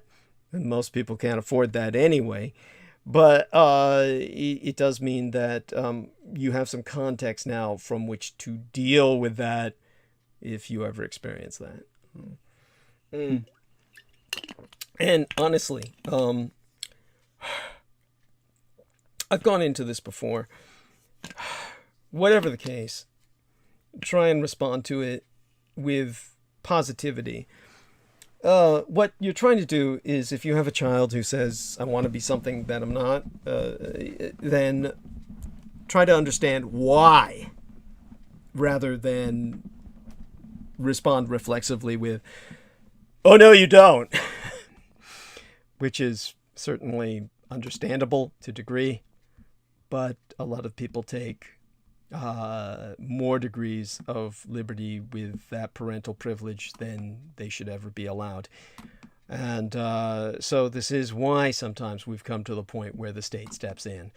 There are people who wind up killing their children because their children are different, and even if they were born that way, the parents can oftentimes wind up blaming them for somehow wanting to be different when they're born different. And so anyhow, let's take this to the more immediate case of the prejudice that I myself suffer from, far more than anything to do with transvestiture.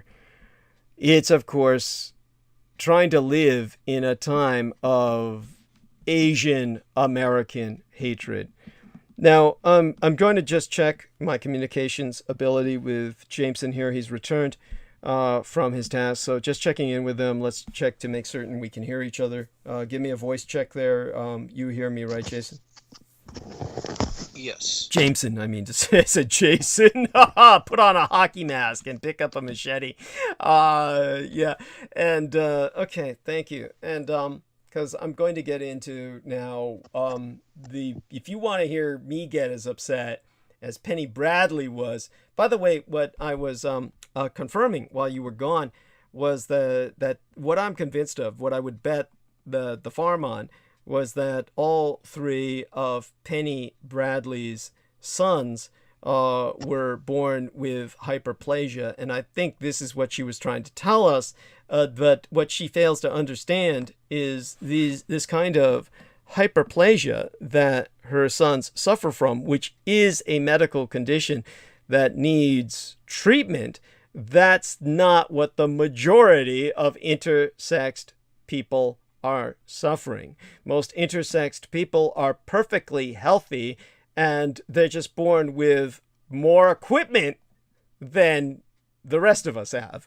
And so when it comes to her condition, she's universalizing her situation, which is actually quite unfair to everybody else who is intersexed.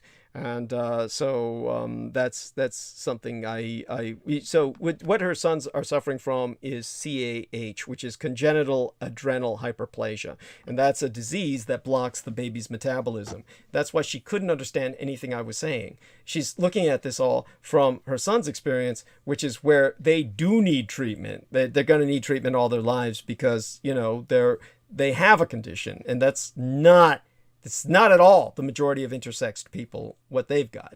Okay. And she doesn't understand that at all because she hasn't given birth to a true hermaphrodite. So she's really dealing with kids who are diseased and they're being treated. And of course, their treatment was unsatisfactory in the case that the state stepped in. This could be, of course, for reasons that she can elucidate next time that I speak with her next month. But it could be that the state was claiming, perhaps with some justification, if she was worked on by Montauk and going through cascading memories and experiencing shifting into altered personalities, you could understand why the state stepped in her case, because she was probably considered an unfit mother. Does that make sense?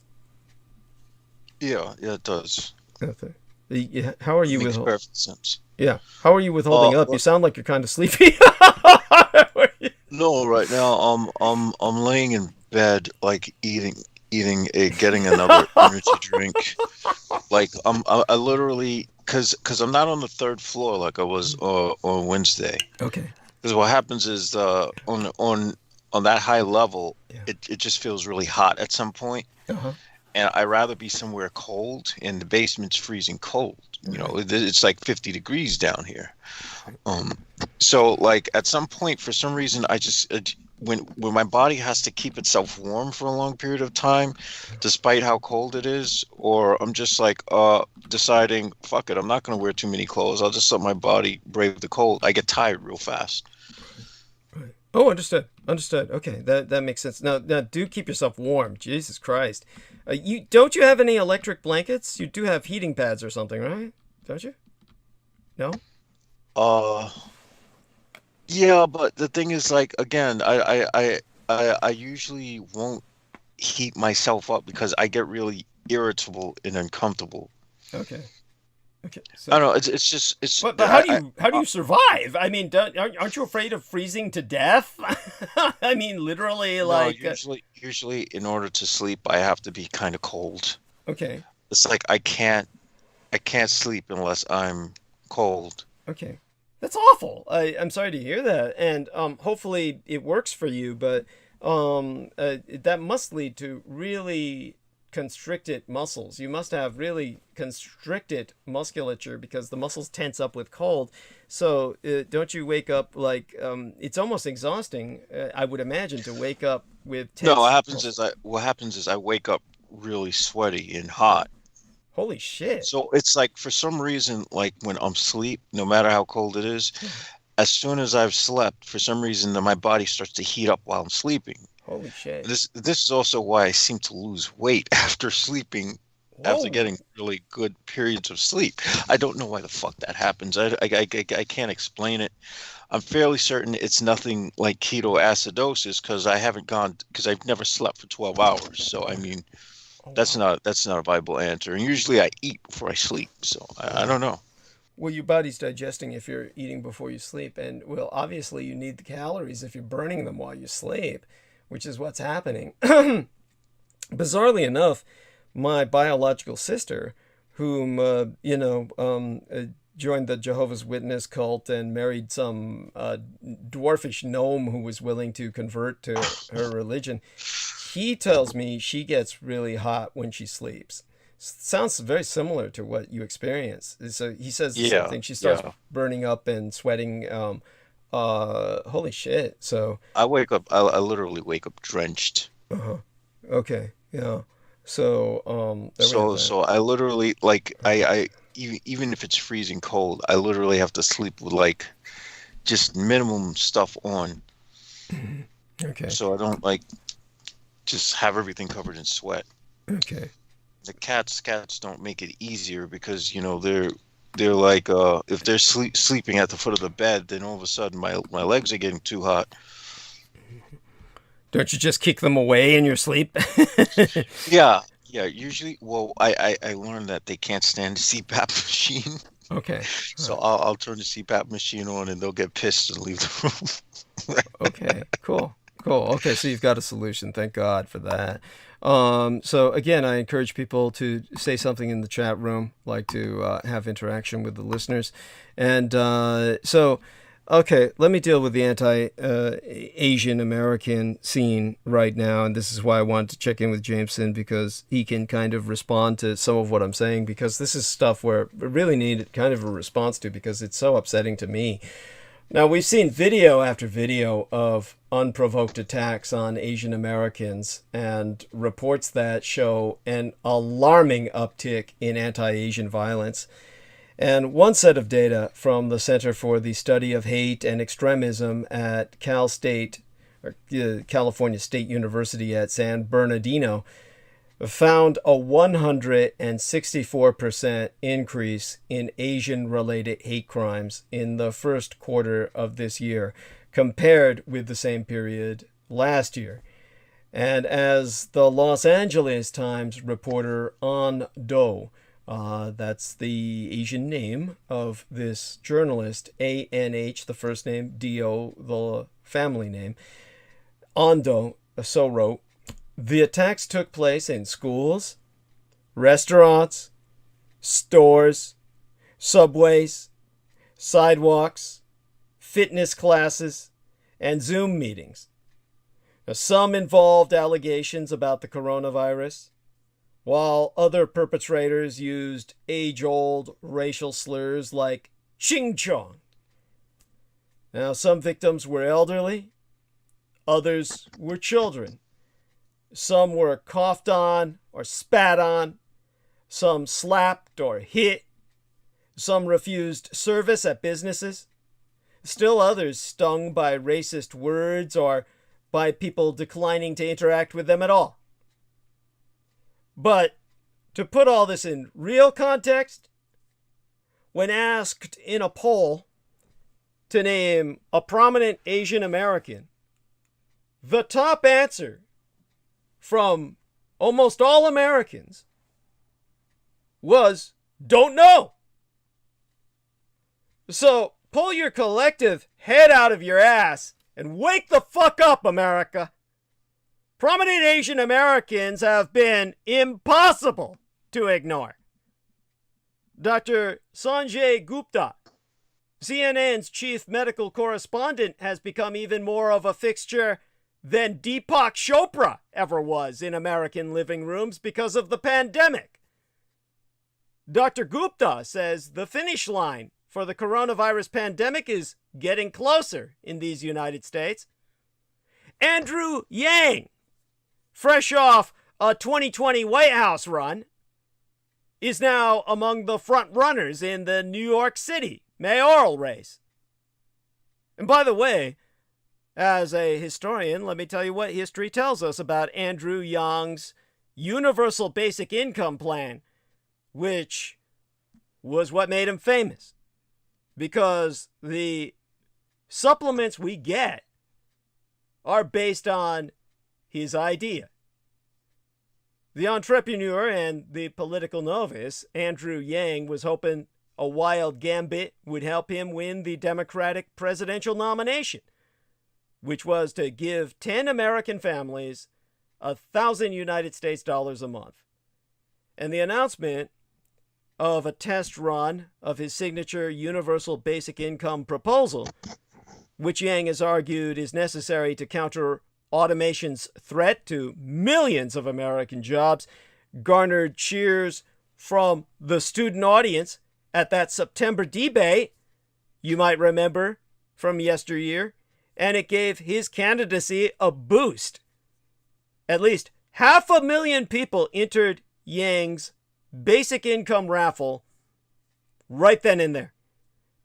And although he called his idea unprecedented, that's not entirely true. It's a direct echo of the Townsend Plan, which was the brainchild of another political novice who also believed that the solution to economic disruption and automation almost 100 years agone was to guarantee an income. So I read a book about that plan, the organization behind it, and the man who promoted it throughout the country. And I found that in times of economic insecurity, simple, straightforward, guaranteed income proposals can be highly influential, even if they're never ultimately adopted. So, in terms of Townsend's income guarantee plan, in 1934, this is after FDR assumed dictatorship in America and my biological father Adolf Hitler assumed power across the Atlantic in the Reich, which simply translates as the realm.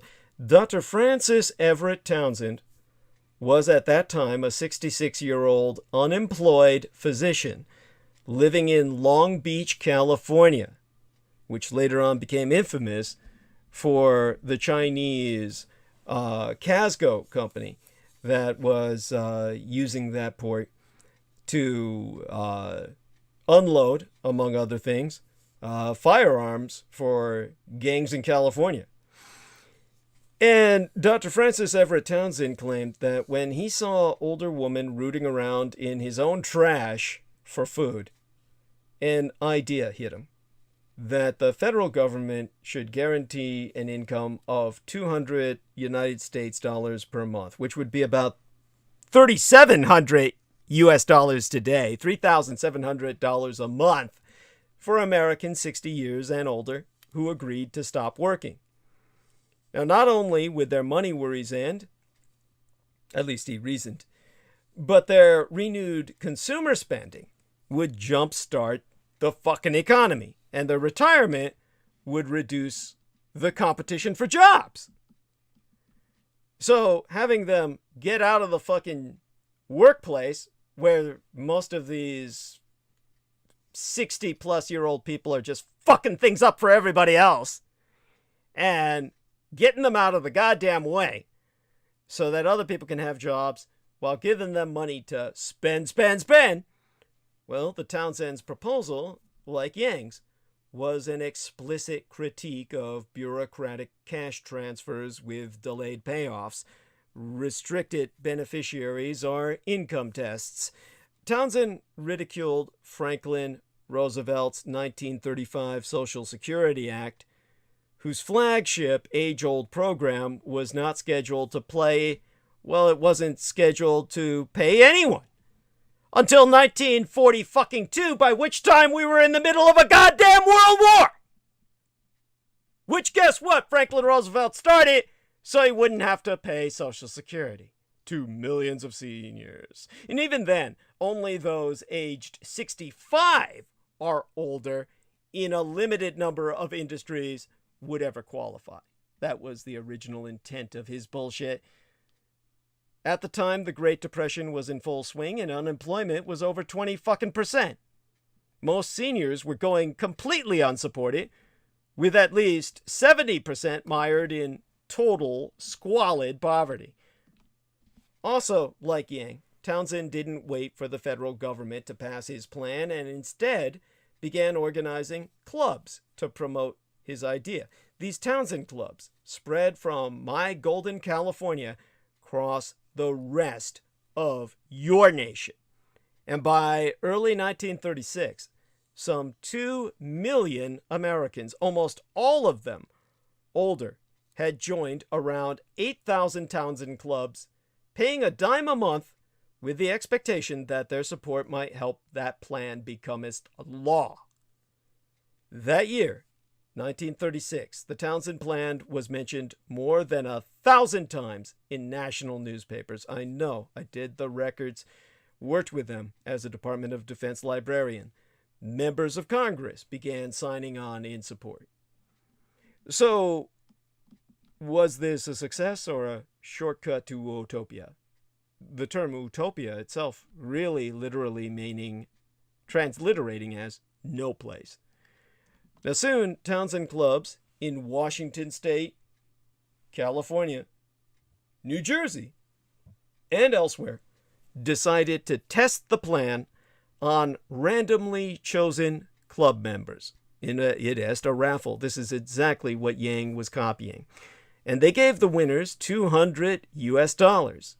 In those days, like I said, the equivalent of well over 3,000 today, assessed the quality of their purchases and calculated its economic impact.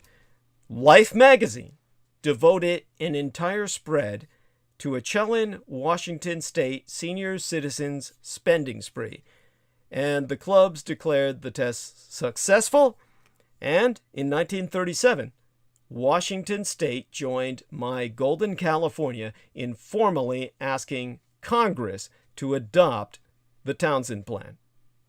But the plan was still derided by many mainstream economists as being unlikely to pay for itself and to end the Depression. This could have evaded the Second World War, people. Had this plan gone into effect, nobody would have bought into a war because we would have had a booming economy. Instead, Franklin Delano Roosevelt dismissed the Townsend Plan as a false shortcut to utopia. And Yang's plan is similarly criticized as not adding up. Still, as a professional historian who worked with the documents, I can tell you Townsend's well-mobilized campaign and his infectious idea of a generous universal pension pressured Franklin Delano Roosevelt and Congress to act. And after voting down the Townsend Plan in June of 1939, Congress amended the Social Security Act, making it more generous to the poorer elderly and speeding up payments for Social Security, which never would have gone into effect under wartime. Had this not been done, there would have been no fucking Social Security. It would have died with Franklin Roosevelt. Now, Yang's catchy idea may catch on to, or rather his ripoff of Mr. Townsend. This is one case where you can say the Asians are copying. But as with any historical analogy, there be limits. Townsend organized his supporters into clubs, whereas Yang wanted website visitors and Twitter followers to bolster his then presidential campaign. And Yang's so-called freedom dividend, what the program is called if scaled up, would be more expensive because of its much broader reach. It grants $1,000 per month to all citizens over the age of 18, including recent high school graduates, including Bill Gates, inclusive Jeff Bezos. Yang arguing that his plan's $2.8 trillion United States dollar annual cost would be recovered by several new taxes, including a value-added tax, and resulting savings from people giving up food stamps and other welfare programs in exchange for the cash transfers. Townsend himself proposed paying for his more limited plan with a 2% transactions tax. But the lesson from each is that generous, unrestricted cash benefits are appealing and can win publicity and grassroots backing. Although Yang's presidential candidacy lost, it was always a long shot. Don't be surprised if the eventual Democratic nominee, Joseph Biden, now our president, embraces the enthusiasm behind Yang's freedom dividend to propose boosting the generosity of existing income support programs, if not ultimately instating a UBI, a universal basic income, at some point to retain the loyalty of American citizens in a time where we're threatened with civil war. That's why I got that form letter, which millions of other Americans must have received, signed in proxy by Joseph Biden, or photocopied in terms of his signature, saying we were going to get at least another $1,400 check. But in terms of his support for much more generous social programs at the least, if that happens, or ultimately, as I would bet, UBI or universal basic income gets realized, so that he can retain the loyalty of the American population in a time that will otherwise disintegrate into open violence. Then 80 years from now, Andrew Yang may not be well remembered himself. He's Asian after all. But millions of Americans would remain in his debt. Just as seniors today owe a forgotten California doctor with a catchy idea. But most offensive of all the forgotten Asians, your fucking vice presidentress. The fact that no one could name Kamala Harris on a poll asking about well-known Asian Americans is beyond rationale to fathom. Kamala Harris became as not only the first woman to serve as vice presidentress, but also the first black person and first Asian American. And despite vice presidentress Kamala Harris's Asian ancestry, not a single poll respondent was able to recall her name when asked to name a prominent Asian American. I mean, help me out here, Jameson. Join me in my outrage.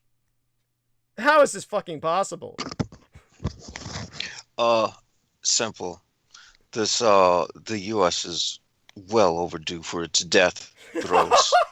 Thank you. Yeah, I'll go for that. You know, honestly, I'm not inclined to argue right now. So you can go to town with that. Holy shit.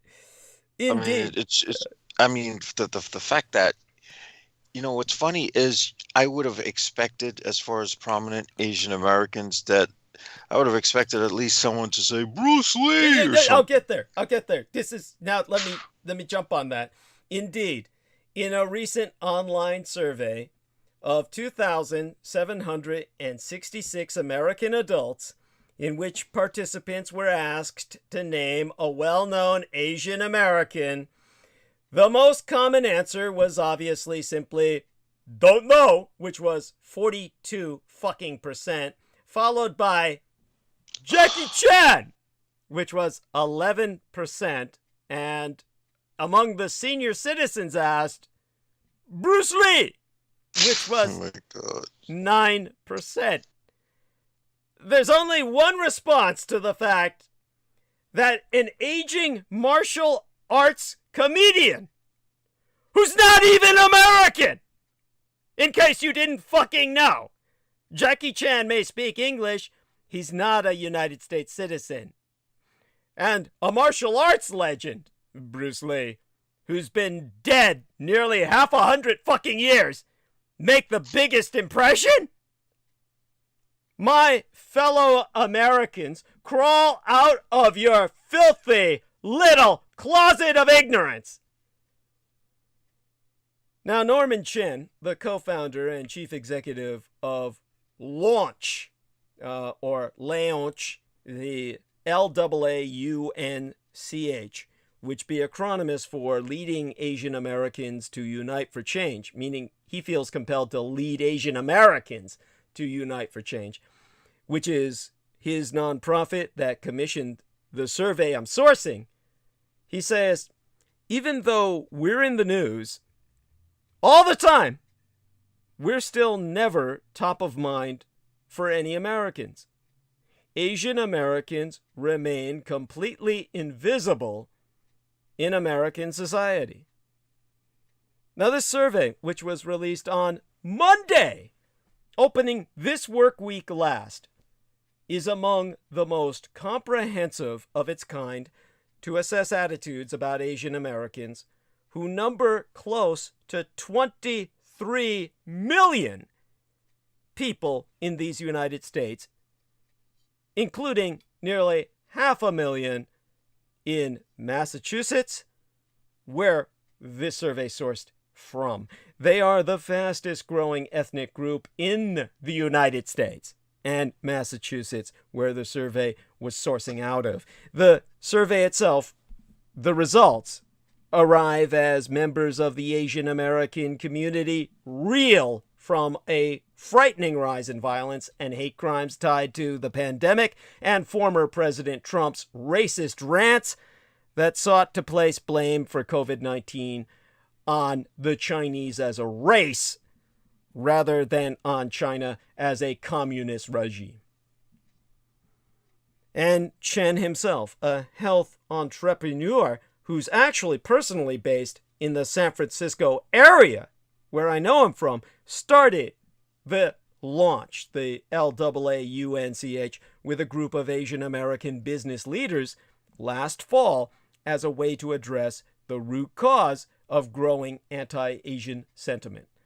So this nonpartisan organization tapped leading Asian American scholars, including the University of Massachusetts Boston professor Paul Watanabe, to help craft this survey, which was conducted between March 29th and April 14th of this year with a nationally representative sample and a margin of error of less than 2%.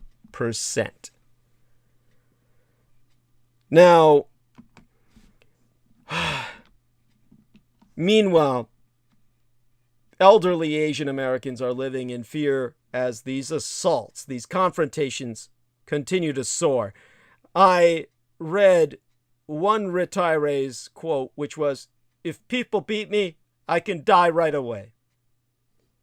This, while I relate the survey's other major findings, besides the outrage of Jackie Chan and Bruce Lee, about 80% of Asian Americans report they are discriminated against in these United States, compared with 90% of Black Americans and 73% of Hispanic Americans.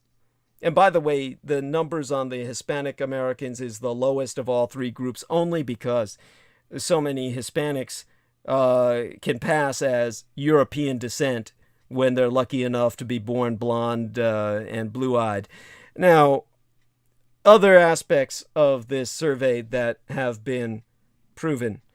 Hardly a week goes by without a viral video showing an attack against an elderly Asian American, yet 37% of white Americans and 30% of Black Americans, along with 24% of Hispanic Americans, all claim that they're completely unaware of this increase in assaults, hate crimes, or other forms of racism against Asian Americans over the past year.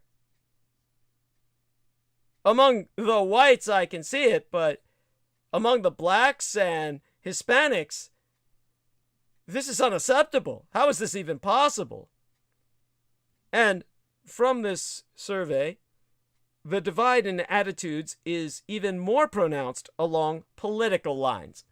46% of Republicans report they never knew about any growing anti-Asian hate and violence, compared with 22% of Democrats living at that level of benighted ignorance. More than a quarter of Republicans believe COVID-19 terms used by Trump, such as China virus, Wuhan virus, or Kung flu, are completely appropriate compared to only 6% of Democrats. Your politics really matter. Also, from this survey, we can prove that Asians, well, fewer than 1 in 4 Asian Americans feel respected at all in this country. Meanwhile, close to 1 in 4 white Americans insist that they do not believe that anti-Asian American racism is even significant enough of a problem that it needs to be addressed. Which tells you everything you need to know about white privilege. Also, sourcing from this survey is the fact that Asians have been immigrating to the United States for over 200 years. Yet 20% of Americans believe Asian Americans are more loyal to their countries of origin than to the United States. In other words, By their very race, they are believed to be the enemy. Just as when the Japanese were interred, not a single lesson has been learned. And vis-a-vis this survey itself, all respondents were most comfortable with an Asian American as their doctor, friend, or co-worker, 90% and above, but less comfortable with an Asian American as their boss at 85%, or future son or daughter-in-law at 83% comfort, or as President of the United States with only 73% in the comfort zone. Now, Dr. Watanabe, the aforecited University of Massachusetts Boston professor, said the results prove how Asian Americans are the major ethnic group people know nothing about. He added that the lack of awareness does not go unnoticed by Asian Americans themselves. With, oh my God, because these Asian Americans seem acutely attuned to it, based on how many reported they have never felt respected, and now feel completely disrespected.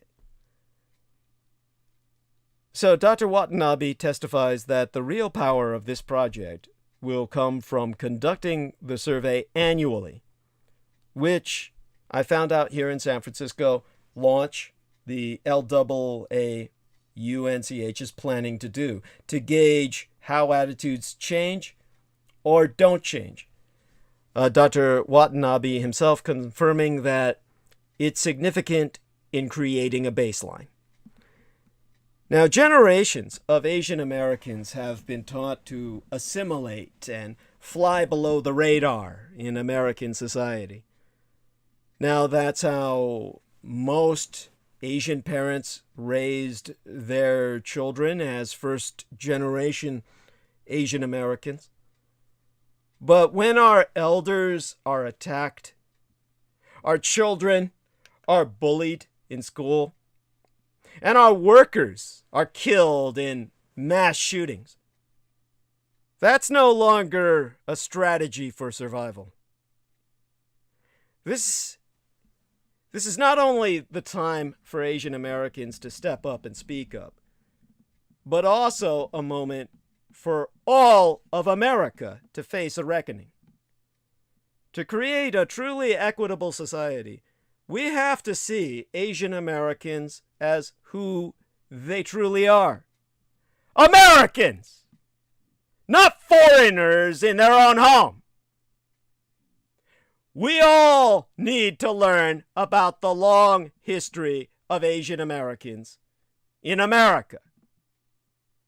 Only then will people understand how this wave of racism and violence is nothing new. There's even a pattern to it all. As a historian, I insist you consider that the worst periods for Asian Americans coincide with when the American empire has been at a low ebb of recessional. In 1942, just after the United States entered World War II, President Franklin Delano Roosevelt imprisoned 127,000 people of Japanese descent, including children, all of them U.S. citizens. To call it a misguided effort to prevent espionage is generous, to say the least. His ultimate intent was to mass murder them all once he won the war. By the gods of my ancestors, he lost. And those people, my people, were set free. In 1982, as sales of American-manufactured automobiles sagged because all you produced was pure shit, 2 white auto workers using a baseball bat beat Vincent Chin, a 27-year-old Chinese-American engineer, to death. blaming him for the growing dominance of Japanese car companies. He died crying, "But I'm not Japanese!" You can relate that to most white Americans and they laugh. They find that funny. And the two murderers never spent a day in jail. They were hailed as American heroes.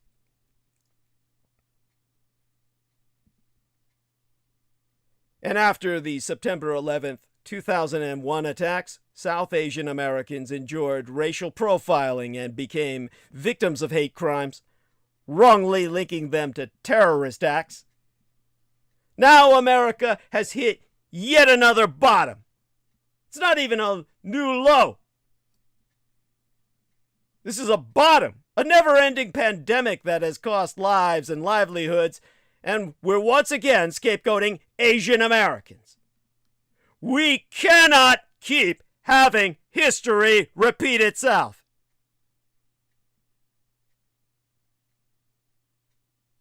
Now is where I articulate how dangerous the situation is.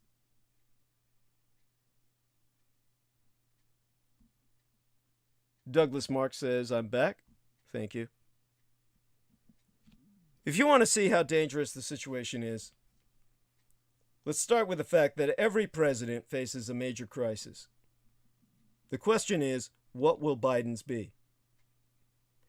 When Harold Macmillan became Britain's Prime Minister circa 1957, a journalist asked him what could blow his government off course.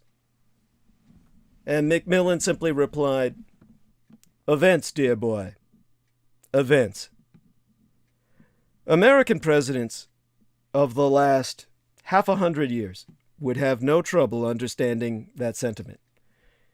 It's unexpected events that oft upend a leader's agenda. Bill Clinton arrived with an ambitious set of domestic goals, but found himself quickly enmeshed in unexpected crises in Somalia, hence the movie Black Hawk Down, and Haiti, which he invaded, as other Americans have done in the past.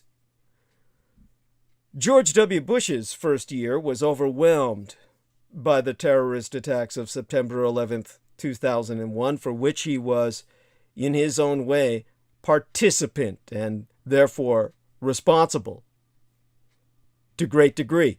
Barack Obama came to office amid a financial crash, then faced an oil well blowout in the Gulf of Mexico involving a foreign company, British Petroleum. And Donald Trump? Well, the only conclusion to be had is to define him historically as an ongoing crisis in and of himself, always self-generated.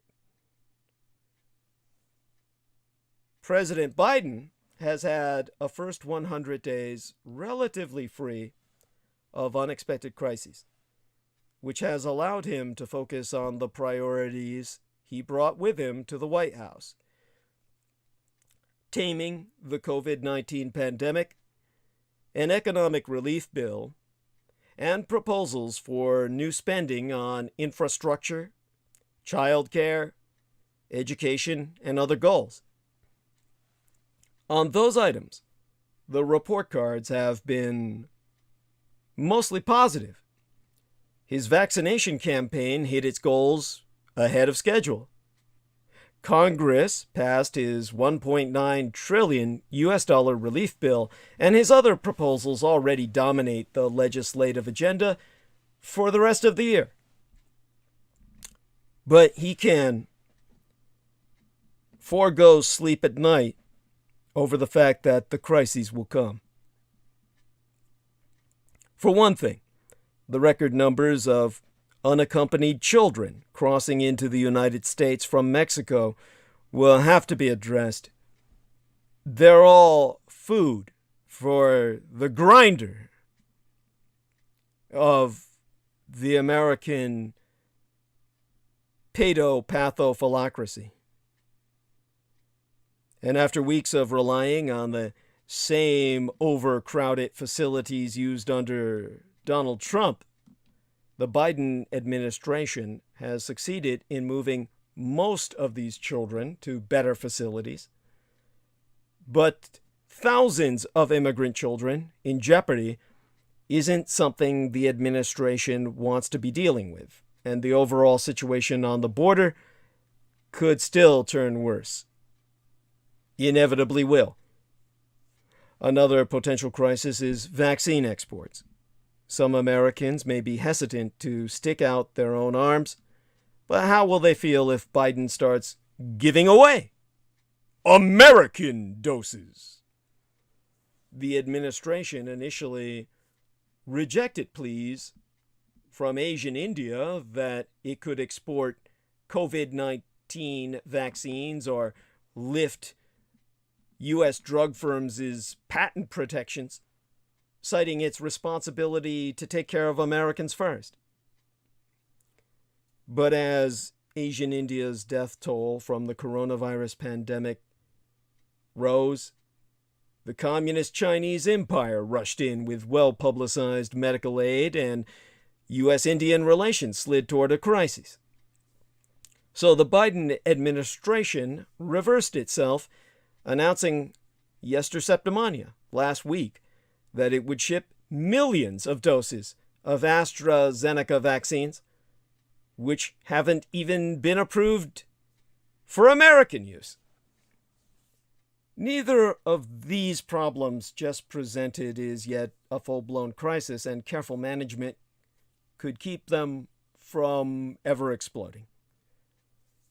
But our world holds greater dangers, any of which could soon test our administration unexpectedly, diverting Joe Biden's attention from his ambitious agenda.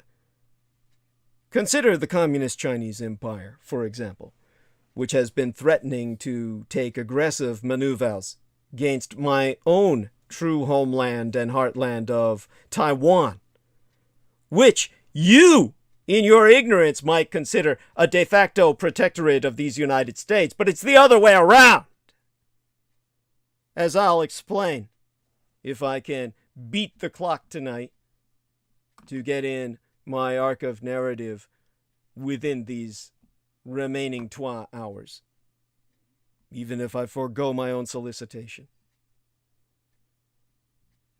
The Taiwan potential for crises could touch off a global conflagration.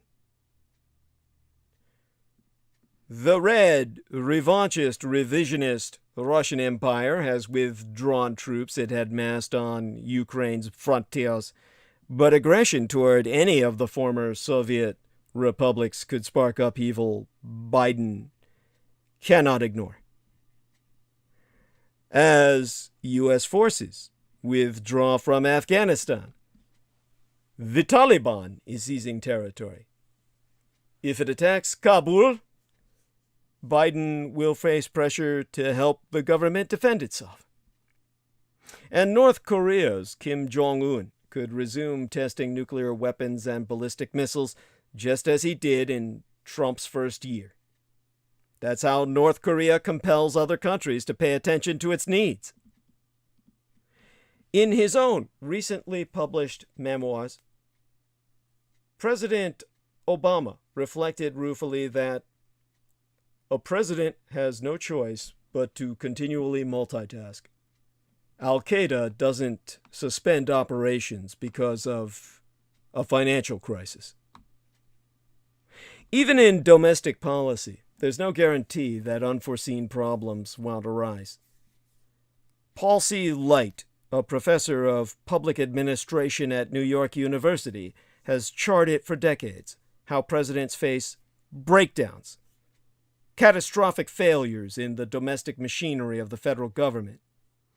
And Dr. Light has proven that they happen like clockwork. So he predicts Biden will face one sometime very soon. So if you were starting to feel good about Biden's early months, don't get too comfortable. the president's good fortune, his healthy popularity ratings, the steady advance of his legislation is unlikely to last forever. Compared with his predecessors, he's had it easy so far. But the real tests were yet to come. Now they're here. I can tell you something no one else can. We're facing a military mutiny. Think of the term Marxist in nature being abused by an officer of Trump's own created military branch. A military branch created by President Trump, swearing loyalty only to himself, the Space Force.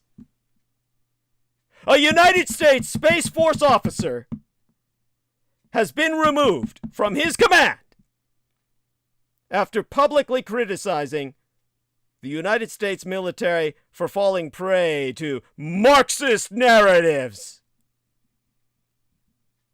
Now, speaking on the ultra-conservative Steve Gruber podcast, Lieutenant Colonel Matthew Lohmeier, a surname spelled Lohmeier, alleged, "Since taking command as a commander about 10 months ago, I saw what I consider fundamentally incompatible and competing narratives of what America was, is, and should be. That wasn't just prolific in social media or throughout the country during this past year, but it was spreading throughout the United States military. And I had recognized those narratives as being Marxist in nature." And when pressed to clarify about these fundamentally incompatible and competing narratives of what America was, is, and should be, Lohmeier cited the New York Times 1619 Project, a historical analysis at how slavery formed all of America's institutions. To which Lohmeier reacted, "It teaches intensive teaching that I heard at my base, that at the time the country ratified the United States Constitution, it codified white supremacy as the law of our land. If you want to disagree with that, then you start being labeled all manner of things, including racist." By the way, Lieutenant Colonel Matthew Lohmeier has not responded to my own request for comment. But this brings us to the military mutiny against our executive commander-in-chief, Joseph Biden. An open letter by former officers calling our president a Marxist dictator is a greater threat to American democracy than the ouster of Elizabeth Cheney. That ouster of United States Representative Liz Cheney from the Republican leadership on Wednesday of this week last for the sin of telling the truth about former President Donald Trump is not the most depressing example of partisan folly this week. No less sad from my professional perspective as a former Department of Defense military librarian was an open letter signed by more than 100 retired United States general and flag officers that accused President Joe Biden of installing a Marxist form of tyrannical government. This piece of appalling partisan invective is newsworthy, mainly because it was signed by retired military officers who, in so doing, violated the norms of their profession and contributed to the erosion of healthy civil-military relations in these United States. And you haven't even heard of this. But perhaps we should not be shocked to discover that at a time when American society is reeling from extreme partisan polarization, when significant numbers of prominent politicians are openly promoting falsehoods such as the bogus claim that Trump's resounding defeat at the ballot box was due to electoral fraud, some fraction of the retired military community has fallen prey to these same myths. If a problem exists in civilian society, one can expect to see it in the military assigned to protect that society as well. The letter's content is in and of itself not necessarily the issue.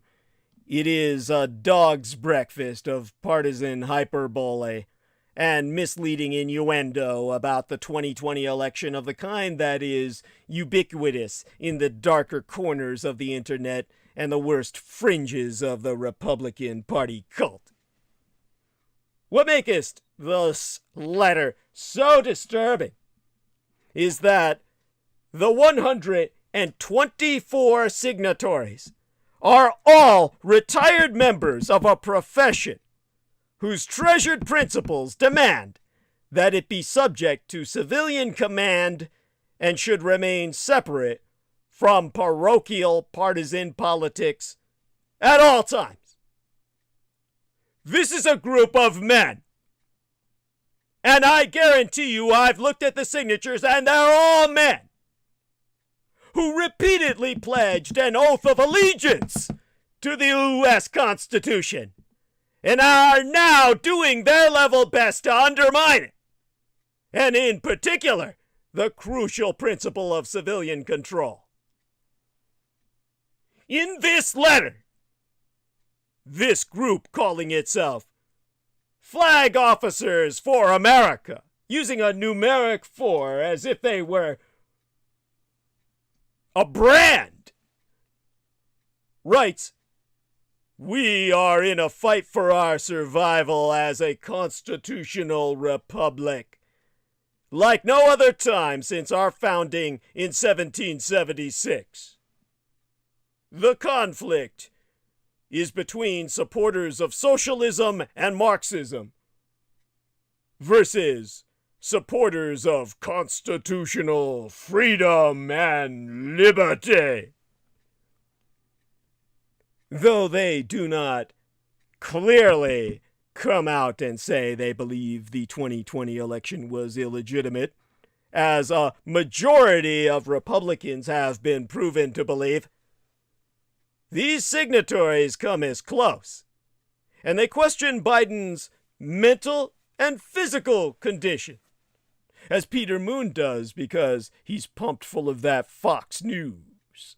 And they add, aside from the election, the current administration has launched a full-blown assault on our constitutional rights in a dictatorial manner, bypassing the Congress with more than 50 executive orders quickly signed, many reversing the previous administration's effective policies and regulations.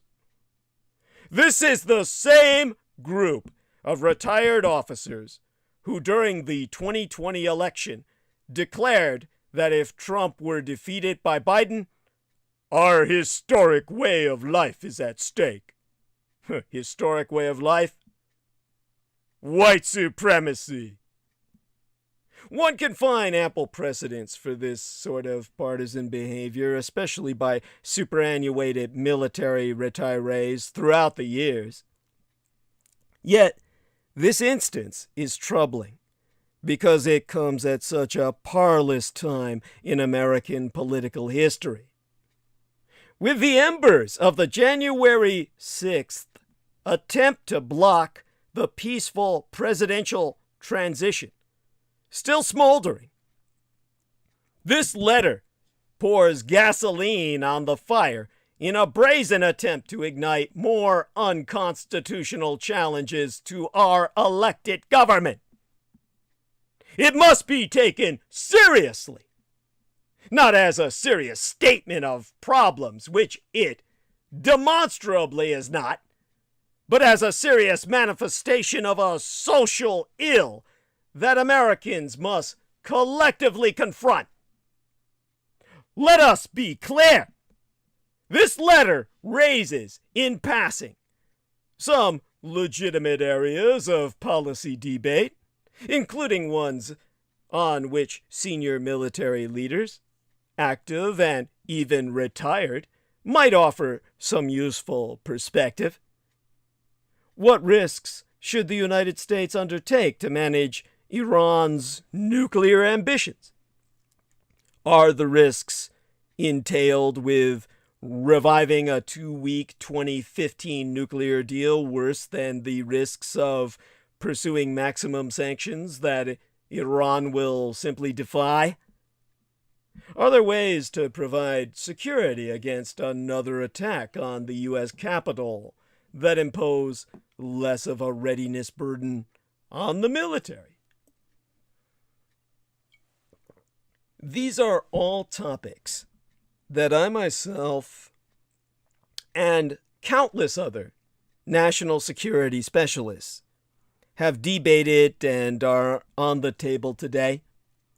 Many senior military officers, though few who signed this letter, have relevant experience that renders their opinions especially worthy.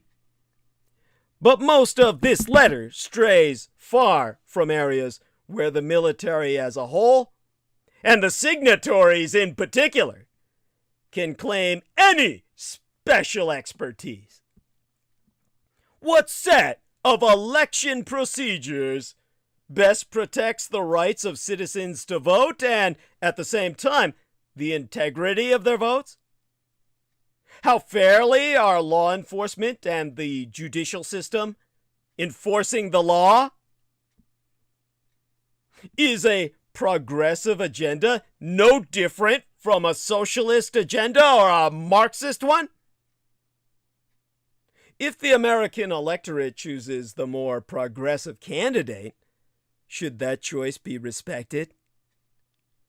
On all of these issues, the military as a profession does not have any special expertise nor claim of authority, and to pretend otherwise is itself to inch along the path patrolled by coup d'etat-prone officers in unstable democracies that gave birth to dictatorships.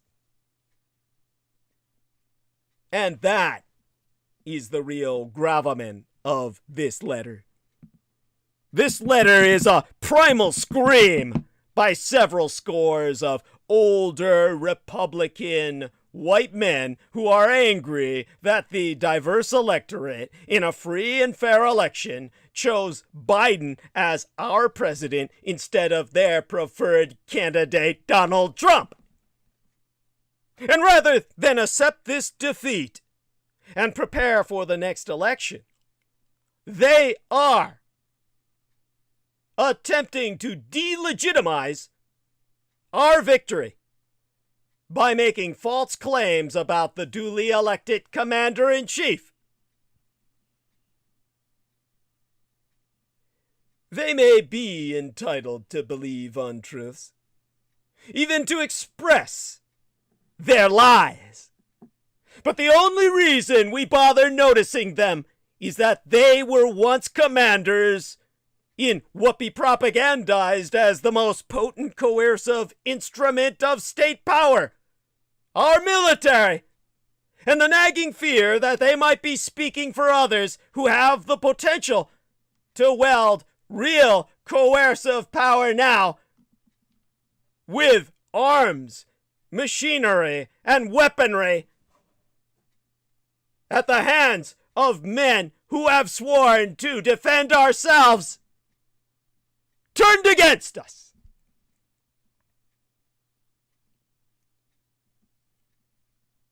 I am confident they do not, subject to the caveat stated at the outset, Doubtless some tiny fraction of active duty military harbor similar misguided views, because a military can never be completely insulated from the toxins prevalent in civilian society. But the vast majority, especially at the senior-most ranks who command the most influence throughout the military, take their oaths more seriously and honorably than do the signatories of this letter. The Biden administration itself need not engage in any extended back and forth with this letter, as doing so would simply elevate it well beyond what it deserves. What would not go amiss is a simple, direct, and unambiguous statement that no doubt exists regarding who is at the top of the constitutionally ordained chain of command, and who has been chosen by the tax-paying electorate to set policy. This is something that Defense Secretary Lloyd Austin is uniquely positioned to say on behalf his commander-in-chief. Not only is he the second most senior civilian in the chain of command atop all of the current serving military, but he also comes up from among the ranks of retired senior military from which this letter drew its signatories. He also happened to serve with greater distinction than any of these signatories, and so his voice commands greater respect among the active duty and retired communities. So now would be a good time for him to use that voice to speak once more on behalf of the Constitution and against those who have lost all their professional bearings. But this is the challenge that Biden was destined to face. A mutiny among our military, that it should emerge on Armed Forces Day weekend. This tells you why I have no respect for that fucking holiday.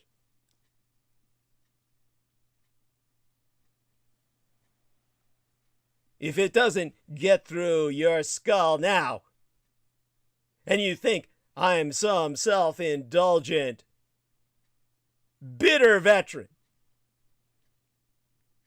what denial must you be in? How far must your head be up your ass that you're high on your own fumes?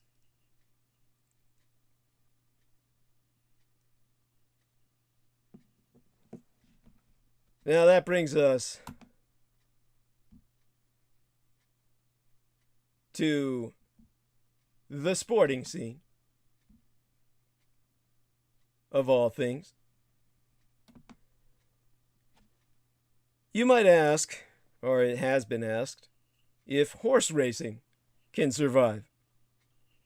In a time of changing sensitivities, this ancient sport is struggling to justify itself. And yet we have the man who would be dictator saddling up a new conspiracy theory. Donald Trump sees national decline everywhere. It was the flip side to his wildly successful "Make America Great Again" mantra. One of the more curious obsessions in the former president's vision of America going to hell in a handbasket is the Kentucky Derby. Now, shortly after news that this year's race winner had failed a drug test, the ex-president fired off a bizarre statement to journalists. It reads, "So now even our Kentucky Derby winner, Medina Spirit, is a junkie. This is emblematic of what is happening to our country. The whole world is laughing at us as we go to hell on our borders, our fake presidential election, and everywhere else. Now, this was a typical Trump missive, laden with sinister suggestions of hidden conspiracies, hinting at a bunker mentality, the whiff of political correctness run amok, and seasoned for good measure by a lie about election fraud. Of course, it's also confusing. Was Trump saying a little doping should be allowed in horse racing? Medina Spirit's trainer, Bob Baffert, who has denied the horse was treated with the drug in question, played into Trump's politicized view, telling Fox News that he had been a victim of cancel culture. The run for the roses has found itself dragged into Trump's dark worldview once before, after the horse named Maximum Security, who was first to pass the post in the 2019 race, was disqualified for impeding another horse while swerving on the run-in. Trump weighed in with a bizarre Oval Office tweet. Then, blaming political correctness, he wrote, "The Kentucky Derby decision was not a good one. It was a rough and tumble race on a wet and sloppy track. Actually a beautiful thing to watch. Only in these days of political correctness could such an overturn occur. The best horse did not win the Kentucky Derby. Not even close!" He used an exclamation mark and a question mark simultaneously. He doesn't have the sophistication to combine them in what's called an interrobang, so it's hard to set the tone on what he said. Not even close! In retrospect, his 2019 tweet was a perfect predictor of how the then president would react when an opponent who played by the rules overcame Trump's own rough and tumble tactics in a rather more important political horse race. And with the Russo collaborationist Republican cult ousting Liz Cheney from her leadership role, the Republicans have slaked their latest urge to purge in a purgative history what goeth back decades. In fact, the Russo collaborationist Republican insurgency has now made its most redefinitive choice thus far. Liz Cheney or Elise Stefanik? Tradition or Trump? Those two congresswomen personify the choice the red Republican cult took. With Cheney out and Stefanik in, Republicans have decided to live and die with a big lie. The move was a ratification of the Trumpification of the Republican Party into a messianic personality cult. And I'll tell you how you know the red Republicans are embarrassed about their maneuver on Liz Cheney. In the space of 30 minutes, behind closed doors, and by a voice vote, Republicans removed Wyoming Representative Liz Cheney from her role as the third-ranking Republican leader. Within that greater span of time it took to call to order, it actually took just 16 minutes of interaction on Wednesday morning, this week last, for House Republicans to surgically remove Representative Liz Cheney from their leadership team, an act that both expunged a conservative stalwart who has challenged former President Donald Trump's election lies and cemented those fictions as Republican cultic orthodoxy. Cheney's ouster, a stunning rebuke for the member of a Wyoming family that helped to shape the Republican Party for decades, cleared the way for the rise of Representative Elise Stefanik, an erstwhile Trump critic from upstate New York who has recast her political persona over the past 18 months to fit a cult firmly clamped in the former president's vice. If the how be any indicator of the why and the what now, the maneuvering to get Cheney out on Wednesday, midweek last, bodes very poorly for House Republicans. Consider what they could have done. First, hold the vote in public. Secondarily, hold the vote in private, but allow time for those who wanted to speak on Cheney's behalf to do so. Or, as a third choice, hold the vote in private, but allow a roll call vote so that people not in the room could have some sense of what the level of support for Cheney even was. They didn't do any of that. In fact, according to the New York Times' Jonathan Martin, a handful of members missed it, the Cheney vote, because they were just arriving to the meeting when it broke up. The entire feel of the vote was one of shame or embarrassment, an active effort to not draw any more attention to what was happening and to quickly start talking about the future. Worth noting is that former President Donald Trump continues to talk about the past, the 2020 election in particular, every single goddamn day.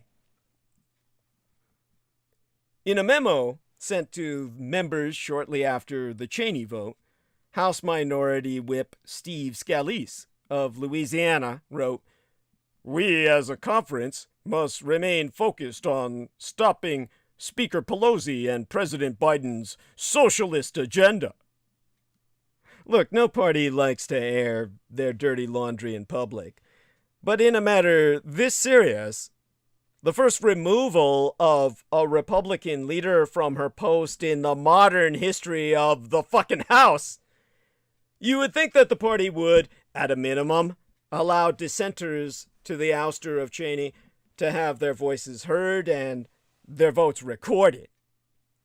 Even before the vote itself, Illinois Representative Adam Kinzinger had sussed out what Republican leaders were trying to do, and how a historical it is, and was, himself so tweeting that Kevin McCarthy, who's an actual employee in the pay of Donald Trump, may win tomorrow, but history won't be kind. Never has our party gone after its own leadership like this, but Kevin and Steve Scalise made history because Trump has thin skin. I'd be embarrassed if I was them.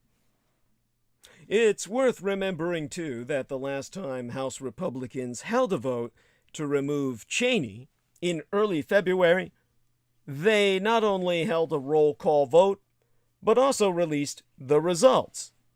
And Cheney won that win by 145 votes to 61. Why then hold a voice vote only this time around? Well, my educated guess is that McCarthy and Scalise wanted to show as much of a united party as possible, and a voice vote was their best possible route to achieve that goal. There's no numbers involved and no recorded votes, meaning that reporters can never follow up with each individual member and ask them how they voted. Because there was no fucking vote. Oh, by the way, Jameson, you're on now, just so you know. If you were on mute. Peter just got up. Oh. Well, he's up. And I was like, well, I don't want to interrupt you, but maybe you won't need a respite here. That's appreciated just for the sake of my voice. Well, let me just tell you what happened. I was, doing some last minute research for my daughter that she'd left me some information for tax day. And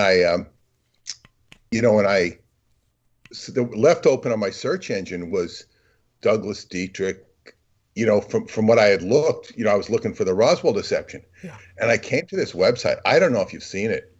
It appears to be new, It has to be new. I think it is. It's debunking Douglas Dietrich. Uh-huh. And it's as Tom Hanks is Forrest Punk.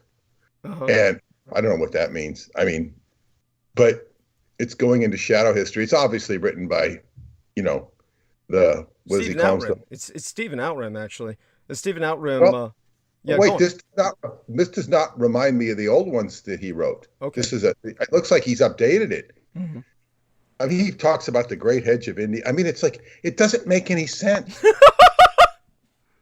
It doesn't make any, I mean, I can't read this shit. And I could actually extract some of it maybe for a future bio and stuff, because he's listing your whole LinkedIn profile. Yes, that's Stephen Outram. Yeah, that's actually it's old. It's quite. Oh yeah, well, I'm saying this. I've seen the Stephen Outram one before, and it's like he's updated. It's probably what he probably did was he moved it probably to a different site and updated it to extent. But please go on. By all means, go on. It's self-incriminating if you have any intelligence or have any familiarity with Douglas. He's got screenshots of the statue of David where David's pretty fat. I don't know why. After it, I don't know what the hell this is. This is say Laura Lee Solomon, the fake calling himself Silicon Valley's secret weapon, and the shadow historian is absolutely not in the Arctic. He's in San Francisco being indulgent and angry, one may hope, since his videos are off YouTube. Maybe sounds like she's taking a shot at you. But this is just so bad. It might be Laura Lee Solomon taking a shot at me, because I did tell people that from what both I myself and Holly Kaditis Kiefer could see, the woman who drove us down to Arizona, it was that after her attempted suicide attempts, and after I turned her over to the care of her friend, called and interceded on her behalf so that her friend would take her in, who she definitively did not want to call herself. She didn't have the courage to do so. She was too embarrassed. So when I called her friend to take her in, and this is what saved her life, afterwards, she had pretty much been heading in this direction forever, but she became totally conspiracy crazed, radicalized right-wing kind of QAnon leaning, and so it wouldn't surprise me if she actually went all the way. And she was leaning towards QAnon? She was, for lack of a better word, I use that term as a catch-all phrase. The QAnon itself was never part of her agenda, though there were other people I know who fell victim to that so tragically. And I personally pretty much knew them from Facebook, but they were kind enough to interact with me and arrange interviews and stuff like that for me in the past. They weren't just, sideline characters. These were active people in my interacting with others. But Laura Lee Solomon was heading in that direction. Let's just put it this way. She was pretty much like, there was that whole caravan bullshit where they were claiming that there was a caravan coming up towards the wall and, the border, and that it was full of lepers and basically like ninja commandos who were terrorists for Al-Qaeda. I mean, these were just, families that were trying to break into America, and that it was what it was, but it was none of that. And in terms of, lepers and ninjas and shit, Al-Qaeda, terrorists or any of that. So she was buying into shit like that. And this was, literally some of the videos she published were literally like old white guys sitting in their cars, claiming that they were watching the caravan, which means that they had gone south of the border. So it's just bizarre shit. If anything they were saying was true, but of course it's all just bullshit. It's just, she was heading in that direction. So if ultimately she just fell and bottomed out and just went into this hole, it wouldn't surprise me. I'm hoping that's not the case, but if it is, all I can say is no great loss. I mean, I'm not, she's not someone that I was banking on towards anything in life, concerning my hopes for some kind of future relations with her or anything like that. She's, that's what it is. Of course, who knows with these people? They could be simply taking something she said and misrepresenting it because they take everything out of context. But yeah, everything you're mentioning, this was all on his original colon column. And as you say, it's self-incriminating. In his original colon column, he went so far as to have actual screenshots of himself talking to Michael Aquino, in which he was like, you know, here it is. And he, in his picture, I once saw him giving a instructional video. I don't know if I saw his face or not, and if he did that. I think he looked pretty normal. In this one, which is just a picture of his face from a message, his face is his head is very big, and you can tell it would have to be on a very fat guy, or maybe he could possibly be some hulking football player, possibly. No, but I don't mean to suggest that he is that. But he says, and he's addressing Sean Stone. He's saying, Sean, I really want to congratulate you on getting Colonel Aquino on your show. Yeah, that's a real coup. and B, conducting an absolutely phenomenal interview. Definitely one of the best I've ever seen. You asked some brilliant questions and stuck to it with him when he gave sometimes evasive answers. One thing I would like to know if he is still serving in intelligence. He mentioned 40 years. Some online reports put him in the top 5 of the NSA and now a general. And then it has a Michael Aquino response.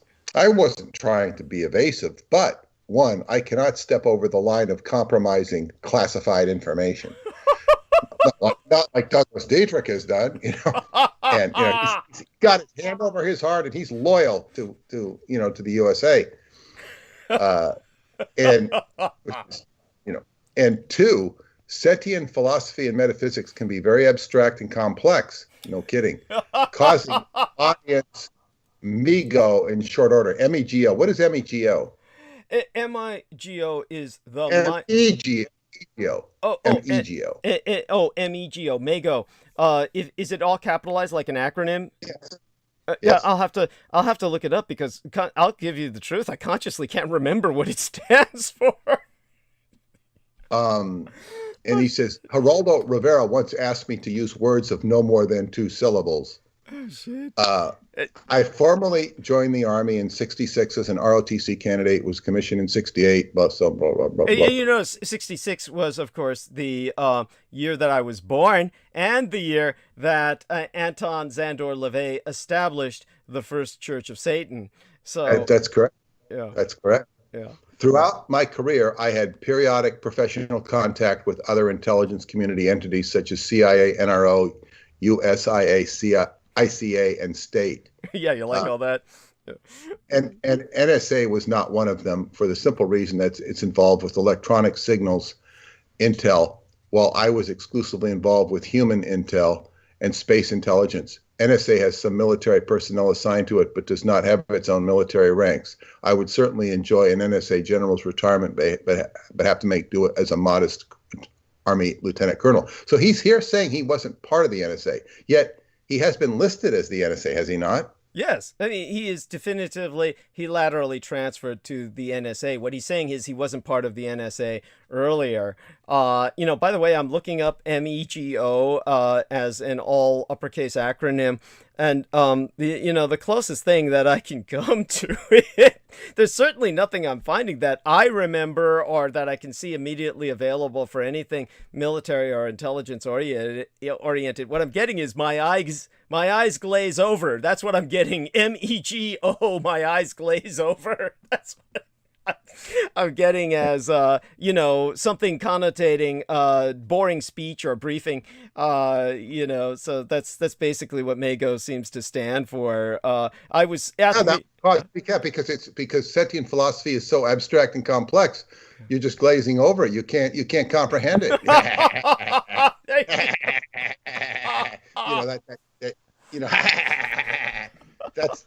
That's a more arched, what I used to call the snicker factor.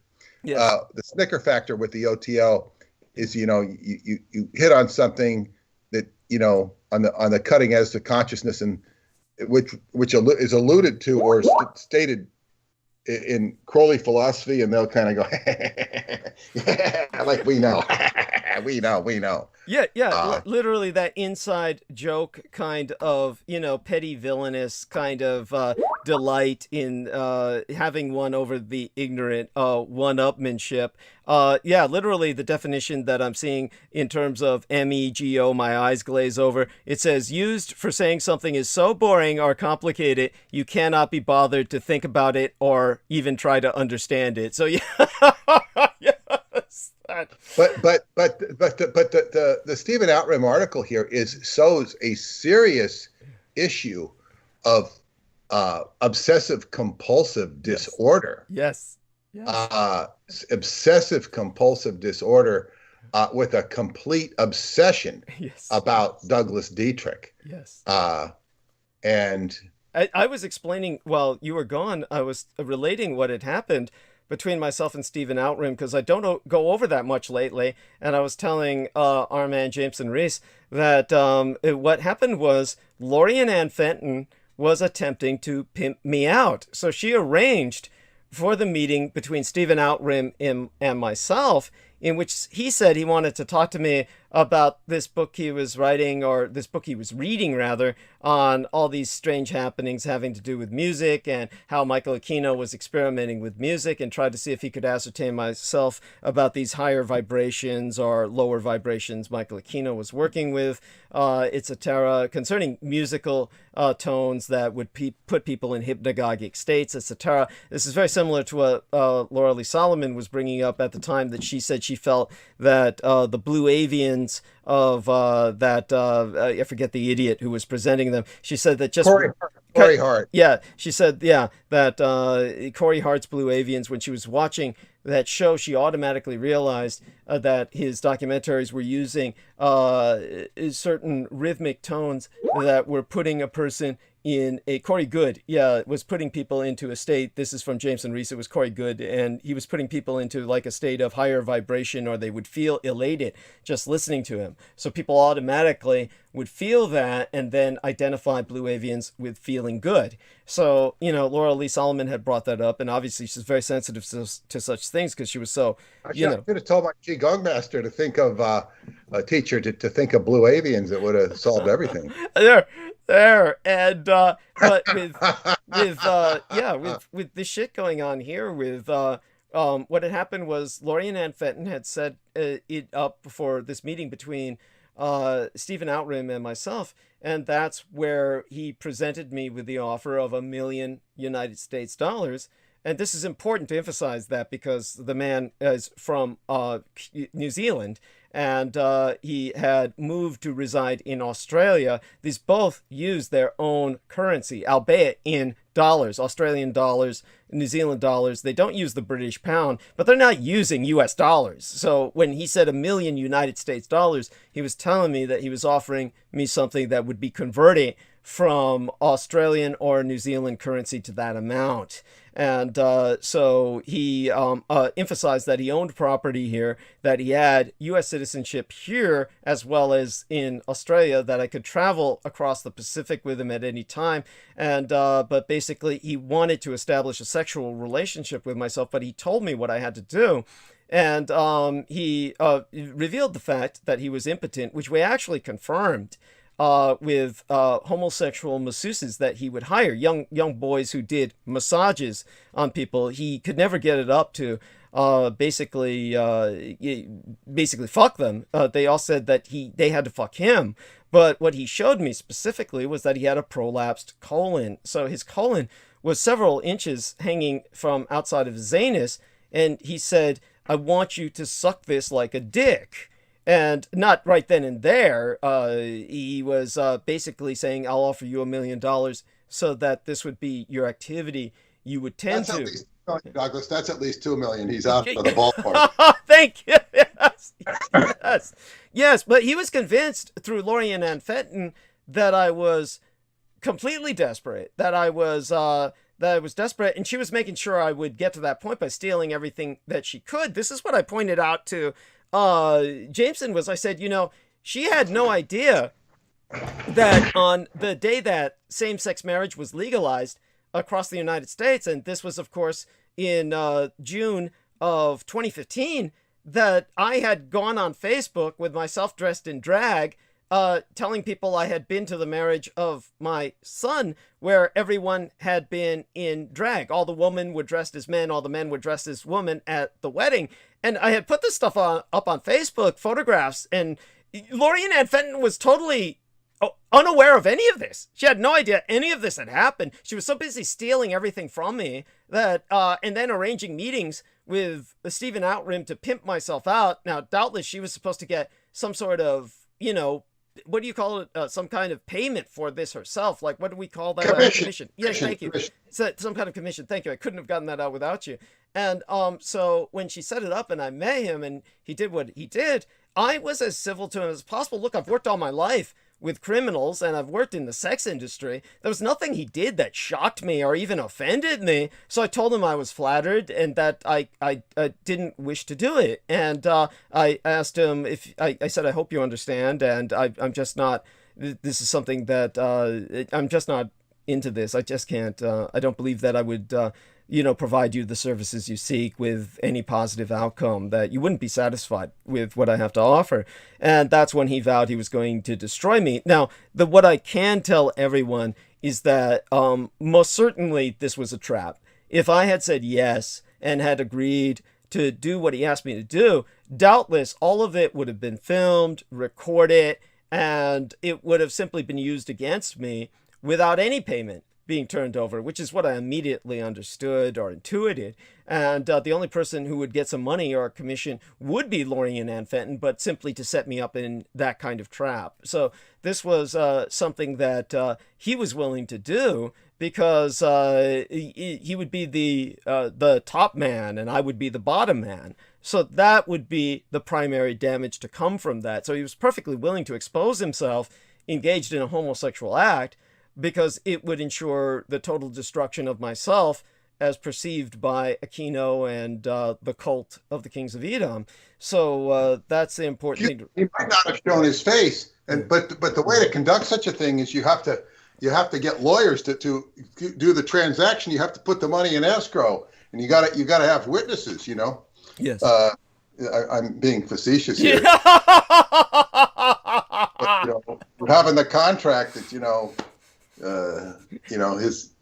that you have to put your what is it, his prolapse colon in my mouth and into your mouth and suck it, that into the legal jargon, and of course this is, as they say, if you're truly desperate, you do it for $500. Yes, if someone truly needed to eat, and apparently he thought I was at this level. Now let me tell you something.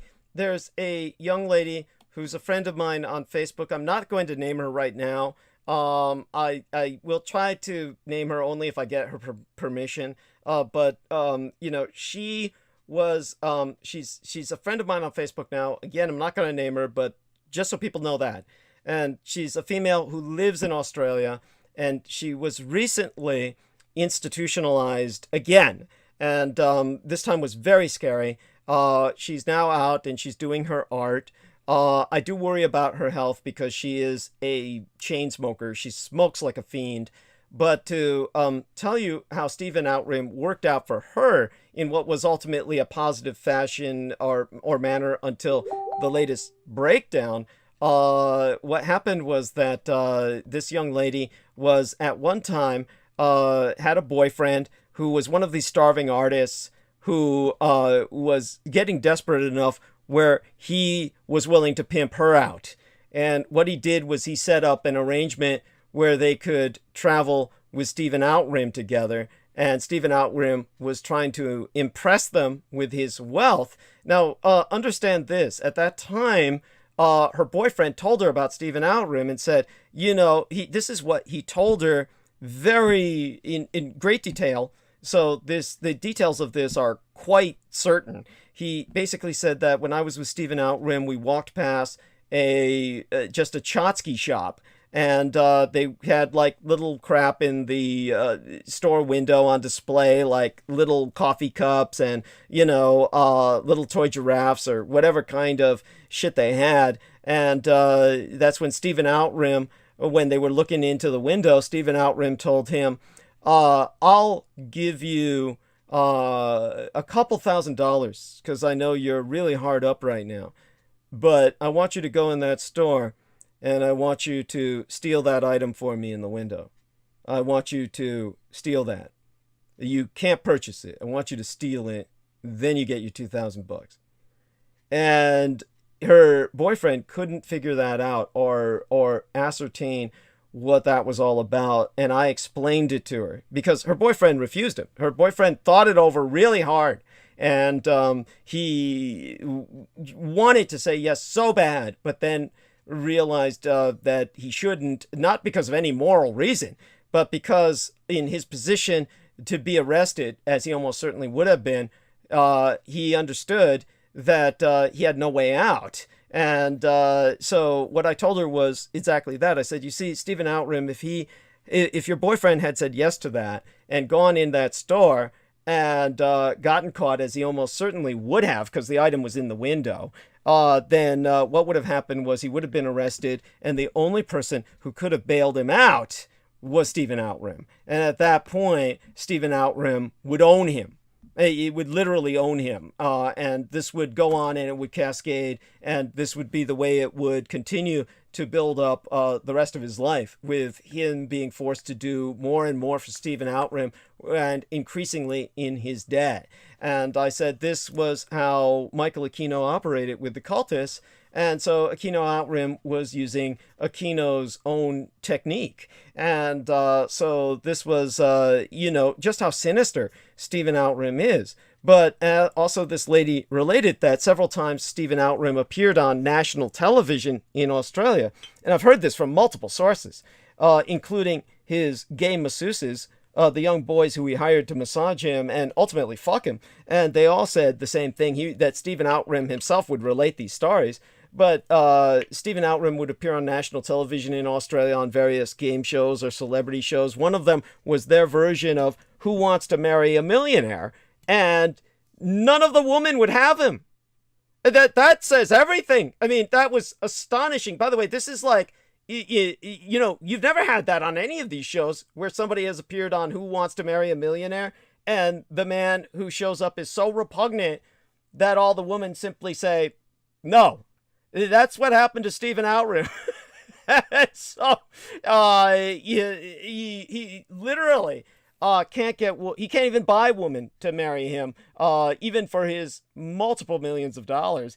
And then what happened was, when the boyfriend took her to meet Stephen Outram first took them to his home, which was multiple acres. He owns this runaway estate in Australia. And because he was working in information technology, he had at least enough of a sophistication, at least in the people he contracted, to have set up an environment like nothing she had ever seen. And this was something her boyfriend had prepared her for, because he had been gaming with Stephen Outram in that environment. And what Stephen Outram had set up was like an on-running gaming room, meaning then rather than just a sedentary gaming room where you sit down and you interact with the screen, this guy had a continuous screen set up throughout the house, so no matter where he moved, he could continue playing the video game he was engaged in. The reason he had that set up was because of what I found out from that idiot Abdul Karim Haq. Well, I called him one time and he was playing a video game, and he was all pissed off because he couldn't stop the game to talk to me. He had to talk to me while playing the game, because once you stopped, the game would reset. So he couldn't stop playing the game. And this is how many games were for a long time, or certain games that were less well produced. No matter how well produced they said they were, the reset takes you back to square one. So Stephen Outram had it set up so he could walk around the house if he had to take a piss, or go to the kitchen, or answer a phone, or whatever it was he had to do. He could do that without stopping his game. He could literally play the game no matter where he was, because the screen was a running screen. In other words, the screen image would follow him from screen to screen throughout his walking. That's what he would take the game with him. So he showed her that, Stephen Outram, and then he said, okay, now let's go buy a new car. And then he took them to the automobile dealer, and he purchased a brand new, incredibly expensive sports car, a Lamborghini. And he said, now you and me are going to ride in this Lamborghini. And, you know, this is the insanity of this man. First off, he was going to leave the boyfriend stranded there at the car dealer, where the boyfriend was on his own to get anywhere else, and he was going to drive off with his girl in this Lamborghini. And he couldn't fit. He couldn't fit. He could not physically fit. This is the insanity of the man, that he would not know that. I mean, if anyone's ever seen a Lamborghini, they're really low slung. Your average senior adult who is, you know, at the age where he could conceivably afford something like that, if he's a CEO, would have trouble getting into a Lamborghini physically, because it takes a physically fit person to fit in a Lamborghini. You've got to crouch, you've got to sit back, slung low. Your average senior citizen who's like cramped with arthritis would have trouble getting in there. Very thin. Yeah. Yeah. Typically. Yeah. Yeah. And so literally, Stephen Outram could not fit in the Lamborghini. So he was stuck with letting the boyfriend drive the girl home in the Lamborghini while he had to call a cab. It's pretty funny. Yeah. So this is how crazed this man is.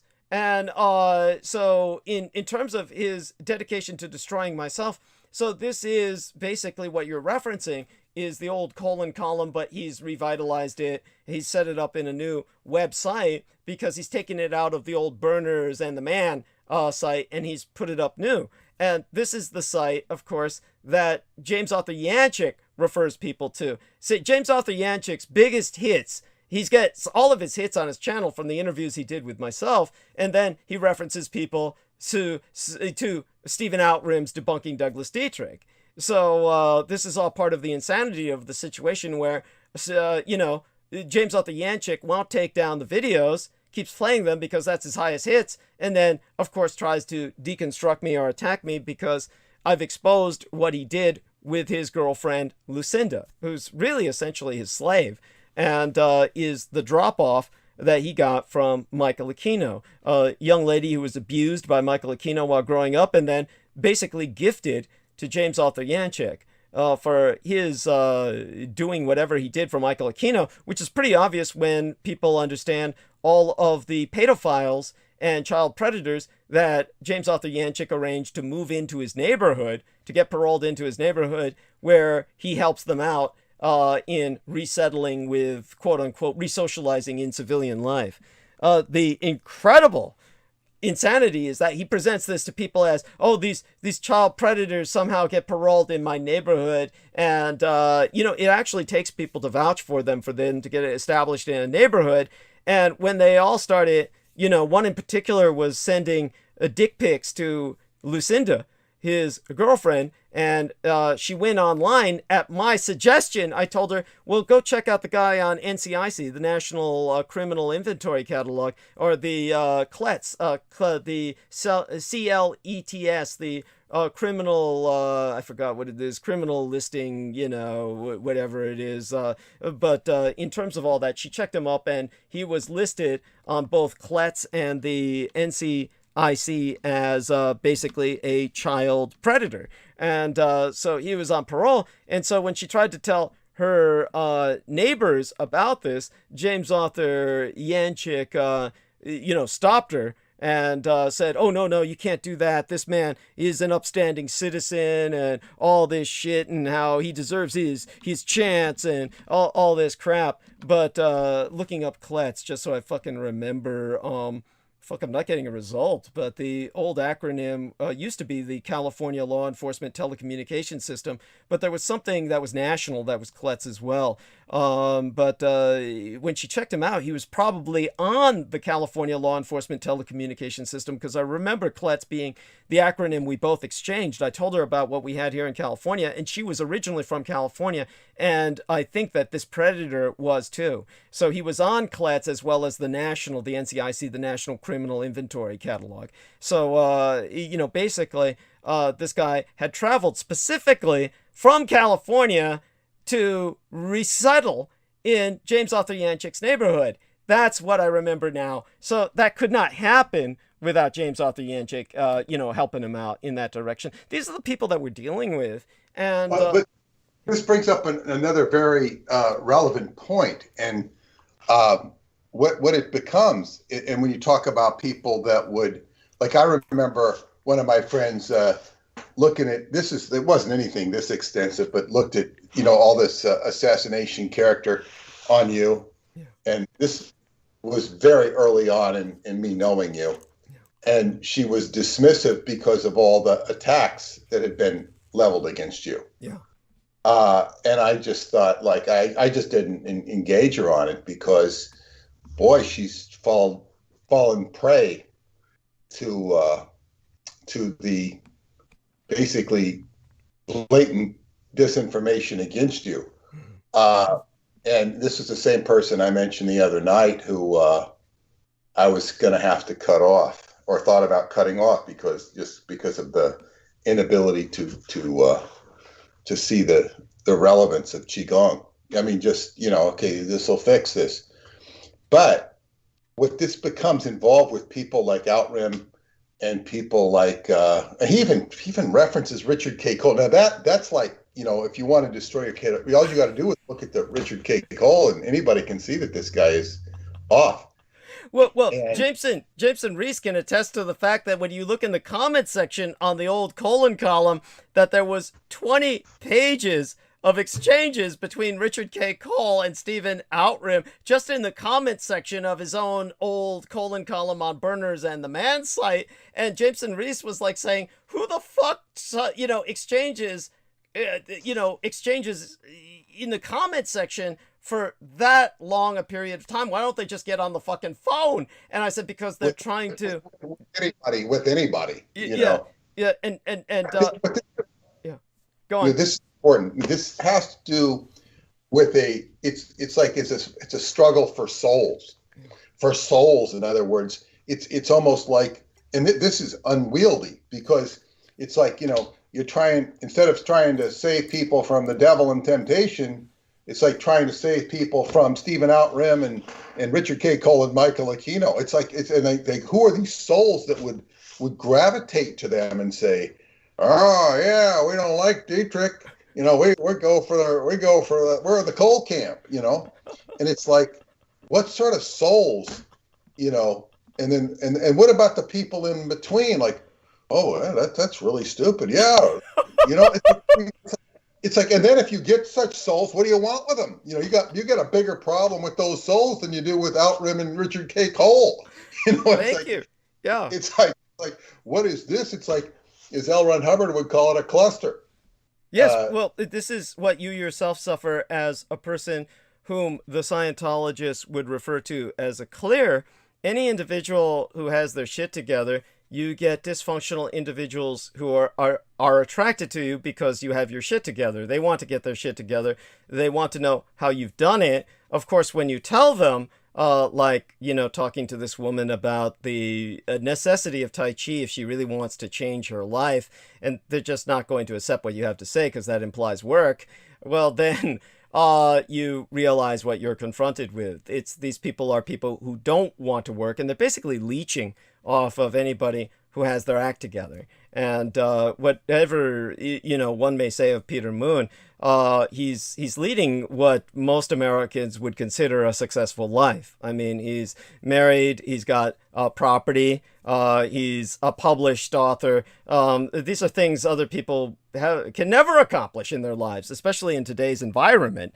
So the fact that you recovered from a divorce to get back to that on your feet, that's something most Americans could never have done. They could never recover. It's been very difficult, although I don't pay too much attention to the difficulty because I'm so involved with what I do. And it's I didn't let it destroy me. Let me put it that way. Mm.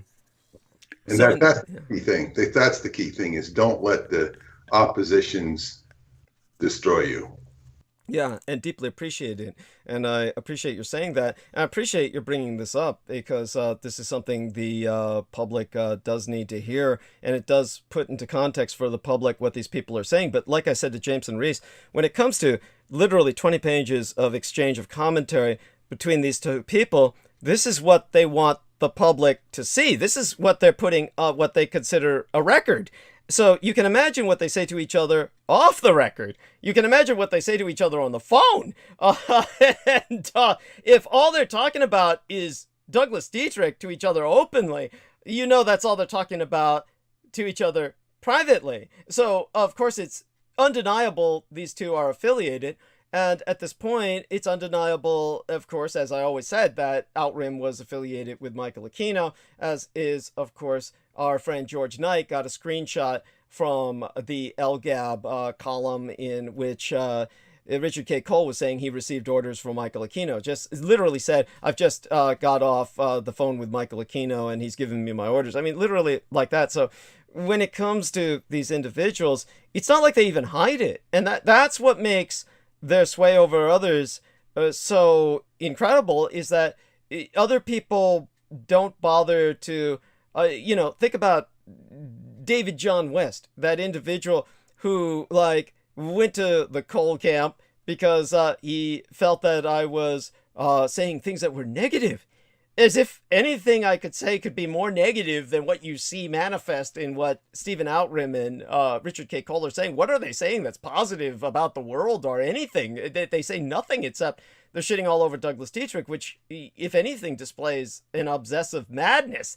And when David John West said publicly, as Peter Moon himself saw on the blog of Richard K. Cole, oh yeah, I didn't do my due diligence on Douglas Dietrich. Well, what follow-up did he ever do on Richard K. Cole Jr., a man who never even finished his term of service in the Marine Corps? And, it's a terror. I mean, obviously, this is self-evident to anyone, like Peter Moon said, with any sense of mental balance, would simply look at what these people are spewing, and any normal person would say, I can't look at this.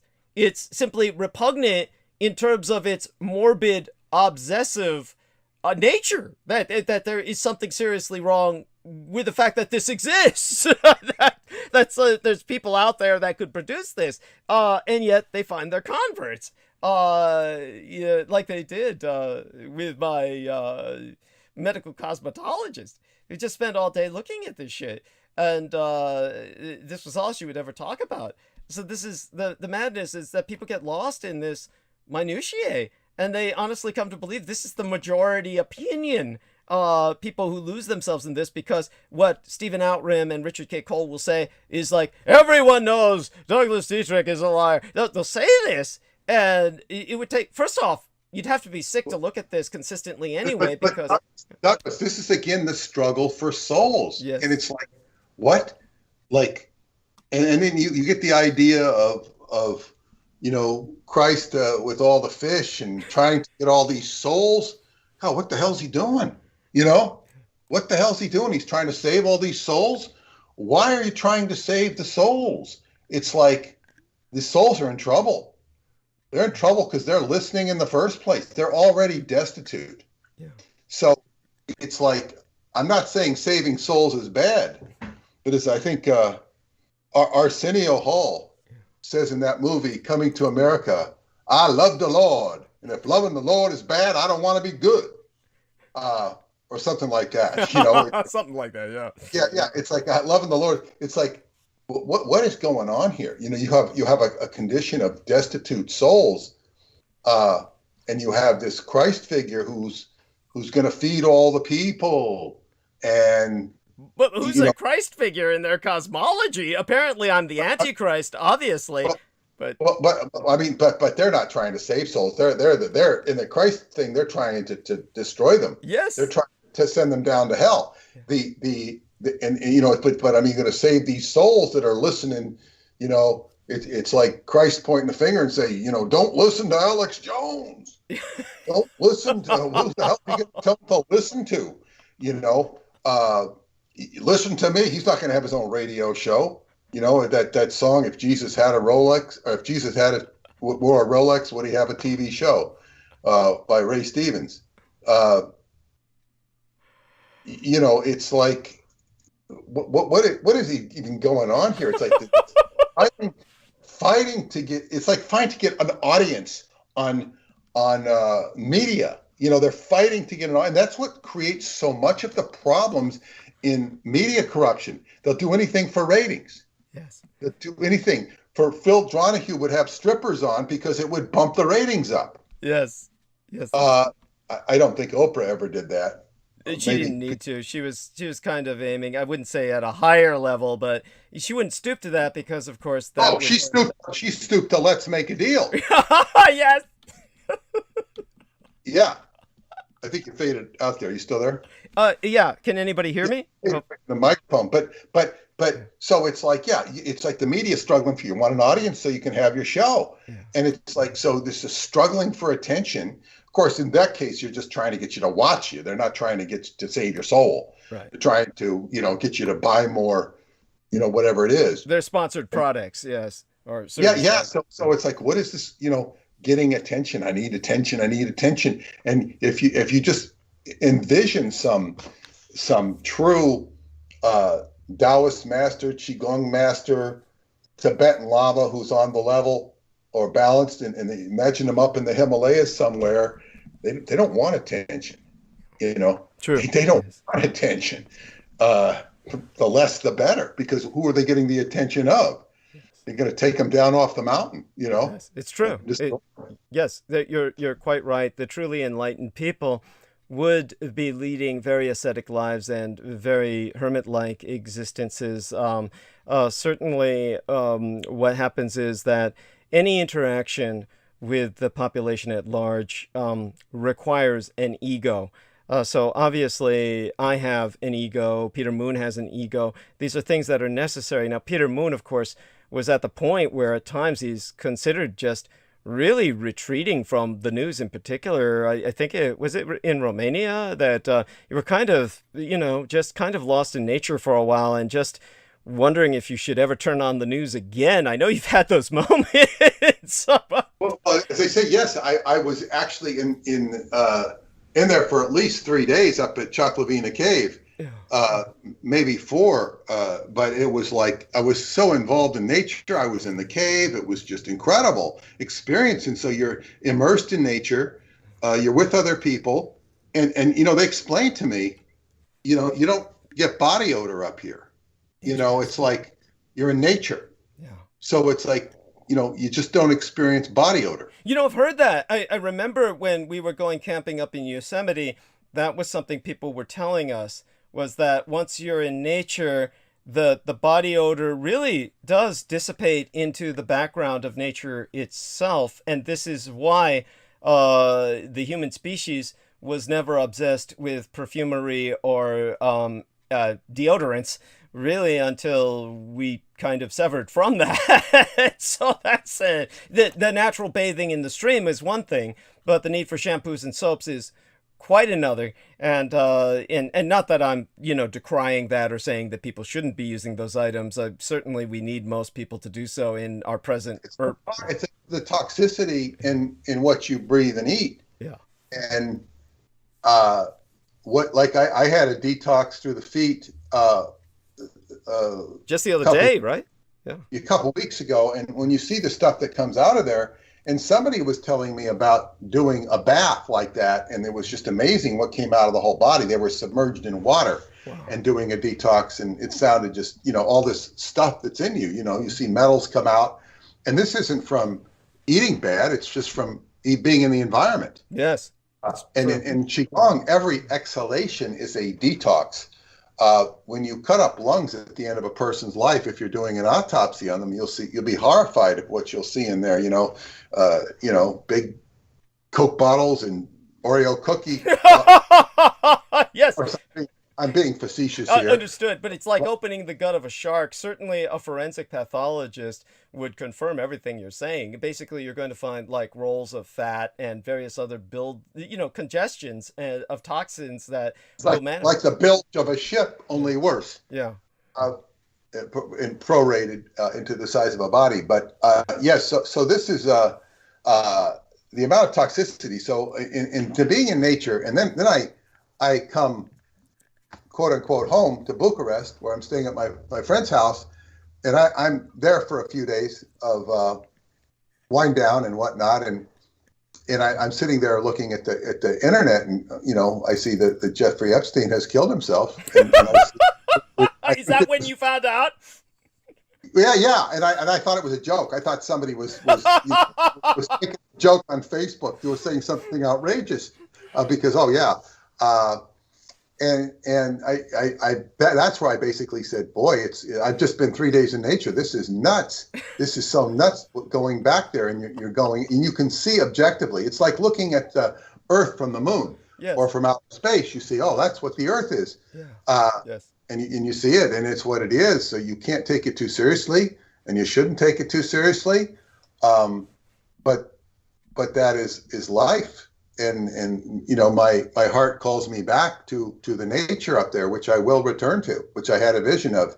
I don't know to what degree and what capability. I did realize that if I was, my main argument against it is that I have to run my business here. However, in the future, it's conceivable that I could run everything off of print on demand and ebooks, and I wouldn't need to,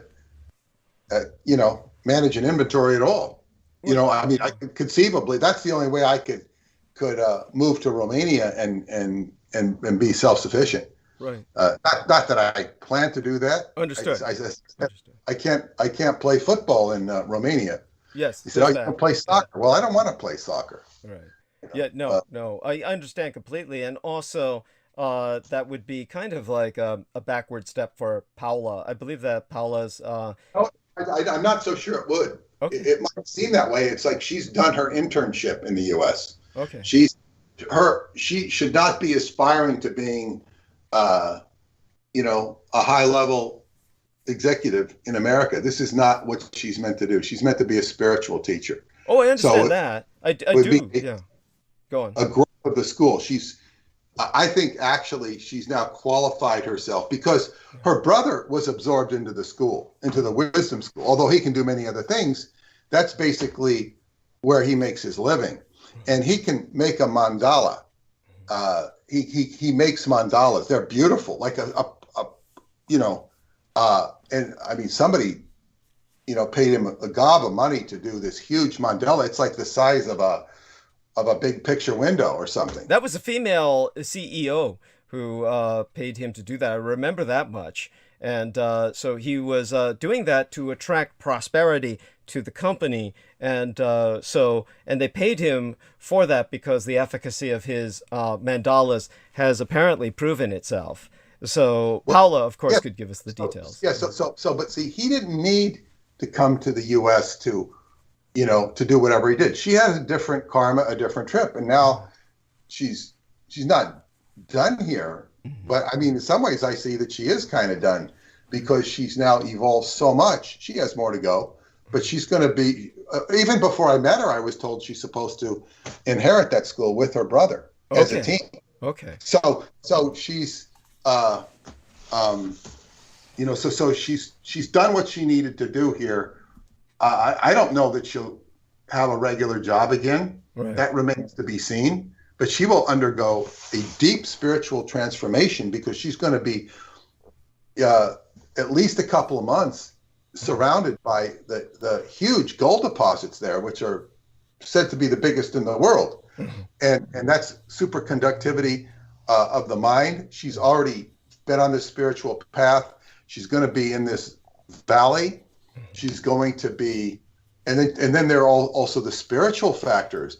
those ghosts that you see in the Indiana Jones movie, moving through and out your body. I'm being metaphorical here. Understood. And all of the, and she's going to undergo a transformation there, which is going to be quite interesting from my perspective, because she's shown that she's made a huge step, and I can be a very harsh evaluator of such circumstances. Right. Not in a mean or negative way, although it could appear that way, but because I can also be very understanding and gracious. But I said, wow, she's really made a big giant leap. So I would, one leap begets another one. She's also 33, so she's moving into her maturity. I also saw it with my daughter, talking to her. She's 30. She's moving into her maturity, big maturity, where she's starting to think and act and talk in a much more mature vein, and less infantile. Not that she's infantile. Nobody would think that if they met her, but when the interaction with Daddy.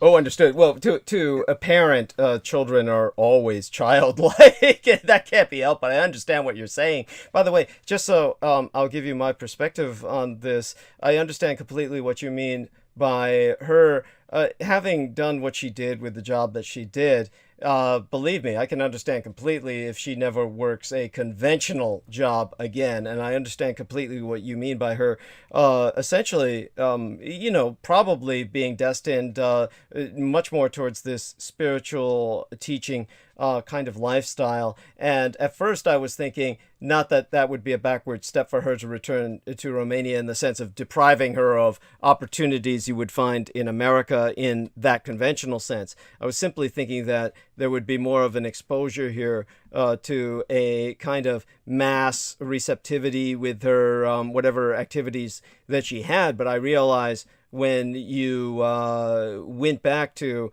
saying what you said about Romania and her being exposed to the superconductivity of the gold deposits, etc., that, that probably Romania would be her more natural environment where people seeking such instruction would come to her. So there's sense in what you say. That up. It's interesting that you bring that up, because you could take a school, you could put a school like a outpost in America. Yeah. But it's not the same thing. It would require new age accoutrements, and this is what people do. Like, there's the Rantha School of Enlightenment, which has tremendous accoutrements. I don't know how, it was a very successful school as far as making money and all that, with all sorts of bells and whistles, and people would have this experience, and you have varying degrees of iterations about it, but not holding that up. I will hold that up as a model of financial success, okay? Mm-hmm. Yeah. Without casting aspersions on what it may or may not do for an individual, because that's, whether it's 90% good or 90% bad, it's all an individual experience, mm-hmm. whatever teacher you take and whatnot. So, what I'm saying is but I say to do that in America, the other thing I will say, that is a sacred area up there in Yelm, where she has the school. It's a PowerPoint, like Montauk. Somebody used to do a course out like that at Montauk. It was anywhere near so grandiose. And Preston said it was downright dangerous. They used to do a course at Montauk, not her, but so you have to consider where you're doing the course, and what you're doing, what you're teaching, and, all things considered, things are better in Transylvania. But there also becomes another problem. You don't really want too many people trekking up there. And even whether you want it or not, the energies and spirits don't necessarily want too many people trekking there. Thank you. So it's like it almost becomes desirable to keep this a secret. And it's like, how secret can we keep it? Because there are few and far between and as I say, I'm not a part of the school. I don't intend to be a part of the school. I am a friend of the school by reason of the fact that I'm married, to Paula, and she's an advocate and a student of the school and an advanced student. So like I'm into Qigong. If I go there, would probably have my own activity teaching Qigong. Yeah. And I wouldn't be too solicitous of students because they can be more problems than they're worth. Oh, yes. Yeah, very much so. It's even Daniel Arola has always been very selective with his students and has been very reluctant to take in new students. So he puts them through a long period of time before he decides to take them on. One of them was a friend who had been asking to become a student for almost a decade, and it took about that long before Daniel Arola took him on. So certainly the thing that concerns me is, of course, it was like this one German woman who moved to New Zealand, and her husband, she said, basically, she's certainly a New Zealander citizen now, and but basically she was saying that, you have these people who are New Zealander citizens who are basically the real New Zealanders, and they're living in what are almost hippie communes, very close to nature, so much so that one of her biggest concerns she expressed on Facebook back when she bothered to be on, and she eventually kind of faded out. This is because, of course, of a lot of brownouts and blackouts, because they're basically living in a hippie commune and the grid wasn't necessarily servicing them. So there was just things they had to do with like what was essentially a local landlord to get their internet access in the first place. And so that was just what it was. It wasn't always there. But when she was on, like one of the things she expressed was, I'm planning on, there's this possum that's in the area. I'm trying to trap it, over the next few days so I can eat it. I mean, these were like concerns of hers. And she was like saying that her husband, basically all he did now was stare up at the stars all night. And so when I told her about, sometimes I said, sometimes I'd like to move to New Zealand and, live with you guys out there in the hippie commune. When I just mused at sometimes fantasies of that sort, she'd say, no, you don't want to do that, because she felt that this was kind of like, in itself, kind of like a mire, that a lot of people, once they were there, that was it. I mean, that was the end point. This was the end of the journey for them. And she felt that I had better things to do with my life. I understand what you're saying. Obviously, this would be a fitting end towards your life, say in the last decade of your life, when you feel that you've got 20 years on Earth at the most, or remaining 10. That would be kind of a maneuver. Of course, right now, quite selfishly, I'd want you here where we can continue at least with, the series of books that we intend to finalize. So let's hope you stay here long enough. These days you can do things by long distance, but I don't intend on leaving here soon. Yes. But the other thing is about that, if you think of this, the hippie communes, by and large, have failed. I think the most successful hippie commune, I don't know that it exists anymore, were the rainbow people who would migrate and they would have gatherings. That was the best they could do, the rainbow gatherings. Wow. And this was like, way prior to Burning Man. And I think most of the people who were involved in the rainbow gatherings were consumed by Burning Man. No, they became old, and they kind of faded. So then it would be a later generation. There's also a group that reminded me of that called Transylvania Rising. That's in Transylvania, where they gathering. It's like it's just a gathering of people who like to get, and I don't say this disparagingly, naked in varying degrees. In tune with nature. Yeah, Yeah. So it's a completely different experience than what is called the American experience. So it's and you see a lack of I guess what you call human myopia, and people go to these festivals and then they have, I guess, what they call post-pagan letdown, because they're now in the quote unquote real world, and they can't cope with it. But the thing is about any sort of communal situation like that is, and especially to the degree you're in nature, is what happens is it's a conglomeration of what are people bringing to the party. And that's the problem. Now, people who come there and are very creative and very resourceful, they're going to be a boon and benefit to the community. People who come might be exposed to their ugly self, that part of themselves which is unrefined, undeveloped, and stupid and ignorant, for lack of better words. And so they're going to have to confront their own, maleficence. And that's an internal thing. And that's going to be hard for people to confront. They say, what am I doing out here with, hunting for possums with a thumb up my ass? and there might be people like, say, an Indian, a Native American Montauk. She told me that she had the vision. It just came to her as genetic knowledge of how to skin animals. She was a skinner woman. Wow. This is not something she was taught. She knew, boom, all of a sudden one day she knew how to skin animals. I don't know to what degree she involved herself in it, but she knew how to skin an animal because there had to be somebody in the tribe that would skin an animal. So somebody has knowledge like that. They know how to skin the possum, know what to do with all the ingredients. And that person is an asset to a community like that. So it can become very challenging, as you say, a dead end.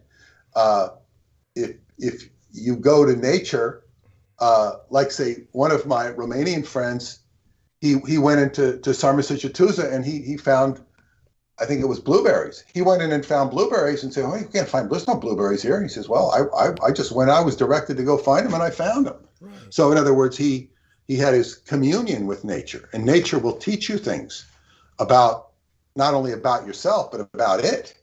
Yeah. And so, and as I say, it can be a very harsh lesson if you go there, and it doesn't matter how, what a nature boy you are, because nature boys can get tested just like the rest of us. Yeah. Now, please, take what Peter Moon says and do put it in context of safety, and understand that when you're camping, these sorts of things happen. But the people who receive these gifts from nature, honestly, I think a lot of it has to do with it's not just being open to it. It's honestly, there's a set of circumstances involved that make such magic possible. Now, I can relate, of course. There are experiences that people can look up themselves on YouTube of people who died in nature. But these people, one of them in particular, was just imposing his own neuroses on, say, for instance, bears in particular,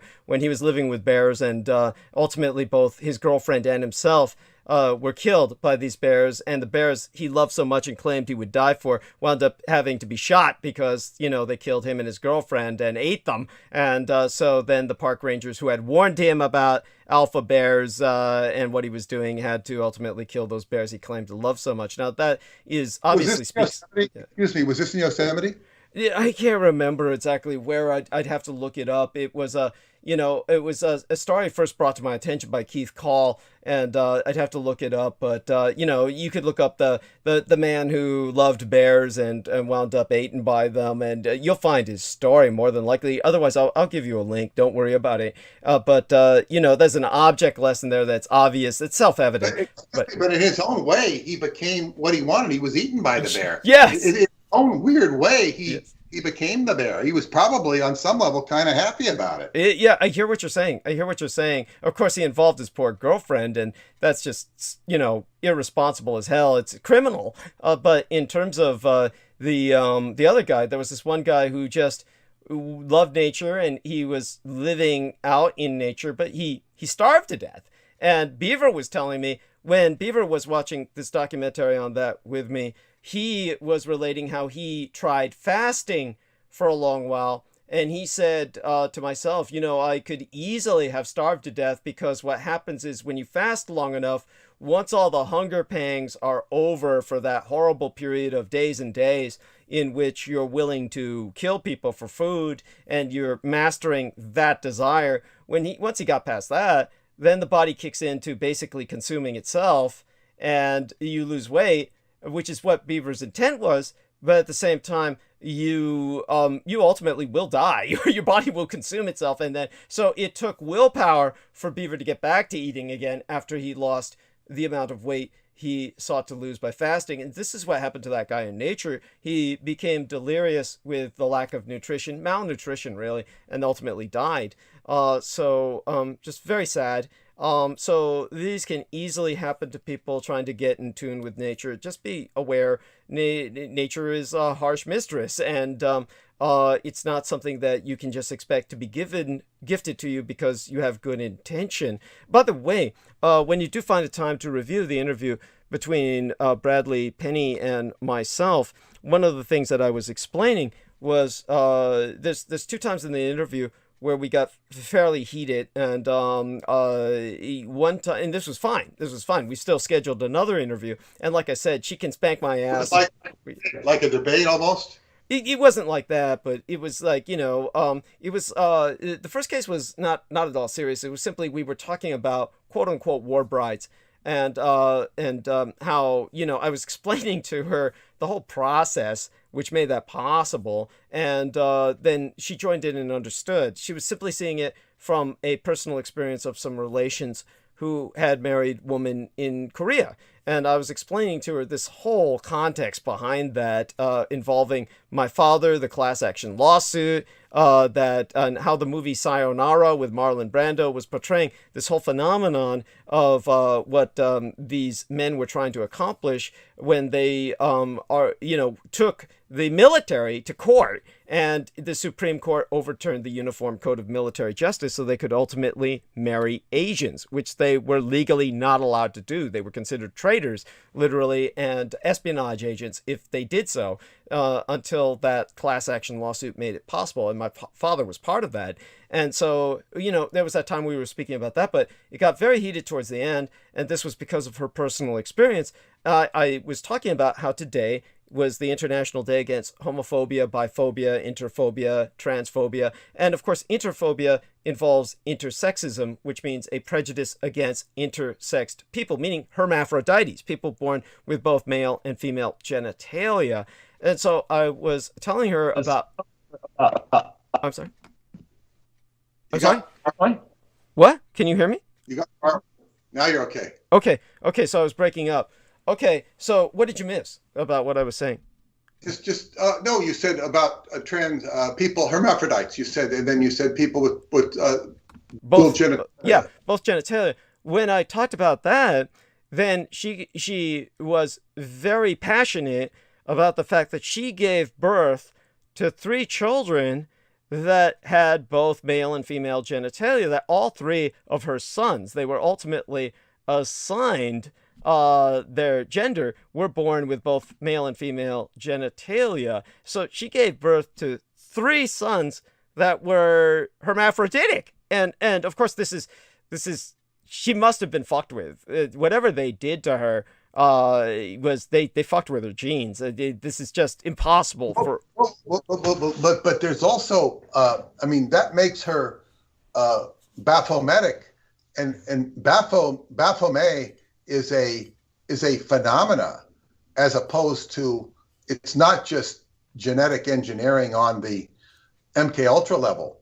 There's something in the magical world, like into an Indian tribe, somebody born like that would be considered a child of God. Yeah, two-spirited. They call them twin-spirited. Yes, manifesting. Well, yeah. And instead of, like, the natives would not create an MK Ultra complex over it. It would be just a, wonder and manifestation of nature. And that's where you kind of have to work the lever or the joint in terms of understanding it. It's like, I am interested in this lady for other reasons than that, but to me, it makes her most interesting, because you have to remember my attraction to her area of the country. Right. I won't say where she lives, but she's close enough. She knows the areas that I've gone to in the Gold Country, which was Carl Germer, who was the successor to Aleister Crowley, who identified himself as Baphomet. Right. So you see, you have that element, that magical element that attracted me to the area, and she Well, knows she's within that magical matrix where she's matrixed. exactly, well put. Now, just for some more context for you, part of Karl Germer's legacy was that his successorship was acquired, if not stolen, by Grady McMurtry. And Grady McMurtry was involved in a long-involved court case to acquire the OTO from the other, what do you call it, litigant, Marcello Matta, who was a disciple of Germer. And what the court case would totally turned in the favor of Grady McMurtry because of it was credited to Michael Aquino, who appeared in the courtroom in full military uniform, Right. to wink, nod, and wink and nod to the judge, and basically intimidate the jury. Go on. Well, I don't know if the jury even knew who the hell I was. And I don't think it was the jury. I think it was a court. I think it was a judge. I think it was a judge. I don't really remember, but I think it was a judge. The judge was blamed by Matta's camp because he did a full legal appeal. And I read the appeal, which I had purchased from a voodoo priest who I've mentioned before. Right. I was just thinking of him today, Louis Martin. Yeah, who you had met at the Magical Child bookstore in New York, right? At one time. That was at a festival, at the Starwood Festival in Western New York, not far from the border of Pennsylvania or Ohio, and the but Michael, the court case and the court case was won by and on the day the verdict was sealed, Grady McMurtry died. Holy shit. Very day. And Israel Regardi, who was also the beneficiary of this, died soon thereafter as well. You know, their condition of age and health is these deaths weren't surprised. I think McMurtry had already been ill. Well, by the way, I want that was so much a part of the legacy of, to the point where I did a Requiem Mass, is something I normally don't do, right? For Sasha Germer, Karl Germer's wife, who lived on and had her house ransacked because she had the materials. She really wasn't a part of the OTO per se, right, but she was, carried the legacy, and her house was ransacked. She seemed to have suffered a hard life, not just by reason of what happened after, but Germer was accused of exploiting her because she had money, and she settled in West Point, California, and we went and looked for her grave, Dennis and two lady friends of mine in California, and it was on Halloween. It was right after I met you for the first time, right? And it was, and there are some residuals of this. It's almost as if meeting Penny is an answer to that mass, because she had told me that there were gravestones that said SAC on them, not at that cemetery necessarily, but Sonora Aero Club, which ties in Zeppelins, and that she looked for the gravestones, but was not able to find them. And they might have been removed. You know, this sort of thing happens. Washed away. But if I go to any cemetery in that area and find SAC on it, I will know it's not an abbreviation for Sacramento. Understood. Yeah. But by the way, I apologize. We're coming to the end of the live stream where I have to end it soon, but I want to tell you how much I appreciate your coming on this morning, because, and